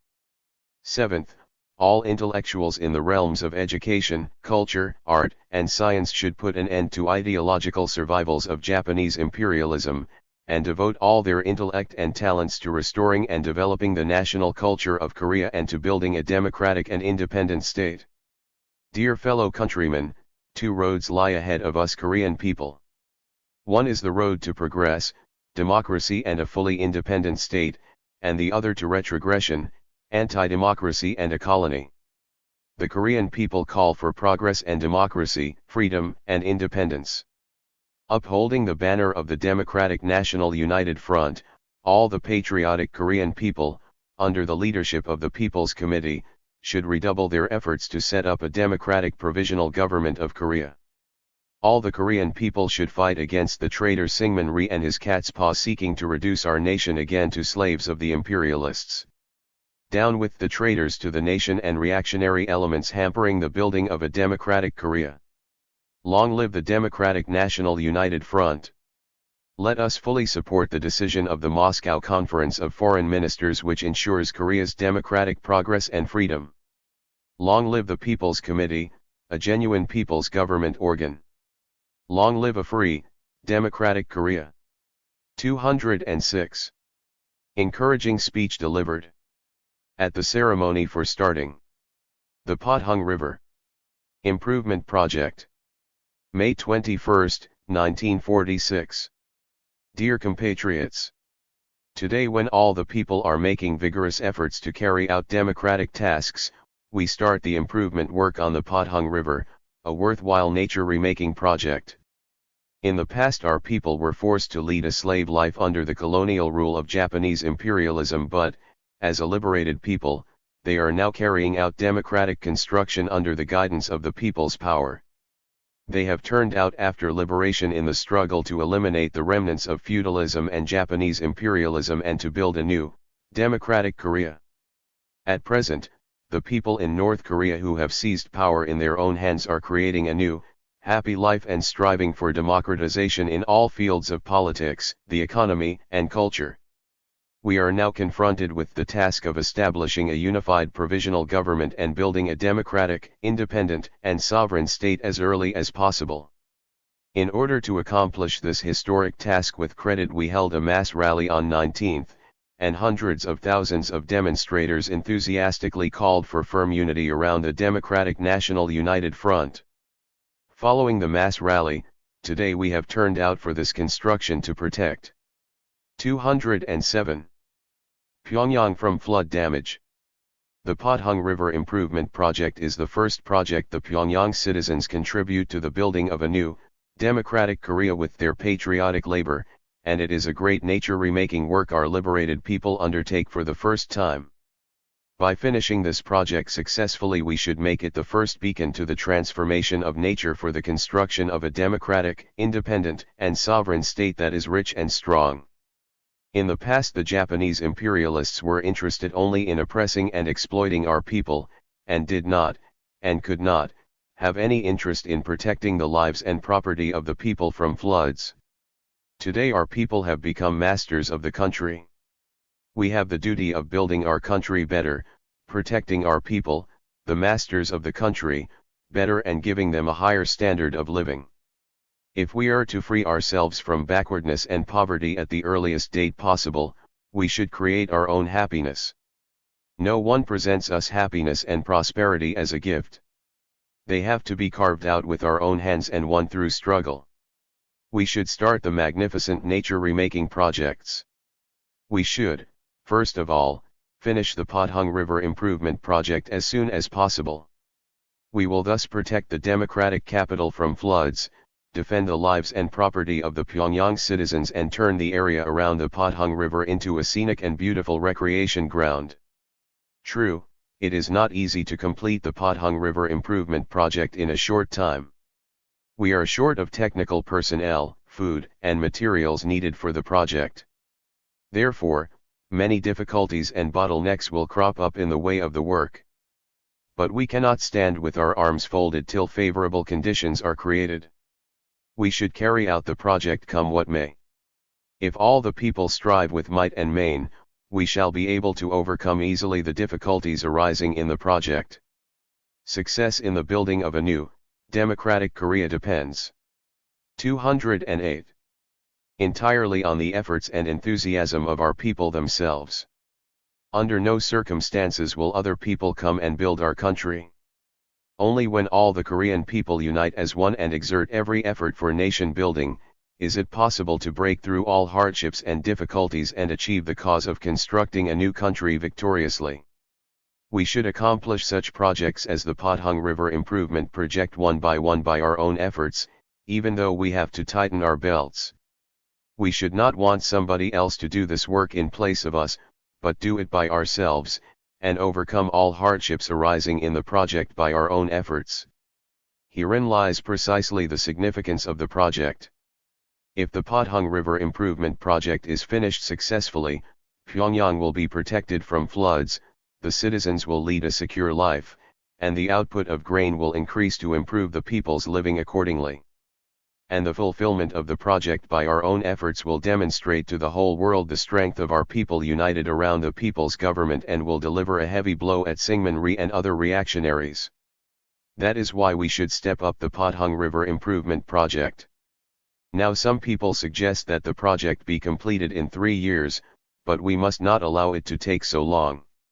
It should be done before the rainy season of this year at the latest. If the Pyongyang citizens rise up as one, the project, though difficult, will be fully completed by that time. The Pyongyang citizens should, through universal mobilization, make vigorous labor efforts for hastening the completion of the Pothung River Improvement Project.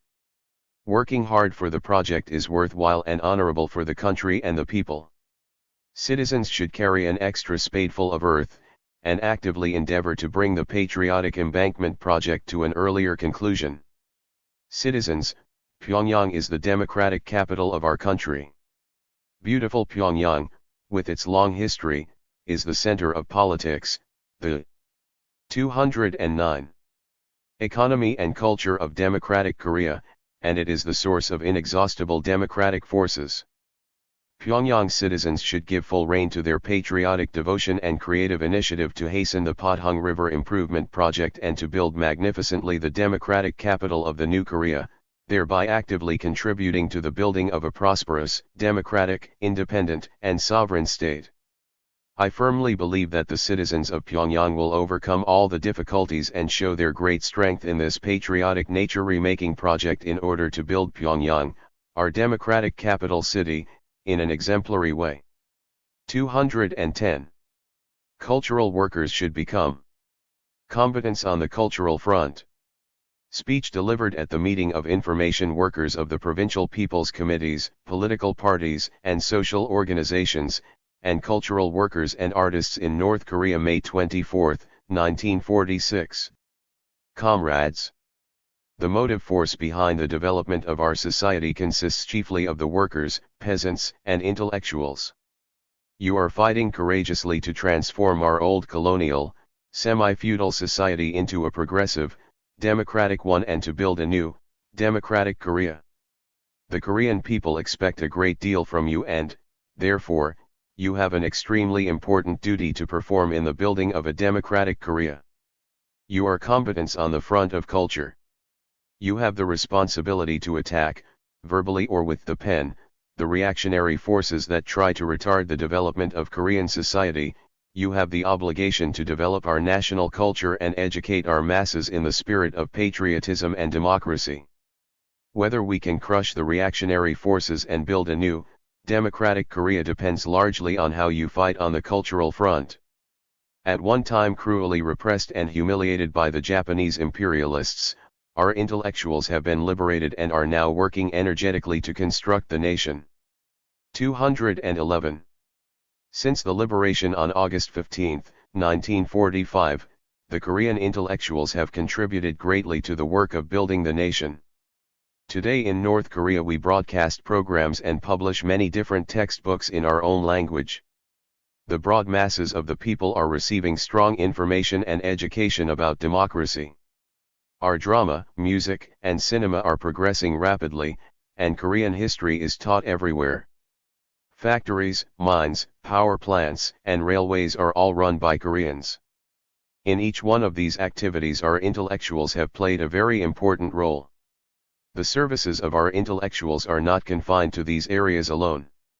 You have actively participated or are participating in the establishment of the Provisional People's Committee of North Korea, in the struggle for the agrarian reform, in the campaign to rally support for the 20-point platform and in the fight against the maneuvers of the reactionary Syngman-rhee clique and the imperialists who are trying to colonize our country once again. This proves to us that the cultural workers of Korea are reliable champions of democracy.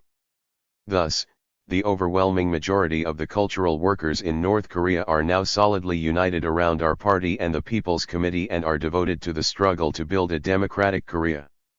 However, the work of our cultural institutions and information agencies still has many shortcomings.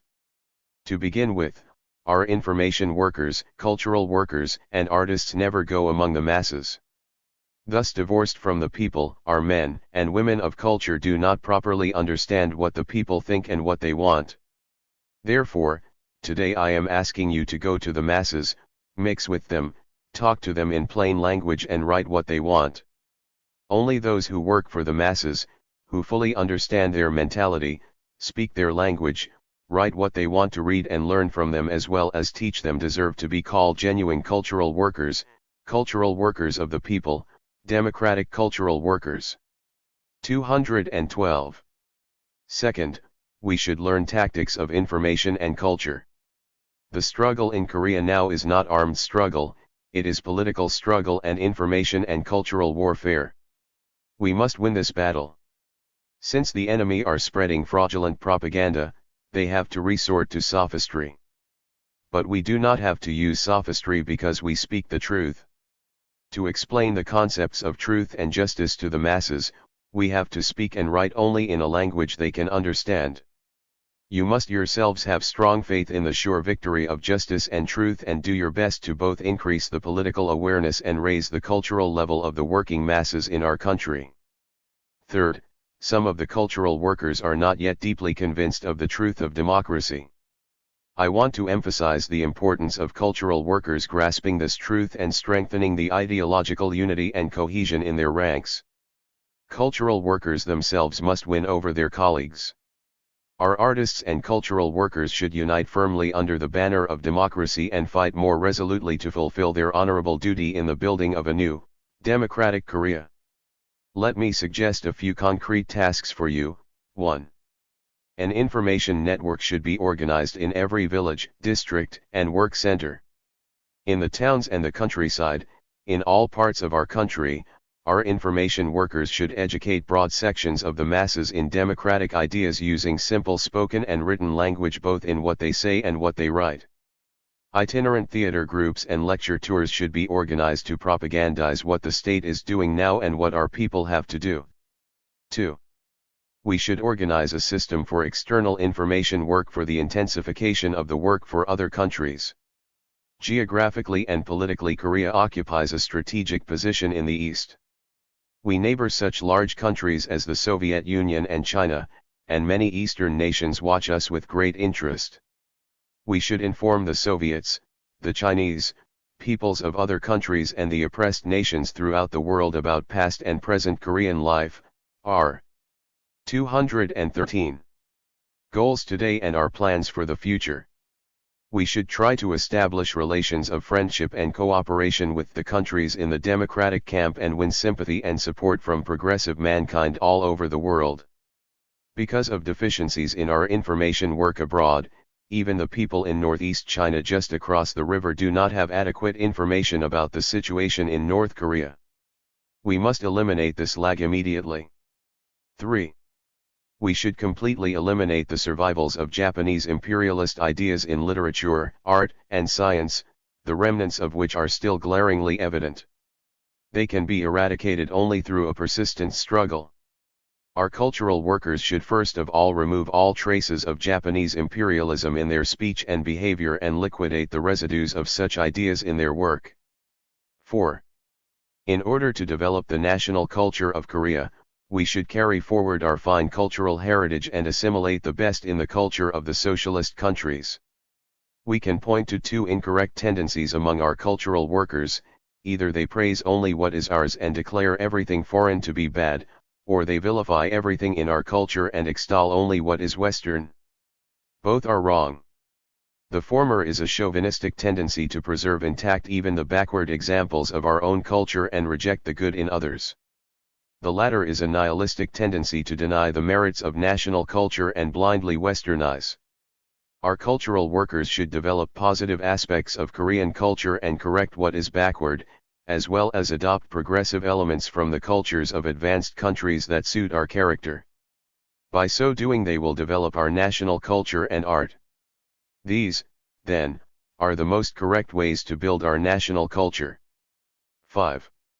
We should facilitate the establishment of a provisional government of Korea capable of putting into practice the 20-point platform promulgated by the Provisional People's Committee of North Korea.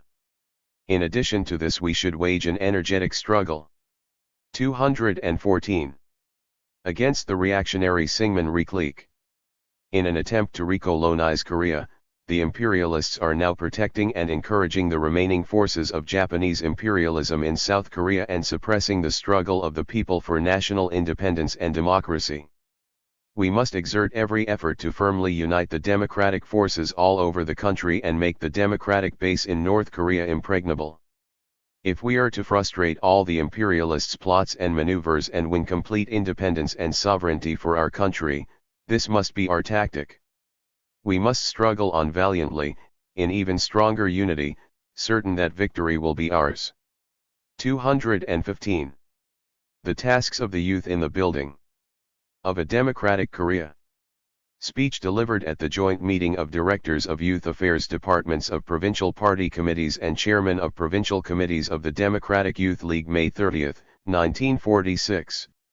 In North Korea, the Provisional People's Committee of North Korea, a genuine people's power, has been established and the historic agrarian reform enforced. Today the Korean people are confronted with the task of building a completely independent, democratic state free from any imperialist rule and of eliminating completely the remnants of Japanese imperialism.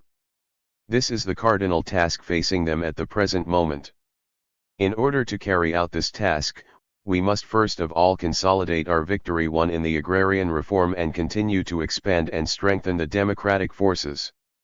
A very heavy responsibility in this undertaking rests with our youth. The youth are the shock brigade in the building of a democratic Korea and the future masters of Korea. Whether or not we can cope with the immense task of building a democratic and independent state depends largely on how consciously our youth strive to this end. Since the August 15th liberation, our youth movement has made considerable progress. The Democratic Youth League has rallied more than 800,000 members under the banner of democracy, and 216 contributed greatly to the effort to build a new country. However, there are serious shortcomings too in the work of the DIL. We must remember this clearly and correct the shortcomings in time. Lenin said that one should not be complacent with one's victory but should make a continuous, steady advance rectifying one's shortcomings and faults. We must keep his words in mind. Many ideological remnants of Japanese imperialism remain in the minds of the Korean youth as a result of Japanese imperialist colonial rule and the enslavement education imposed upon them. Therefore, the DIL must make it a priority task to eradicate the remnants of anti-democratic ideology remaining in the minds of the youth and educate them in the spirit of democracy. Though the DIL has united more than 800,000 members in its ranks, it still fails to give them proper training and education. This is a big drawback in its work.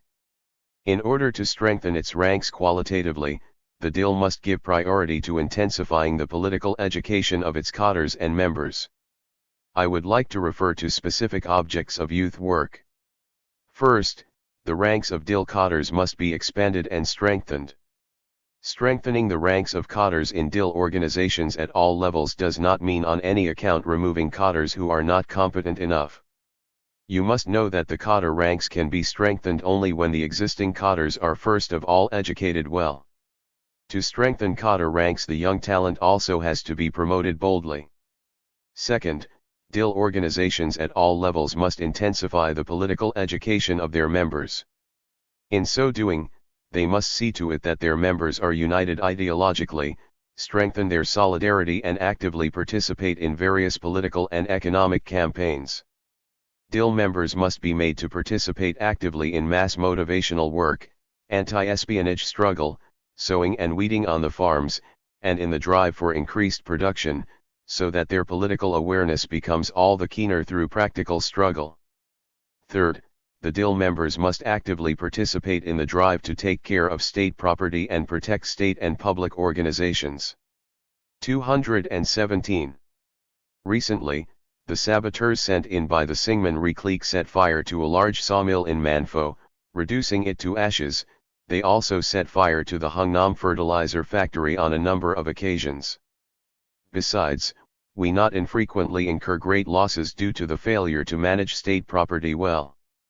Young people who have not completely shaken off the ideological remnants of Japanese imperialism, are neglectful of the property of the state and the people. We must implant in the DIL members the spirit of valuing and cherishing state property and state and public organizations, through the medium of films, plays, wall newspapers and slogans. We must set up State Property Conservation Corps to protect the railways, bridges, roads, and factories from the subversive activities of the reactionaries. Fourth, it is necessary to expand the DIL information network and institute the post of DIL information worker. All the rural RI, factories, and schools must have DIL information workers. The information workers must regularly explain current events to the masses and arrange talks with them. It is very important in this connection that they acquire a popular style of work. In information work they must always use language, written and spoken, that is easy for the masses to understand. They must not use words that are above the heads of the masses. There are information workers who fill their notebooks with difficult words and use them in their speeches, with the result that the audience do not understand them. This shows a lack of respect for the masses. When visiting the rural areas, it would be a good idea if the information workers worked together with the peasants in the fields in the daytime, conducting their information work during breaks in work. Only then will the peasants believe in them and welcome them. But an information worker who, instead of doing this, merely strolls about the village in the daytime while the peasants are all out in the fields and then calls them together to make a speech in the evening when they are tired, will not be welcomed by them. Every word uttered by our DIL information workers must be to 218. The point, they must not be orators who make empty speeches. Therefore, they must raise their theoretical level through tireless study and learn to analyze the real situation of Korea correctly in a scientific way. Fifth, the DIL organizations must help the public security stations and people's committees and take actions to thoroughly expose and smash rings of spies, murderers, and incendiaries sent in by the South Korean reactionaries. The anti-espionage struggle is not only the task of the public security stations and the administrative organs but also the duty of all the people, the young people in particular. Therefore, the DIL members must always be watchful and on the lookout. Sixth, work with students must be conducted vigorously. Some students, though small in number, once took part in reactionary activities against the political line of the Provisional People's Committee of North Korea and the agrarian reform. This is a good illustration that our democratic education has not yet penetrated deep enough and that the evil consequence of the enslavement education of Japanese imperialism remains in the minds of some students. In the past the DIL revealed many shortcomings in its work with students.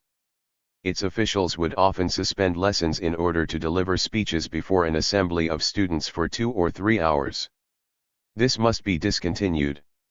The DIL should stop empty talk and devote all its efforts to practical work. If you imagine all students are bad, you are grossly mistaken. Almost all of them are progressive and support our line. Only a handful are reactionaries. Therefore, it will not do to deal with all students indiscriminately. It is necessary to observe them individually and give them guidance and education in various ways according to their class origin.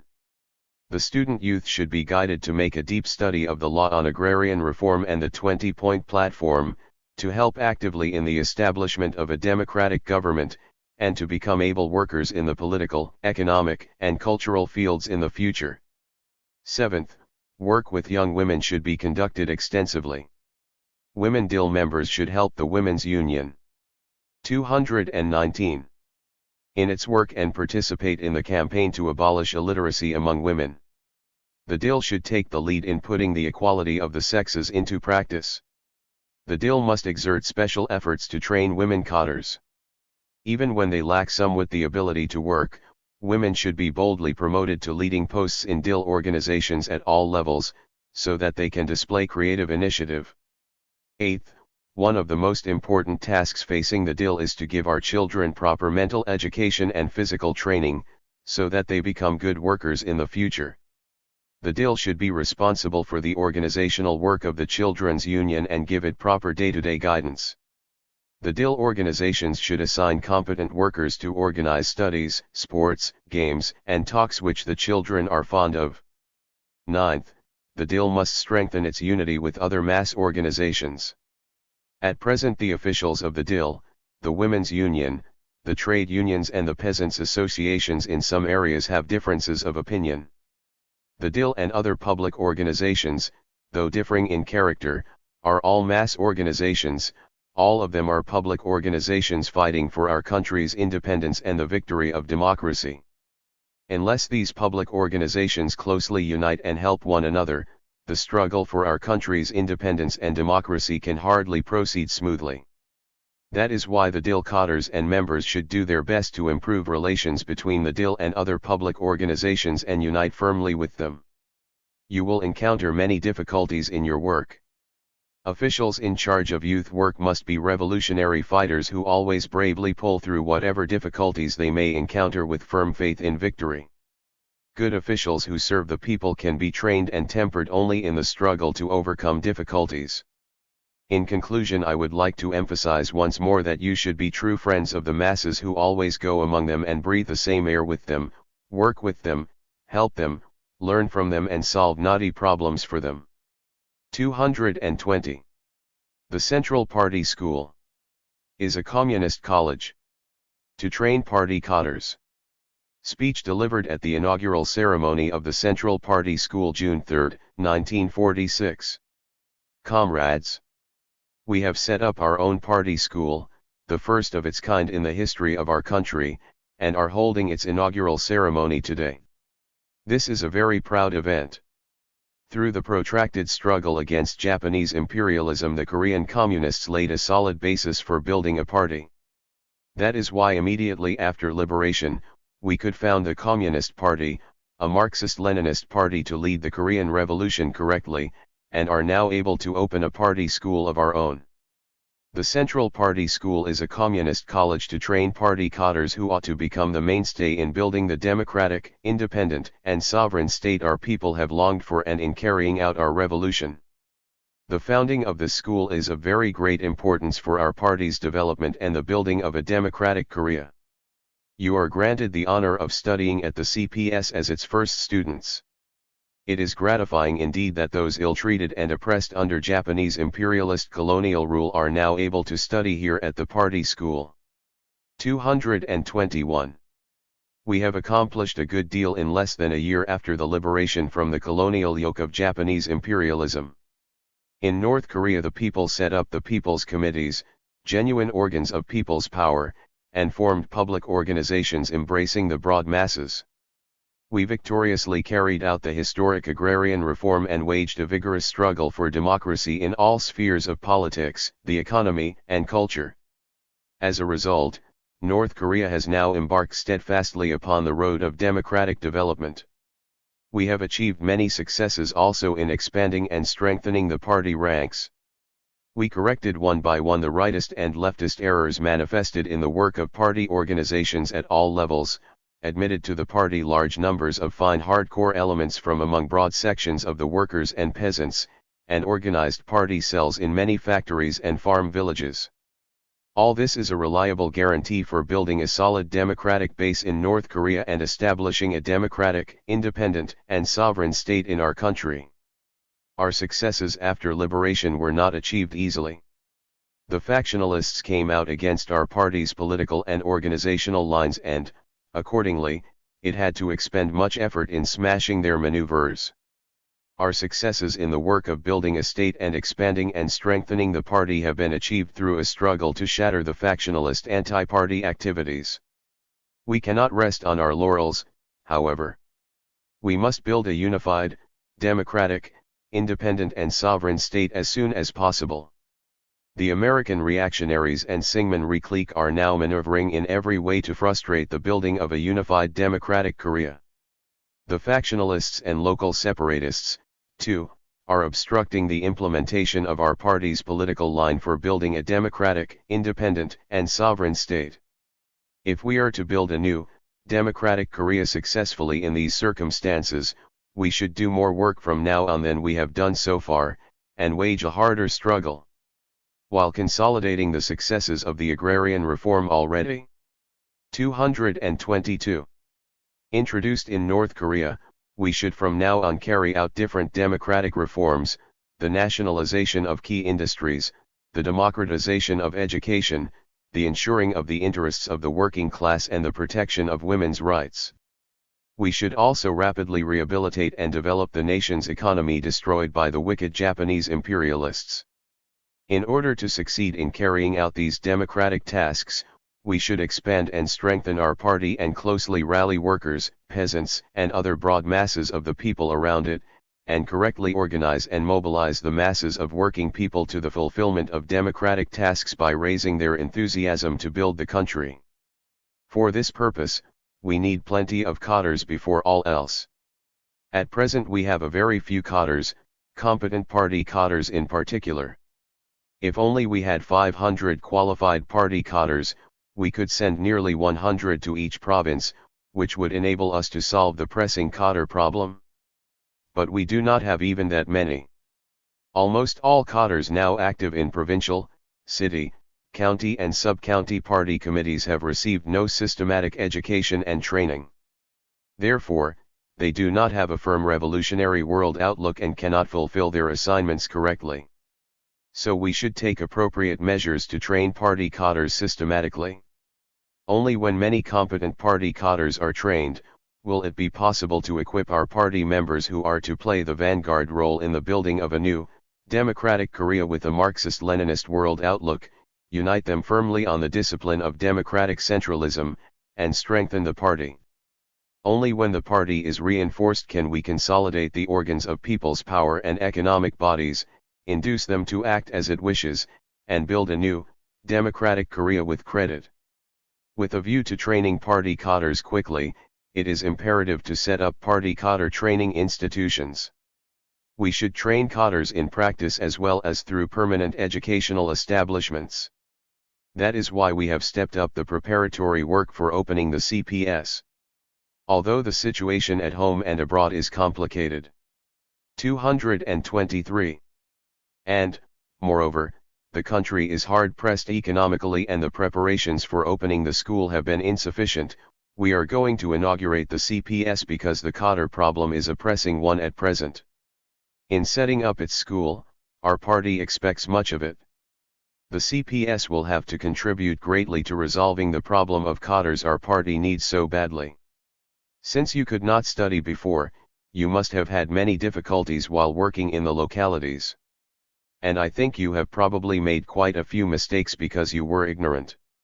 The factionalists and local separatists did not work properly because their ideas were wrong, but, in your case, you were ignorant, and you could not work correctly however eagerly you tried. In order to carry out a revolution, you must study. Without revolutionary theory there will be no revolutionary practice. So you should study hard at the party school. It is essential for you first to study hard revolutionary Marxist-Leninist theory, above all, the theory of the party. A Marxist-Leninist party plays a very important role in a revolutionary struggle. It is the organized vanguard of the working class and the general staff of the revolution that organizes and mobilizes the masses to revolutionary struggle. Unless there exists a revolutionary working class party, it will be impossible to rally the broad masses of the people firmly on the side of the revolution and win the revolutionary struggle. Many anti-Japanese struggles our people waged previously in different parts of the homeland ended in failure because they were not led by a Marxist-Leninist party. Until liberation our working class had no Marxist-Leninist party because of the maneuvers of the factionalists who had indulged in factional strife. Only after liberation we could found the Communist Party. You must realize this clearly. It is particularly important to closely study our policy of building up the party. An important task before us now is that of expanding and 224. Developing our party into a mass-based party of the working people. Unless our party is built up into a mass-based party, we cannot lead the Korean Revolution triumphantly. At present, party organizations are not successful in conducting the work of expanding the party ranks. Some are trying to admit into the party only communists who are prepared in theory and practice. This is wrong. In the past, our workers and peasants were not able to receive proper political and ideological training for lack of a Marxist-Leninist party in our country. On top of this, because the Japanese imperialists spread demagoguery against communism for years in the past, many of our working people still do not understand communism correctly. In this situation, if we intend to accept into the party only communists who are theoretically and practically prepared, we cannot expand and strengthen it. We should establish the principle of admitting into the party and training to be excellent members the progressives from among the workers and peasants, even though they are somewhat inadequately prepared in theory. This is an important policy in building up our party today. In accordance with this principle, we should accept many people into the party and form its organizations everywhere, in factories, mines, farming, and fishing villages, and in this way turn it as soon as possible into a mass-based party rooted deeply among the masses. Only when you are well acquainted with this policy of building up our party can you work in the future as required by the party. In order to strengthen our party, we must root up all tendencies to factionalism and local separatism which obstruct its unity and cohesion. At present, serious practices are manifested at some local party organizations. Impure and alien elements have sneaked into them and are maneuvering to besmirch the party's prestige and disorganize it. Unless these practices are eradicated completely, our party will not strengthen and develop into a powerful and authoritative party. The students of the CPS should prepare themselves well enough to become workers who are willing to love our party above all else, to fight sharp against all tendencies to 225. Weaken its organizational discipline, and to treasure its unity and cohesion as they would their own lives. If you are to struggle well against factionalism and local separatism and for the party's consolidation and development, you should realize keenly the correctness of its lines and policies. Since liberation, we have implemented the party's lines and policies, while combating every kind of rightist and leftist tendencies. After liberation, there were some party members who made the leftist claim that we must go over to socialism right away, whereas there were others, rightist capitulationists, who called for the establishment of a bourgeois republic with Syngman Rhee as its president. Our party firmly opposed these rightist and leftist tendencies and advanced a most correct political line suited to the character of our revolution. Even when the Young Communist League was dissolved into the Democratic Youth League, we carried out the party's line by resisting all sorts of rightist and leftist tendencies. If we had preserved the YCL and had not founded the DIL, as insisted by the factionalists, we could not have united the broad sections of youth under the banner of democracy. These facts show that our party's lines and policies have been correct. You should study their correctness profoundly while at school. Next in importance is to study hard our party's policy on the United Front. If our party wants to play a worthy part as the general staff of the revolution, it should have closer ties with the masses of the people and firmly rally broad sections of them around it. A prosperous, democratic, independent, and sovereign state cannot be built by the efforts of our party members alone. It can only be done when we win over the broad masses. The victory of our revolution depends, in the final analysis, on whether or not we win over large numbers of the masses. Since the reactionaries are now engaged in every conceivable maneuver, winning over the masses has become more important than ever before. 226.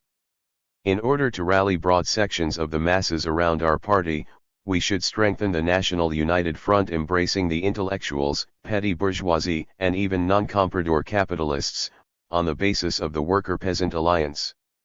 Of late, some local party organizations have failed to work well with friendly parties, and have caused many problems. It is quite possible for us to form a united front with the Democratic Party and the Condoist Kong Party. The political views and ideologies of friendly parties can be different from ours, but since their members want the building of a democratic, independent, and sovereign state, we must work together with them. It is true that some of our party members may dislike the small and medium manufacturers affiliated to friendly parties. But, since they are opposed to imperialist aggression and the feudal system because of their own interests, we should not leave them out in the cold. And we should not commit a rightist deviation of only seeing their anti-imperialist, anti-feudal aspect while overlooking their exploitative aspect. Yet we should not commit a leftist deviation of only seeing the latter and ignoring the former. While cooperating with members of friendly parties, we should lead them along the right path, criticizing them when they go astray.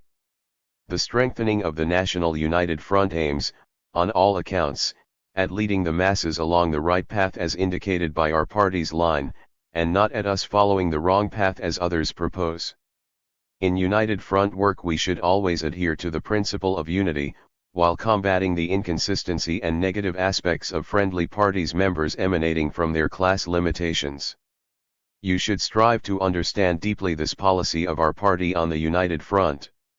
If we are to win over broad sections of the masses, it is important to intensify the activity of public organizations, while properly conducting the work of the National United Front. Like transmission belts linking the party with the masses, public organizations play a great role in uniting the broad masses around our 227 party. That is why our party has paid deep attention to boosting the work of public organizations ever since liberation.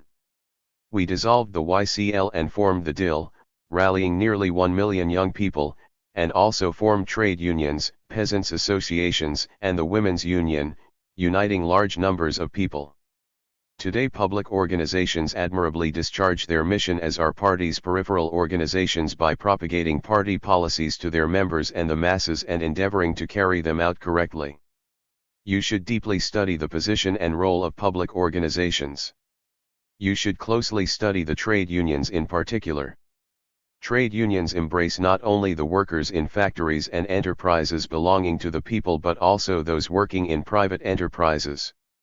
So their work is complex and, if you are not careful, you may commit rightist or leftist errors. All the factories and enterprises formerly owned by the Japanese imperialists, pro-Japanese elements, and traitors to the nation have now become the people's property, and the cadres in charge of their management and operation are those who work for the benefit of the people. So they are the people's representatives, they are by no means capitalists. If the workers start disputes with management in factories and enterprises now converted into the people's property, it is tantamount to fighting against themselves and is an act running counter to the interests of the working class. The trade unions under people's government are fundamentally different from the trade unions under capitalism. Trade union organizations should educate the workers to strive to rehabilitate and develop the devastated national economy and build a prosperous country as early as possible. Whether you are to work for trade unions or the party in the future, all of you comrades should earnestly study how trade unions should work under the people's power and prepare yourselves well to lead the working class in line with the party's intentions. Next, it is important to clearly realize the bestial atrocities perpetrated by the Japanese imperialists before in Korea and the reactionary nature of the U.S. military government now installed in 228. South Korea. Occupying Korea for 36 long years, the Japanese imperialists perpetrated savage repressions and plunder unprecedented in human history and massacred Koreans. They worked frantically to wipe out even our people's long history and national customs. Today the U.S. imperialists are implementing a colonial enslavement policy in South Korea and hampering in every way the establishment of a unified, democratic government in Korea.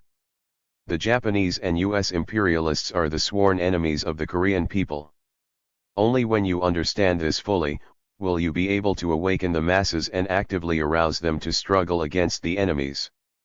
Meanwhile, you should learn painstakingly from the Korean people's long history of struggle and the revolutionary spirit of our forerunners in making revolution. The Korean people have a long, proud history of courageous struggle against foreign invaders. We communists, especially, fought valiantly for the country's freedom and the people's liberation, unafraid of sacrifice in the teeth of savage suppression by Japanese imperialism. You should study our people's history of struggle and the revolutionary spirit of our forerunners so as to thoroughly prepare yourselves politically and ideologically. In addition, students of the CPS should master popular methods and style of work. They should work for the people and serve them faithfully. If we are to rally the masses closely around the party and organize and mobilize them actively for the building of a new country, we must have popular methods and style of work.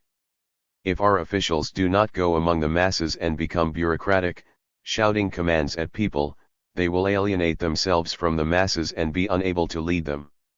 Students of the party school should always bear in mind that ours is a country for the people and that we endeavor to build a state which will provide a prosperous life for the workers and peasants so badly off in the past. And they should make an effort to master the truly popular methods and style of work that will enable them to respect the opinions of the masses and learn from them. And 229. Organize and mobilize them to nation building in a proper manner. If after graduation you are to propagate our party's lines and policies to the people in simple terms and encourage them to follow our party of their own accord, you should study hard and fully prepare yourselves. Though our people have a high degree of political consciousness and enthusiasm now, they are not well aware of what to do and how.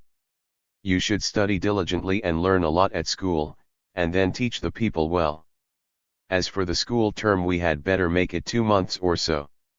Since we have a vast amount to do now, you will not be allowed to study at school for long.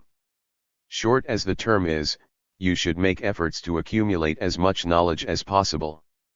Needless to say, you cannot become theoreticians in such a short period. But, while at school, you should be able to clearly grasp the fundamentals of Marxism-Leninism, our party's political and organizational lines and the principles of party work, cultivate the ability of distinguishing right from wrong in work, and acquire a practical knowledge that will be conducive to nation building. For this purpose, you should have plenty of study discussions and strive to digest all what you learn at classes. Our study is aimed not at showing off but at working better for the revolution. In the past, ostentatious Marxists liked to be smart, using words unintelligible to others. They had long hair, carried walking sticks and large books under their arms. You must never copy them. You must study to good effect and clearly understand everything you learn. Because the country is still hard pressed and we have not had enough time to prepare for the opening of the school, conditions are not fully provided for the students to study and the welfare supply service for them may not be satisfactory.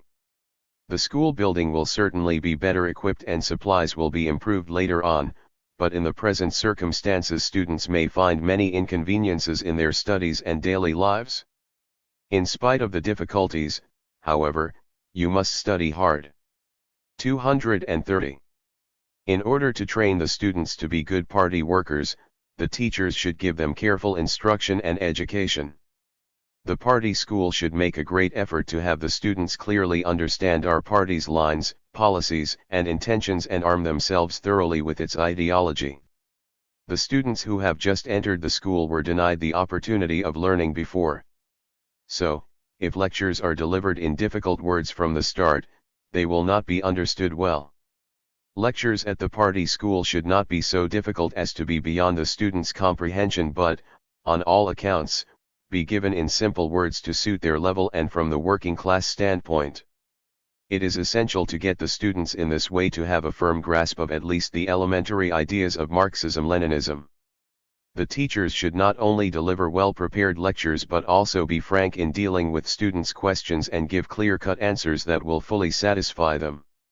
While giving the students the right instruction and education, it is necessary to ensure them adequate conditions for studying. First of all, they should be provided with textbooks. Since our printing capacity is still insufficient, the textbooks for the party school should be mimeographed for the time being. If you make proper arrangements and make the most of existing conditions, you will be quite able to solve the problem of textbooks with mimeographs. The school should set up a library and furnish it with necessary textbooks and bookcases, as well as desks, chairs, and teaching aids.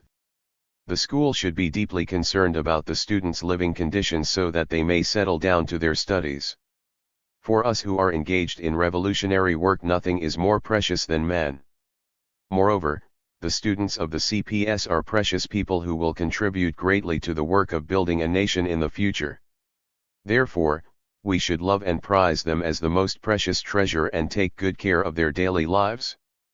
The school should make their beds comfortable to sleep in and serve them good meals.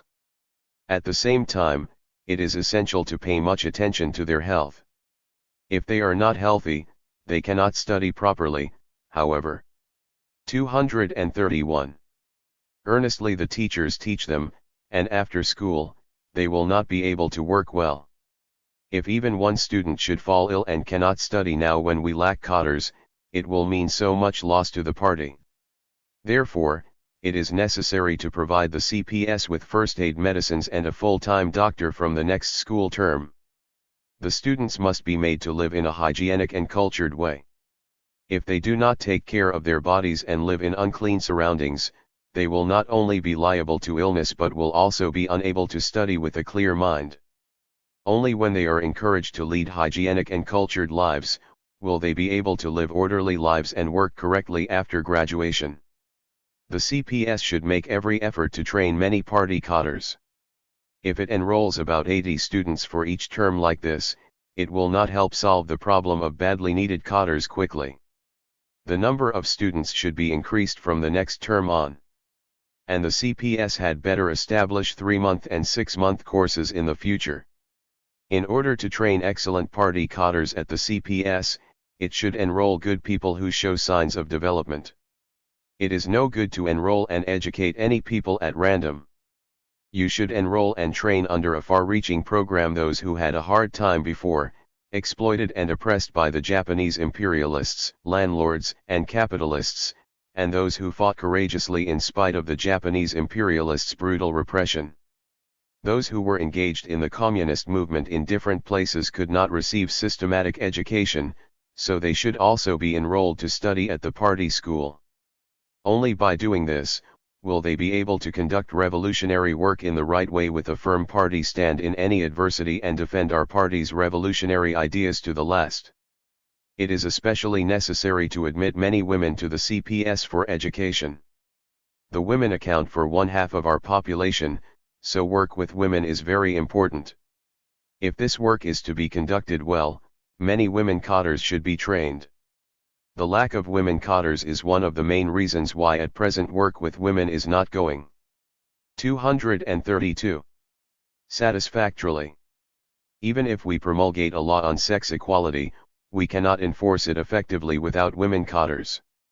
Some people say it is difficult to train women cotters, claiming that the social origin of urban women is not good or that rural women are ignoramuses who only know farming. This attitude is absolutely wrong. Korean women have a proud history of valiant struggle to free themselves from cruel Japanese imperialist oppression and feudal oppression. In the workers' strike at the Pyongyang rubber factory, the Gwangju student incident and many other anti-Japanese struggles waged at home, women faced up to the Japanese imperialists courageously. Korean women also defended the Revolutionary Army well at the revolutionary guerrilla bases. Particular mention should be made of the fact that quite a few Korean women took up arms and fought a heroic struggle against Japanese imperialism for a long time. Why cannot we find future cotters among our women who have such a brilliant history of anti-Japanese struggle? There are countless numbers of women qualified to be cotters. True, their intellectual level may be poor, because they received no education in the past. But this is no big problem. The point is, our officials do not know how to choose women to be trained as cotters. From now on many eligible women should be enrolled in the party school and trained to be excellent cotters. This will make it possible to advance work among the women and quickly wipe out the ideological legacy of Japanese imperialism and the feudal customs still remaining among them. The CPS should train cotters from South Korea under a perspective program. Now that North and South Korea are following different roads, it is very important indeed to train with foresight cotters who will work in South Korea. Many leading officials of the Communist Party of South Korea know little of the stages of revolutionary development in our country and do not skillfully unite broad sections of democratic forces around the party. 233. This situation demands that we train many party cadres capable of correctly carrying out the complicated revolutionary tasks in South Korea. We should enroll in the party school good people from among those who came from South Korea and give them an education. The CPS should strive to train as many cadres as our party requires, thus living up to its expectations. In conclusion, I hope that you students will always bear in mind that this is our party's school, although its material foundations are weak and you might feel inconveniences in your studying, and will become good workers, as required by the party, studying hard and bravely overcoming all hardships. 234. The newspaper Minjuyosin should serve as a correct guide for the building of a new Korea. Congratulatory message on the occasion of the inauguration of the newspaper Minjuyosin June 4, 1946.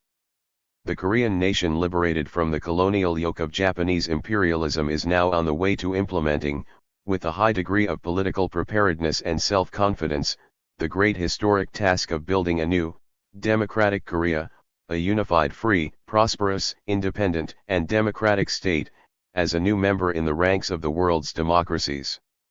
Since liberation, the democratic forces have grown rapidly in North Korea. Broad sections of the masses have rallied behind the democratic political parties and public organizations, while the Provisional People's Committee of North Korea, the People's Power, has been established on the basis of the solid Democratic National United Front. At present our people are triumphantly carrying out the historic task of building new government, a new economy and culture. As a result of the victorious enforcement of the great agrarian reform, our peasants' centuries-old desire has been realized and a new, broad avenue opened up for Korean society to advance.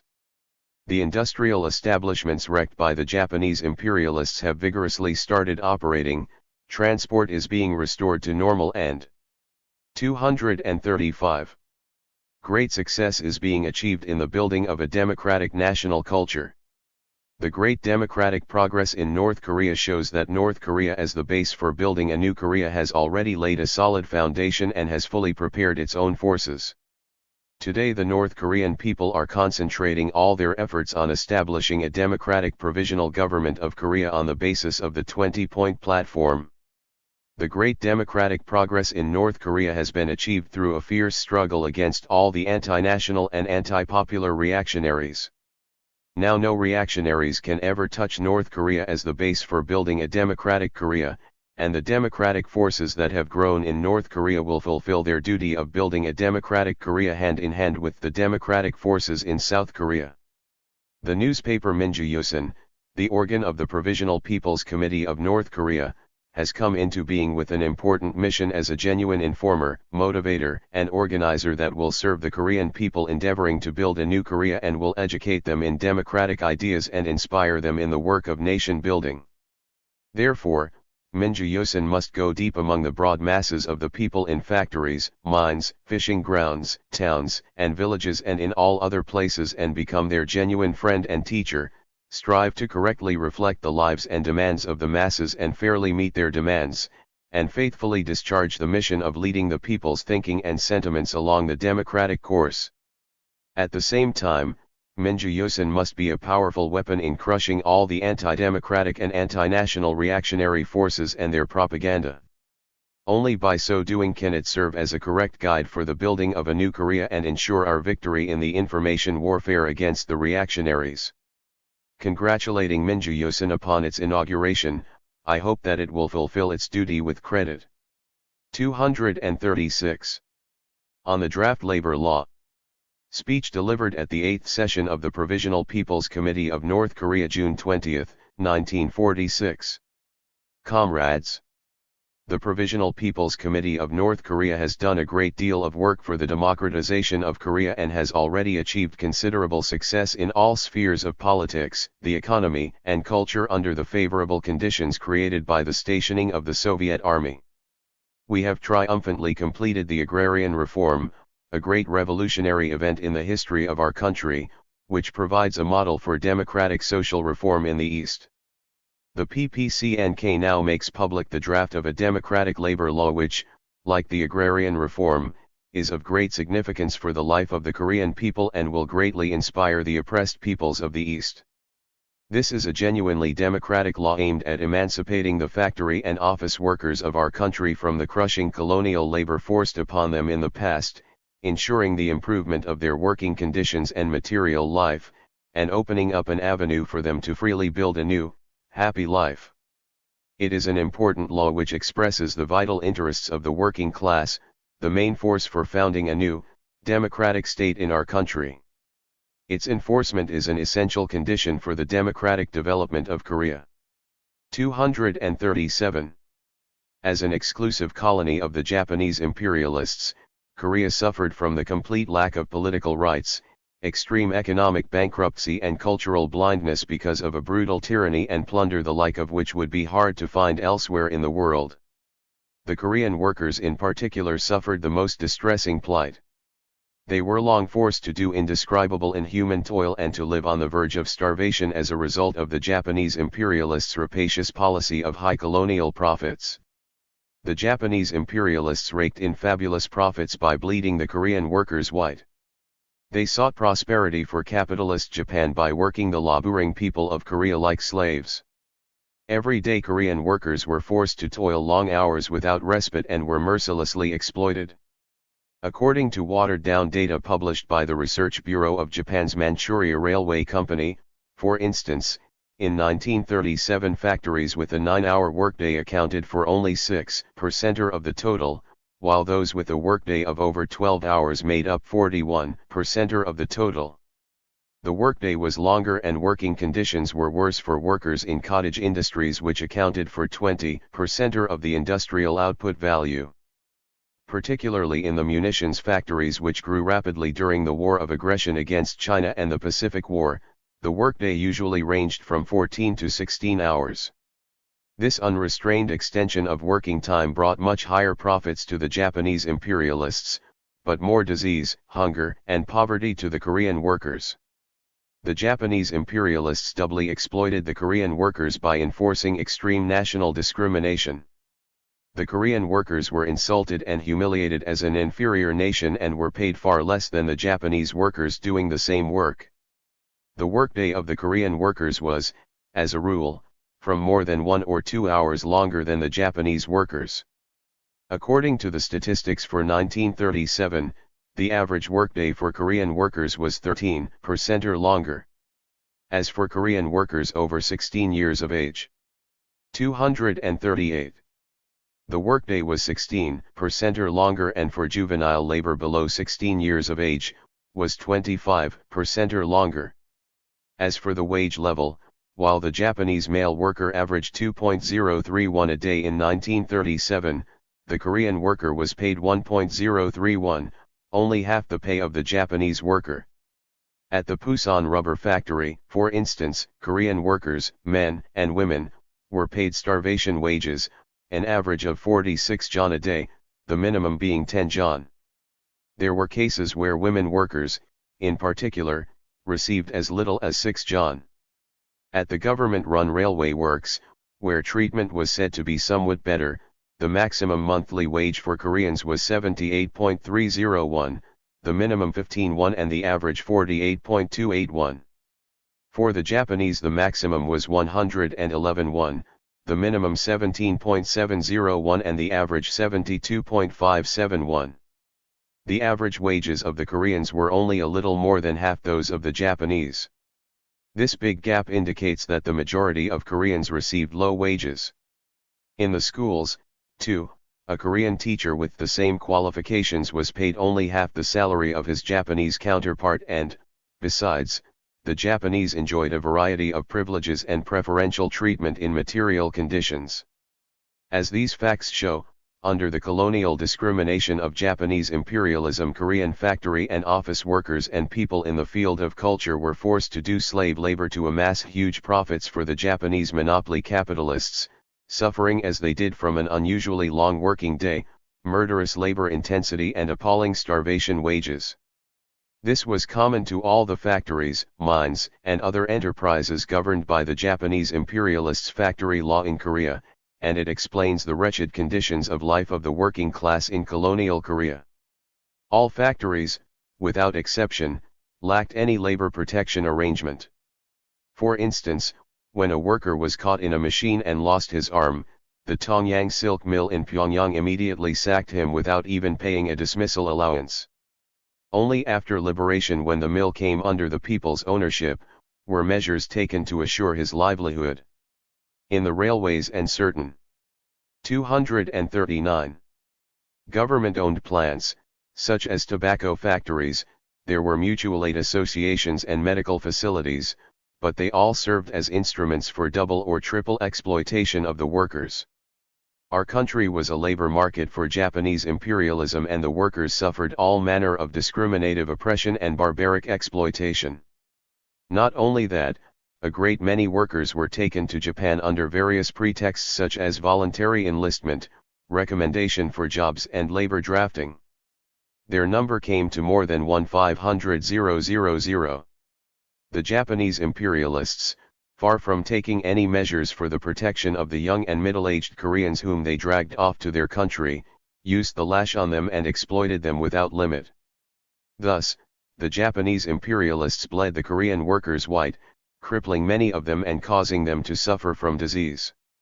Their factory law had no aim other than to shackle the Korean workers with the fetters of colonial slavery and impose poverty and hunger on them. In such conditions, the Korean workers resolutely waged a persistent struggle to defend their class interests and to smash the yoke of Japanese imperialism's cruel colonial exploitation in Korea. For instance, in the period from January to August of 1940 alone, a year of intensified suppression by Japanese imperialism, there were 623 labor disputes, involving 49,000 workers. But because of repression by Japanese imperialism, the workers' struggle was extremely difficult and finally became a clandestine movement. The working conditions of our workers worsened and their material conditions grew more wretched in the last years of Japanese imperialist rule. With Japanese imperialism's defeat and our country's liberation, the road to a new life was opened up before the Korean people and the Korean working class. In North Korea today, complete political freedom is assured for the people, and the tasks of the democratic revolution are being carried out, one after another. 240. The PPCNK carried out, first of all, the historic agrarian reform, uprooting the remnants of feudalism which had checked the socio-economic progress of our country for centuries, liquidating the landlord class in the countryside and enabling the peasants to become the masters of land and builders of democracy. Agrarian reform laid the foundations for the speedy rehabilitation and development of the productive forces in agriculture and was the first step towards an organic relationship between industry and agriculture and towards their balanced development. The enforcement of this great and historic reform contributed to the strengthening of the worker-peasant alliance and to the consolidation of the basis of the Democratic United Front. The PPCNK is making tremendous efforts for the rapid reconstruction of industry, the leading branch of the economy. We are reorganizing Korea's industry, once a tool of the Japanese imperialists in their policy of colonial pillage and aggression, to turn it into an independent and peaceful industry for developing our national economy and improving the people's livelihood, and we are rehabilitating and readjusting the factories and enterprises left demolished by the Japanese imperialists. In this connection, an important task confronting our organs of people's power is to emancipate the workers from the extremely cruel oppression and exploitation which they were subjected to in the past, guarantee them a free working life and democratic rights, get them to take part voluntarily in the building of a democratic state as the leading force of the new society, and bring their enthusiasm and initiative into full play. Today, freed from the yoke of colonial slavery, the workers take an active part in the reconstruction of our industry, accomplishing great feats of labor. They are striving to accelerate the building of a democratic country and achieve the democratic emancipation of the working class. But the building of a democratic state has only just begun. Only some of our factories, mines, and other enterprises have resumed. 241. Operation, and industrial production and construction as a whole have not yet got into their stride. In the industrial field, it is now possible for us to liquidate the survivals of the colonial rule of Japanese imperialism, establish a democratic system of labor, improve the working conditions of the workers and raise their standard of living. But the democratic emancipation of the workers has not yet been fully effected. An 8-hour workday has not yet been enacted, the employment of juvenile labor is still widespread, social insurance and labor protection for the workers have yet to be introduced, and the survivals of Japanese imperialism in industrial management have not been eradicated. For this reason, the labor law to be promulgated now in the name of the PPCNK aims at radically improving the working conditions of factory and office workers, enhancing their material well-being, eliminating the vestiges of imperialist exploitation in industry and achieving the democratic emancipation of the working class. Conditions are already ripe for the democratic emancipation of factory and office workers. Major factories, mines, and other enterprises and banks are in the hands of the people. The PPCNK, which represents genuinely democratic power, has gained considerably in strength. The worker-peasant alliance under the leadership of the working class has been consolidated. It is vitally important to grant the workers full democratic rights in labor and life, as they are the very core of the democratic forces in Korea and in charge of the leading branch of the national economy. If the democratic emancipation of factory and office workers and reform of their working life are not effected, if their enthusiasm and creative activity are not enlisted, the building of our new life will undoubtedly be impeded and delayed. It is, therefore, an important revolutionary task and a prerequisite for Korea's democratic development to enforce a labor law that provides for an 8-hour workday, a proper wage system and social insurance. 242. As all of you know, the 20-point platform of the PPCNK clearly defines the task of liquidating the vestiges of Japanese imperialist colonial exploitation and of introducing a democratic labor system in Korea. The labor law about to be promulgated will put into practice the labor policy of our people's power as specified precisely in the platform, and will promote the building of our democratic state by introducing an 8-hour workday, equal pay for equal work irrespective of age or sex, and social insurance for factory and office workers. This labor law is a democratic law which fully conforms to the concrete historical conditions in our country. Our country is now in the stage of the democratic revolution. We are liquidating the remnants of the systems of colonial and feudal exploitation and are encouraging private enterprises to a certain degree. Economic construction in our country at present is not socialist, and yet it is not, of course, going in the direction of capitalism. We are in the stage of building a democratic state by abolishing the foundations of colonial and feudal exploitation and uniting the patriotic, democratic forces from all walks of life. For this reason, our labor law is not identical with that in a socialist society, but it is also fundamentally different from the labor law of a bourgeois country which defends capitalist exploitation. This law is a democratic labor law conforming to the actual conditions in Korea. We have to guarantee by law the rights of wage and salary earners in private enterprises, not to mention the rights of the factory and office workers who work as the masters in our state organs and state-owned enterprises.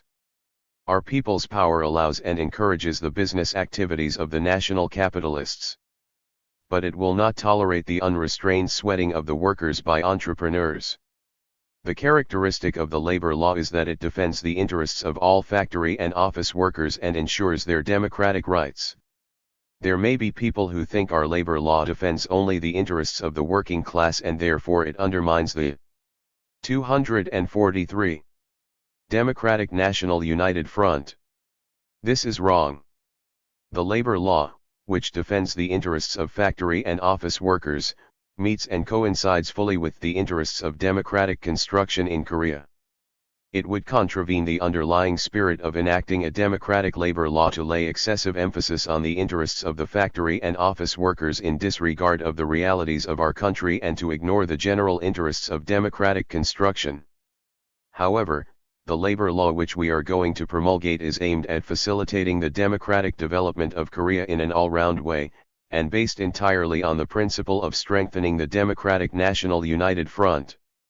It is our belief that the enactment and enforcement of the democratic labor law will not only bring democratic emancipation to the workers, but will make it possible for them to take an active part in political, economic, and cultural life. At the same time, it will cement the unity and solidarity of all democratic forces, with the working class as the core. During the agrarian reform, the working class fought more valiantly than any other class against the traitorous Syngman clique and the feudal forces.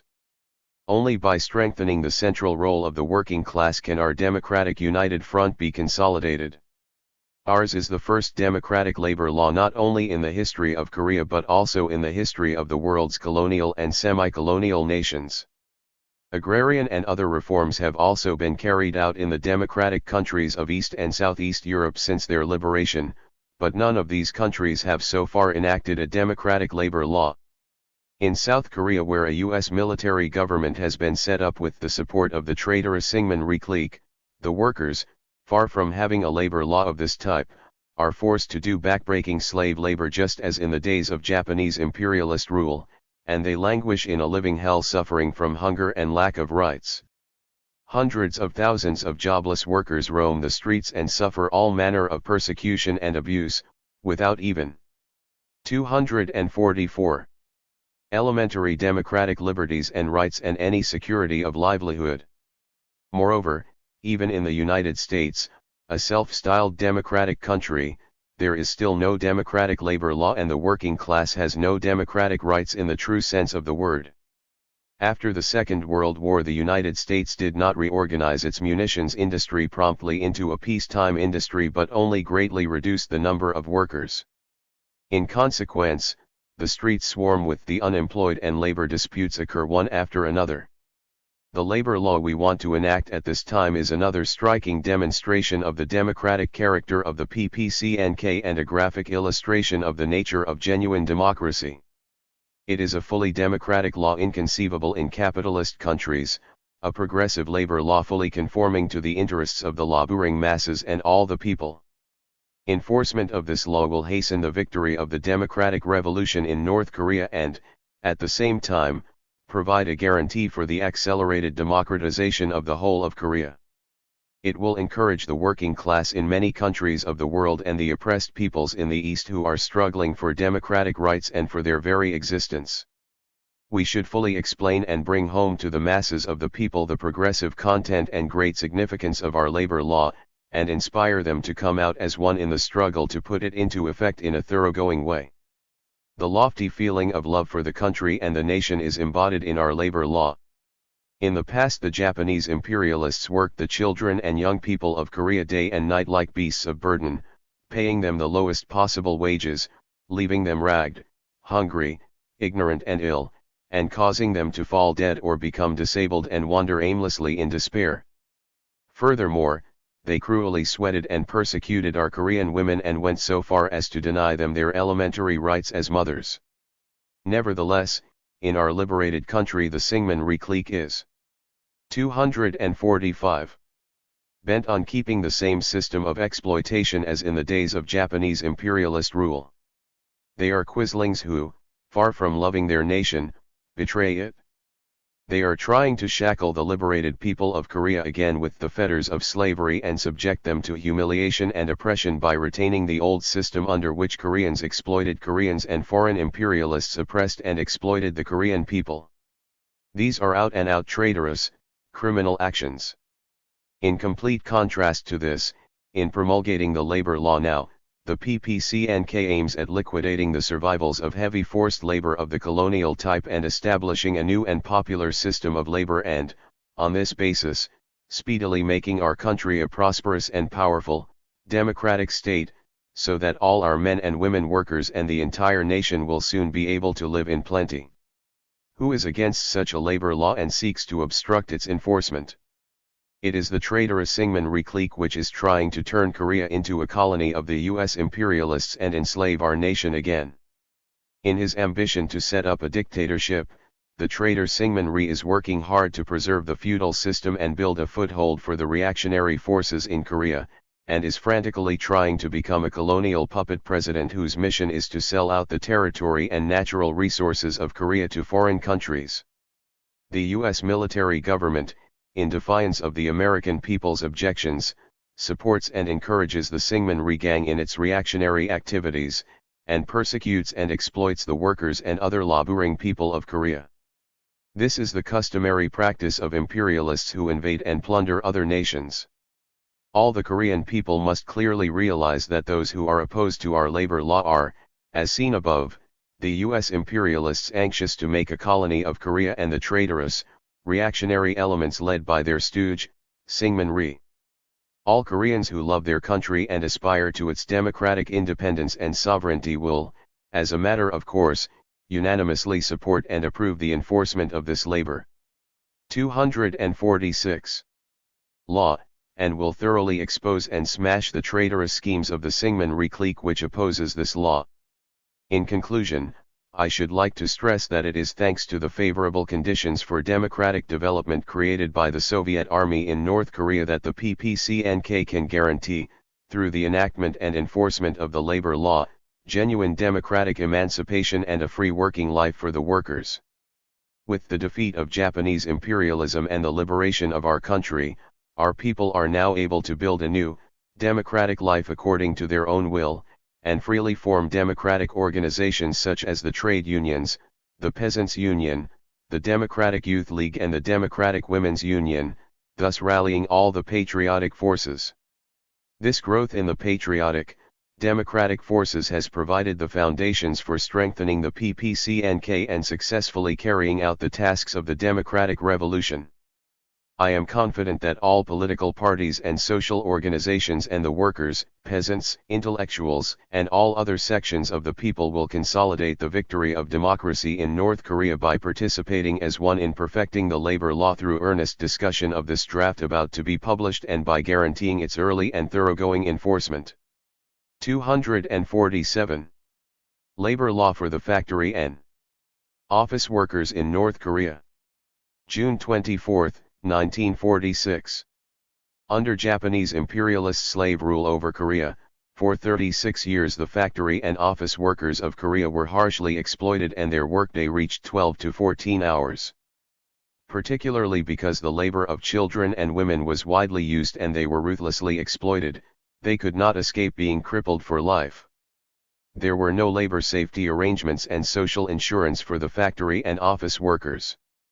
The great democratic reforms carried out in North Korea after liberation have made it possible to radically improve the working conditions of factory and office workers, use manpower rationally and improve their material standard. With a view to eliminating the vestiges of colonial exploitation and radically improving the material conditions of living of factory and office workers, the Provisional People's Committee of North Korea decides, Article 1. To introduce an 8-hour workday for factory and office workers in all the enterprises and offices owned by the state, social organizations, consumers' cooperatives, and individuals. Article 2. To institute a 7-hour workday for workers employed underground and in the production branches with harmful conditions. Note, the definition of trades with respect to underground labor and production branches with harmful conditions shall be given by 248. The Industry Bureau and the General Federation of Trade Unions, subject to the approval of the Provisional People's Committee of North Korea. Article 3. To introduce a 6-hour workday for children aged 14 to 16 who work in production enterprises and offices. Child labor is forbidden in production branches that have harmful working conditions and in underground labor. Note, as for child labor in harmful working conditions, the Industry Bureau and the General Federation of Trade Unions shall define its denominations, subject to the approval of the Provisional People's Committee of North Korea. Article 4. To prohibit the labor of those under the age of 14 in all production branches. Article 5. To forbid labor outside the defined working hours in principle. Note, overtime in enterprises and offices is allowed only in special cases, and must always have the consent of the trade union organizations. The overtime of each factory and office worker shall not exceed 250 hours a year. Article 6. To define the limits of remuneration to the personnel according to their occupation, post, and technical qualifications. The wages of factory and office workers serving with state enterprises and offices shall be stipulated by the Provisional People's Committee of North Korea. B.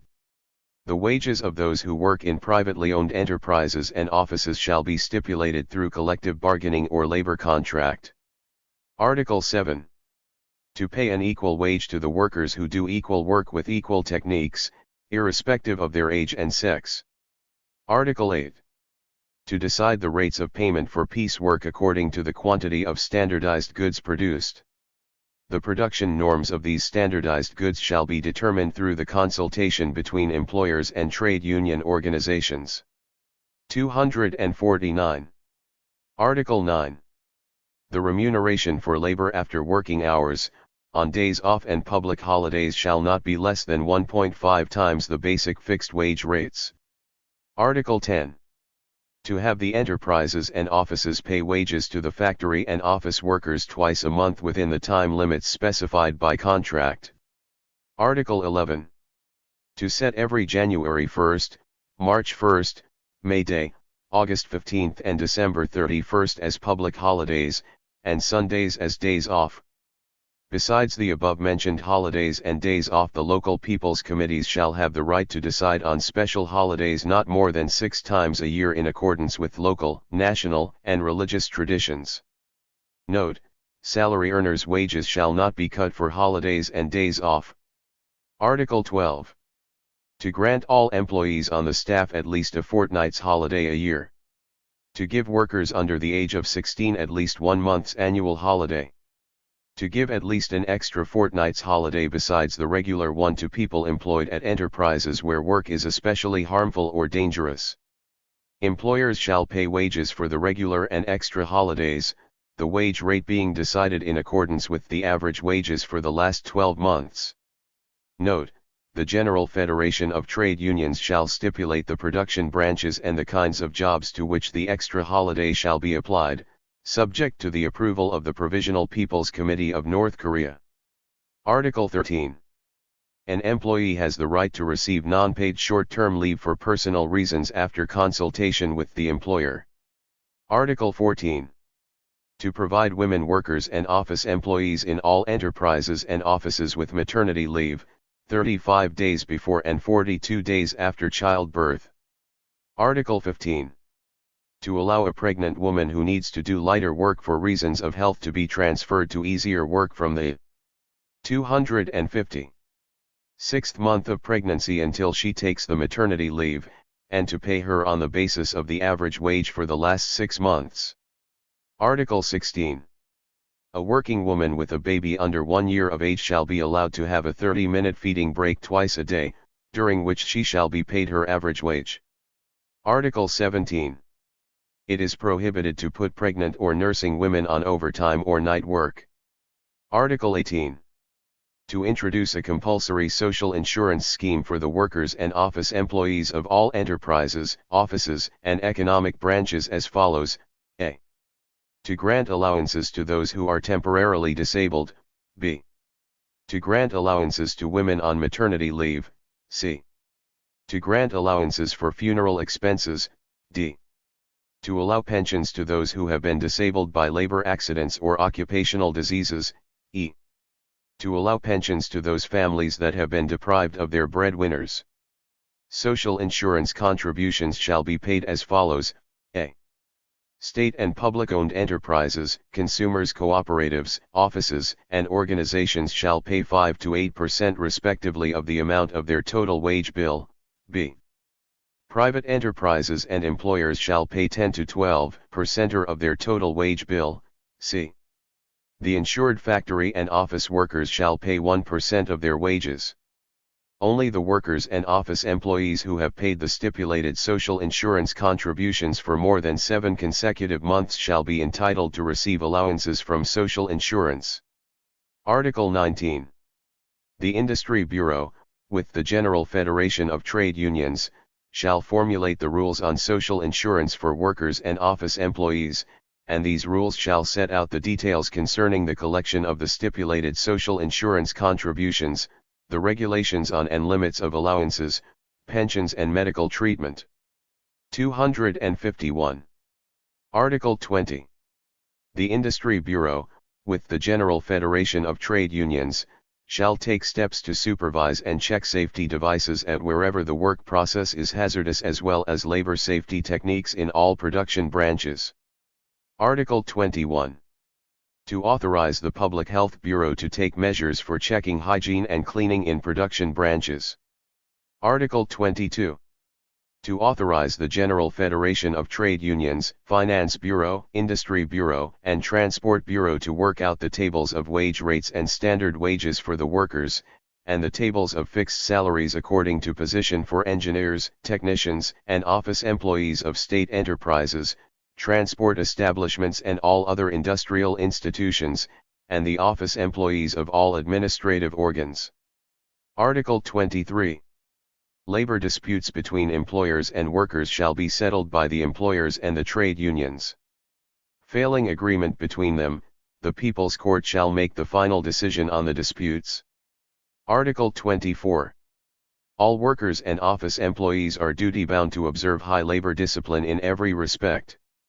Directors of enterprises, private entrepreneurs, and heads of all institutions have the right to dismiss at any time those who fail to report for work without permission or violate labor discipline, after consultation with representatives of the local trade unions. Article 25. To form a special committee with the participation of the General Federation of Trade Unions to study and formulate the regulations on insurance for factory and office workers and on unemployment benefit and pensions to be granted to elderly workers and office employees. Its term of office shall be 6 months. Article 26.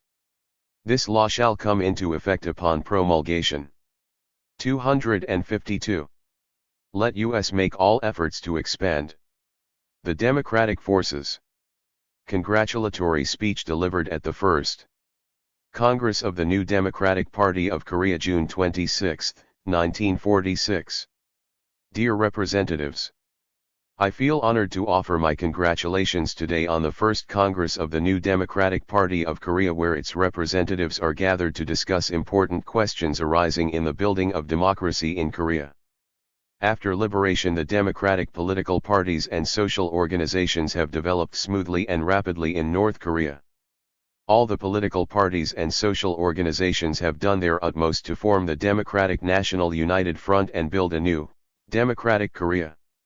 In particular, when the Moscow Conference of Foreign Ministers published its decision on guaranteeing the democratic development of Korea, the democratic political parties and social organizations in North Korea gave wholehearted support to this decision and have worked energetically to carry it into effect. In the process of the struggle for building a new country, the road Korea should follow became clearer, and all the political parties and social organizations took deep roots among the masses, and the democratic forces grew further in scope and strength. In February, the democratic political parties and social organizations in North Korea founded the Provisional People's 253 Committee of North Korea, the genuine people's government, in firm unity on the basis of a solid united front.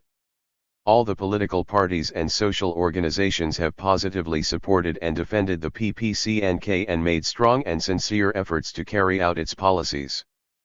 Particularly, they fought vigorously to eliminate anti-democratic reactionary elements in the course of carrying out the democratic tasks, including the agrarian reform, a great historic task, and gave active help in spring sowing.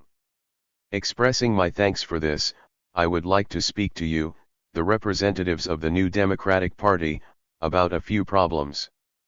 First, you should strive to unite the democratic forces firmly. We cannot say as yet that the democratic forces of Korea have firmly united as one. If we are to build a new country successfully, we should by all means possible unite all the patriotic, democratic forces firmly. To achieve the unity of the broad democratic forces is the main guarantee for building a new, democratic Korea.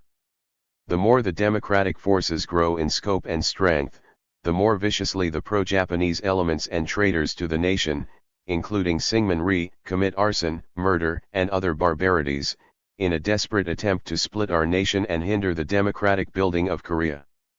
These scoundrels, fostered for a long time by the international fascists, are now revealing their true colors and are trying to set up a reactionary fascist government in Korea and turn it into a colony of imperialism again. In order to build the country successfully by uniting the democratic forces firmly, we should eliminate the reactionary elements, including the pro-Japanese elements and traitors to the nation. Nobody could assert now that reactionary elements will not try to get a grip on the new Democratic Party. Your party should further sharpen its vigilance against the reactionaries and thoroughly liquidate the anti-democratic elements in your midst.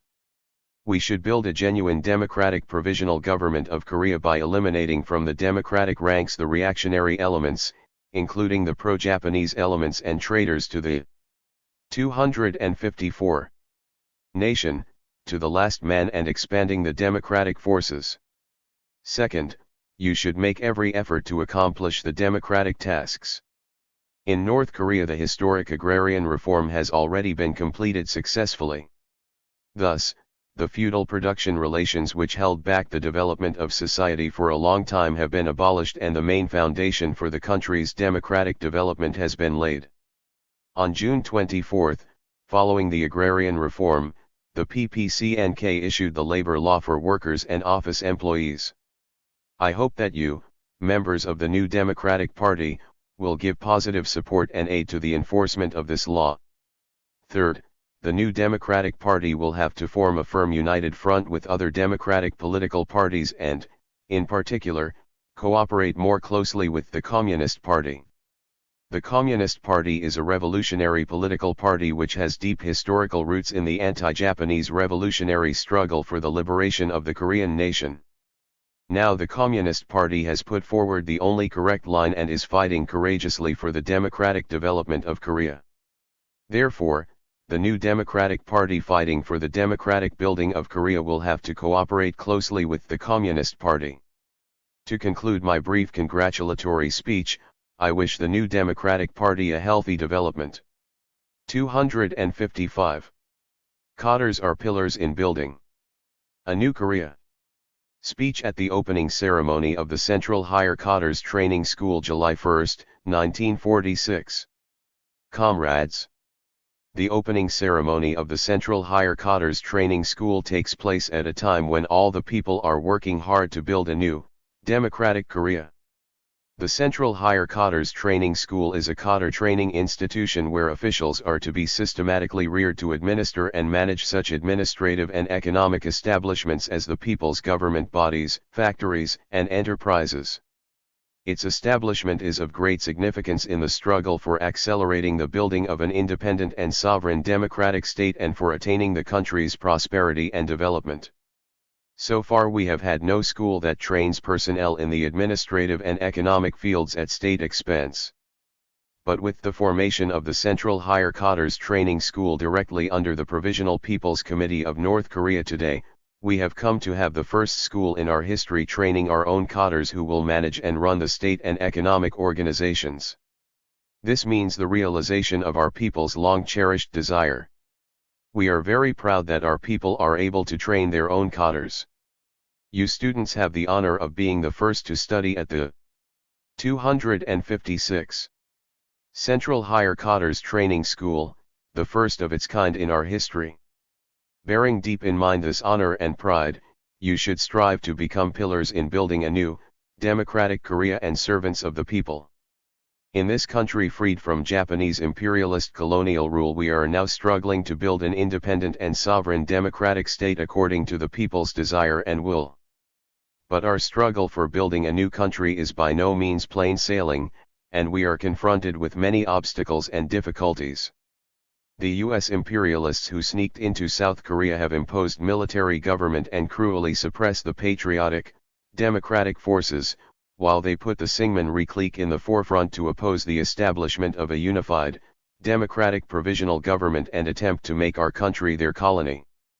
At the instigation of the US imperialists and the Syngman-rhee clique, the liquidated landlords, pro-Japanese collaborators, traitors to the nation and other reactionary elements in North Korea also make vicious attempts to destroy our people's government and to mislead the masses by abusing and slandering the successes of the democratic reforms and spreading reactionary false rumors. Such machinations of the US imperialists and reactionaries are a great obstacle to the building of a democratic Korea. And the factionalists, too, are obstructing our nation building. The factionalists, who did much harm to the revolutionary movement in our country by indulging in factional strife for leadership in the past, have not cast off their factional habits even now when the country is liberated. Continuing their factional acts, they hinder the unity and cohesion of the masses of the people and constitute an obstacle to the building of a democratic Korea. We should carry out successfully the vast and difficult tasks of consolidating the democratic base of North Korea and building a rich and powerful, independent, and sovereign state, by doing everything to frustrate the machinations of the reactionaries and factionalists at home and abroad. 257. To this end the ranks of our cadres should be built up solidly by all means possible. Cadres are the mainstay in building a new Korea. In order to build a new, democratic Korea and achieve the flourishing and development of the country and prosperity of the nation, we must have a large number of our own cadres. Without cadres we can neither solve successfully the difficult and complex problems arising in the building of a new country, nor build the country well. And our country has a great shortage of cadres. This is one of the greatest difficulties in our nation building work today. The shortage of cadres in our country is entirely the fault of the vicious Japanese imperialist colonial rule. Our people were kept out of state administration and denied the opportunity to study science and technology. As a result, we are short of cadres to administer the government bodies and manage the economy of the country. Even the cadres now working in the administrative and economic establishments have no experience of such work and their level is very low. In these circumstances, in order to train cadres quickly we should have cadre training centers. True, we have founded the Pyongyang Institute and the Central Party School, but this alone is not enough. There must also be a school for training administrative and economic cadres. That is why this time we have founded the Central Higher Cadres Training School. As the school opens today, it is important to settle correctly the questions of how to manage the school, what and how to teach the students and how to temper their ideologies. Only when these questions are properly solved can the students be brought up as fine cadres. Cadres on active service in the administrative and economic organizations and good persons from among the workers, poor peasants, and farm hands who experienced much oppression and exploitation at the hands of the Japanese imperialist aggressors, landlords and capitalists in the past, should be admitted and educated. 258. At the Central Higher Cadres Training School. The school should educate the students well and make them competent and useful administrative and economic officials capable of settling all questions arising in nation building correctly in keeping with the realities of our country. To bring up the students into fine cadres, it is necessary, first of all, to prepare them well ideologically. The school should cultivate the students in ardent patriotism, a high degree of national dignity, burning hatred for the enemy and confidence in victory of the revolutionary cause. Our people are a sagacious nation with a long history and brilliant culture. In the past they fought unyieldingly for the freedom and independence of the country in defiance of all sorts of maneuvers and barbarities of foreign invaders. In particular, the Korean Communists waged the heroic armed struggle to defeat the Japanese imperialist aggressors and achieve national liberation. The school should systematically teach the students the history of the Korean people's brave struggle against the Japanese imperialists and other foreign invaders, and instruct them well in all the excellent aspects of our people. It should thus cultivate the students in ardent patriotism and high national self-respect. At the same time, it is important that the students be well informed on the aggressive nature of the Japanese and US imperialists and the atrocities they committed in Korea. After the occupation of Korea, the Japanese imperialists oppressed and exploited its people by various cunning and vicious methods and committed brutal acts of arresting, imprisoning and slaughtering innocent people at random. The US imperialists have also for a long time ceaselessly perpetrated barbaric acts of aggression and plunder against Korea, beginning by sending their aggressor ship General Sherman to intrude into the Taedong River. We should make sure the students clearly know about such crimes of the US and Japanese aggressors. In particular, The US imperialists' crafty policy of aggression should be made well known to the students. In the past, the US imperialists, under the guise of 259 religion, spread the idea of worship of the United States in Korea, so a large number of people cherish an illusion about US imperialism.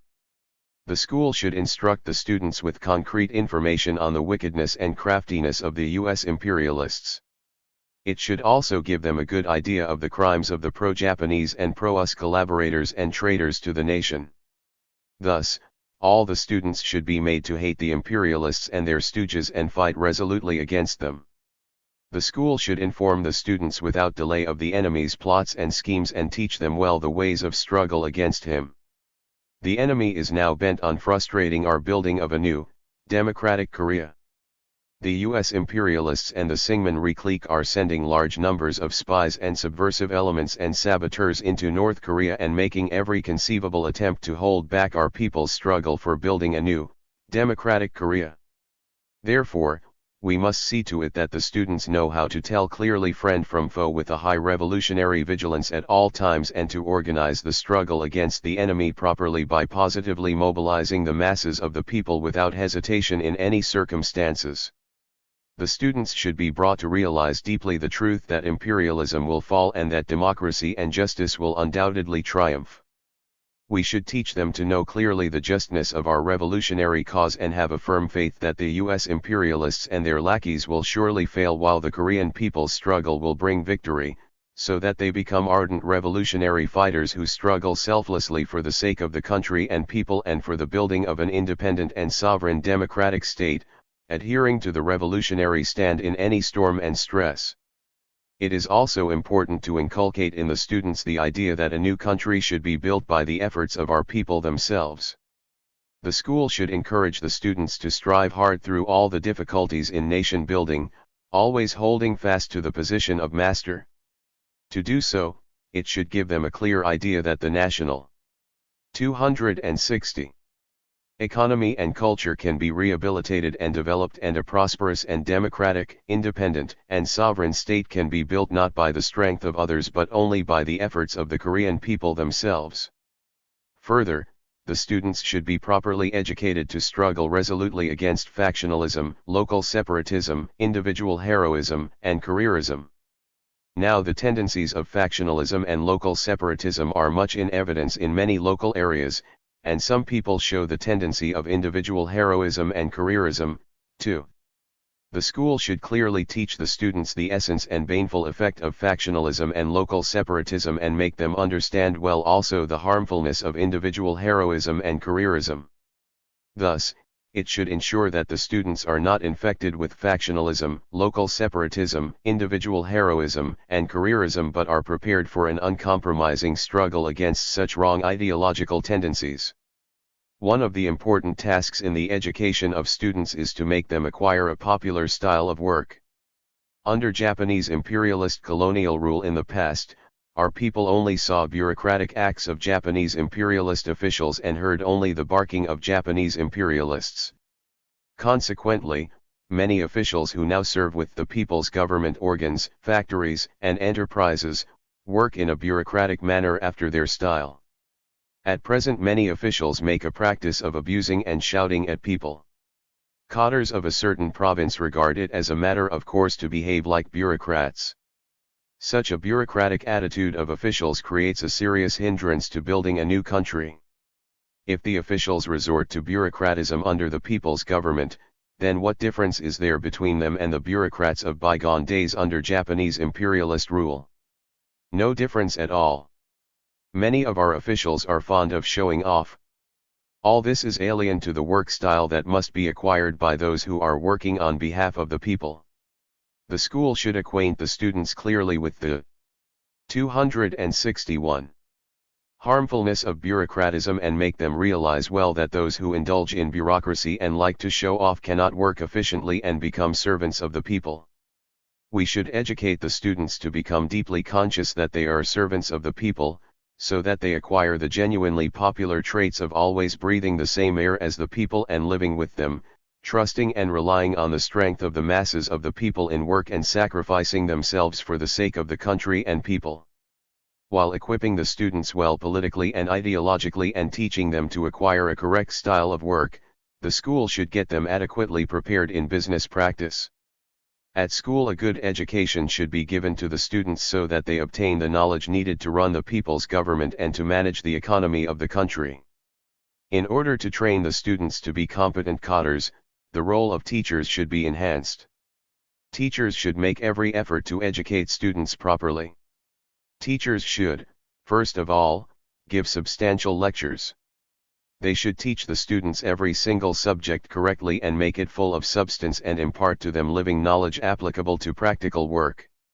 Even when a lecture is delivered on foreign experience, this experience should always be taught in relation to our specific realities. And because the students have been engaged in different jobs in different localities, the teachers should make sure they have the same correct views on all matters arising in the building of a new country. In particular, lectures should measure up to the students' level. Because the students' level is low, complex and involved subjects should be avoided as much as possible in the early lectures, and students should first be taught such simple subjects as what is the organ of power. Further, difficult words of Chinese ideograph origin and words borrowed from foreign languages such as proletariat and hegemony which are above the heads of the students should not be used. If the teachers give lectures that are incomprehensible to their 262 audience, the students will remain ignorant even if they study not for 3 months but for 3 years, and will not be able to become competent cadres. Therefore, difficult words should not be used but easy words to make the lecture intelligible and have a lasting impression. Teachers should become models for the students in everything. If teachers fail to conduct themselves properly and to exert a good influence upon the students, the latter will not be able to do good practical work after graduation. Teachers should always endeavor to exert a good influence on students in word and in deed and to acquire the right style of work. They should know how to accept the opinions of students with an open mind and how to learn from them. While at school, the students should prepare themselves well politically and ideologically and apply themselves in study. In the first place, effective ideological tempering is important. The present situation in our country is very complex, and we are building a new, democratic Korea in the thick of a fierce struggle against enemies at home and abroad. Therefore, if the students do not have nation building closely in mind and are poorly prepared politically and ideologically, they may waver when confronted with difficulties and will be unable to build the country properly. So the students should strive for strong ideological self-discipline. In the meantime, students should try hard to master practical knowledge. To this end, they should learn from the experience of other countries and study Marxist-Leninist theories, with the main stress on the study of our own country. They should know everything about our country including history, geography, the economy, and culture better than anybody else and study in such a way as to be able to introduce foreign experience to suit our conditions. Only when all scientific theories and experiences are studied in a way applicable to our nation-building work can they become working knowledge. If students in their school days firmly arm themselves politically and ideologically by strengthening their ideological training and study hard to master practical knowledge of nation building and 263 economic management, they will be able to carry out their revolutionary tasks with credit in the face of any difficulty. The students of the Central Higher Cadres Training School will be valuable cadres for the people's power organs and for various fields of the national economy in the future. Therefore, the school should look after their everyday life well so that they can study in comfort. Every hostel room should be furnished with desks and beds for the students to study and rest well, and they should also be supplied with sports equipment. Enough subsidiary foodstuffs should be supplied to the students and various daily necessities provided. The school should also have medical supplies for emergency use. And measures should be taken for the students to regularly attend films and to have their hair cut and take a bath. The school should pay attention to the teachers' lives, too. Particularly, we must ensure that the teachers live as near the school as possible.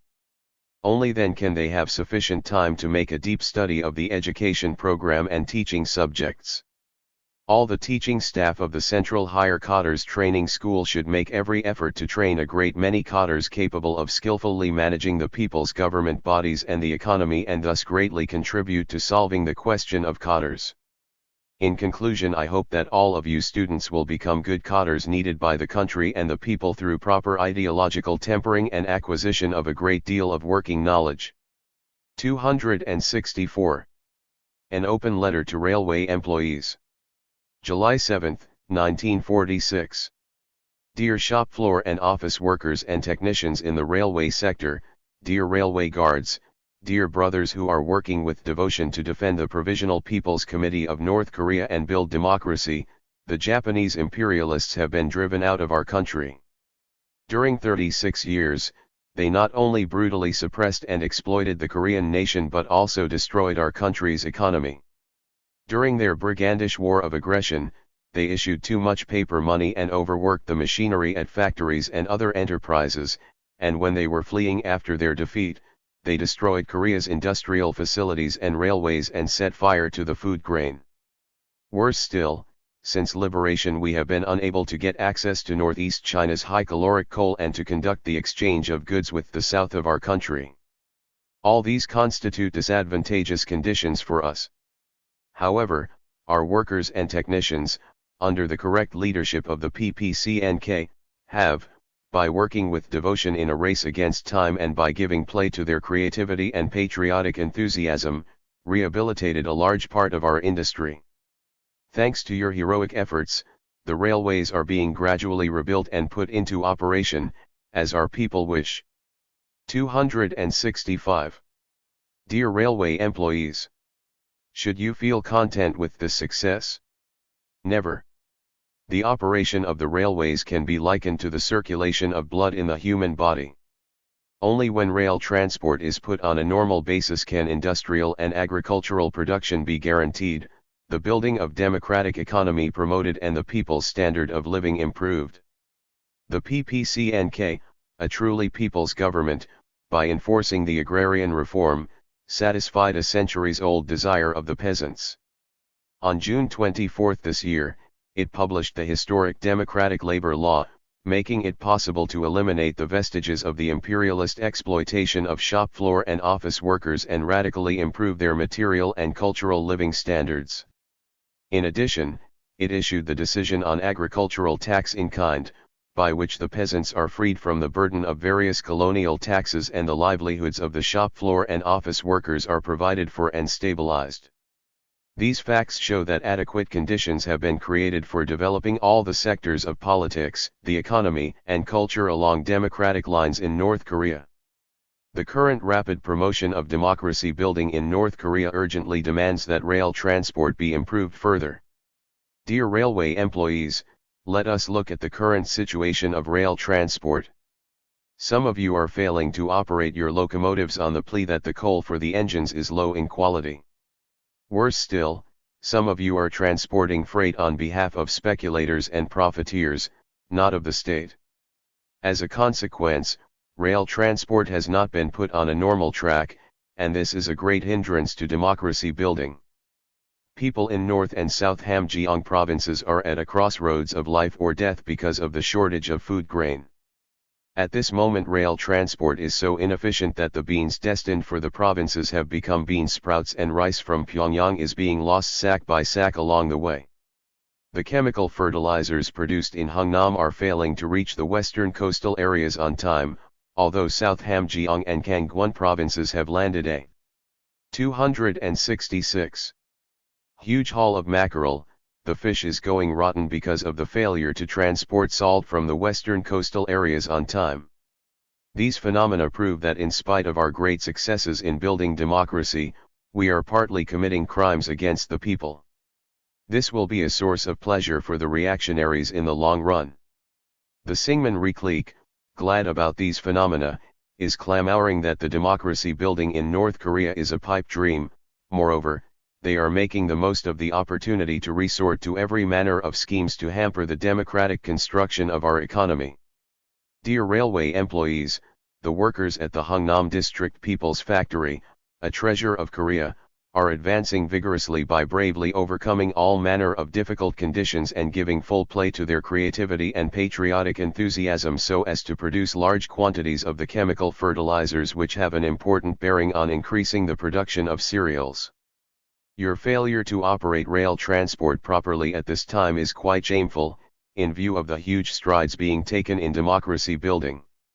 What are the fundamental reasons for rail transport not operating properly?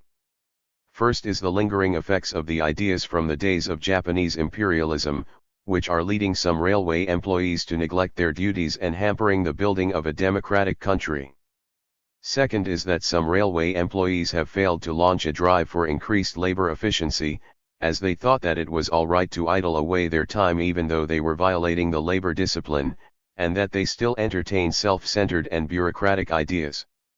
Third is the lack among you of the true patriotism of loving your fellow people sincerely and championing their and the country's interests.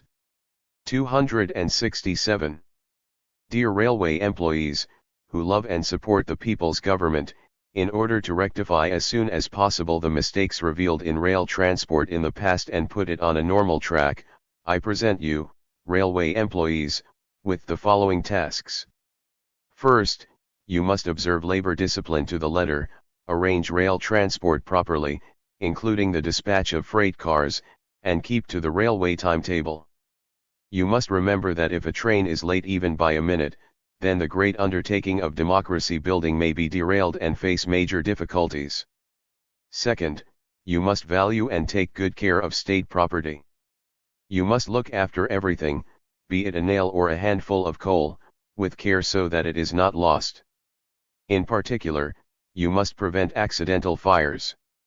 Accidental fires in the railway sector will cause damage to state property and this will, in the long run, impede the building of a new country. Third, you must study and acquire the skills of driving locomotives and other railway vehicles so as to make maximum efforts for the normal operation of rail transport. The Japanese imperialists, as in other sectors, did not teach Koreans in the railway sector the skills they needed. You must learn these skills by your own efforts. Fourth, you must perform your duties properly by encouraging and cooperating with one another, and wage a relentless struggle against those who do not work sincerely, who neglect their duties, who are planning to desert their workshops in search of other jobs and who are embezzling or misappropriating state property. The PPCNK appeals to you, dear railway employees, to perform these tasks with credit. I extend fraternal congratulations to you, courageous workers, who are in charge of the artery of the country. 268. I congratulate the first result. In building the democratic capital. Speech at the celebration of the completion of the Pothung River Improvement Project July 21, 1946. Dear citizens of Pyongyang. Today we are celebrating the triumphant completion of the Pothung River Improvement Project for protecting Pyongyang, the capital of the new, democratic Korea, against floods. The citizens of Pyongyang who have joined enthusiastically in the building of democracy since liberation have displayed lofty patriotism and ardor for nation building once again in the Pothung River Project, thus triumphantly completing the difficult work 15 days ahead of schedule. I would like to extend my sincere congratulations on this.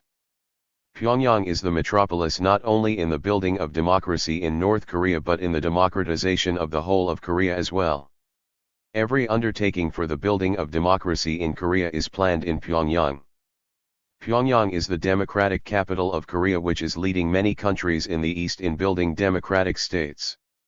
By completing the Pothung River Project through your devoted labor, you, Pyongyang citizens, have made it possible to protect Pyongyang, the center of building the democratic Korea, against floods. 269. Under Japanese imperialist rule Pyongyang often suffered serious damage from floods. The big flood disasters of 1923 and 1942 made a page of history that conjures up bitter memories among our Pyongyang citizens. In the flood disaster of 1942 large numbers of people were victims, more than 2,000 hectares of cultivated land and over 1,000 houses were washed away, and enormous damage was done to roads and crops. The Japanese imperialist aggressors were only interested in harshly oppressing and exploiting the Korean people, not caring at all about the pain and disaster they suffered. But now that they have been liberated, our people are in a position to shape their destiny for themselves. United firmly under the banner of the Democratic National United Front, various political parties and public organizations and Pyongyang citizens of all social strata, young and old, men and women, turned out in the Pothung River improvement work to protect Pyongyang against natural calamities and have carried it out with success by devoting all their energies, zeal, and talents. Displaying conscious enthusiasm and unflagging perseverance, Pyongyang citizens have overcome all difficulties and completed well ahead of schedule the great work of building an embankment 5 kilometers long with its 420,000 odd cubic meters of earthwork, by using some 579,000 man-days, half the estimated number. In a very short space of time the liberated citizens of Pyongyang triumphantly finished, by their voluntary and enthusiastic labor, the work which the Japanese imperialists had failed to accomplish in 10 years even though they forcibly mobilized as many as 3 million people. The completion of the Pothung River Improvement Project has made it possible not only to ensure the safety of the lives and property of 400,000 Pyongyang citizens but also for them to engage in the building of a democratic state and production work free from anxiety. In particular, the area of Tathariang-Ri in Pothung Plain has become safe for the construction of factories, while the villages in the basin of the Pothung River can raise crops safely every year free from floods to further consolidate the victory of the agrarian reform. 270. The triumphant completion of the Pothung River project is evidence that the foundation for building democracy has been laid in North Korea. In the favorable situation created after liberation, the North Korean people established the Provisional People's Committee of North Korea, the genuine people's government, and have steadily carried out democratic tasks, a great historic work, for the country's complete independence and sovereignty and democratic progress. The agrarian reform emancipated the peasants who groaned under feudal exploitation for thousands of years and under the Japanese imperialists' oppression and plunder for 36 years, and paved the way for the development of the countryside along democratic lines. We finished this year's spring sowing successfully and thus further consolidated the successes of the agrarian reform. And the promulgation of the labor law freed the workers and office employees forever from the Japanese imperialists' colonial forced labor and exploitation and made it possible to improve their working conditions and standard of material life. And the introduction of the agricultural tax in kind opened up the possibility of creating favorable conditions for raising the living standards of the peasants, developing agriculture, and reconstructing industries. At the same time, through the democratic movement of the masses, we exposed and frustrated every reactionary plot and terrorist act of Syngman Rhee, Jo Man-sik and other traitors to the nation and pro-Japanese elements seeking to turn Korea into a colony of imperialism again, which made possible the successful fulfillment of democratic tasks. You, citizens of Pyongyang, the democratic capital, participated more enthusiastically than anyone else in the struggle to carry out all these great democratic tasks.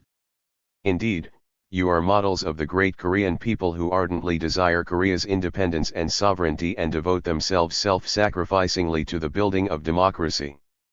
You carried out the Pothung River project by working in muddy water, disregarding the downpour of the rainy season. 271. As in the past, so in the recent river improvement project, the Communists, in particular, clearly demonstrated that they are in the vanguard in the building of democracy and patriots who love the country and people more than anyone else. One of them, after volunteering to join the Night Shock Brigade, worked day and night to carry out his responsibilities until he was drowned in the surging flood water. All this shows how ardently and exemplarily you, citizens of Pyongyang, are working for the country's independence and sovereignty and the building of democracy. Dear citizens, you have won the honor of victor and the title of patriot in the building of democracy and added a beautiful and worthy page to the history of building democracy in our country. The successful progress of the great democracy-building work in North Korea demonstrates once again to the whole world that the Provisional People's Committee of North Korea, based on the Democratic National United Front, is being strengthened on the basis of democracy, and that it is a genuine people's government striving for the improvement of the people's well-being. Indeed, the successful democracy-building work is a great historic victory to be rejoiced over and celebrated by the citizens of Pyongyang and all the Korean people alike, and this will hasten the glorious day of establishing a unified, democratic government in our country.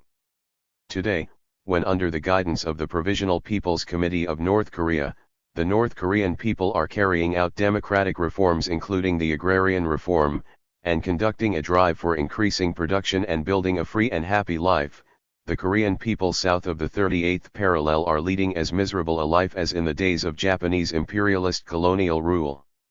The Syngman-rhee clique, in collusion with the U.S. reactionaries, are openly attempting to sell out Korea again to the imperialists and turn the Korean people into colonial slaves of the U.S. imperialists. All the political parties and public organizations affiliated with the 272 Democratic National Front and patriotic people that struggle for democracy and the people's interests in South Korea have been suppressed, and their activities today are completely banned. Democratic establishments and organizations have been closed down and their leaders are arrested and imprisoned, and reactionary terrorism is rife in broad daylight.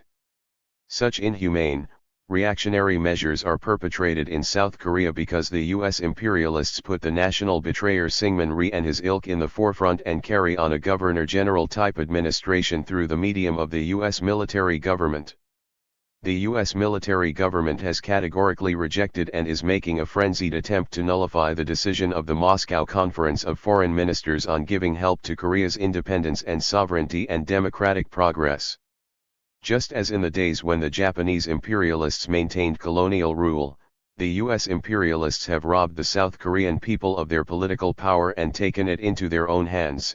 They have whipped together the reactionaries, including the pro-Japanese and pro-US elements and national betrayers who are enemies of the people, to make servants of them and incite them to reactionary acts of oppressing and plundering the people. While suppressing and dissolving the people's committees which the people had set up independently in all areas of South Korea and arresting and imprisoning their leading officials, the U.S. imperialists seized hold of the factories, mines, railways, communications, and banks formerly owned by the Japanese state and Japanese capitalists, which ought duly to have come into possession of the Korean people, and they are using them for the implementation of their policy of plunder. In this way, they have deprived the South Korean people of their political rights and freedoms and expropriated all the wealth produced by our people's sweat and blood and needed for the improvement of our people's well-being. What is this if not a concrete expression of the American-style Governor-General administration? 273. In order to further intensify imperialist oppression and plunder against the Korean people, the U.S. reactionaries plan to rig up a puppet government by setting up the Syngman-rhee clique as their stooges. It is common knowledge that their heinous machinations are responsible for the unsuccessful work of the USSR-US Joint Commission. The U.S. imperialists and Syngman-rhee clique have in collusion recently put up a signboard of what they call General Headquarters for National Unification to fool the people. The U.S. imperialists are using all sorts of tricks to deprive the Korean people of democratic government and all their wealth and to reduce them to colonial slaves. Our people will never tolerate such moves of the U.S. imperialists. The Korean people do not want to become colonial slaves of the imperialists again. They are afire with a firm determination to struggle to the last man for the country's independence and sovereignty. Citizens of Pyongyang, people of North Korea, let us help the South Korean people who are fighting against the U.S. imperialists and the Syngman-rhee clique, their stooges, suffering under their suppression. All the North Korean people must pool their strength to thoroughly oppose the Governor-General-style administration of the U.S. military government that oppresses the people in South Korea, and must wage a vigorous struggle to make political power and all property pass into the hands of the Korean people. In order to strive energetically for the country's independence, sovereignty, and democratization, the entire people should unite ever more firmly around the Provisional People's Committee of North Korea and further strengthen the people's committees. We should continue to push ahead vigorously with economic construction.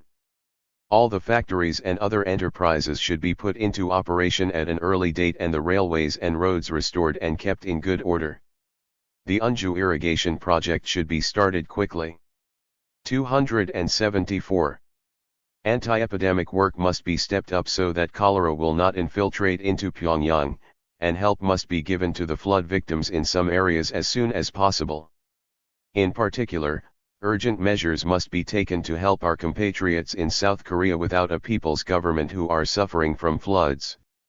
Our people should triumphantly fulfill all these tasks by making considerably greater efforts than during the recent Pothung River Improvement Project. The entire people should display a high degree of patriotic ardor and devotion and wage a vigorous struggle for the building of democracy, thus facilitating the establishment of a unified, democratic government. Victory will be ours. Let us all unite closely around the Provisional People's Committee of North Korea and work vigorously for the establishment of a unified, democratic government and the complete independence and sovereignty of the country. Long live the citizens of Pyongyang who have performed heroic feats in the Pothung River Improvement Project. Long live the Provisional People's Committee of North Korea, our people's government. Long live the Democratic National United Front. Let us oppose the U.S. imperialists' policy of colonization towards Korea. Let us throw out the Syngman reactionaries obstructing the complete independence of Korea. Long live the democratic independence and sovereignty of Korea. 275. On forming the Committee of the Democratic National United Front. Report to a meeting of representatives of the democratic political parties and public organizations in North Korea July 22, 1946. Esteemed representatives, comrades, since liberation our people in North Korea have successfully carried out democratic reforms of great historical significance. The joint efforts of many democratic political parties and public organizations have enabled North Korea to lay a solid foundation for building a reunified, democratic Korea in the future. In particular, since the publication of the decision of the Moscow Conference of Foreign Ministers on the Korean question, the North Korean democratic forces have quickly become stronger, with millions of people uniting in the democratic political parties and public organizations. Following are the names of the principal public organizations and their membership. Trade Unions, 350,000. Peasants Union, over 1-800-000. Democratic Youth League, almost 100,000. Women's Union, over 600,000. 276. Arts Federation, over 10,000. We have established the Provisional People's Committee of North Korea, a true people's power, on the basis of a broad united front of the democratic political parties and public organizations.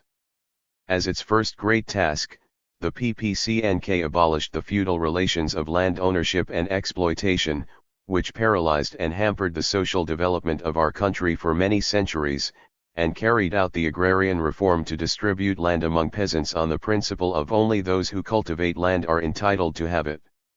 The reform carried out resolutely with the mobilization of all the people and all political parties and public organizations opened up a broad avenue for the democratization of Korea and the development of the national economy, while overthrowing the socio-economic foothold of the pro-Japanese elements and traitors to the nation.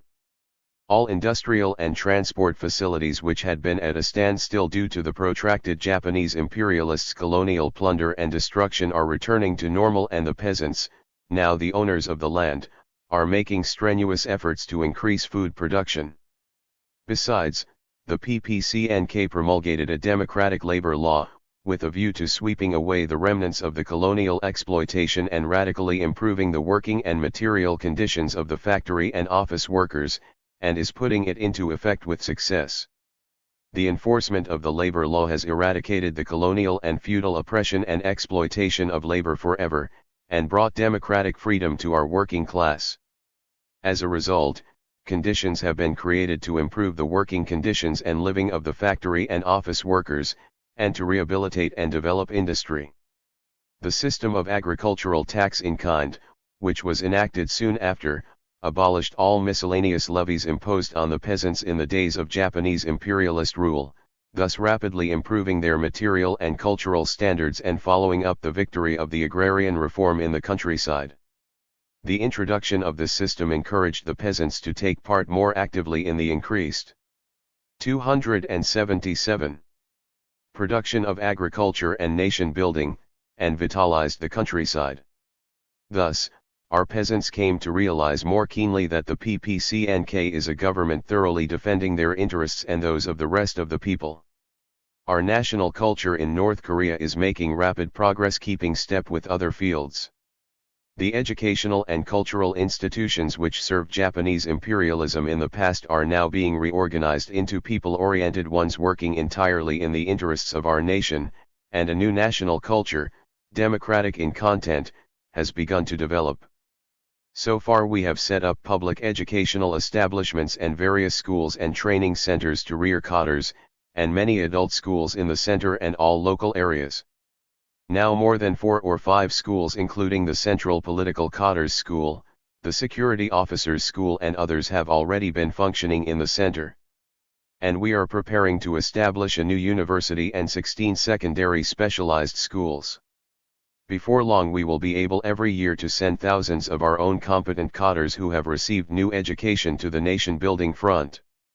In addition, many such cultural establishments as libraries, clubhouses, theaters, newspaper offices, and publishing houses are being set up, and scientists, artists and many other intellectuals are exerting every effort to build a democratic national culture of the new Korea, upholding the policy of the PPCNK.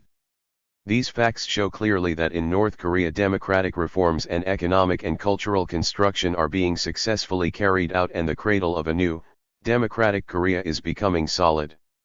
We cannot, however, rest on our laurels. We have more work ahead of us, and we will have to overcome bigger obstacles and hardships to build a prosperous and unified, democratic and independent state without fail. For this we should unite more firmly and strive more bravely and tenaciously. The USSR-US Joint Commission which met in Seoul some time ago was called off. This warns all patriots and political figures of 278 Korea to sharpen their political vigilance. The adjournment of the USSR-US Joint Commission's work and the ensuing events in South Korea fully revealed to the world the traditional US imperialist policy of colonizing small and weak nations and their sinister designs on Korea. The band of Syngman Rhee, head of the pro-Japanese elements and traitors to the nation, have, in collusion with US imperialism, the ringleader of world reactionaries, employed all sorts of vile methods to oppose the decision of the Moscow Conference of Foreign Ministers on Korea guaranteeing its national independence and democratic development, and are putting every obstacle in the way of establishing a democratic provisional government of Korea. However, today the world is heading for democracy. The peoples of many countries in Europe, freed from the bondage of fascist Germany, have established a democratic people's power by frustrating the plots of all external and internal reactionaries, and are pushing ahead vigorously with their national reconstruction. Not only that.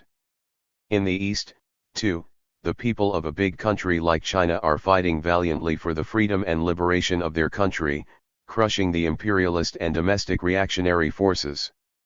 In a word, the world is advancing and developing under the banner of freedom, national independence, and democracy. Our Korean question, too, will and should be solved under this banner in keeping with the world trend. The Korean people will never tolerate any aggressive moves of the imperialists and, at the same time, will smash any treacherous acts of traitors like Syngman Rhee. The road Korea should take at present is not an anti-national, anti-popular, and anti-democratic road aimed at turning back the wheels of history, but a road to our nation's complete independence, to a new, democratic development and to advancing history forward. This is a road to building a new, democratic Korea which our people have embarked upon in North Korea since liberation and a road to establishing a unified, democratic provisional government. Leaders of all political parties and public organizations, we should, following this right course, realize the historical desire. 279. of our nation and win full democratic independence and sovereignty for Korea. What is most important in fulfilling this great task is the strong unity and cohesion of all democratic political parties and public organizations and their closer cooperation. Of course, so far we have succeeded in fulfilling many tasks by relying on the democratic united front of all political parties and public organizations. But we cannot rest content with this. In order to build a new, democratic Korea, we should cooperate more closely, unite as one family and rally all the Korean people under the banner of the Democratic National United Front. This is the only way to establish a unified, democratic provisional government of Korea as soon as possible and a most important guarantee for Korea's complete independence and sovereignty and its democratic progress. Herein lies the basic reason why we meet here today to form the Committee of the Democratic National United Front. Only when we organize the Committee of the DNUF will we be able to lead all the people in a united and more vigorous struggle against the US imperialists and their lackeys, the traitorous Syngman clique. This struggle is essential for setting up a unified, democratic provisional government and achieving full democratic independence and sovereignty of New Korea. Through the activities of the Committee of the DNUF we will be able to organize and mobilize all sections of patriotic, democratic forces on a broader scale, and ensure closer cooperation and united action of all political parties and public organizations, thus further strengthening the democratic base of North Korea. The present task of building a new, democratic Korea cannot possibly be achieved by any one political party alone, it can only be carried out by the joint efforts and united struggle of all democratic political parties and public organizations. Only when we assume collective responsibility and pool our efforts can we emerge victorious in either political struggle or economic and cultural construction. 280. The 20-point platform we announced in anticipation of the establishment of a democratic provisional government should naturally be the common program of the Committee of the DNUF and a guide to all our activities. The correctness of the 20-point platform has been proved more clearly in actual life. The tasks advanced in the platform are gradually being carried out in North Korea. In order to build a new Korea successfully and develop it in a truly democratic way, we must follow the line indicated by the platform under all circumstances. A unified, democratic provisional government, 2, should duly be established on the basis of the platform. This, 2, can only be realized by the joint efforts of all political parties, public organizations, and all the people. A joint consultative organ of all political parties and public organizations is vital for further consolidating the People's Committee as well. We should always bear responsibility in common, help one another and strive as one to further strengthen the people's power. Today we are confronted with the important task of further developing the work of the People's Committee based on the DNUF. The DNUF Committee must help the People's Committee in its work with the utmost concern and sincerity. We need a body to organically link all our activities so that we representatives of all political parties and public organizations can help one another and maintain closer relations in discussing and dealing with questions at all times, and the present situation as a whole urgently requires the formation of such an organization. This organization will play a big role in influencing and encouraging the people in South Korea to enforce the democratic reforms there as in North Korea as soon as possible. The representatives of all political parties and public organizations have so far only gathered for discussion occasionally whenever the need arose, but had no permanent consultative body as an organization. True, the People's Committee was established on the basis of the DNUF. But it is simply an organ of power and cannot be. 281. A consultative body of all political parties and public organizations. Out of the necessity mentioned above, I now propose to form the Central Committee of the Democratic National United Front at this meeting attended by the leading personnel of all political parties and public organizations. And I deem it necessary to organize DNUF committees at different levels in provinces, cities, and counties. The committee of the DNUF should not be dominated by any one political party, but should become an organ of consultation for all political parties with equal rights on an equal footing. Therefore, I propose that the leaders of all political parties become chairmen in turn. 282. The present political situation. And our new tasks. Report to an enlarged joint meeting of the Central Committees of the Communist Party of North Korea and the New Democratic Party of Korea, July 29, 1946. Comrades. Today's meeting is of great historic importance. The present complex and acute situation presents us with a number of important tasks. In particular, it urgently demands the merger of the Communist Party of North Korea and the New Democratic Party of Korea. That is why we have called this joint meeting to discuss the question of merging the two parties. Our liberated Korea is moving on along the road of building a new society in a very complex and tense situation at home and abroad. What, then, is the present international situation? The victory of the international anti-fascist democratic camp in the Second World War opened up a new era in history. The peoples of the world who defeated the fascists and won their anti-fascist liberation war are building a new life of peace, freedom, and democracy, and the democratic movement of the working masses throughout the world is now growing in scope and strength. The democratic movement of the peoples of many East European countries freed from the fascist yoke is spreading all over Europe like surging waves.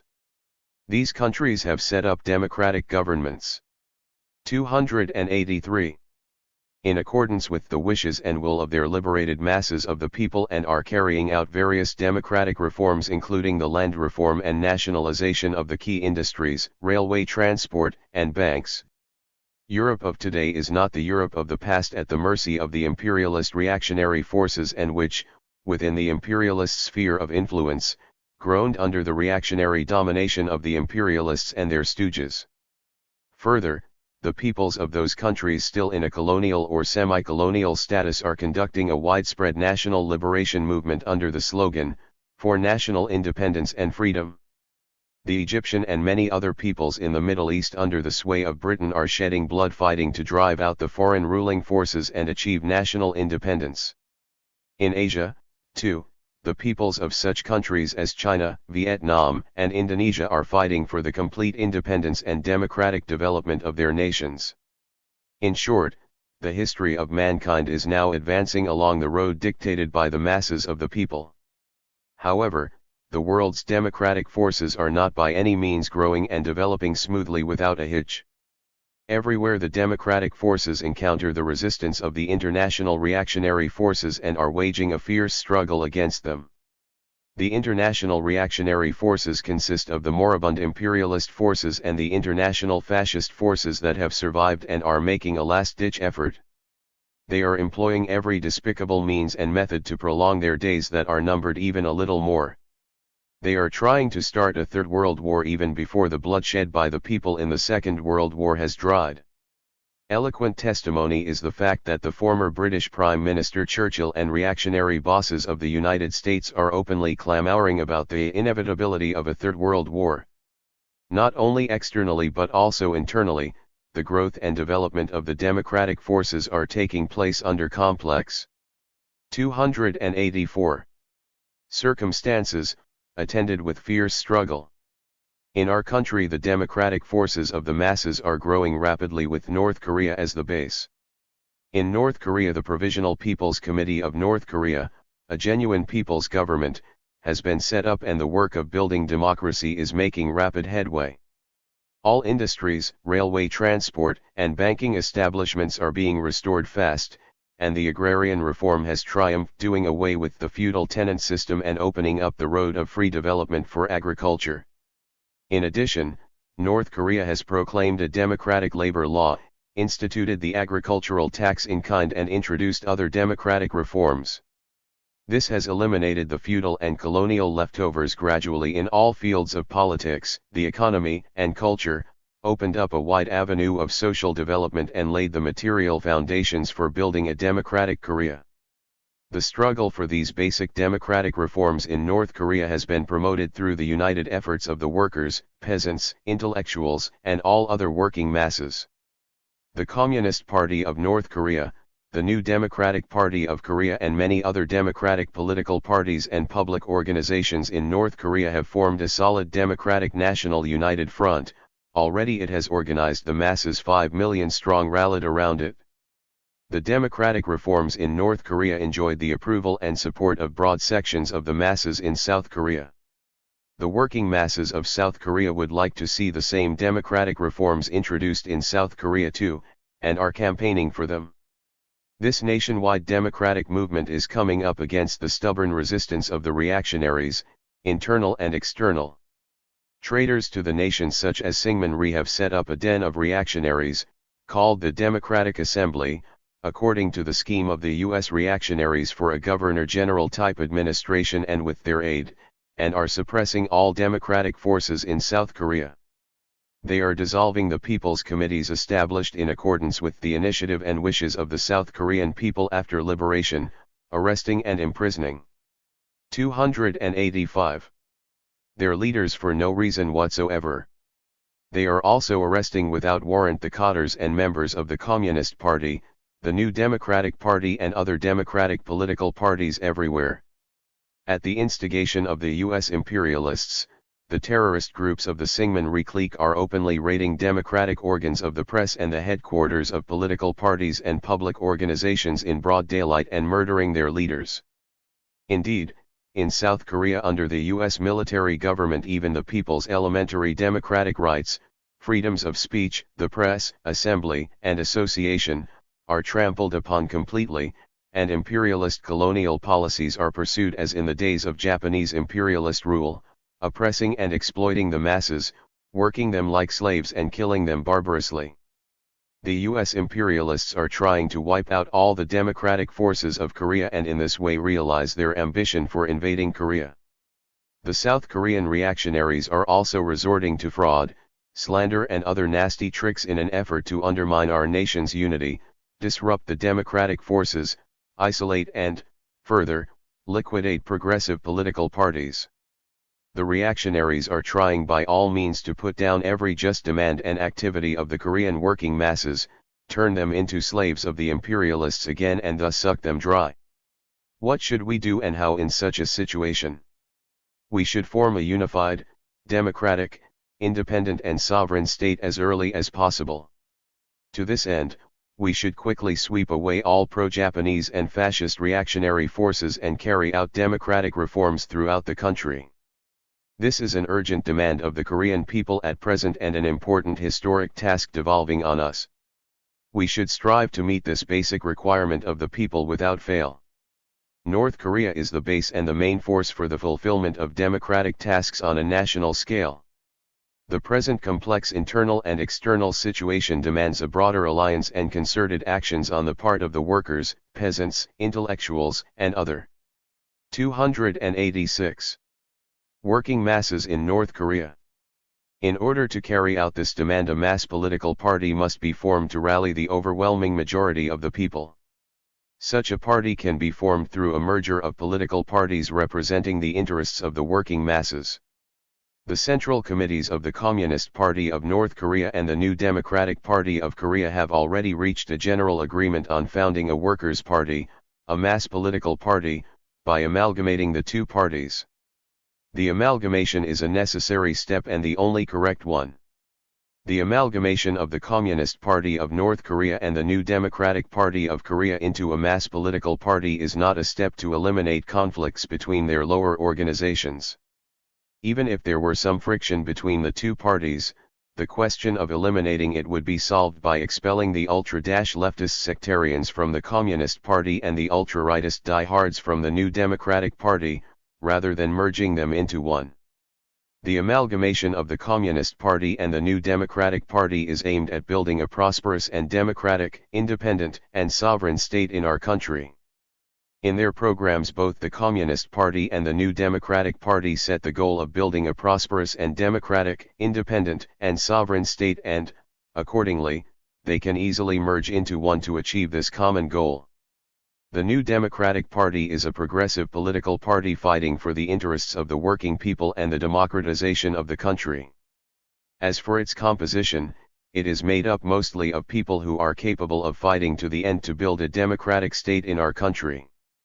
Therefore, the Communist Party can join efforts with the New Democratic Party not only at the present stage but in the future as well. We must win our struggle against the reactionaries at home and abroad, and for this purpose, firmly unite the broad masses of the people around us. The strength of the broad masses is inexhaustible. We are the fighters who believe only in this strength and know how. 287. To win final victory with this strength.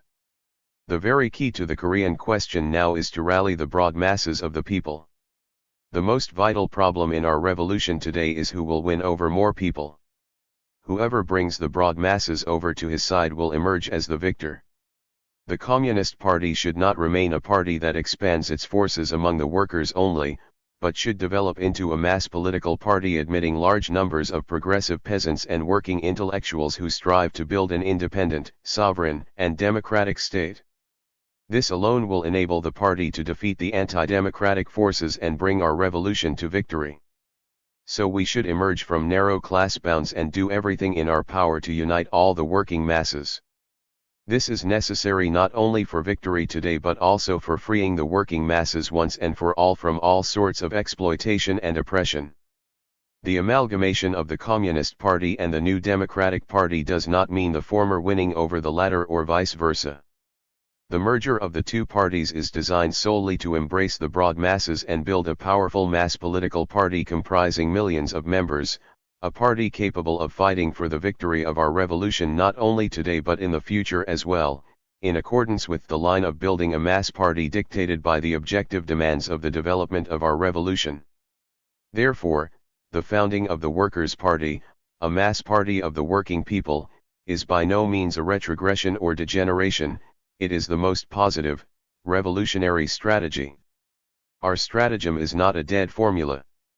Our revolutionary stratagem is a live weapon which can display great flexibility and a high degree of creativeness according to the change in the subjective conditions and in all objective conditions including the environments. In this sense, the merger of the Communist Party of North Korea and the New Democratic Party of Korea is a vital problem now that must be solved by all means. The task facing all cadres and members of both parties is that, in 288. The first place, they should have an adequate ideological and political understanding of the merger of the two parties into the Workers' Party, a mass political party, and make good preparations for carrying it out. We should see to it that all cadres and members of both parties strive to make the amalgamation a success. Of course, in merging the parties we may encounter numerous difficulties. In the New Democratic Party there may appear people who complain, why should the New Democratic Party be absorbed into the Communist Party, while some of the communists may say, the Communist Party is becoming opportunistic. All sorts of rightist and leftist opportunists opposed to the merger may possibly emerge. And there may appear people who plot to form some groupings by taking advantage of the amalgamation, and the reactionaries may attempt to frustrate our merger work. But justice will always triumph. If we explain and propagandize the work of merging the two parties properly to all their members and organize a mass struggle correctly to smash every attempt to obstruct the work, the amalgamation will proceed successfully. You comrades who are present at this meeting should clearly understand the prevailing internal and external situation and the aim and significance of the merger of the two parties, and bring them home to all party members. You will thus wind up the merger quickly and launch a struggle to win over millions of people. Next, we should encourage the members of the two parties, after their merger into the Workers' Party, to wage an energetic struggle to expand and strengthen this party and implement its program, trusting, understanding and firmly uniting with one another. To do this, party members should be well educated. In particular, we should intensify the education of the members of both parties so that they acquire the reliable style of helping and teaching one another in order to bring about a firm unity of thought and purpose. It can be said that the two parties each have a work style of their own. In other words, the Communist Party has a proletarian style of work while the New Democratic Party has an intellectual style. The 289. Members of both parties should learn from one another. The communists should learn from the knowledge and technology of the intellectuals, while the members of the New Democratic Party should learn the revolutionary spirit, organization, and iron discipline from the working class. If every party member is thus equipped firmly with the revolutionary work style of the working class and advanced scientific knowledge, he can become an excellent political worker capable of functioning skillfully among all sections of the masses, including the workers, peasants, intellectuals, and students. True, this is not a simple matter. But if all party members learn tirelessly from one another and make strenuous efforts, they will be able to solve this matter quite easily. At the same time, all party members should make conscious efforts to observe uniform party discipline. If the two parties are blended into one, there may be different views on the question of party discipline inside the party.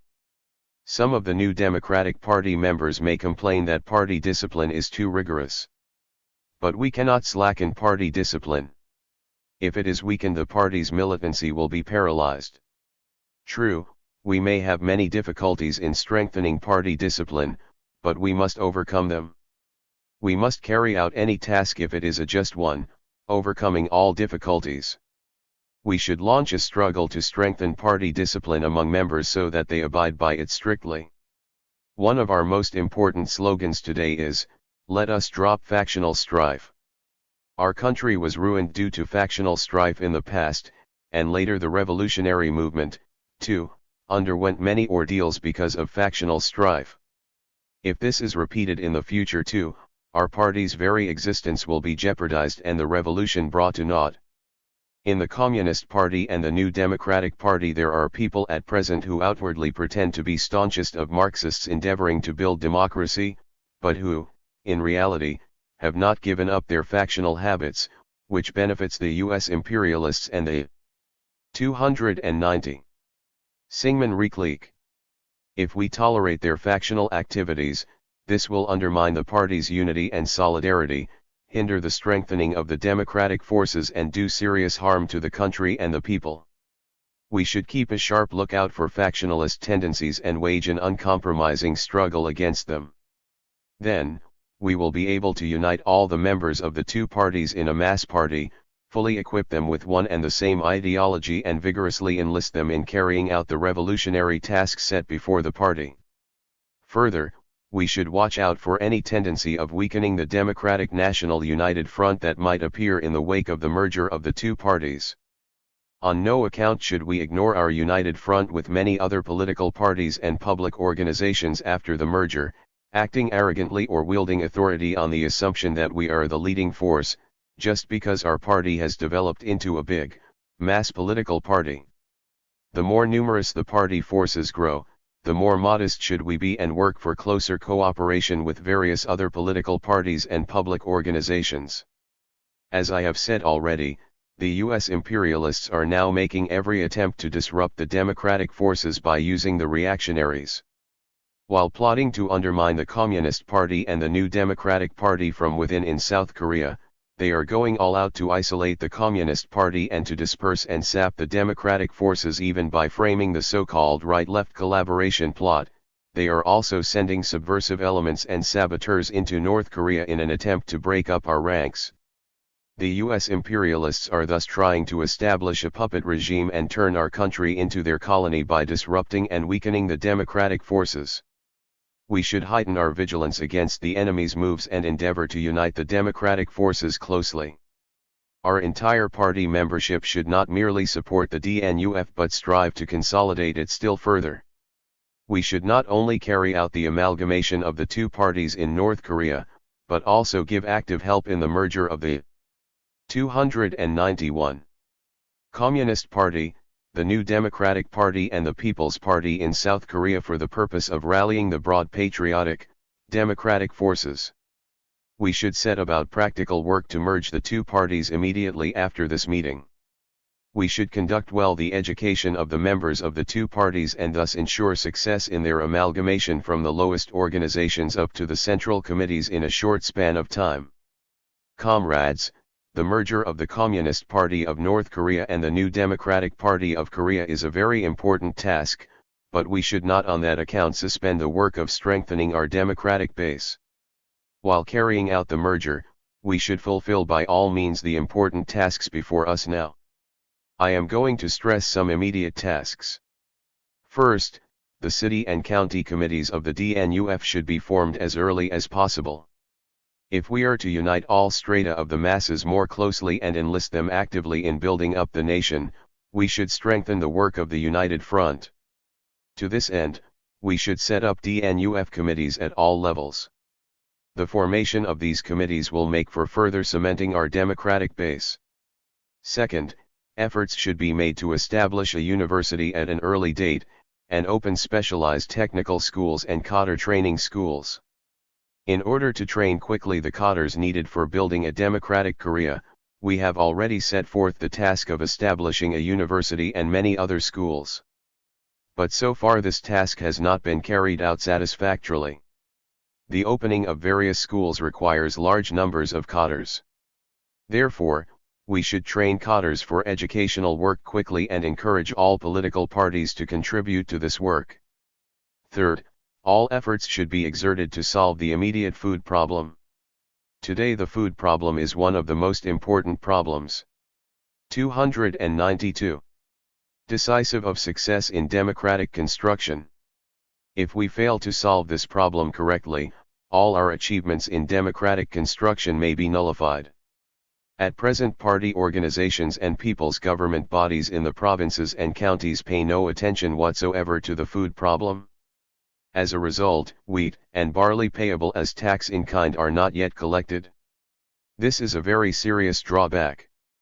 A party or a government which is not concerned about and incapable of solving the food problem, exists in name only. Our officials should get rid of their present wrong attitude towards work, and tackle this problem in earnest. In all matters a good beginning is what counts. We should see to it that the peasants pay their taxes in kind in good time, beginning with early crops such as wheat, barley, and potatoes, and that from the first, they strictly observe state discipline in paying the agricultural tax in kind. We should arouse all the political parties and public organizations to intensify explanation and information work among the peasants and actively help in their farm work so that they never fail to pay the agricultural tax in kind ahead of the set time. If the peasants pay all their quotas of tax in kind, we can fully settle the food problem for factory and office workers this year. Fourth, the key industries should be nationalized without delay. At the meetings of the USSR-US Joint Commission, the US imperialists insisted on the factories and enterprises formerly owned by the Japanese imperialists being divided between the Soviet Union and the United States. However, the Soviet Union turned down this US proposal and quite rightly asserted that all of them should be turned over to the Korean people. In the final analysis, the US imperialists' claim is aimed at directly taking hold of the key industries of our country in place of the Japanese imperialists. If the US imperialists should seize the factories and enterprises built with the sweat and blood of the Korean people, Korea would be prevented from attaining complete independence, and even if it achieved independence, it would be useless without an economic. 293. Foundation. However, the traitor Syngman Rhee is now accepting the piratic demands of the US imperialists to seize hold of all the major industrial establishments in our country. We should repulse the maneuvers of the US imperialists and their henchmen, and take prompt steps to nationalize industrial establishments that once belonged to the Japanese imperialists and the Korean traitors to the nation. At the same time, steps should be taken to run the factories and enterprises well. The main reason why production at the factories and enterprises is not going as well as it should at present is the shortage of personnel well qualified for industrial management and technicians. So we should quickly find and enlist able managers and technicians and, on the other hand, strive to train large numbers of management and technical cadres.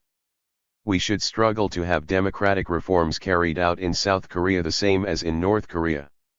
In South Korea, the US military government should be abolished, state power transferred to the People's Committee, the agrarian reform law, labor law, and law on sex equality introduced, and the factories and enterprises formerly owned by the Japanese imperialists and the traitors to the nation handed over to the Korean people. To do this, we in North Korea should build up the democratic forces and further step up democratic construction and thus set examples to the South Korean people. To conclude, I firmly believe that, through the successful amalgamation of the Communist Party and the New Democratic Party, millions of working people will unite in the Workers' Party in the near future, with still more millions rallying closely around it. Long live the building of the Workers' Party, a powerful mass political party representing the interests of the Korean working masses. Long live the firm alliance of the workers, peasants, and intellectuals of Korea. Long live the Democratic National United Front. For the establishment of a democratic state, fully independent and sovereign. 294. Law on Sex Equality in North Korea. July 30, 1946. For 36 years Korean women were subjected to ceaseless humiliation and cruel exploitation by Japanese imperialism. They had no political or economic rights and were excluded from cultural, social, and political life.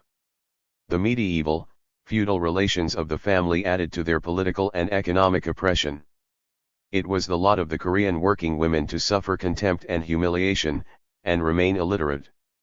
With the liberation of Korea from the colonial rule of Japanese imperialism, the social position of women changed. The democratic reforms being carried out in North Korea have provided conditions for liberating women from the former inequalities in the political, economic, cultural, and family life.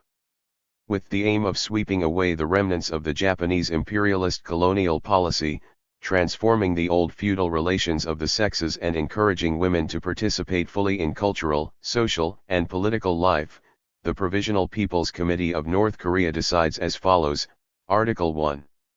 Women have equal rights with men in all spheres of state, economic, cultural, social and political life. Article 2. Women have equal rights with men to elect and be elected to the local or the supreme organ of power. Article 3. Women have equal rights with men to work and to 295. Receive equal wages and social insurance and education. Article 4. Women, like men, have the right to a free marriage. Unfree, forced marriages without the consent of the couple concerned are forbidden. Article 5. Women have equal rights with men to a free divorce when circumstances arise in which the conjugal relations become too difficult and cannot be continued any longer. The mother's right to a lawsuit against the former husband for the expense of bringing up the children is recognized.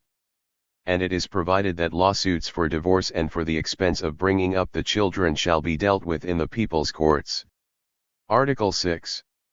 The marriageable ages are defined as 17 and over for women and 18 and over for men. Article 7. The evil practices of polygamy and violation of women's human rights by selling and buying them as wives or concubines, which are remnants of the medieval and feudal abuses, shall be prohibited hereafter. The systems of licensed and unlicensed prostitution and the professional entertainer system are prohibited. Those who violate this provision shall be punished by law. Article 8. Women have equal rights with men to inherit personal and landed property and, in case of divorce, to share the said property. Article 9. Upon the promulgation of this law, Japanese imperialism's ordinances and regulations on the rights of Korean women shall become null and void. This law shall come into force from the day of its promulgation. 296. Make yourselves revolutionary. Fighters who adhere to the party's stand and ideas. Speech at the first graduation ceremony of the Central Party School August 5, 1946. Dear graduates, today you are going out to workplaces again after finishing your studies at the party school. The party expects a great deal from you when sending you to different local areas, branches, and workplaces. The work of building democracy in our country is being carried on in a very complex and tense situation.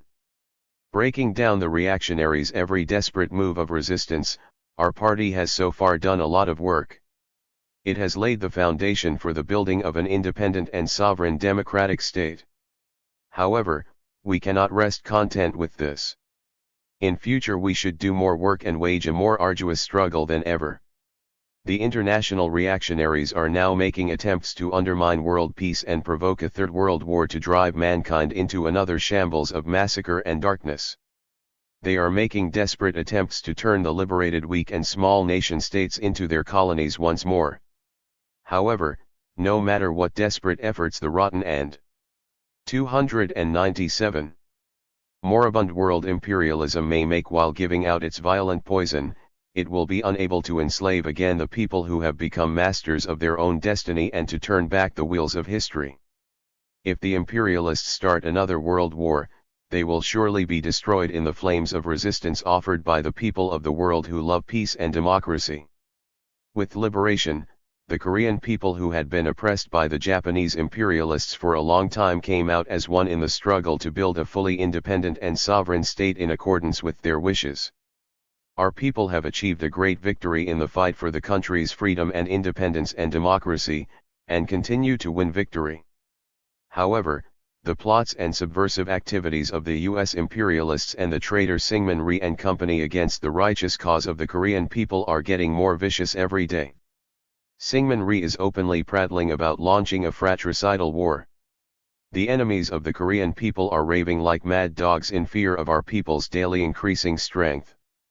Dear comrades, you have been equipped with revolutionary theory and are being sent to various fronts of building a democratic country now at a time of acute and tense struggle.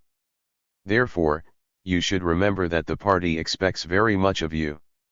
At present our party finds itself in a very important period of great political change. The party is going to develop into a mass-based workers' party embracing the progressive elements of the entire working masses. Since the political situation is rapidly changing in this way, the duties of our party members become heavier. This is why we expect much of you, the first graduates of the Central Party School, as we send you out. Above everything else, you should be revolutionary fighters who always stoutly defend our party's stand and ideas however complex and difficult the circumstances may be. In the past many of our forerunners fought bravely, adhering to the 298 party's stand and ideas even on the enemy's gallows where they met their end. Only when you, too, adhering strictly to our party's stand, defend the interests of the Korean Revolution and people to the end, will you enjoy the deserved love and support of the people as our party's true sons and daughters who have inherited the aims of our revolutionary forerunners. If you fail to do so, and hesitate even slightly in the face of difficulties, you will certainly be left behind in the progress of history. You should become officials who always act up to their word and know how to combine theory correctly with practice. So far you have studied a great deal of excellent theory at the school. It is the all-conquering Marxist-Leninist theory and a weapon indispensable for our revolutionary activities today. The question is how to use the theory as a guide to action and apply it to the practical struggle, instead of being content with knowing it. If theory is not used as a practical weapon in the revolutionary struggle, nor combined with practice, it is no more than useless wordplay. Only when revolutionary theory is combined with our specific revolutionary practice can its vitality be brought into action, and only when our practice is guided by revolutionary theory can it emerge victorious without fail. You should by all means possible show examples of properly combining theory with practice and strive to establish such a style of work in our party. You should not only become leaders of the masses of the people but also their pupils and their servants. We should always be at the head of the masses, enlightening and leading them forward. But you should not forget even for a moment to learn from their unfailing wisdom and experience. Moreover, we should always bear in mind that we are workers serving the masses of the people and precisely their servants. Because we have faith in the talent and strength of the masses, know how to mobilize them and fight in their interests, we are ever victorious. Nothing is more valuable to us than the interests of the 299 masses and more worthwhile than struggling selflessly for the liberty and happiness of the people. We should not try to domineer over the people but, while learning from them with an open mind and always sharing joys and sorrows, life and death with them, should work with all our energy and enthusiasm for the benefit of all the people. At the same time, you should become broad-minded politicians who know how to consult and join the masses and embrace them. If we do not know how to establish close relations with the masses, embrace them and unite with them, we will not be able to succeed, no matter how well we cope with other work. In particular, this becomes a more pressing problem today when our party is about to develop into the Workers' Party, an advanced detachment of the broad working masses. We should unite not only with the workers but also with greater numbers of peasants and intellectuals and rally more of the masses of the people around us. To do this, you should have political magnanimity and know how to work more proficiently with the masses. Today, more than ever, our party needs cadres and members who are close to the masses, well acquainted with their feelings and popular among them. I hope that you will pay special attention to this and become a good example of how to work with the masses. We should also learn to cooperate and unite with other democratic political parties. While endeavoring to expand and consolidate our party, we need to have regard for friendly parties and actively help them in their work. Such acts as rejecting and ignoring others, as can be seen in the work of some local comrades, will not only result in undermining our democratic national united front but, in fact, check the development of our party work. Only when we manage to maintain a close united front with friendly parties and advance in firm unity with people from all social strata, will we be able to win the revolutionary struggle. Last, you should wage a principled struggle for the party's unity and cohesion and be an example in observing party discipline. 300. In order to defeat the enemy, it is most important to turn our party into a steel-like unit closely united with one idea and purpose. We must not tolerate the slightest factional tendency of weakening the party's unity but wage an implacable struggle against it. The factionalists spelt ruin for our revolutionary cause in the past, and today, too, are trying desperately to paralyze our party's fighting efficiency and cause it to disintegrate from within. In fact, they are as good as helping the enemies of the revolution. Let us guard most carefully against the factional tendency. Thus, let us strive staunchly to build a powerful Marxist-Leninist party perfectly united ideologically and organizationally. This precisely is the primary task for the victory of the Korean Revolution. I would like to pay my heartfelt respects to the staff of the school who have worked hard day and night on behalf of the school, and wish the graduates, who attained good results in studies and ideological training, greater successes in their future work. 301. Musicians should make an active contribution to building a new, democratic Korea. Speech before artists after a performance in honor of founding the Central Symphony Orchestra August 8, 1946. Dear artists, today's musical performance was excellent. It has pleased me very much. I am indeed deeply stirred at this performance by our artists in the liberated country. You are a priceless treasure for our country. For nearly half a century the vicious Japanese imperialists were intent on all manner of cruel and despicable moves to stamp out our national culture. As a result, our brilliant national culture with its long-standing traditions was downtrodden miserably and our national music remained stifled. But they could not pluck the beautiful flower of national art cherished deep down in the hearts of the Korean people. The patriotic artists of Korea stoutly resisted Japanese imperialist oppression, and defended our precious national music despite all manner of persecution by the enemy. Thus, in less than a year after liberation, we formed the Central Symphony Orchestra, which gave its first performance today. The establishment of the Central Symphony Orchestra and its first performance are the precious fruition of energetic efforts by our 302 musicians, and a significant event in the development of our national culture. There is no doubt that your success will make a great contribution to the construction of a new, democratic Korea.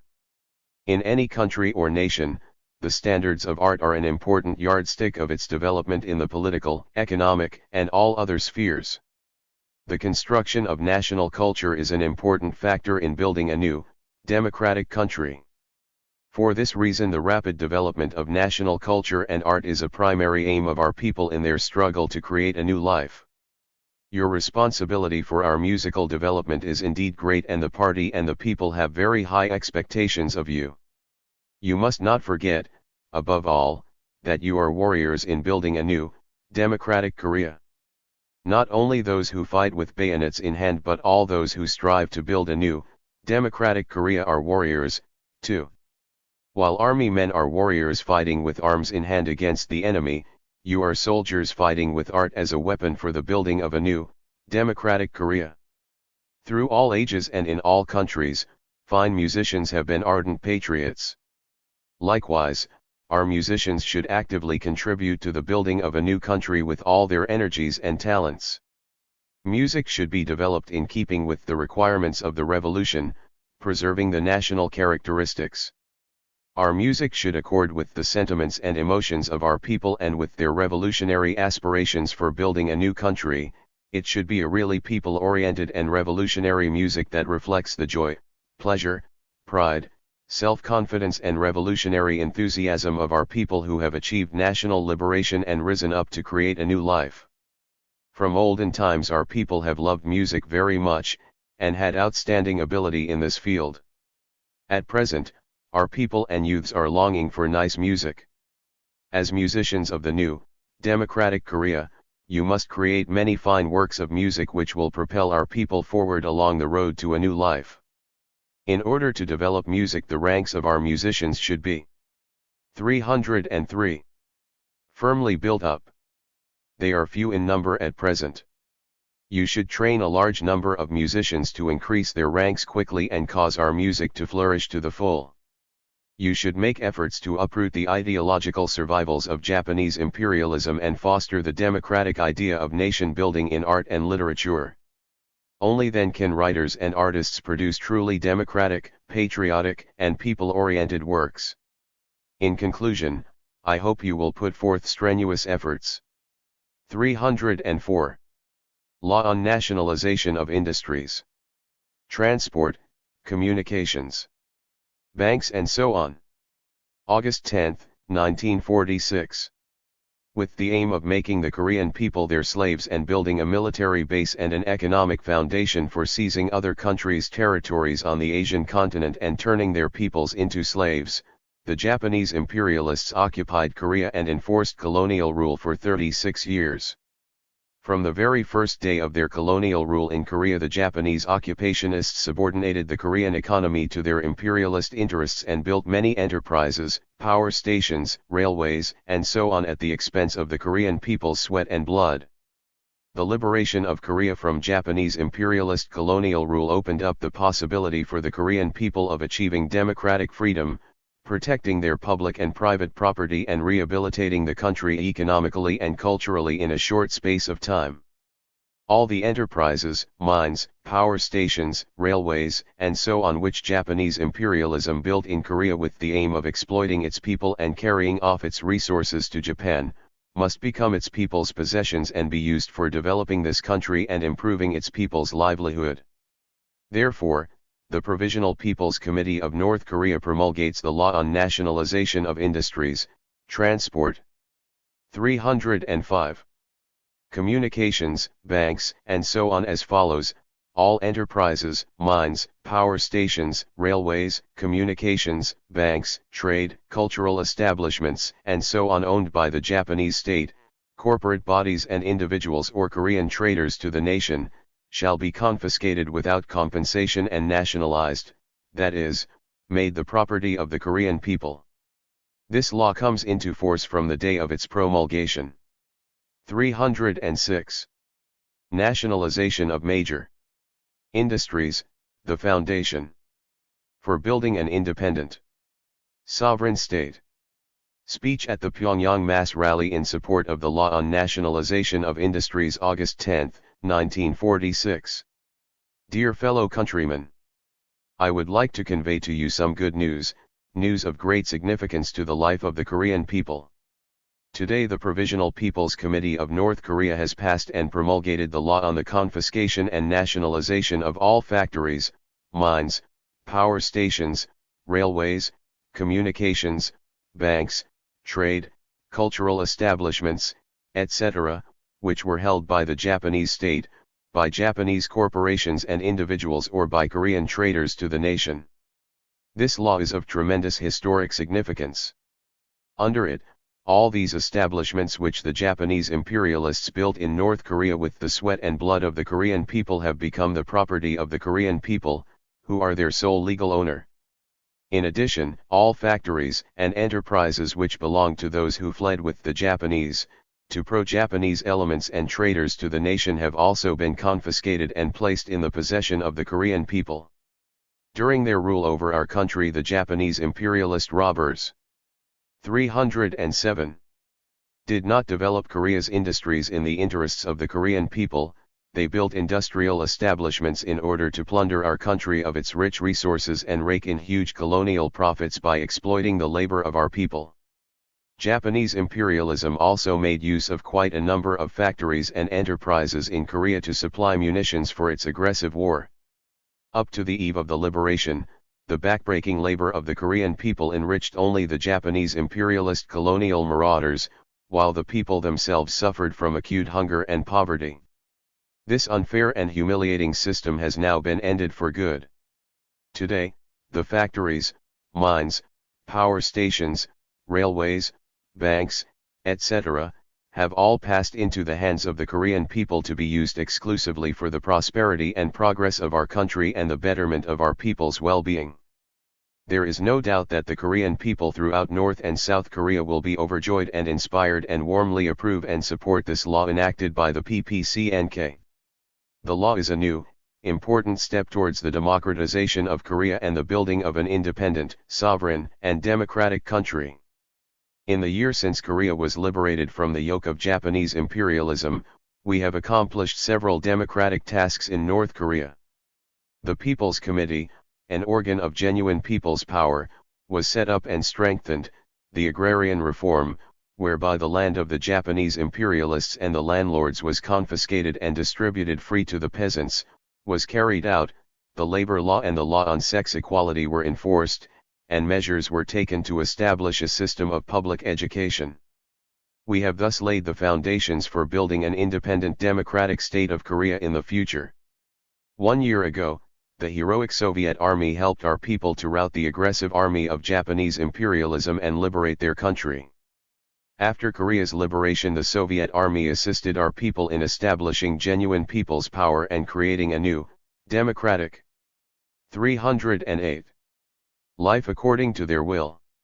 It has all along given us selfless assistance in the speedy rehabilitation and development of the national economy and culture in North Korea.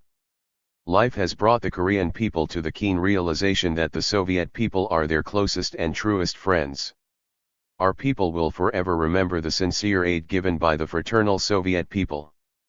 The unbreakable bond of friendship between the Korean and Soviet peoples is sealed with the blood shed by the sons and daughters of the great Soviet people in the struggle to vanquish the brutal Japanese imperialist occupationists. The Korean people value this friendship more than anything else. In firm unity with the Soviet people, they will win full democratic independence and sovereignty for Korea and achieve happiness for all the people and prosperity for all generations to come. In contrast, the realities in South Korea under the occupation of the U.S. Army are entirely different. In South Korea today, the people are denied every political freedom and right. The People's Committees representing the will of the people have been dissolved by force, and power is entirely in the hands of the U.S. command. In words, the U.S. command seeks friendship with the Korean people and wishes Korea early independence, but, in fact, it pursues a policy of colonial enslavement in South Korea. The U.S. military government openly employs as advisors traitors to the Korean people and reactionary elements who served as officials of Japanese imperialism before August 15. To this day no measures have been taken to purge South Korea of the pro-Japanese elements, the traitors to the nation and the reactionary terrorists, and to put an end to the persecution of democratic political parties and public organizations. With the active support of the U.S. command, American capitalists and domestic reactionaries are concocting every conceivable scheme to seize the production facilities and materials formerly held by the Japanese state or Japanese individuals in South Korea. In particular, 309. The traitorous Syngman clique is selling out Korea's industries and natural resources to the U.S. monopoly capitalists. It is no secret that a number of American mining corporations have long cast covetous eyes on the rich mineral resources of Korea. These corporations have bribed the Syngman clique with dollars and concluded an agreement on the operation of the mining industry in Korea. This shows that, using its lackeys, the Syngman clique as its ushers, U.S. monopoly capital is trying hard to monopolize Korea's major industries, convert our country into a U.S. colony and enslave our people once again. The Korean people will not tolerate this, and will fight more staunchly to foil the plots of U.S. imperialism and its running dogs, traitors to the nation, and to achieve the political and economic independence of their country. The law of the PPCNK on the nationalization of major industries formerly owned by the Japanese imperialists and the Korean traitors constitutes a stern answer and a powerful blow on the part of the Korean people to all the pro-Japanese elements, traitors to the nation, and reactionaries who are obstructing the building of an independent and democratic state, and to the U.S. imperialists and the traitorous Syngman clique who are attempting to reimpose the yoke of colonial slavery upon the Korean people. The factories, mines, power stations, railways, communications, banks, etc., which have passed completely into the hands of the PPCNK under this law, shall never again become the property of any foreign capitalist or private business people. They will remain forever under ownership of the state whose masters are the people, as the property of the Korean people. The industrial establishments now nationalized are those important enterprises which can be considered the backbone of Korea's economy. They will no longer be run by the imperialists as a means of making profits as they were before liberation, but will be operated exclusively for the purpose of making our country prosperous and enhancing the well-being of the Korean people. The fact that the key 310 branches of the national economy have now passed into the hands of the Korean people and are geared to the interests of the people is indeed of tremendous significance for the rapid, planned rehabilitation and development of our country's economy and for the acceleration of the building of an independent, sovereign, and democratic state in the future. The new law sets new tasks before our people.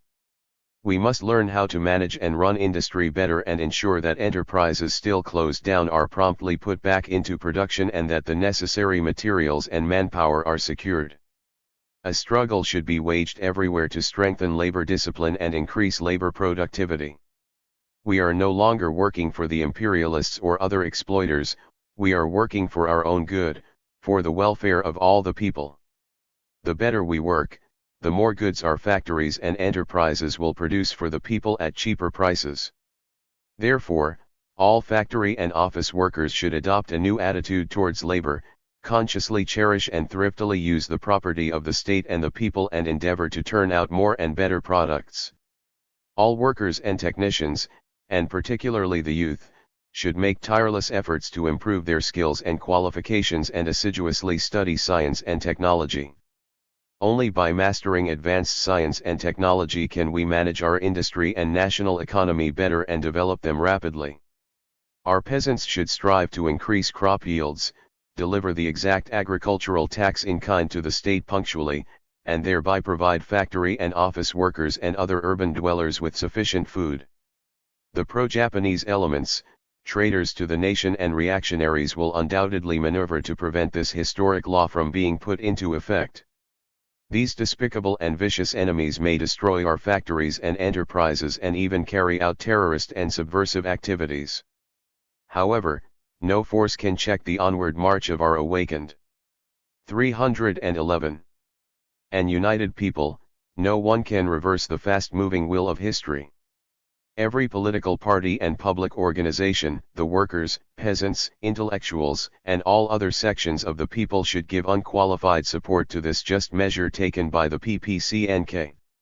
They should firmly protect the industrial establishments which have become the property of the people against the enemy's plots to destroy them and, at the same time, devote all their energy and enthusiasm to ensuring their normal operation and the speedy rehabilitation and development of the national economy. Needless to say, this will improve the livelihood of our people and contribute to the great work of building a rich, strong, and democratic country. Of course, this is an arduous and complex task, but we must accomplish it at any cost. The united might of the people, who are working consciously in their own behalf and for the sake of their country, is fully able to surmount any difficulty and obstacle and will make victory certain. Let the liberated people of Korea demonstrate to the whole world that they are fully capable of building a free, independent, and democratic state and of running it efficiently. Long live free, democratic Korea. Long live the Provisional People's Committee of North Korea, our people's government. Long live the Soviet people, the closest friend and the helper of the Korean people. Long live Comrade Stalin, the great leader of the Soviet people and a close friend of the Korean people. 312. Report at the Pyongyang. Celebration of the first anniversary of the August 15th liberation. August 15th, 1946. Dear fellow countrymen, today is a historic occasion, the first anniversary of the liberation of the Korean nation from Japanese imperialist oppression. On the occasion of the first anniversary of liberation, I extend warm congratulations to my beloved fellow countrymen. And I pay honor to our revolutionary forerunners who gave their lives to liberate Korea. August 15th is the great day of liberation when our nation started creating a new history. On that very day we Koreans saw the dawn after long years in darkness. It was not until that day that our people won freedom of speech, and also freedom of the press, assembly, association, and religious belief, which they had craved for so long. Now we Koreans are free to build our own lives, set up our own state and develop our own national culture.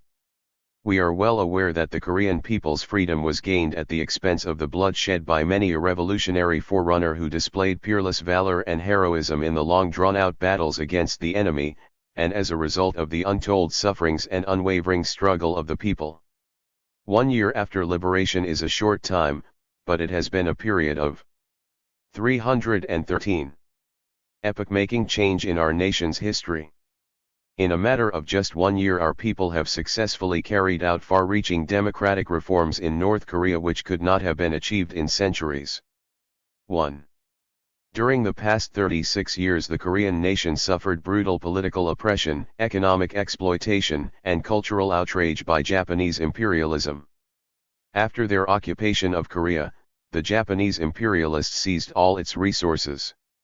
In an attempt to completely turn Korea into their commodity market, they obstructed in every way the development of its heavy industry, the basis of modern industries, and held in check even the progress of its light industry, with the exception of those branches which mainly extracted raw materials and small industries which manufactured only semi-finished goods. The sole idea behind Japanese imperialist investment in Korea was to plunder its resources without end and bleed its people white. As a result, Korea was reduced to Japan's raw material hinterland, commodity market, and an area of investment for its military financial complex. The Japanese imperialists blocked the independent development of Korea's economy, reduced its people to economic bankruptcy, starvation, and poverty and raked in immense profits by exploiting Korea's cheap labor. They isolated Korea's economy from the world market by monopolizing its foreign trade and completely subordinated its economy to Japan. To expand their monopoly capital, they arrested the growth of Korea's national capital in every way. In preparation for an aggressive war against the Soviet Union, they occupied Manchuria in September 1931, started laying the 314 foundations of metallurgical, chemical, and other military industries in Korea and expanded railways, ports and other means of transport for strategic purposes and the shipment of raw materials. In order to carry out all these projects they clamped down harder still on the Korean people. As a result of their predatory policy, Korea's economy fell totally in the grip of Japanese monopoly capital. This was fully illustrated even by Japanese statistics. Of the total amount of capital in Korea, 93% was held by Japanese, 2% by other foreigners, and only 5% by Koreans. The Japanese imperialists raked in unprecedentedly huge profits from this colony by paying low wages to the Korean workers and office employees and especially to women and juveniles, who earned only 30 to 50 won a day. They were forced to slave 12 to 16 hours a day. The Japanese imperialists treated the Korean workers like prisoners, exploiting them in factories, mines, and other enterprises where the conditions were no better than in prison. They treated the Korean people inhumanly and imposed the lot of slavery upon them. The Japanese imperialists did everything to hold back the development of Korea's agriculture as well. From the first days of their Korean occupation, they pursued a policy of mass appropriation of its land, ruined the peasants' economy by methods of feudalistic exploitation, destroyed even handicrafts in the countryside, and compelled the peasants to hover on the brink of starvation by imposing upon them high farm rents, miscellaneous levies, usury, compulsory labor draft and so on.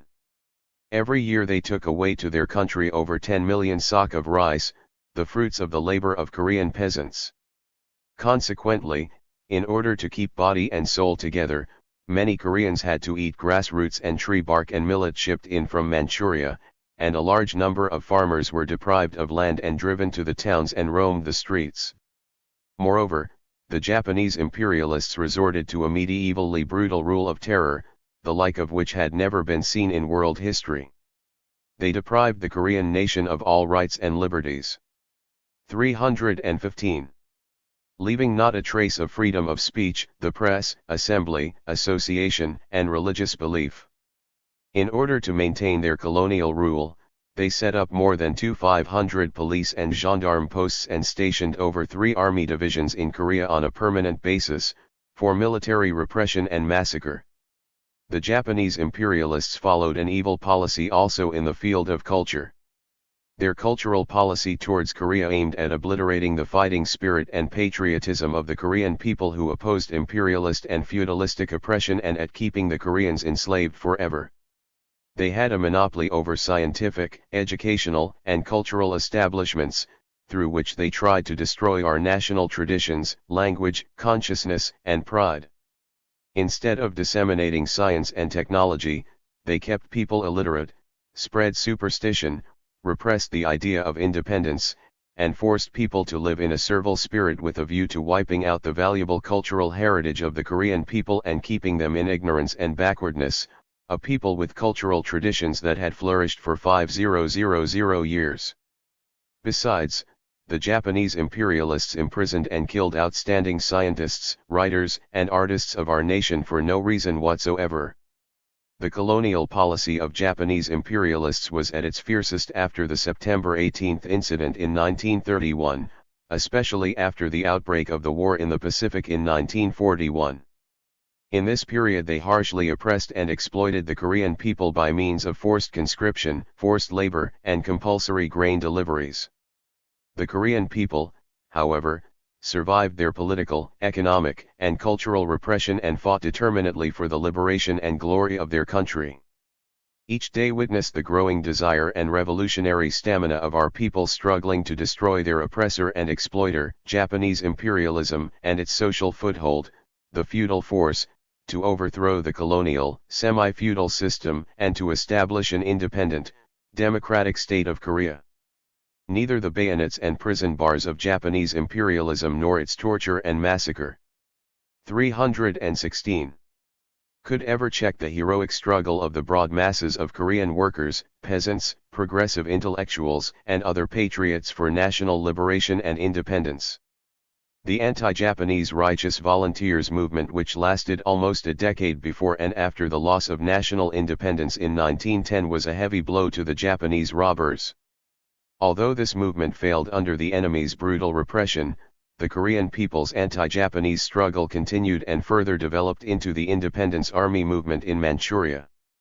In the decade following the national ruin, the national liberation movement thrived despite the repressive rule of Japanese imperialism.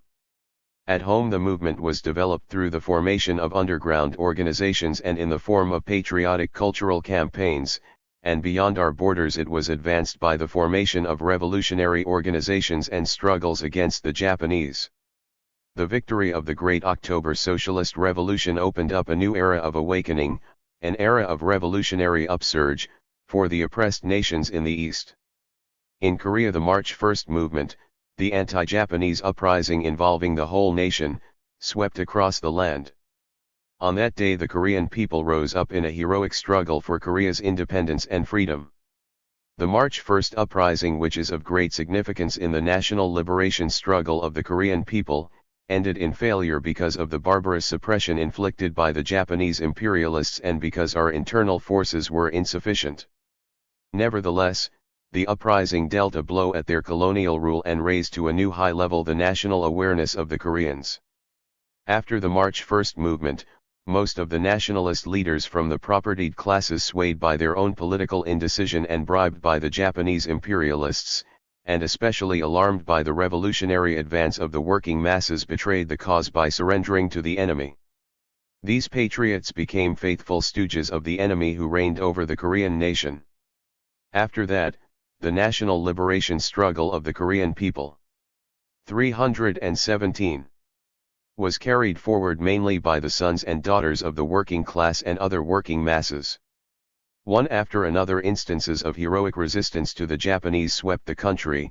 Among them were the June 10 independence movement in 1926, a series of peasant riots which broke out ceaselessly in different parts of Hamgyong province in the late 1920s and early 1930s, the general strike of Wonsan workers in 1929, and the students' anti-Japanese struggle triggered by the Gwangju student incident in the same year.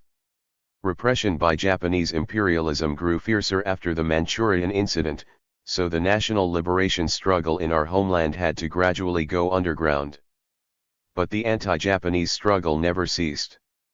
Korean communists and patriots in particular took up arms to wage guerrilla warfare against the Japanese imperialists in Manchuria and their homeland.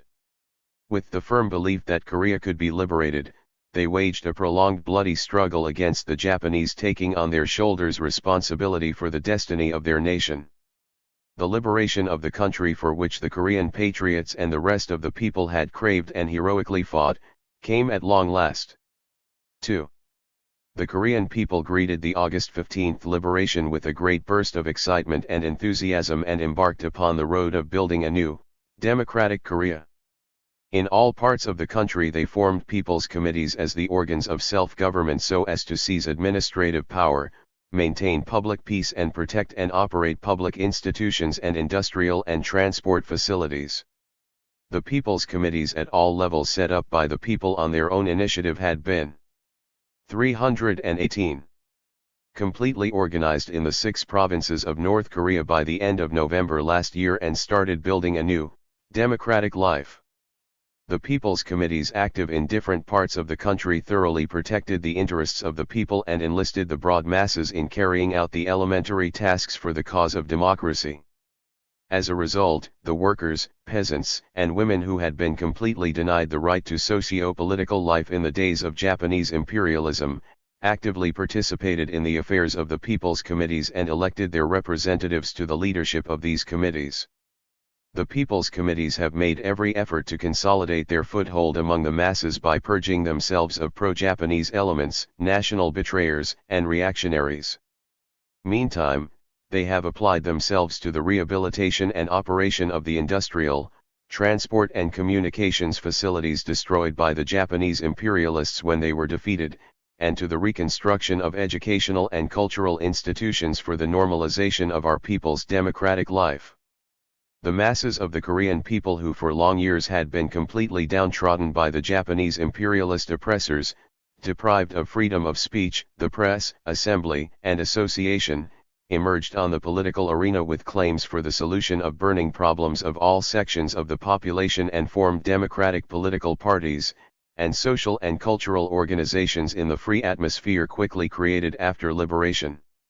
With the formation of the Communist Party of North Korea, New Democratic Party of Korea, Korean Democratic Party and Kondoist Kong Party, and with the affiliation of workers and office employees to the trade unions, the peasants to the Peasants' Union, young people to the Democratic Youth League, women to the Women's Union and men of culture and artists to the Arts Federation, the broad sections of patriotic and democratic forces were rallied around the People's Committee.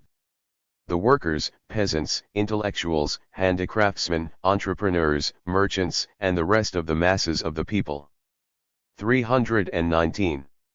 Except the pro-Japanese elements, traitors, and reactionaries, supported the people's government and participated actively in its work. As a result, public peace and order have been properly maintained throughout the country since liberation, and all aspects of the people's political, economic, and cultural life were stimulated.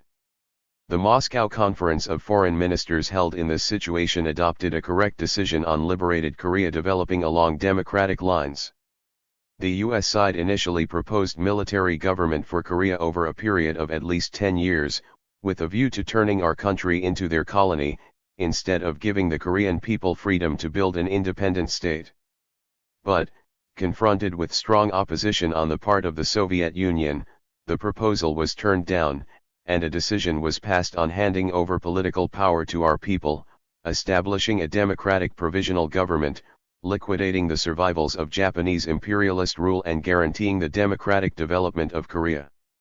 This was a just and fair resolution that truly accorded with the interests of the Korean people, correctly reflected their cherished desires and aspirations and permitted no imperialist aggression on Korea.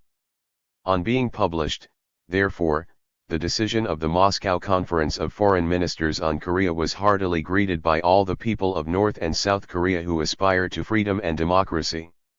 The attitude towards this decision was a touchstone by which to judge the stand of every political force in Korea.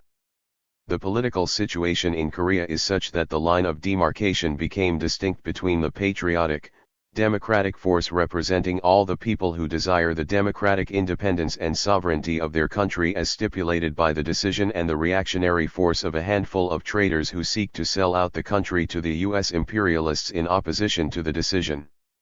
On February 8 this year, in the northern half of Korea, our people formed the Provisional People's Committee of North Korea, a central organ of power truly representing the will and interests of all the 320 people. The PPCNK was formed to lay the foundations of a new, democratic Korea and facilitate the establishment of Korea's unified, democratic government in accordance with the decision of the Moscow Conference of Foreign Ministers on Korea and, at the same time, to give coordinated leadership to administrative activities in North Korea for the immediate period ahead. In March this year the PPCNK carried out the agrarian reform, the initial task of the great democratic reforms. The agrarian reform resulted in the expropriation of more than 1 million hectares of land owned by the Japanese state and individuals, pro-Japanese elements, and Korean landlords and its distribution to 720,000 odd peasant families with little or no land. With the transfer of land ownership to those who till the land, the age-old desire of the Korean peasants came true, and the agricultural productive forces, freed from its long-standing feudal fetters, started developing quickly. This great reform of historic significance in our people's life was actively participated in by all political parties, public organizations, and the masses of the people, rallied around the people's committees at all levels. In order to directly carry out the agrarian reform under the leadership of the People's Committee, over 11,500 rural committees were formed with more than 90,000 elected members, the overwhelming majority of whom came from poor peasant and hired farmhand families. Helped by the working class, the peasant masses frustrated any and all schemes and moves of the reactionaries opposing the agrarian reform and carried it out in a short span of time.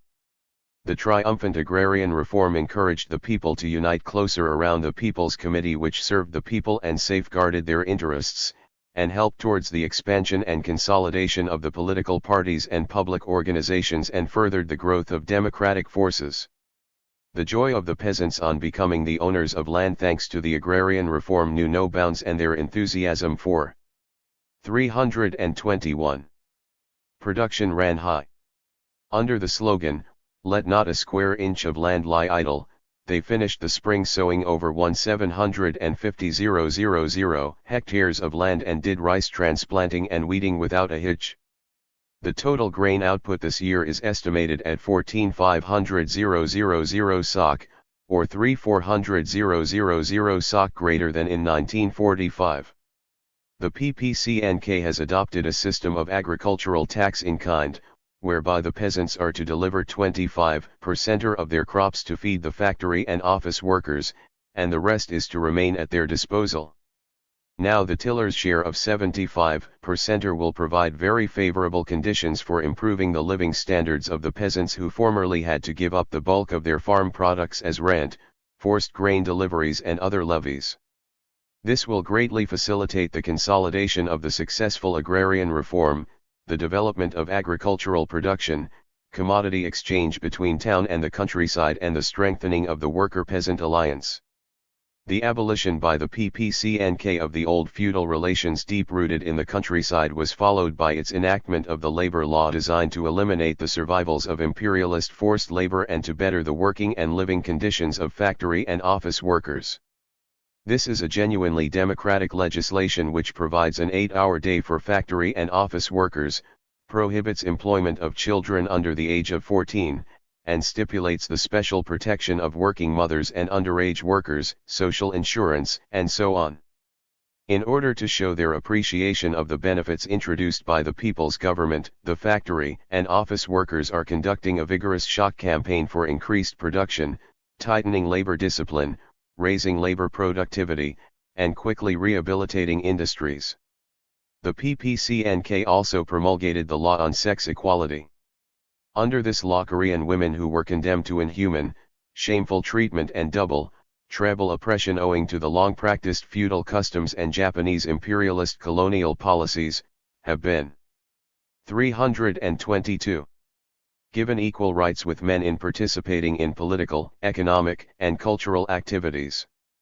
On August 10 last, the law on nationalization of industries was made public. This law has made all the Korean people the owner of the industries, means of transport and communications, banks, and cultural establishments built in Korea by the Japanese imperialists to exploit the Korean people as colonial slaves and to invade many Asian countries with Korea as a stepping stone, as well as the industrial facilities of the traders to the nation. The nationalization of industries is an important reform, destroying the economic basis of colonial domination and laying the foundation of an independent national economy. Unless industries are nationalized, neither genuine economic independence nor the building of a prosperous democratic Korea will become a reality. With the enforcement of this law, the democratic reforms have reached the stage of decisive victory, and firm foundations for building an independent state have been laid. In the past, the Japanese imperialists banned even the Korean language and tried to obliterate our national culture and assimilate all Koreans by giving them colonial enslavement education. Nevertheless, our national culture with its fine traditions survived and, after liberation, took a new course of development. In just 1 year, the system of Japanese enslavement education in North Korea has been abolished and replaced by a genuinely democratic people-oriented education system. With the aim of wiping out illiteracy, we have set up as many as 8061 adult schools at which more than 413,000 illiterate people are receiving tuition. We are now preparing to increase the number of such schools to 17,200 by the end of this year to educate at least 535,000 adult people. In September, a university and medical and teacher training colleges will be opened and 19 secondary specialized technical schools set up for the extensive training of technicians. As for other cultural establishments, there are now 83 theaters and cinemas, 35 libraries, 8 broadcasting stations, 83 theatrical, 323 companies, 91 cultural clubs, as well as 64 kindergartens, which are twice as many as in the years of Japanese imperialism. These cultural establishments are all at the service of the people in developing a new, democratic national culture. Jubilant over their liberation and democratic reforms, the people are enthusiastically participating in land and river improvement, road repairing and other projects. The citizens of Pyongyang, who undertook the Podhung River Improvement Project to protect the democratic capital from floods, speeded up the work and brought it to successful completion in 55 days, a colossal task involving the construction of dikes 5 kilometers long and the removal of more than 420,000 cubic meters of earth. In this undertaking, our liberated people accomplished in barely 2 months what the Japanese imperialists had failed to do in a whole decade. Besides, great successes are being registered by people who have volunteered for such projects as the Amnok River Embankment, Ryonghung River Improvement, Haeju Harbor Construction, Tangkon Port Reconstruction, Pyongyang-Kyonghung Railway Track Reinforcement, etc. In carrying out the great democratic reforms and construction projects, the democratic political parties and public organizations have united firmer under the banner of the Democratic National United Front and expanded and consolidated their organizations through practical work. The number of people affiliated to the United Front totals more than 6 million, of which 360,000 belong to the trade unions, over 1,800,000 to the Peasants' Union, over 1 million to the Democratic Youth League, 600,000 to the Women's Union, over 10,000 to the Arts Federation, and the rest to other organizations. The rapid growth of the democratic forces has allowed the democratic political parties and public organizations in North Korea to form Democratic National United Fronts committees at all levels. Close cooperation between these political parties and public organizations and the strengthened solidarity among people of all walks of life in North Korea will give a great impetus to consolidating. 324. The Democratic National Front in South Korea, frustrating the underhand moves of the reactionaries and winning complete independence for Korea on democratic lines. 3. Dear fellow countrymen, in contrast to North Korea's sound democratic progress, South Korea is in grave danger of being reduced again to the status of an imperialist colony.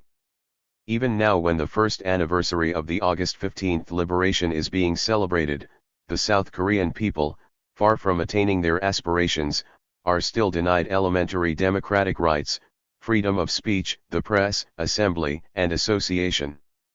In South Korea, the remnant forces of Japanese imperialism have not been wiped out, and its stooges who have now donned American clothes are making their public appearance in the political, economic, and cultural spheres to whip together the reactionary forces. Under these circumstances, the solution of the land problem for the peasants is out of the question, and in the past year not one democratic reform has been introduced, and the system remains just as it was in the days of Japanese imperialism. After liberation, the Korean people, who for nearly half a century had been totally deprived of liberty and subjected to slavery under the brutal rule of Japanese imperialism, organized people's committees in all parts of South Korea, too. On landing in the southern half of our country, however, the U.S. Army of Occupation established a military government, disbanded all the people's committees, the organs of people's power, and started to brutally suppress the growing democratic forces of the people there. The attitude of the U.S. military government reveals its imperialist. 325. Ambition to trample underfoot the Korean people's desire for an independent, democratic state, reduce Korea once again to the position of a colony and enslave its people. In an effort to attain this crazy ambition, the U.S. imperialists rake together on their payroll those pro-Japanese elements, national betrayers, and reactionaries who are just as hated by the liberated Korean people as the Japanese imperialists. They have employed these stooges in their ruling machinery, which is a reproduction of the Japanese government general. Even former members of the Japanese secret police and special agents who had arrested, imprisoned, and killed our patriotic revolutionary fighters dedicated to national liberation, are promoted to leading positions in the police of U.S. military government and given the mission of watching, arresting and jailing leaders of democratic political parties and public organizations and progressive intellectuals in South Korea. The U.S. imperialists encouraged the pro-Japanese elements, traitors to the nation, feudal landlords, and comprador capitalists to form reactionary political parties and public organizations, and brought Syngman Rhee by air to make him lead the pro-American reactionary forces. As you all know, he lived in luxury by speculating for scores of years in the United States and was long ago bribed by American financial groups into selling out Korea's mining concessions and natural resources to them. Back home, he dreams of becoming a despot under the patronage of the U.S. military government, frenziedly agitating against the Soviet Union and democracy in broadcasts and in his lectures. Dancing to the tune of the U.S. imperialists and basing themselves on the remnant forces of Japanese imperialism and feudal forces, the Syngman Rhee clique are employing every scheme and trick to execute their fascist designs, and obstruct Korea's complete independence and sovereignty and its democratic development. South Korea has thus literally been turned into a land of darkness where terror and murder of patriotic Democrats are perpetrated in broad daylight. 326. Today, the masters of South Korea are not the people but the U.S. military government.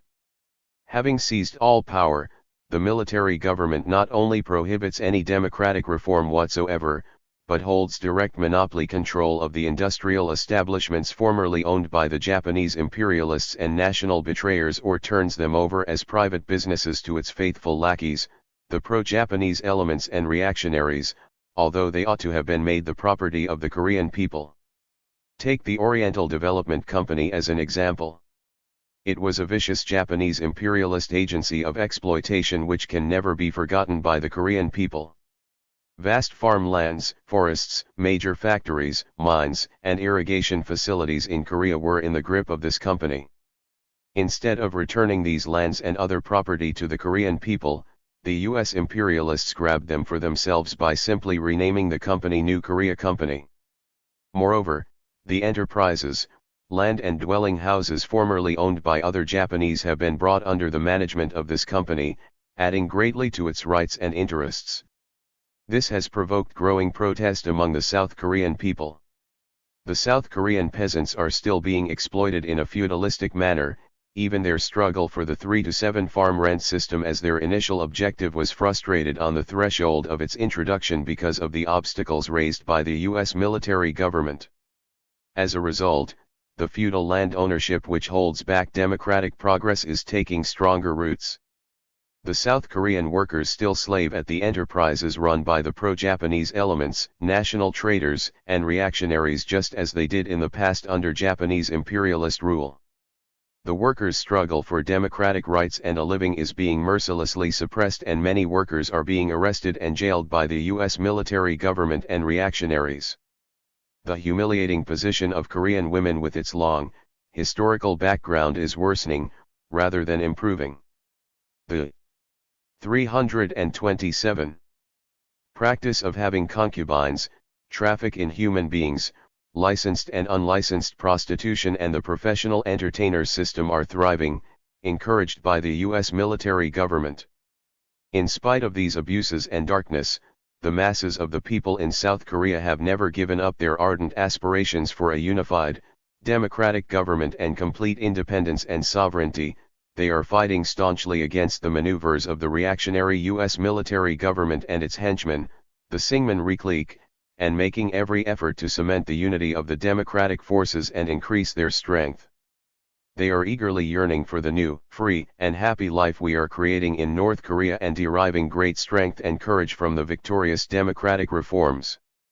The masses of the people in North Korea must unite solidly with the democratic forces in South Korea and struggle to the last to foil the reactionary plots of the U.S. imperialists and their stooges, restore political power to the People's Committee and help the people to become genuine masters in the political, economic, and cultural fields in the southern half of the country, too. In addition, we must make strong demands that in the south, too, the land should be distributed among those who till it, and that the industrial establishments, means of transport and communications and banks formerly owned by the Japanese imperialists and national betrayers be made the property of the people. We must advance along the road of establishing a unified, democratic government and achieving the country's complete independence and sovereignty, on the basis of the democratic construction in North Korea. Fellow countrymen, by crushing the moves of the enemy and reactionaries, the forces of the people, the forces of progress and democracy, will surely 328. Emerge victorious. No intrigues or stratagems of the U.S. imperialists and their stooges can check Korea's democratic progress propelled forward by all its people. Victory, however, will not come of itself. It must be won. The complete democratic independence and sovereignty of our country can only be won through a stubborn struggle against the U.S. imperialists entrenched in South Korea and their agents, the traitor Syngman Rhee and his ilk. In North Korea we have carried out the democratic reforms essential for the building of a completely independent state. So the foundations of a new, democratic Korea laid in the North are the most valuable gains of our people. The Korean question, however, cannot be considered while two parts of the country are separated from each other. Only when radical democratic reforms are carried out by the people as the masters of South Korea as in the North, can the fundamental demand of the Korean people for the establishment of an independent, sovereign democratic state be realized. No matter how hard the reactionary forces try to revive the imperialist ruling machinery in South Korea and turn our country into a colony, they will never succeed in their criminal attempt. Closely united behind the banner of democracy and firmly determined to fight to the end against a repetition of the colonial enslavement, our people will thwart the enemy's scheme and win the democratic independence of the country at any cost. Our people are now faced with a serious and urgent task of further consolidating the democratic base built in North Korea and of speeding up the democratization of Korea as a whole. We must strive, above all, to further strengthen the People's Committee, that is, the People's Government, restore all power to the People's Committee across the country, and found a democratic People's Republic. We should endeavor to follow up the success of the agrarian reform in North Korea and enforce it all over the country. The 329. Peasants should devote themselves to increase crop yields and pay the tax in kind in time. Besides, we should further develop the success in introducing the labor law and settle labor problems all over Korea on progressive lines, and put into effect the law on sex equality throughout the country so that women can be guaranteed their due rights in all fields of politics, the economy, and culture. Nationalization of major industries recently affected in North Korea should be carried out on a nationwide scale so as to liquidate the basis of imperialist exploitation and lay the groundwork for the country's economic independence. We should quickly rehabilitate and develop the nationalized industrial enterprises, enlist all workers in production and increase labor productivity. We should exert greater efforts to develop national culture, science, and the arts and endeavor to raise the cultural standard of the people. We should wipe out the survivals of Japanese imperialism in public education and step up the training of our cadres.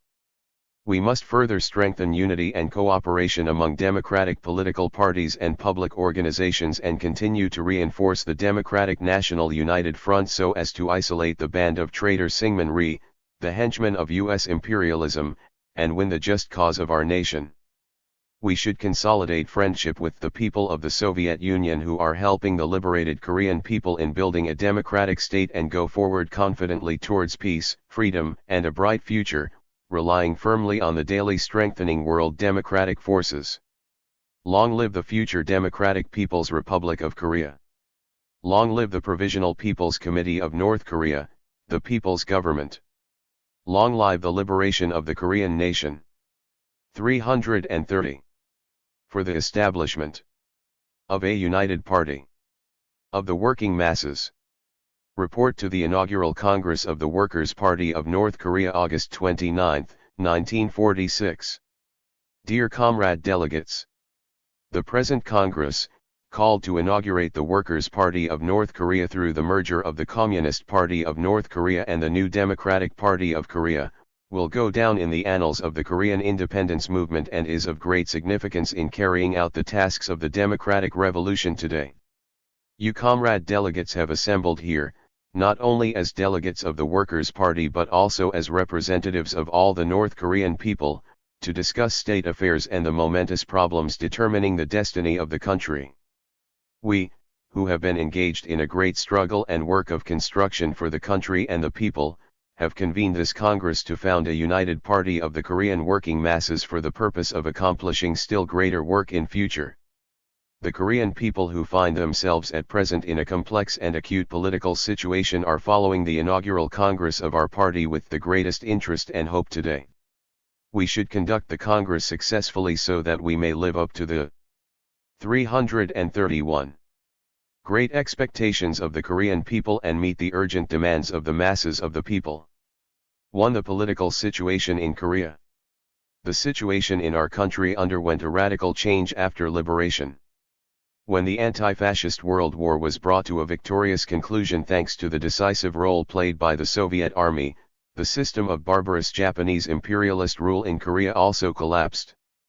The way was opened up for building a Korea for the Koreans, for building a new country and a new life in conformity with our people's will and demands.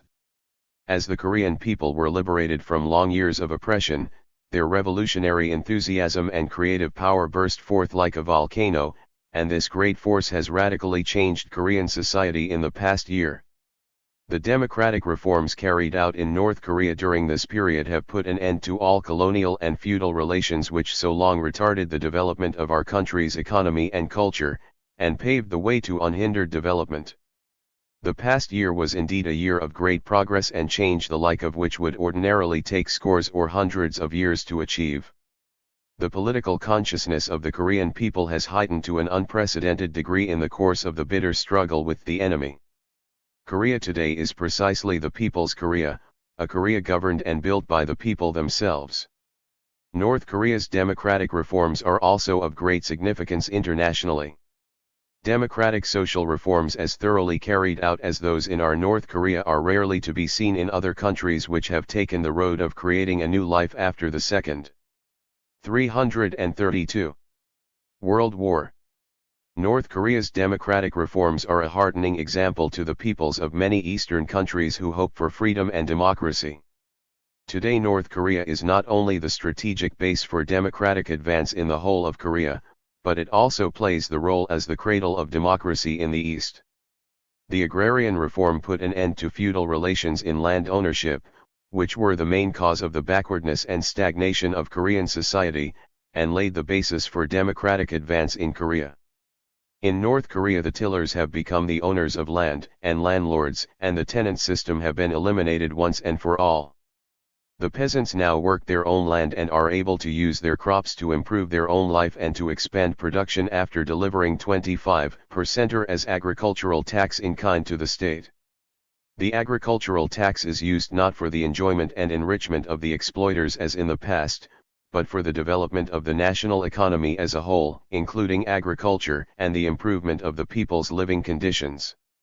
The democratic labor law has freed factory and office workers from heavy, forced, colonial-type labor and has ensured them fundamental rights in work and life, thus making it possible for them to bring their enthusiasm and creativity into full play. The nationalization of industries has turned the industrial establishments, the mainstay of Korea's economy, which were owned by the Japanese imperialists and the traders to the nation, into the property of the people, thereby destroying the basis of imperialist exploitation and laying the economic foundations for the building of an independent, sovereign state. Thus the factories, mines, railways, communications, banks, etc., formerly used by the imperialists and comprador capitalists to bleed the Korean people white, have now been turned into the people's property dedicated to the prosperity and development of our country and improvement of the welfare of the working masses. This measure taken by the Provisional People's Committee of North Korea clearly expresses the thoroughgoing and 333 progressive nature of the democratic reforms carried out in our country. In addition, the law on sex equality has emancipated the women of North Korea from thousands of years of humiliation and ill-treatment and from a twofold and threefold oppression, enabling them to enjoy equal rights with men and be active in all spheres of politics, the economy, and culture. As all these facts expressly prove, democratic North Korea today clearly points out the road for all the Korean people to follow, and the democratization of Korea and its full independence can be achieved only by relying firmly on the democratic base in North Korea. However, many difficulties lie on the road of building democracy in the country, and our struggle is extremely arduous and complex. This is because the aggressive army of U.S. imperialism is stationed in South Korea, seeking to turn our country into a colony once again, and because a gang of quislings who have become its lackeys and are trying to sell out Korea to imperialism as a colony again are running wild. Today, the U.S. military government monopolizes all power in South Korea and is doing everything it can in its desperate effort to suppress the democratic forces and gain a foothold for reaction. As under Japanese imperialist rule in the past, the people of South Korea are groaning under the savage oppression and tyranny of domestic and foreign forces of reaction and are stranded in the misery of poverty, deprived of all rights. The masses of the people are completely denied even the elementary freedoms, freedom of speech, the press, assembly, association, religious belief, and so on. So thousands of patriots are being cruelly tortured in police dungeons and prisons for the crime of loving their country and of calling for democracy and the independence of the country. Leaders of the people are shot down in broad daylight by reactionary terrorists, and democratic political parties and public organizations are being wrecked by the terrorism of 334. The traitorous Syngman gang openly protected by the U.S. Army. Right in front of a courthouse, the reactionaries shot and killed one of the middle school boys who were demanding that the trial in the so-called forged note case be open to the public. Patriotic scholars and teachers are dismissed from the schools, and schools are closed down one after another. Patriotic workers in the field of culture are placed under surveillance, beaten up and thrown into jail without justification. Far from carrying out agrarian reform, Americans and reactionary profiteers are concentrating the land formerly held by the Japanese in their own hands. The South Korean peasants are still groaning under the yoke of the feudal system of high-rent tenancy. Far from instituting a labor law, they are slaughtering workers with planes, tanks, and machine guns merely because they have taken part in demonstrations. The situation is such that one is sentenced to 8 years in prison for making a speech urging the promotion of the labor movement. The workers of South Korea are being driven hard like beasts of burden, subjected to the same cruel colonial oppression and exploitation as in the past. Far from nationalizing the key industries, the U.S. military government authorities declare the industrial establishments formerly owned by Japanese imperialism to be their property. They pay lip service to industrial rehabilitation, but actually they are wrecking even those few factories which are in operation and converting South Korea into a market for U.S. commodities. The traitorous Syngman clique is guilty of treacherous act of selling the country. It has already sold mining and trading concessions to American capitalists and is now openly selling the country's valuable resources to American big businesses. Far from granting women equal rights with men, they have increased concubinage, licensed and unlicensed prostitution and the professional entertainer system. Many women suffer unbearable humiliation as playthings of the rich and powerful. The true worth of a political party or a policy must be assessed not 335 by its words or statements but by the practical activities of that party, or by the concrete facts showing whose interests that policy represents and defends.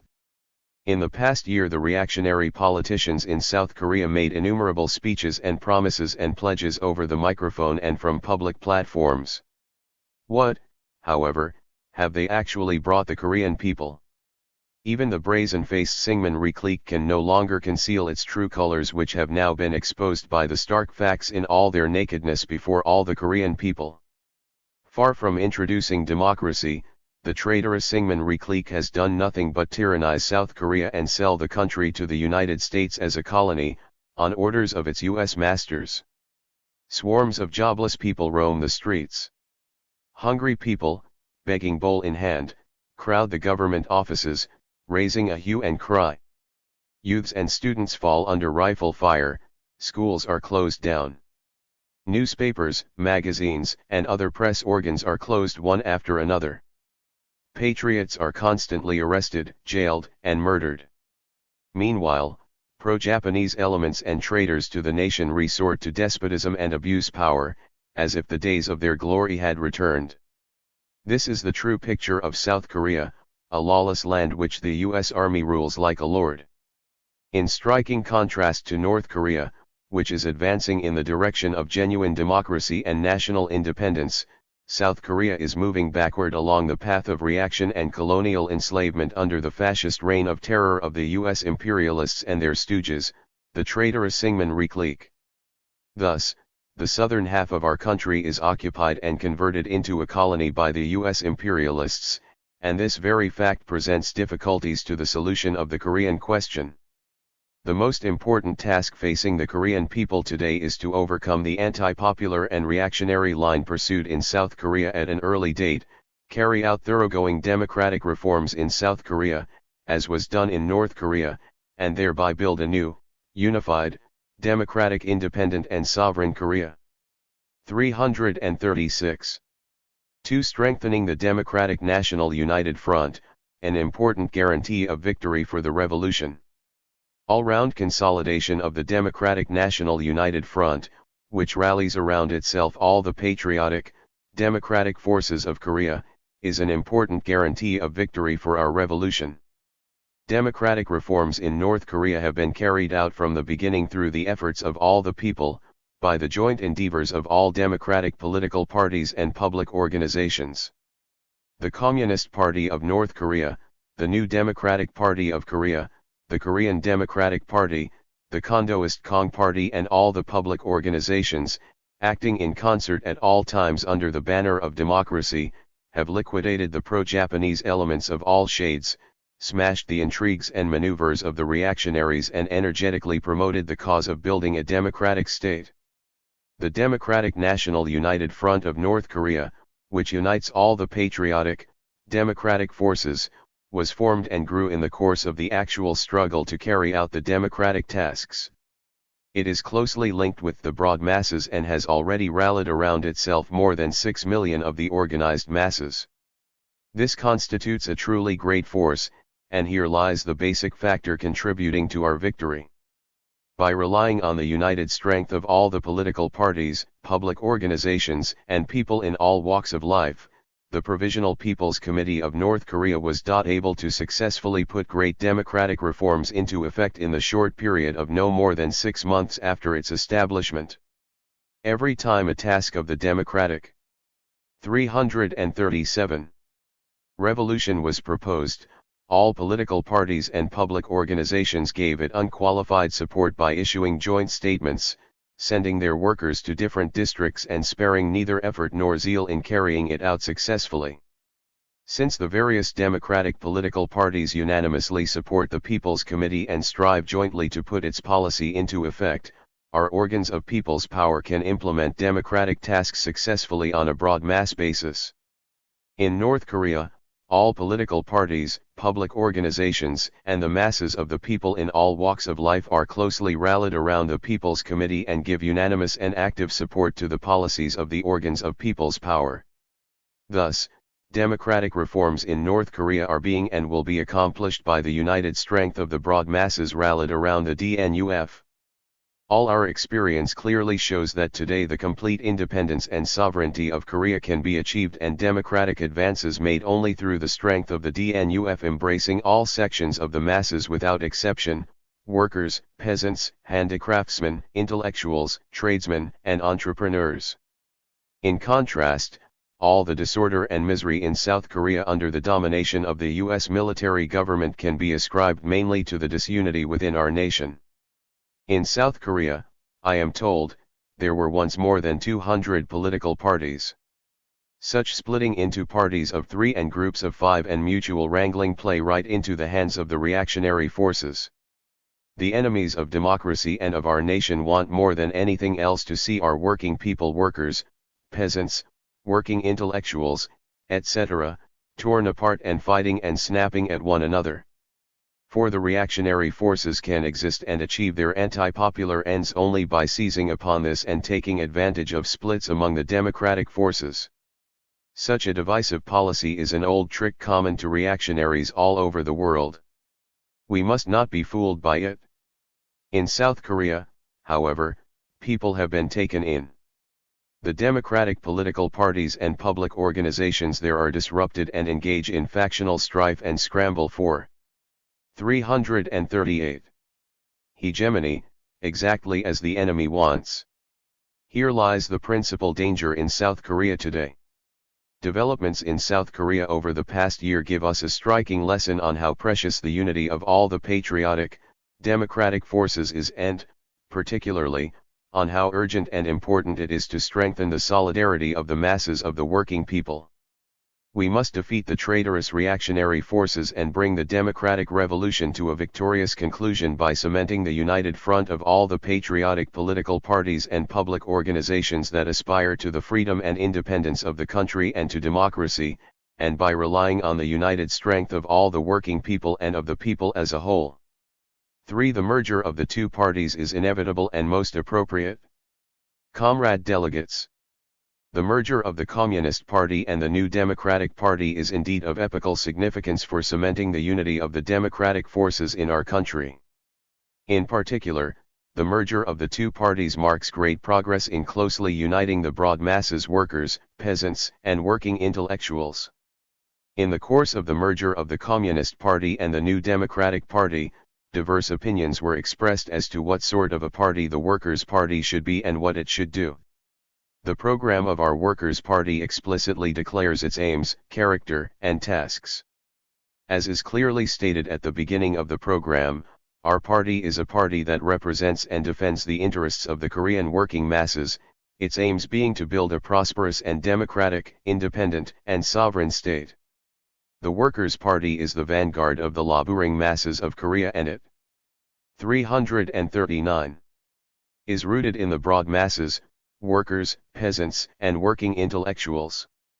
That is why it ought to become the leading force in the struggle for the independence, sovereignty, and democratization of Korea, and to play the central role in the DNUF. Our party fights to overthrow the pro-Japanese, traitors to the nation, landlords, and comprador capitalists, to achieve the complete liberation of the country from the yoke of foreign imperialism, and to build an independent, sovereign, and democratic state. This is the aim which both the Communist Party and the New Democratic Party have been pursuing. What, then, is the task of the Workers' Party?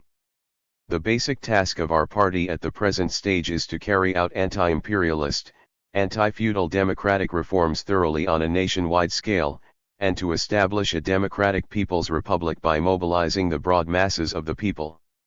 Today the programmatic tasks of our party are, to confiscate the land of the Japanese imperialists and the landlords and distribute it among the peasants, to nationalize the industries, transport, communications, banks, etc., belonging to Japanese imperialism and the comprador capitalists, and transform them into the property of the people, to introduce an 8-hour working day and a social insurance system for factory and office workers, to grant women equal rights with men, to ensure the people freedom of speech, the press, assembly, association, and religious belief, to institute a democratic system of public education and establish compulsory education, and to develop science, national culture, and the arts. These democratic tasks represent the earnest demands of all sections of the working people throughout Korea. Without introducing democratic reforms, it is impossible to build a fully independent and democratic country, to rescue the working masses from poverty and the lack of rights, and to develop the economy and culture of our country. The Communist Party and the New Democratic Party have striven and are striving to meet the earnest demands of the laboring masses of Korea. Therefore, it is inevitable that the two parties, which have 340 similar aims and tasks, should merge into one. Today our struggle is not for the old parliamentary democracy of capitalist countries but for genuine democracy for the new Korea, democracy for the broad masses, progressive democracy. The struggle confronting us for the rights of the masses in the political, economic, and cultural spheres is arduous, complicated and protracted. The merger of the Communist Party and the New Democratic Party is urgently needed for the fulfillment of this task.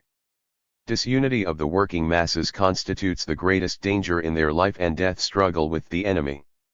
In order to bring our fighting tasks to victory, the working masses must stand together more firmly and forge closer unity.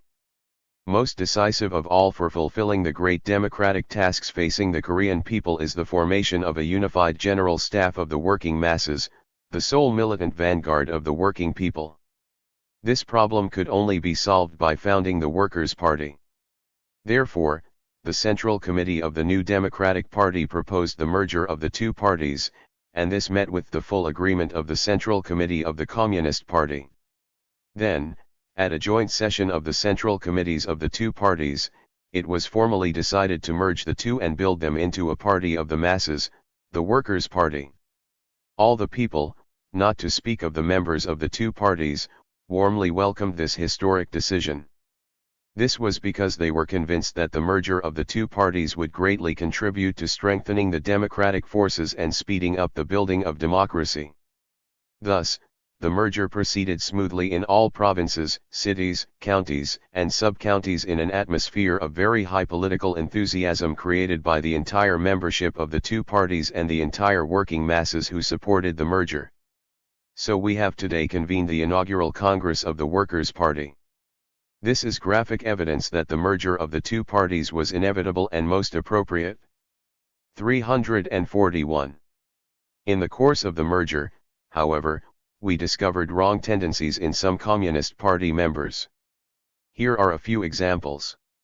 I would like to point out, in the first place, the self-righteous, arrogant attitude of some Communist Party members. They said, "How can we merge with the new Democratic Party?"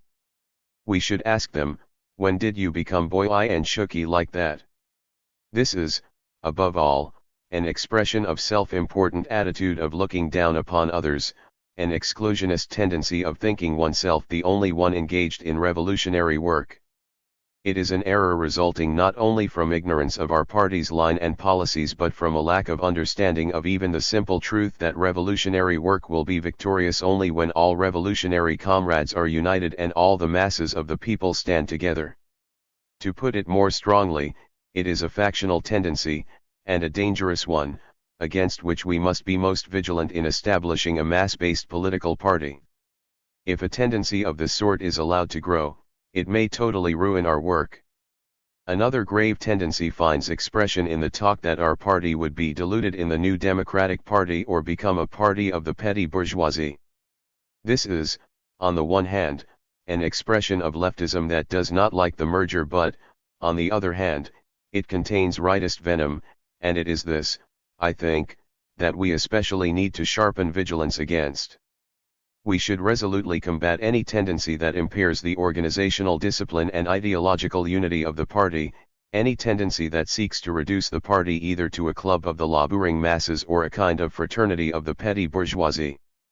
The creation of the mass-based Workers' Party, which champions the interests of all the working masses and can embrace all progressive elements among the working masses, in no way means that it is permissible to lower the party's political prestige or weaken the unity and iron discipline of its ranks.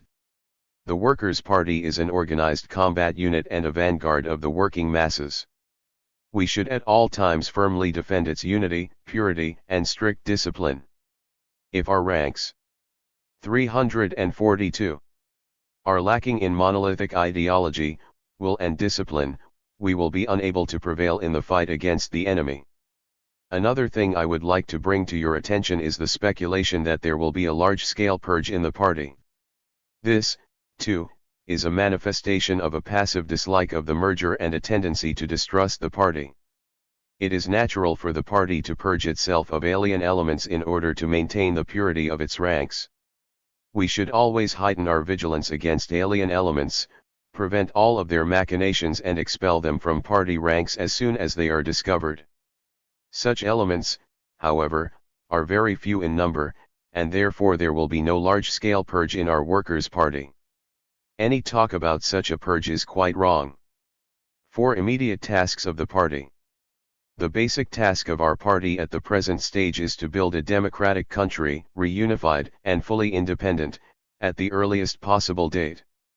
To this end, we must sweep away all the reactionary pro-Japanese and feudal forces standing in the way of the democratic independence of our country. We should struggle to strengthen the Provisional People's Committee of North Korea, an organ of genuine people's power, and transfer all power in Korea to the People's Committee. A struggle should be launched to consolidate the gains of the democratic reforms already carried out in North Korea, the agrarian reform, the labor law, the law on sex equality, nationalization of the key industries, the institution of a public education system, etc., and to enforce them throughout the country. For the victorious accomplishment of these fighting tasks, it is important above all to turn our party into a powerful combat unit. 343.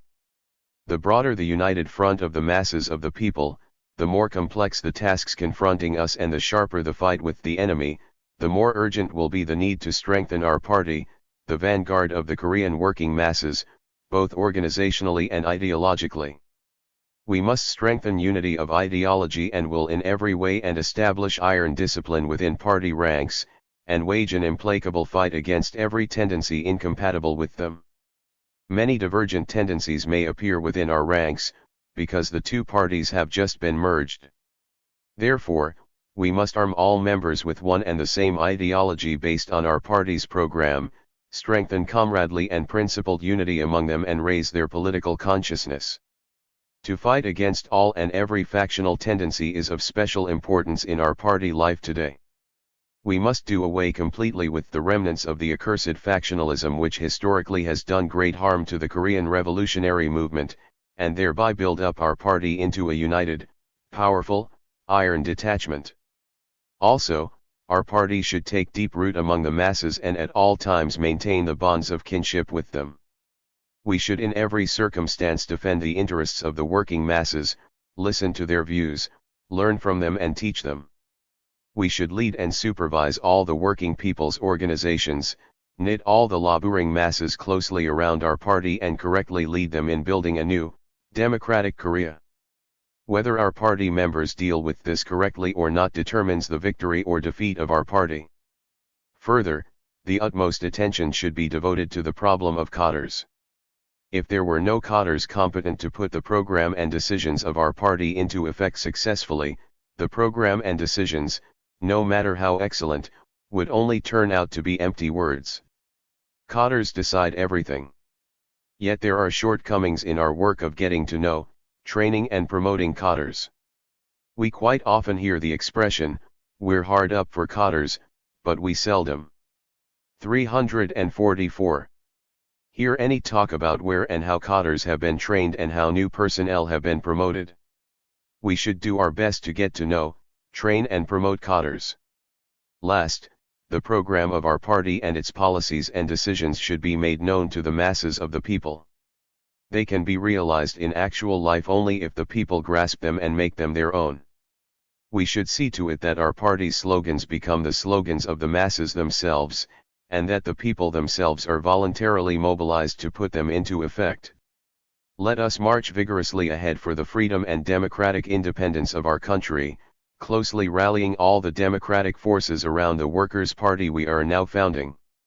Long live the inaugural Congress of the Workers' Party of North Korea, which represents the interests of the working masses. Long live the Democratic National United Front. For the establishment of a democratic People's Republic. 345. On the immediate tasks of the Workers' Party. Concluding speech at the inaugural Congress of the Workers' Party of North Korea, August 29, 1946. Comrades. At this Congress, delegates of all provinces made enthusiastic speeches in support of the merger of the two parties. This is evidence that the line adopted for the merger is correct and that all the party members fully support the fusion of the two parties. The formation of the Workers' Party is what all the Korean people have desired and is urgently needed in the present domestic and international situation. Only by its establishment can we rally the broad masses of the working people around it, completely smash the maneuvers of the pro-Japanese elements, traitors to the nation and other reactionary elements, and carry out the Korean Revolution with flying colors. The formation of the Workers' Party will be of epoch-making significance in the advancement of our revolution and add an important page to Korean history. The immediate central task of the Workers' Party is to achieve as soon as possible the complete independence and sovereignty of Korea along democratic lines. We must actively strive for its implementation and subordinate everything to this. In order to attain the complete independence and sovereignty of Korea along democratic lines, it is necessary, first, to further 346. Consolidate the democratic base of North Korea and, secondly, to help the democratic political parties and public organizations in South Korea to carry out all the democratic tasks throughout Korea. First of all, we should strengthen the democratic base of North Korea by consolidating the results of the democratic reforms already carried out in North Korea and by more vigorously speeding up democratic construction. Only then can we successfully frustrate every maneuver of the reactionaries and push ahead energetically with our revolution. While building up our democratic base, we must wage an energetic struggle to democratize South Korea. The South Korean people, who account for more than half of the Korean population, are now suffering from all manner of intrigues and harsh suppression of the US imperialists and reactionaries, just as they did in the days of Japanese imperialist colonial rule. The complete independence of Korea can be attained only when they are freed from their present life of darkness and South Korea is completely liberated. Therefore, we must see to it that in South Korea, as in North Korea, all power is handed over to the People's Committees, the agrarian reform carried out, the industrial establishments belonging to the Japanese imperialists, pro-Japanese elements and traitors to the nation nationalized, and a labor law, a law on sex equality and a democratic education system introduced. For our Workers' Party to carry out these historic tasks properly, it is of the utmost importance to expand and strengthen the party. Without its consolidation and development, it is impossible to carry out successfully the work of strengthening the democratic base of North Korea and lead the struggle for democracy in South Korea and, further, to set up a prosperous and democratic, independent, and sovereign state. Therefore, we must do our best to expand and consolidate the Workers' Party. We must be active in expanding party ranks. We should continue to expand its forces by absorbing many progressive elements from among the workers and other working people. At the same time, we 347 should endeavor to firmly build up the party in terms of quality. We must prevent spies, saboteurs, and subversive elements from slipping into its ranks, sweep away all those who seek to disrupt it, and strive to thoroughly eliminate factions and guarantee its unity of thought and purpose. However, we should not, on the plea of strengthening the party, suspect people and try to expel them from its ranks indiscriminately. A certain comrade said in his speech that a mixed company had entered the Workers' Party. This is a wrong view. Worse still, some comrades claim that there must be an immediate purge in the Workers' Party. They are seriously mistaken. Of course, it is possible that spies, saboteurs, and subversive elements may sneak in and try to destroy the party. But it is mistaken to insist, as soon as the Workers' Party is formed, that there must be a purge. We must not suspect people without grounds and try to purge the party of them without cause, but we must be always on the alert in case alien elements worm their way into the party, and strive to thwart their schemes. The Workers' Party is a revolutionary party uniting the progressive workers, peasants, and working intellectuals who struggle for the building of an independent, sovereign and democratic state in our country and for the victory of the Korean Revolution.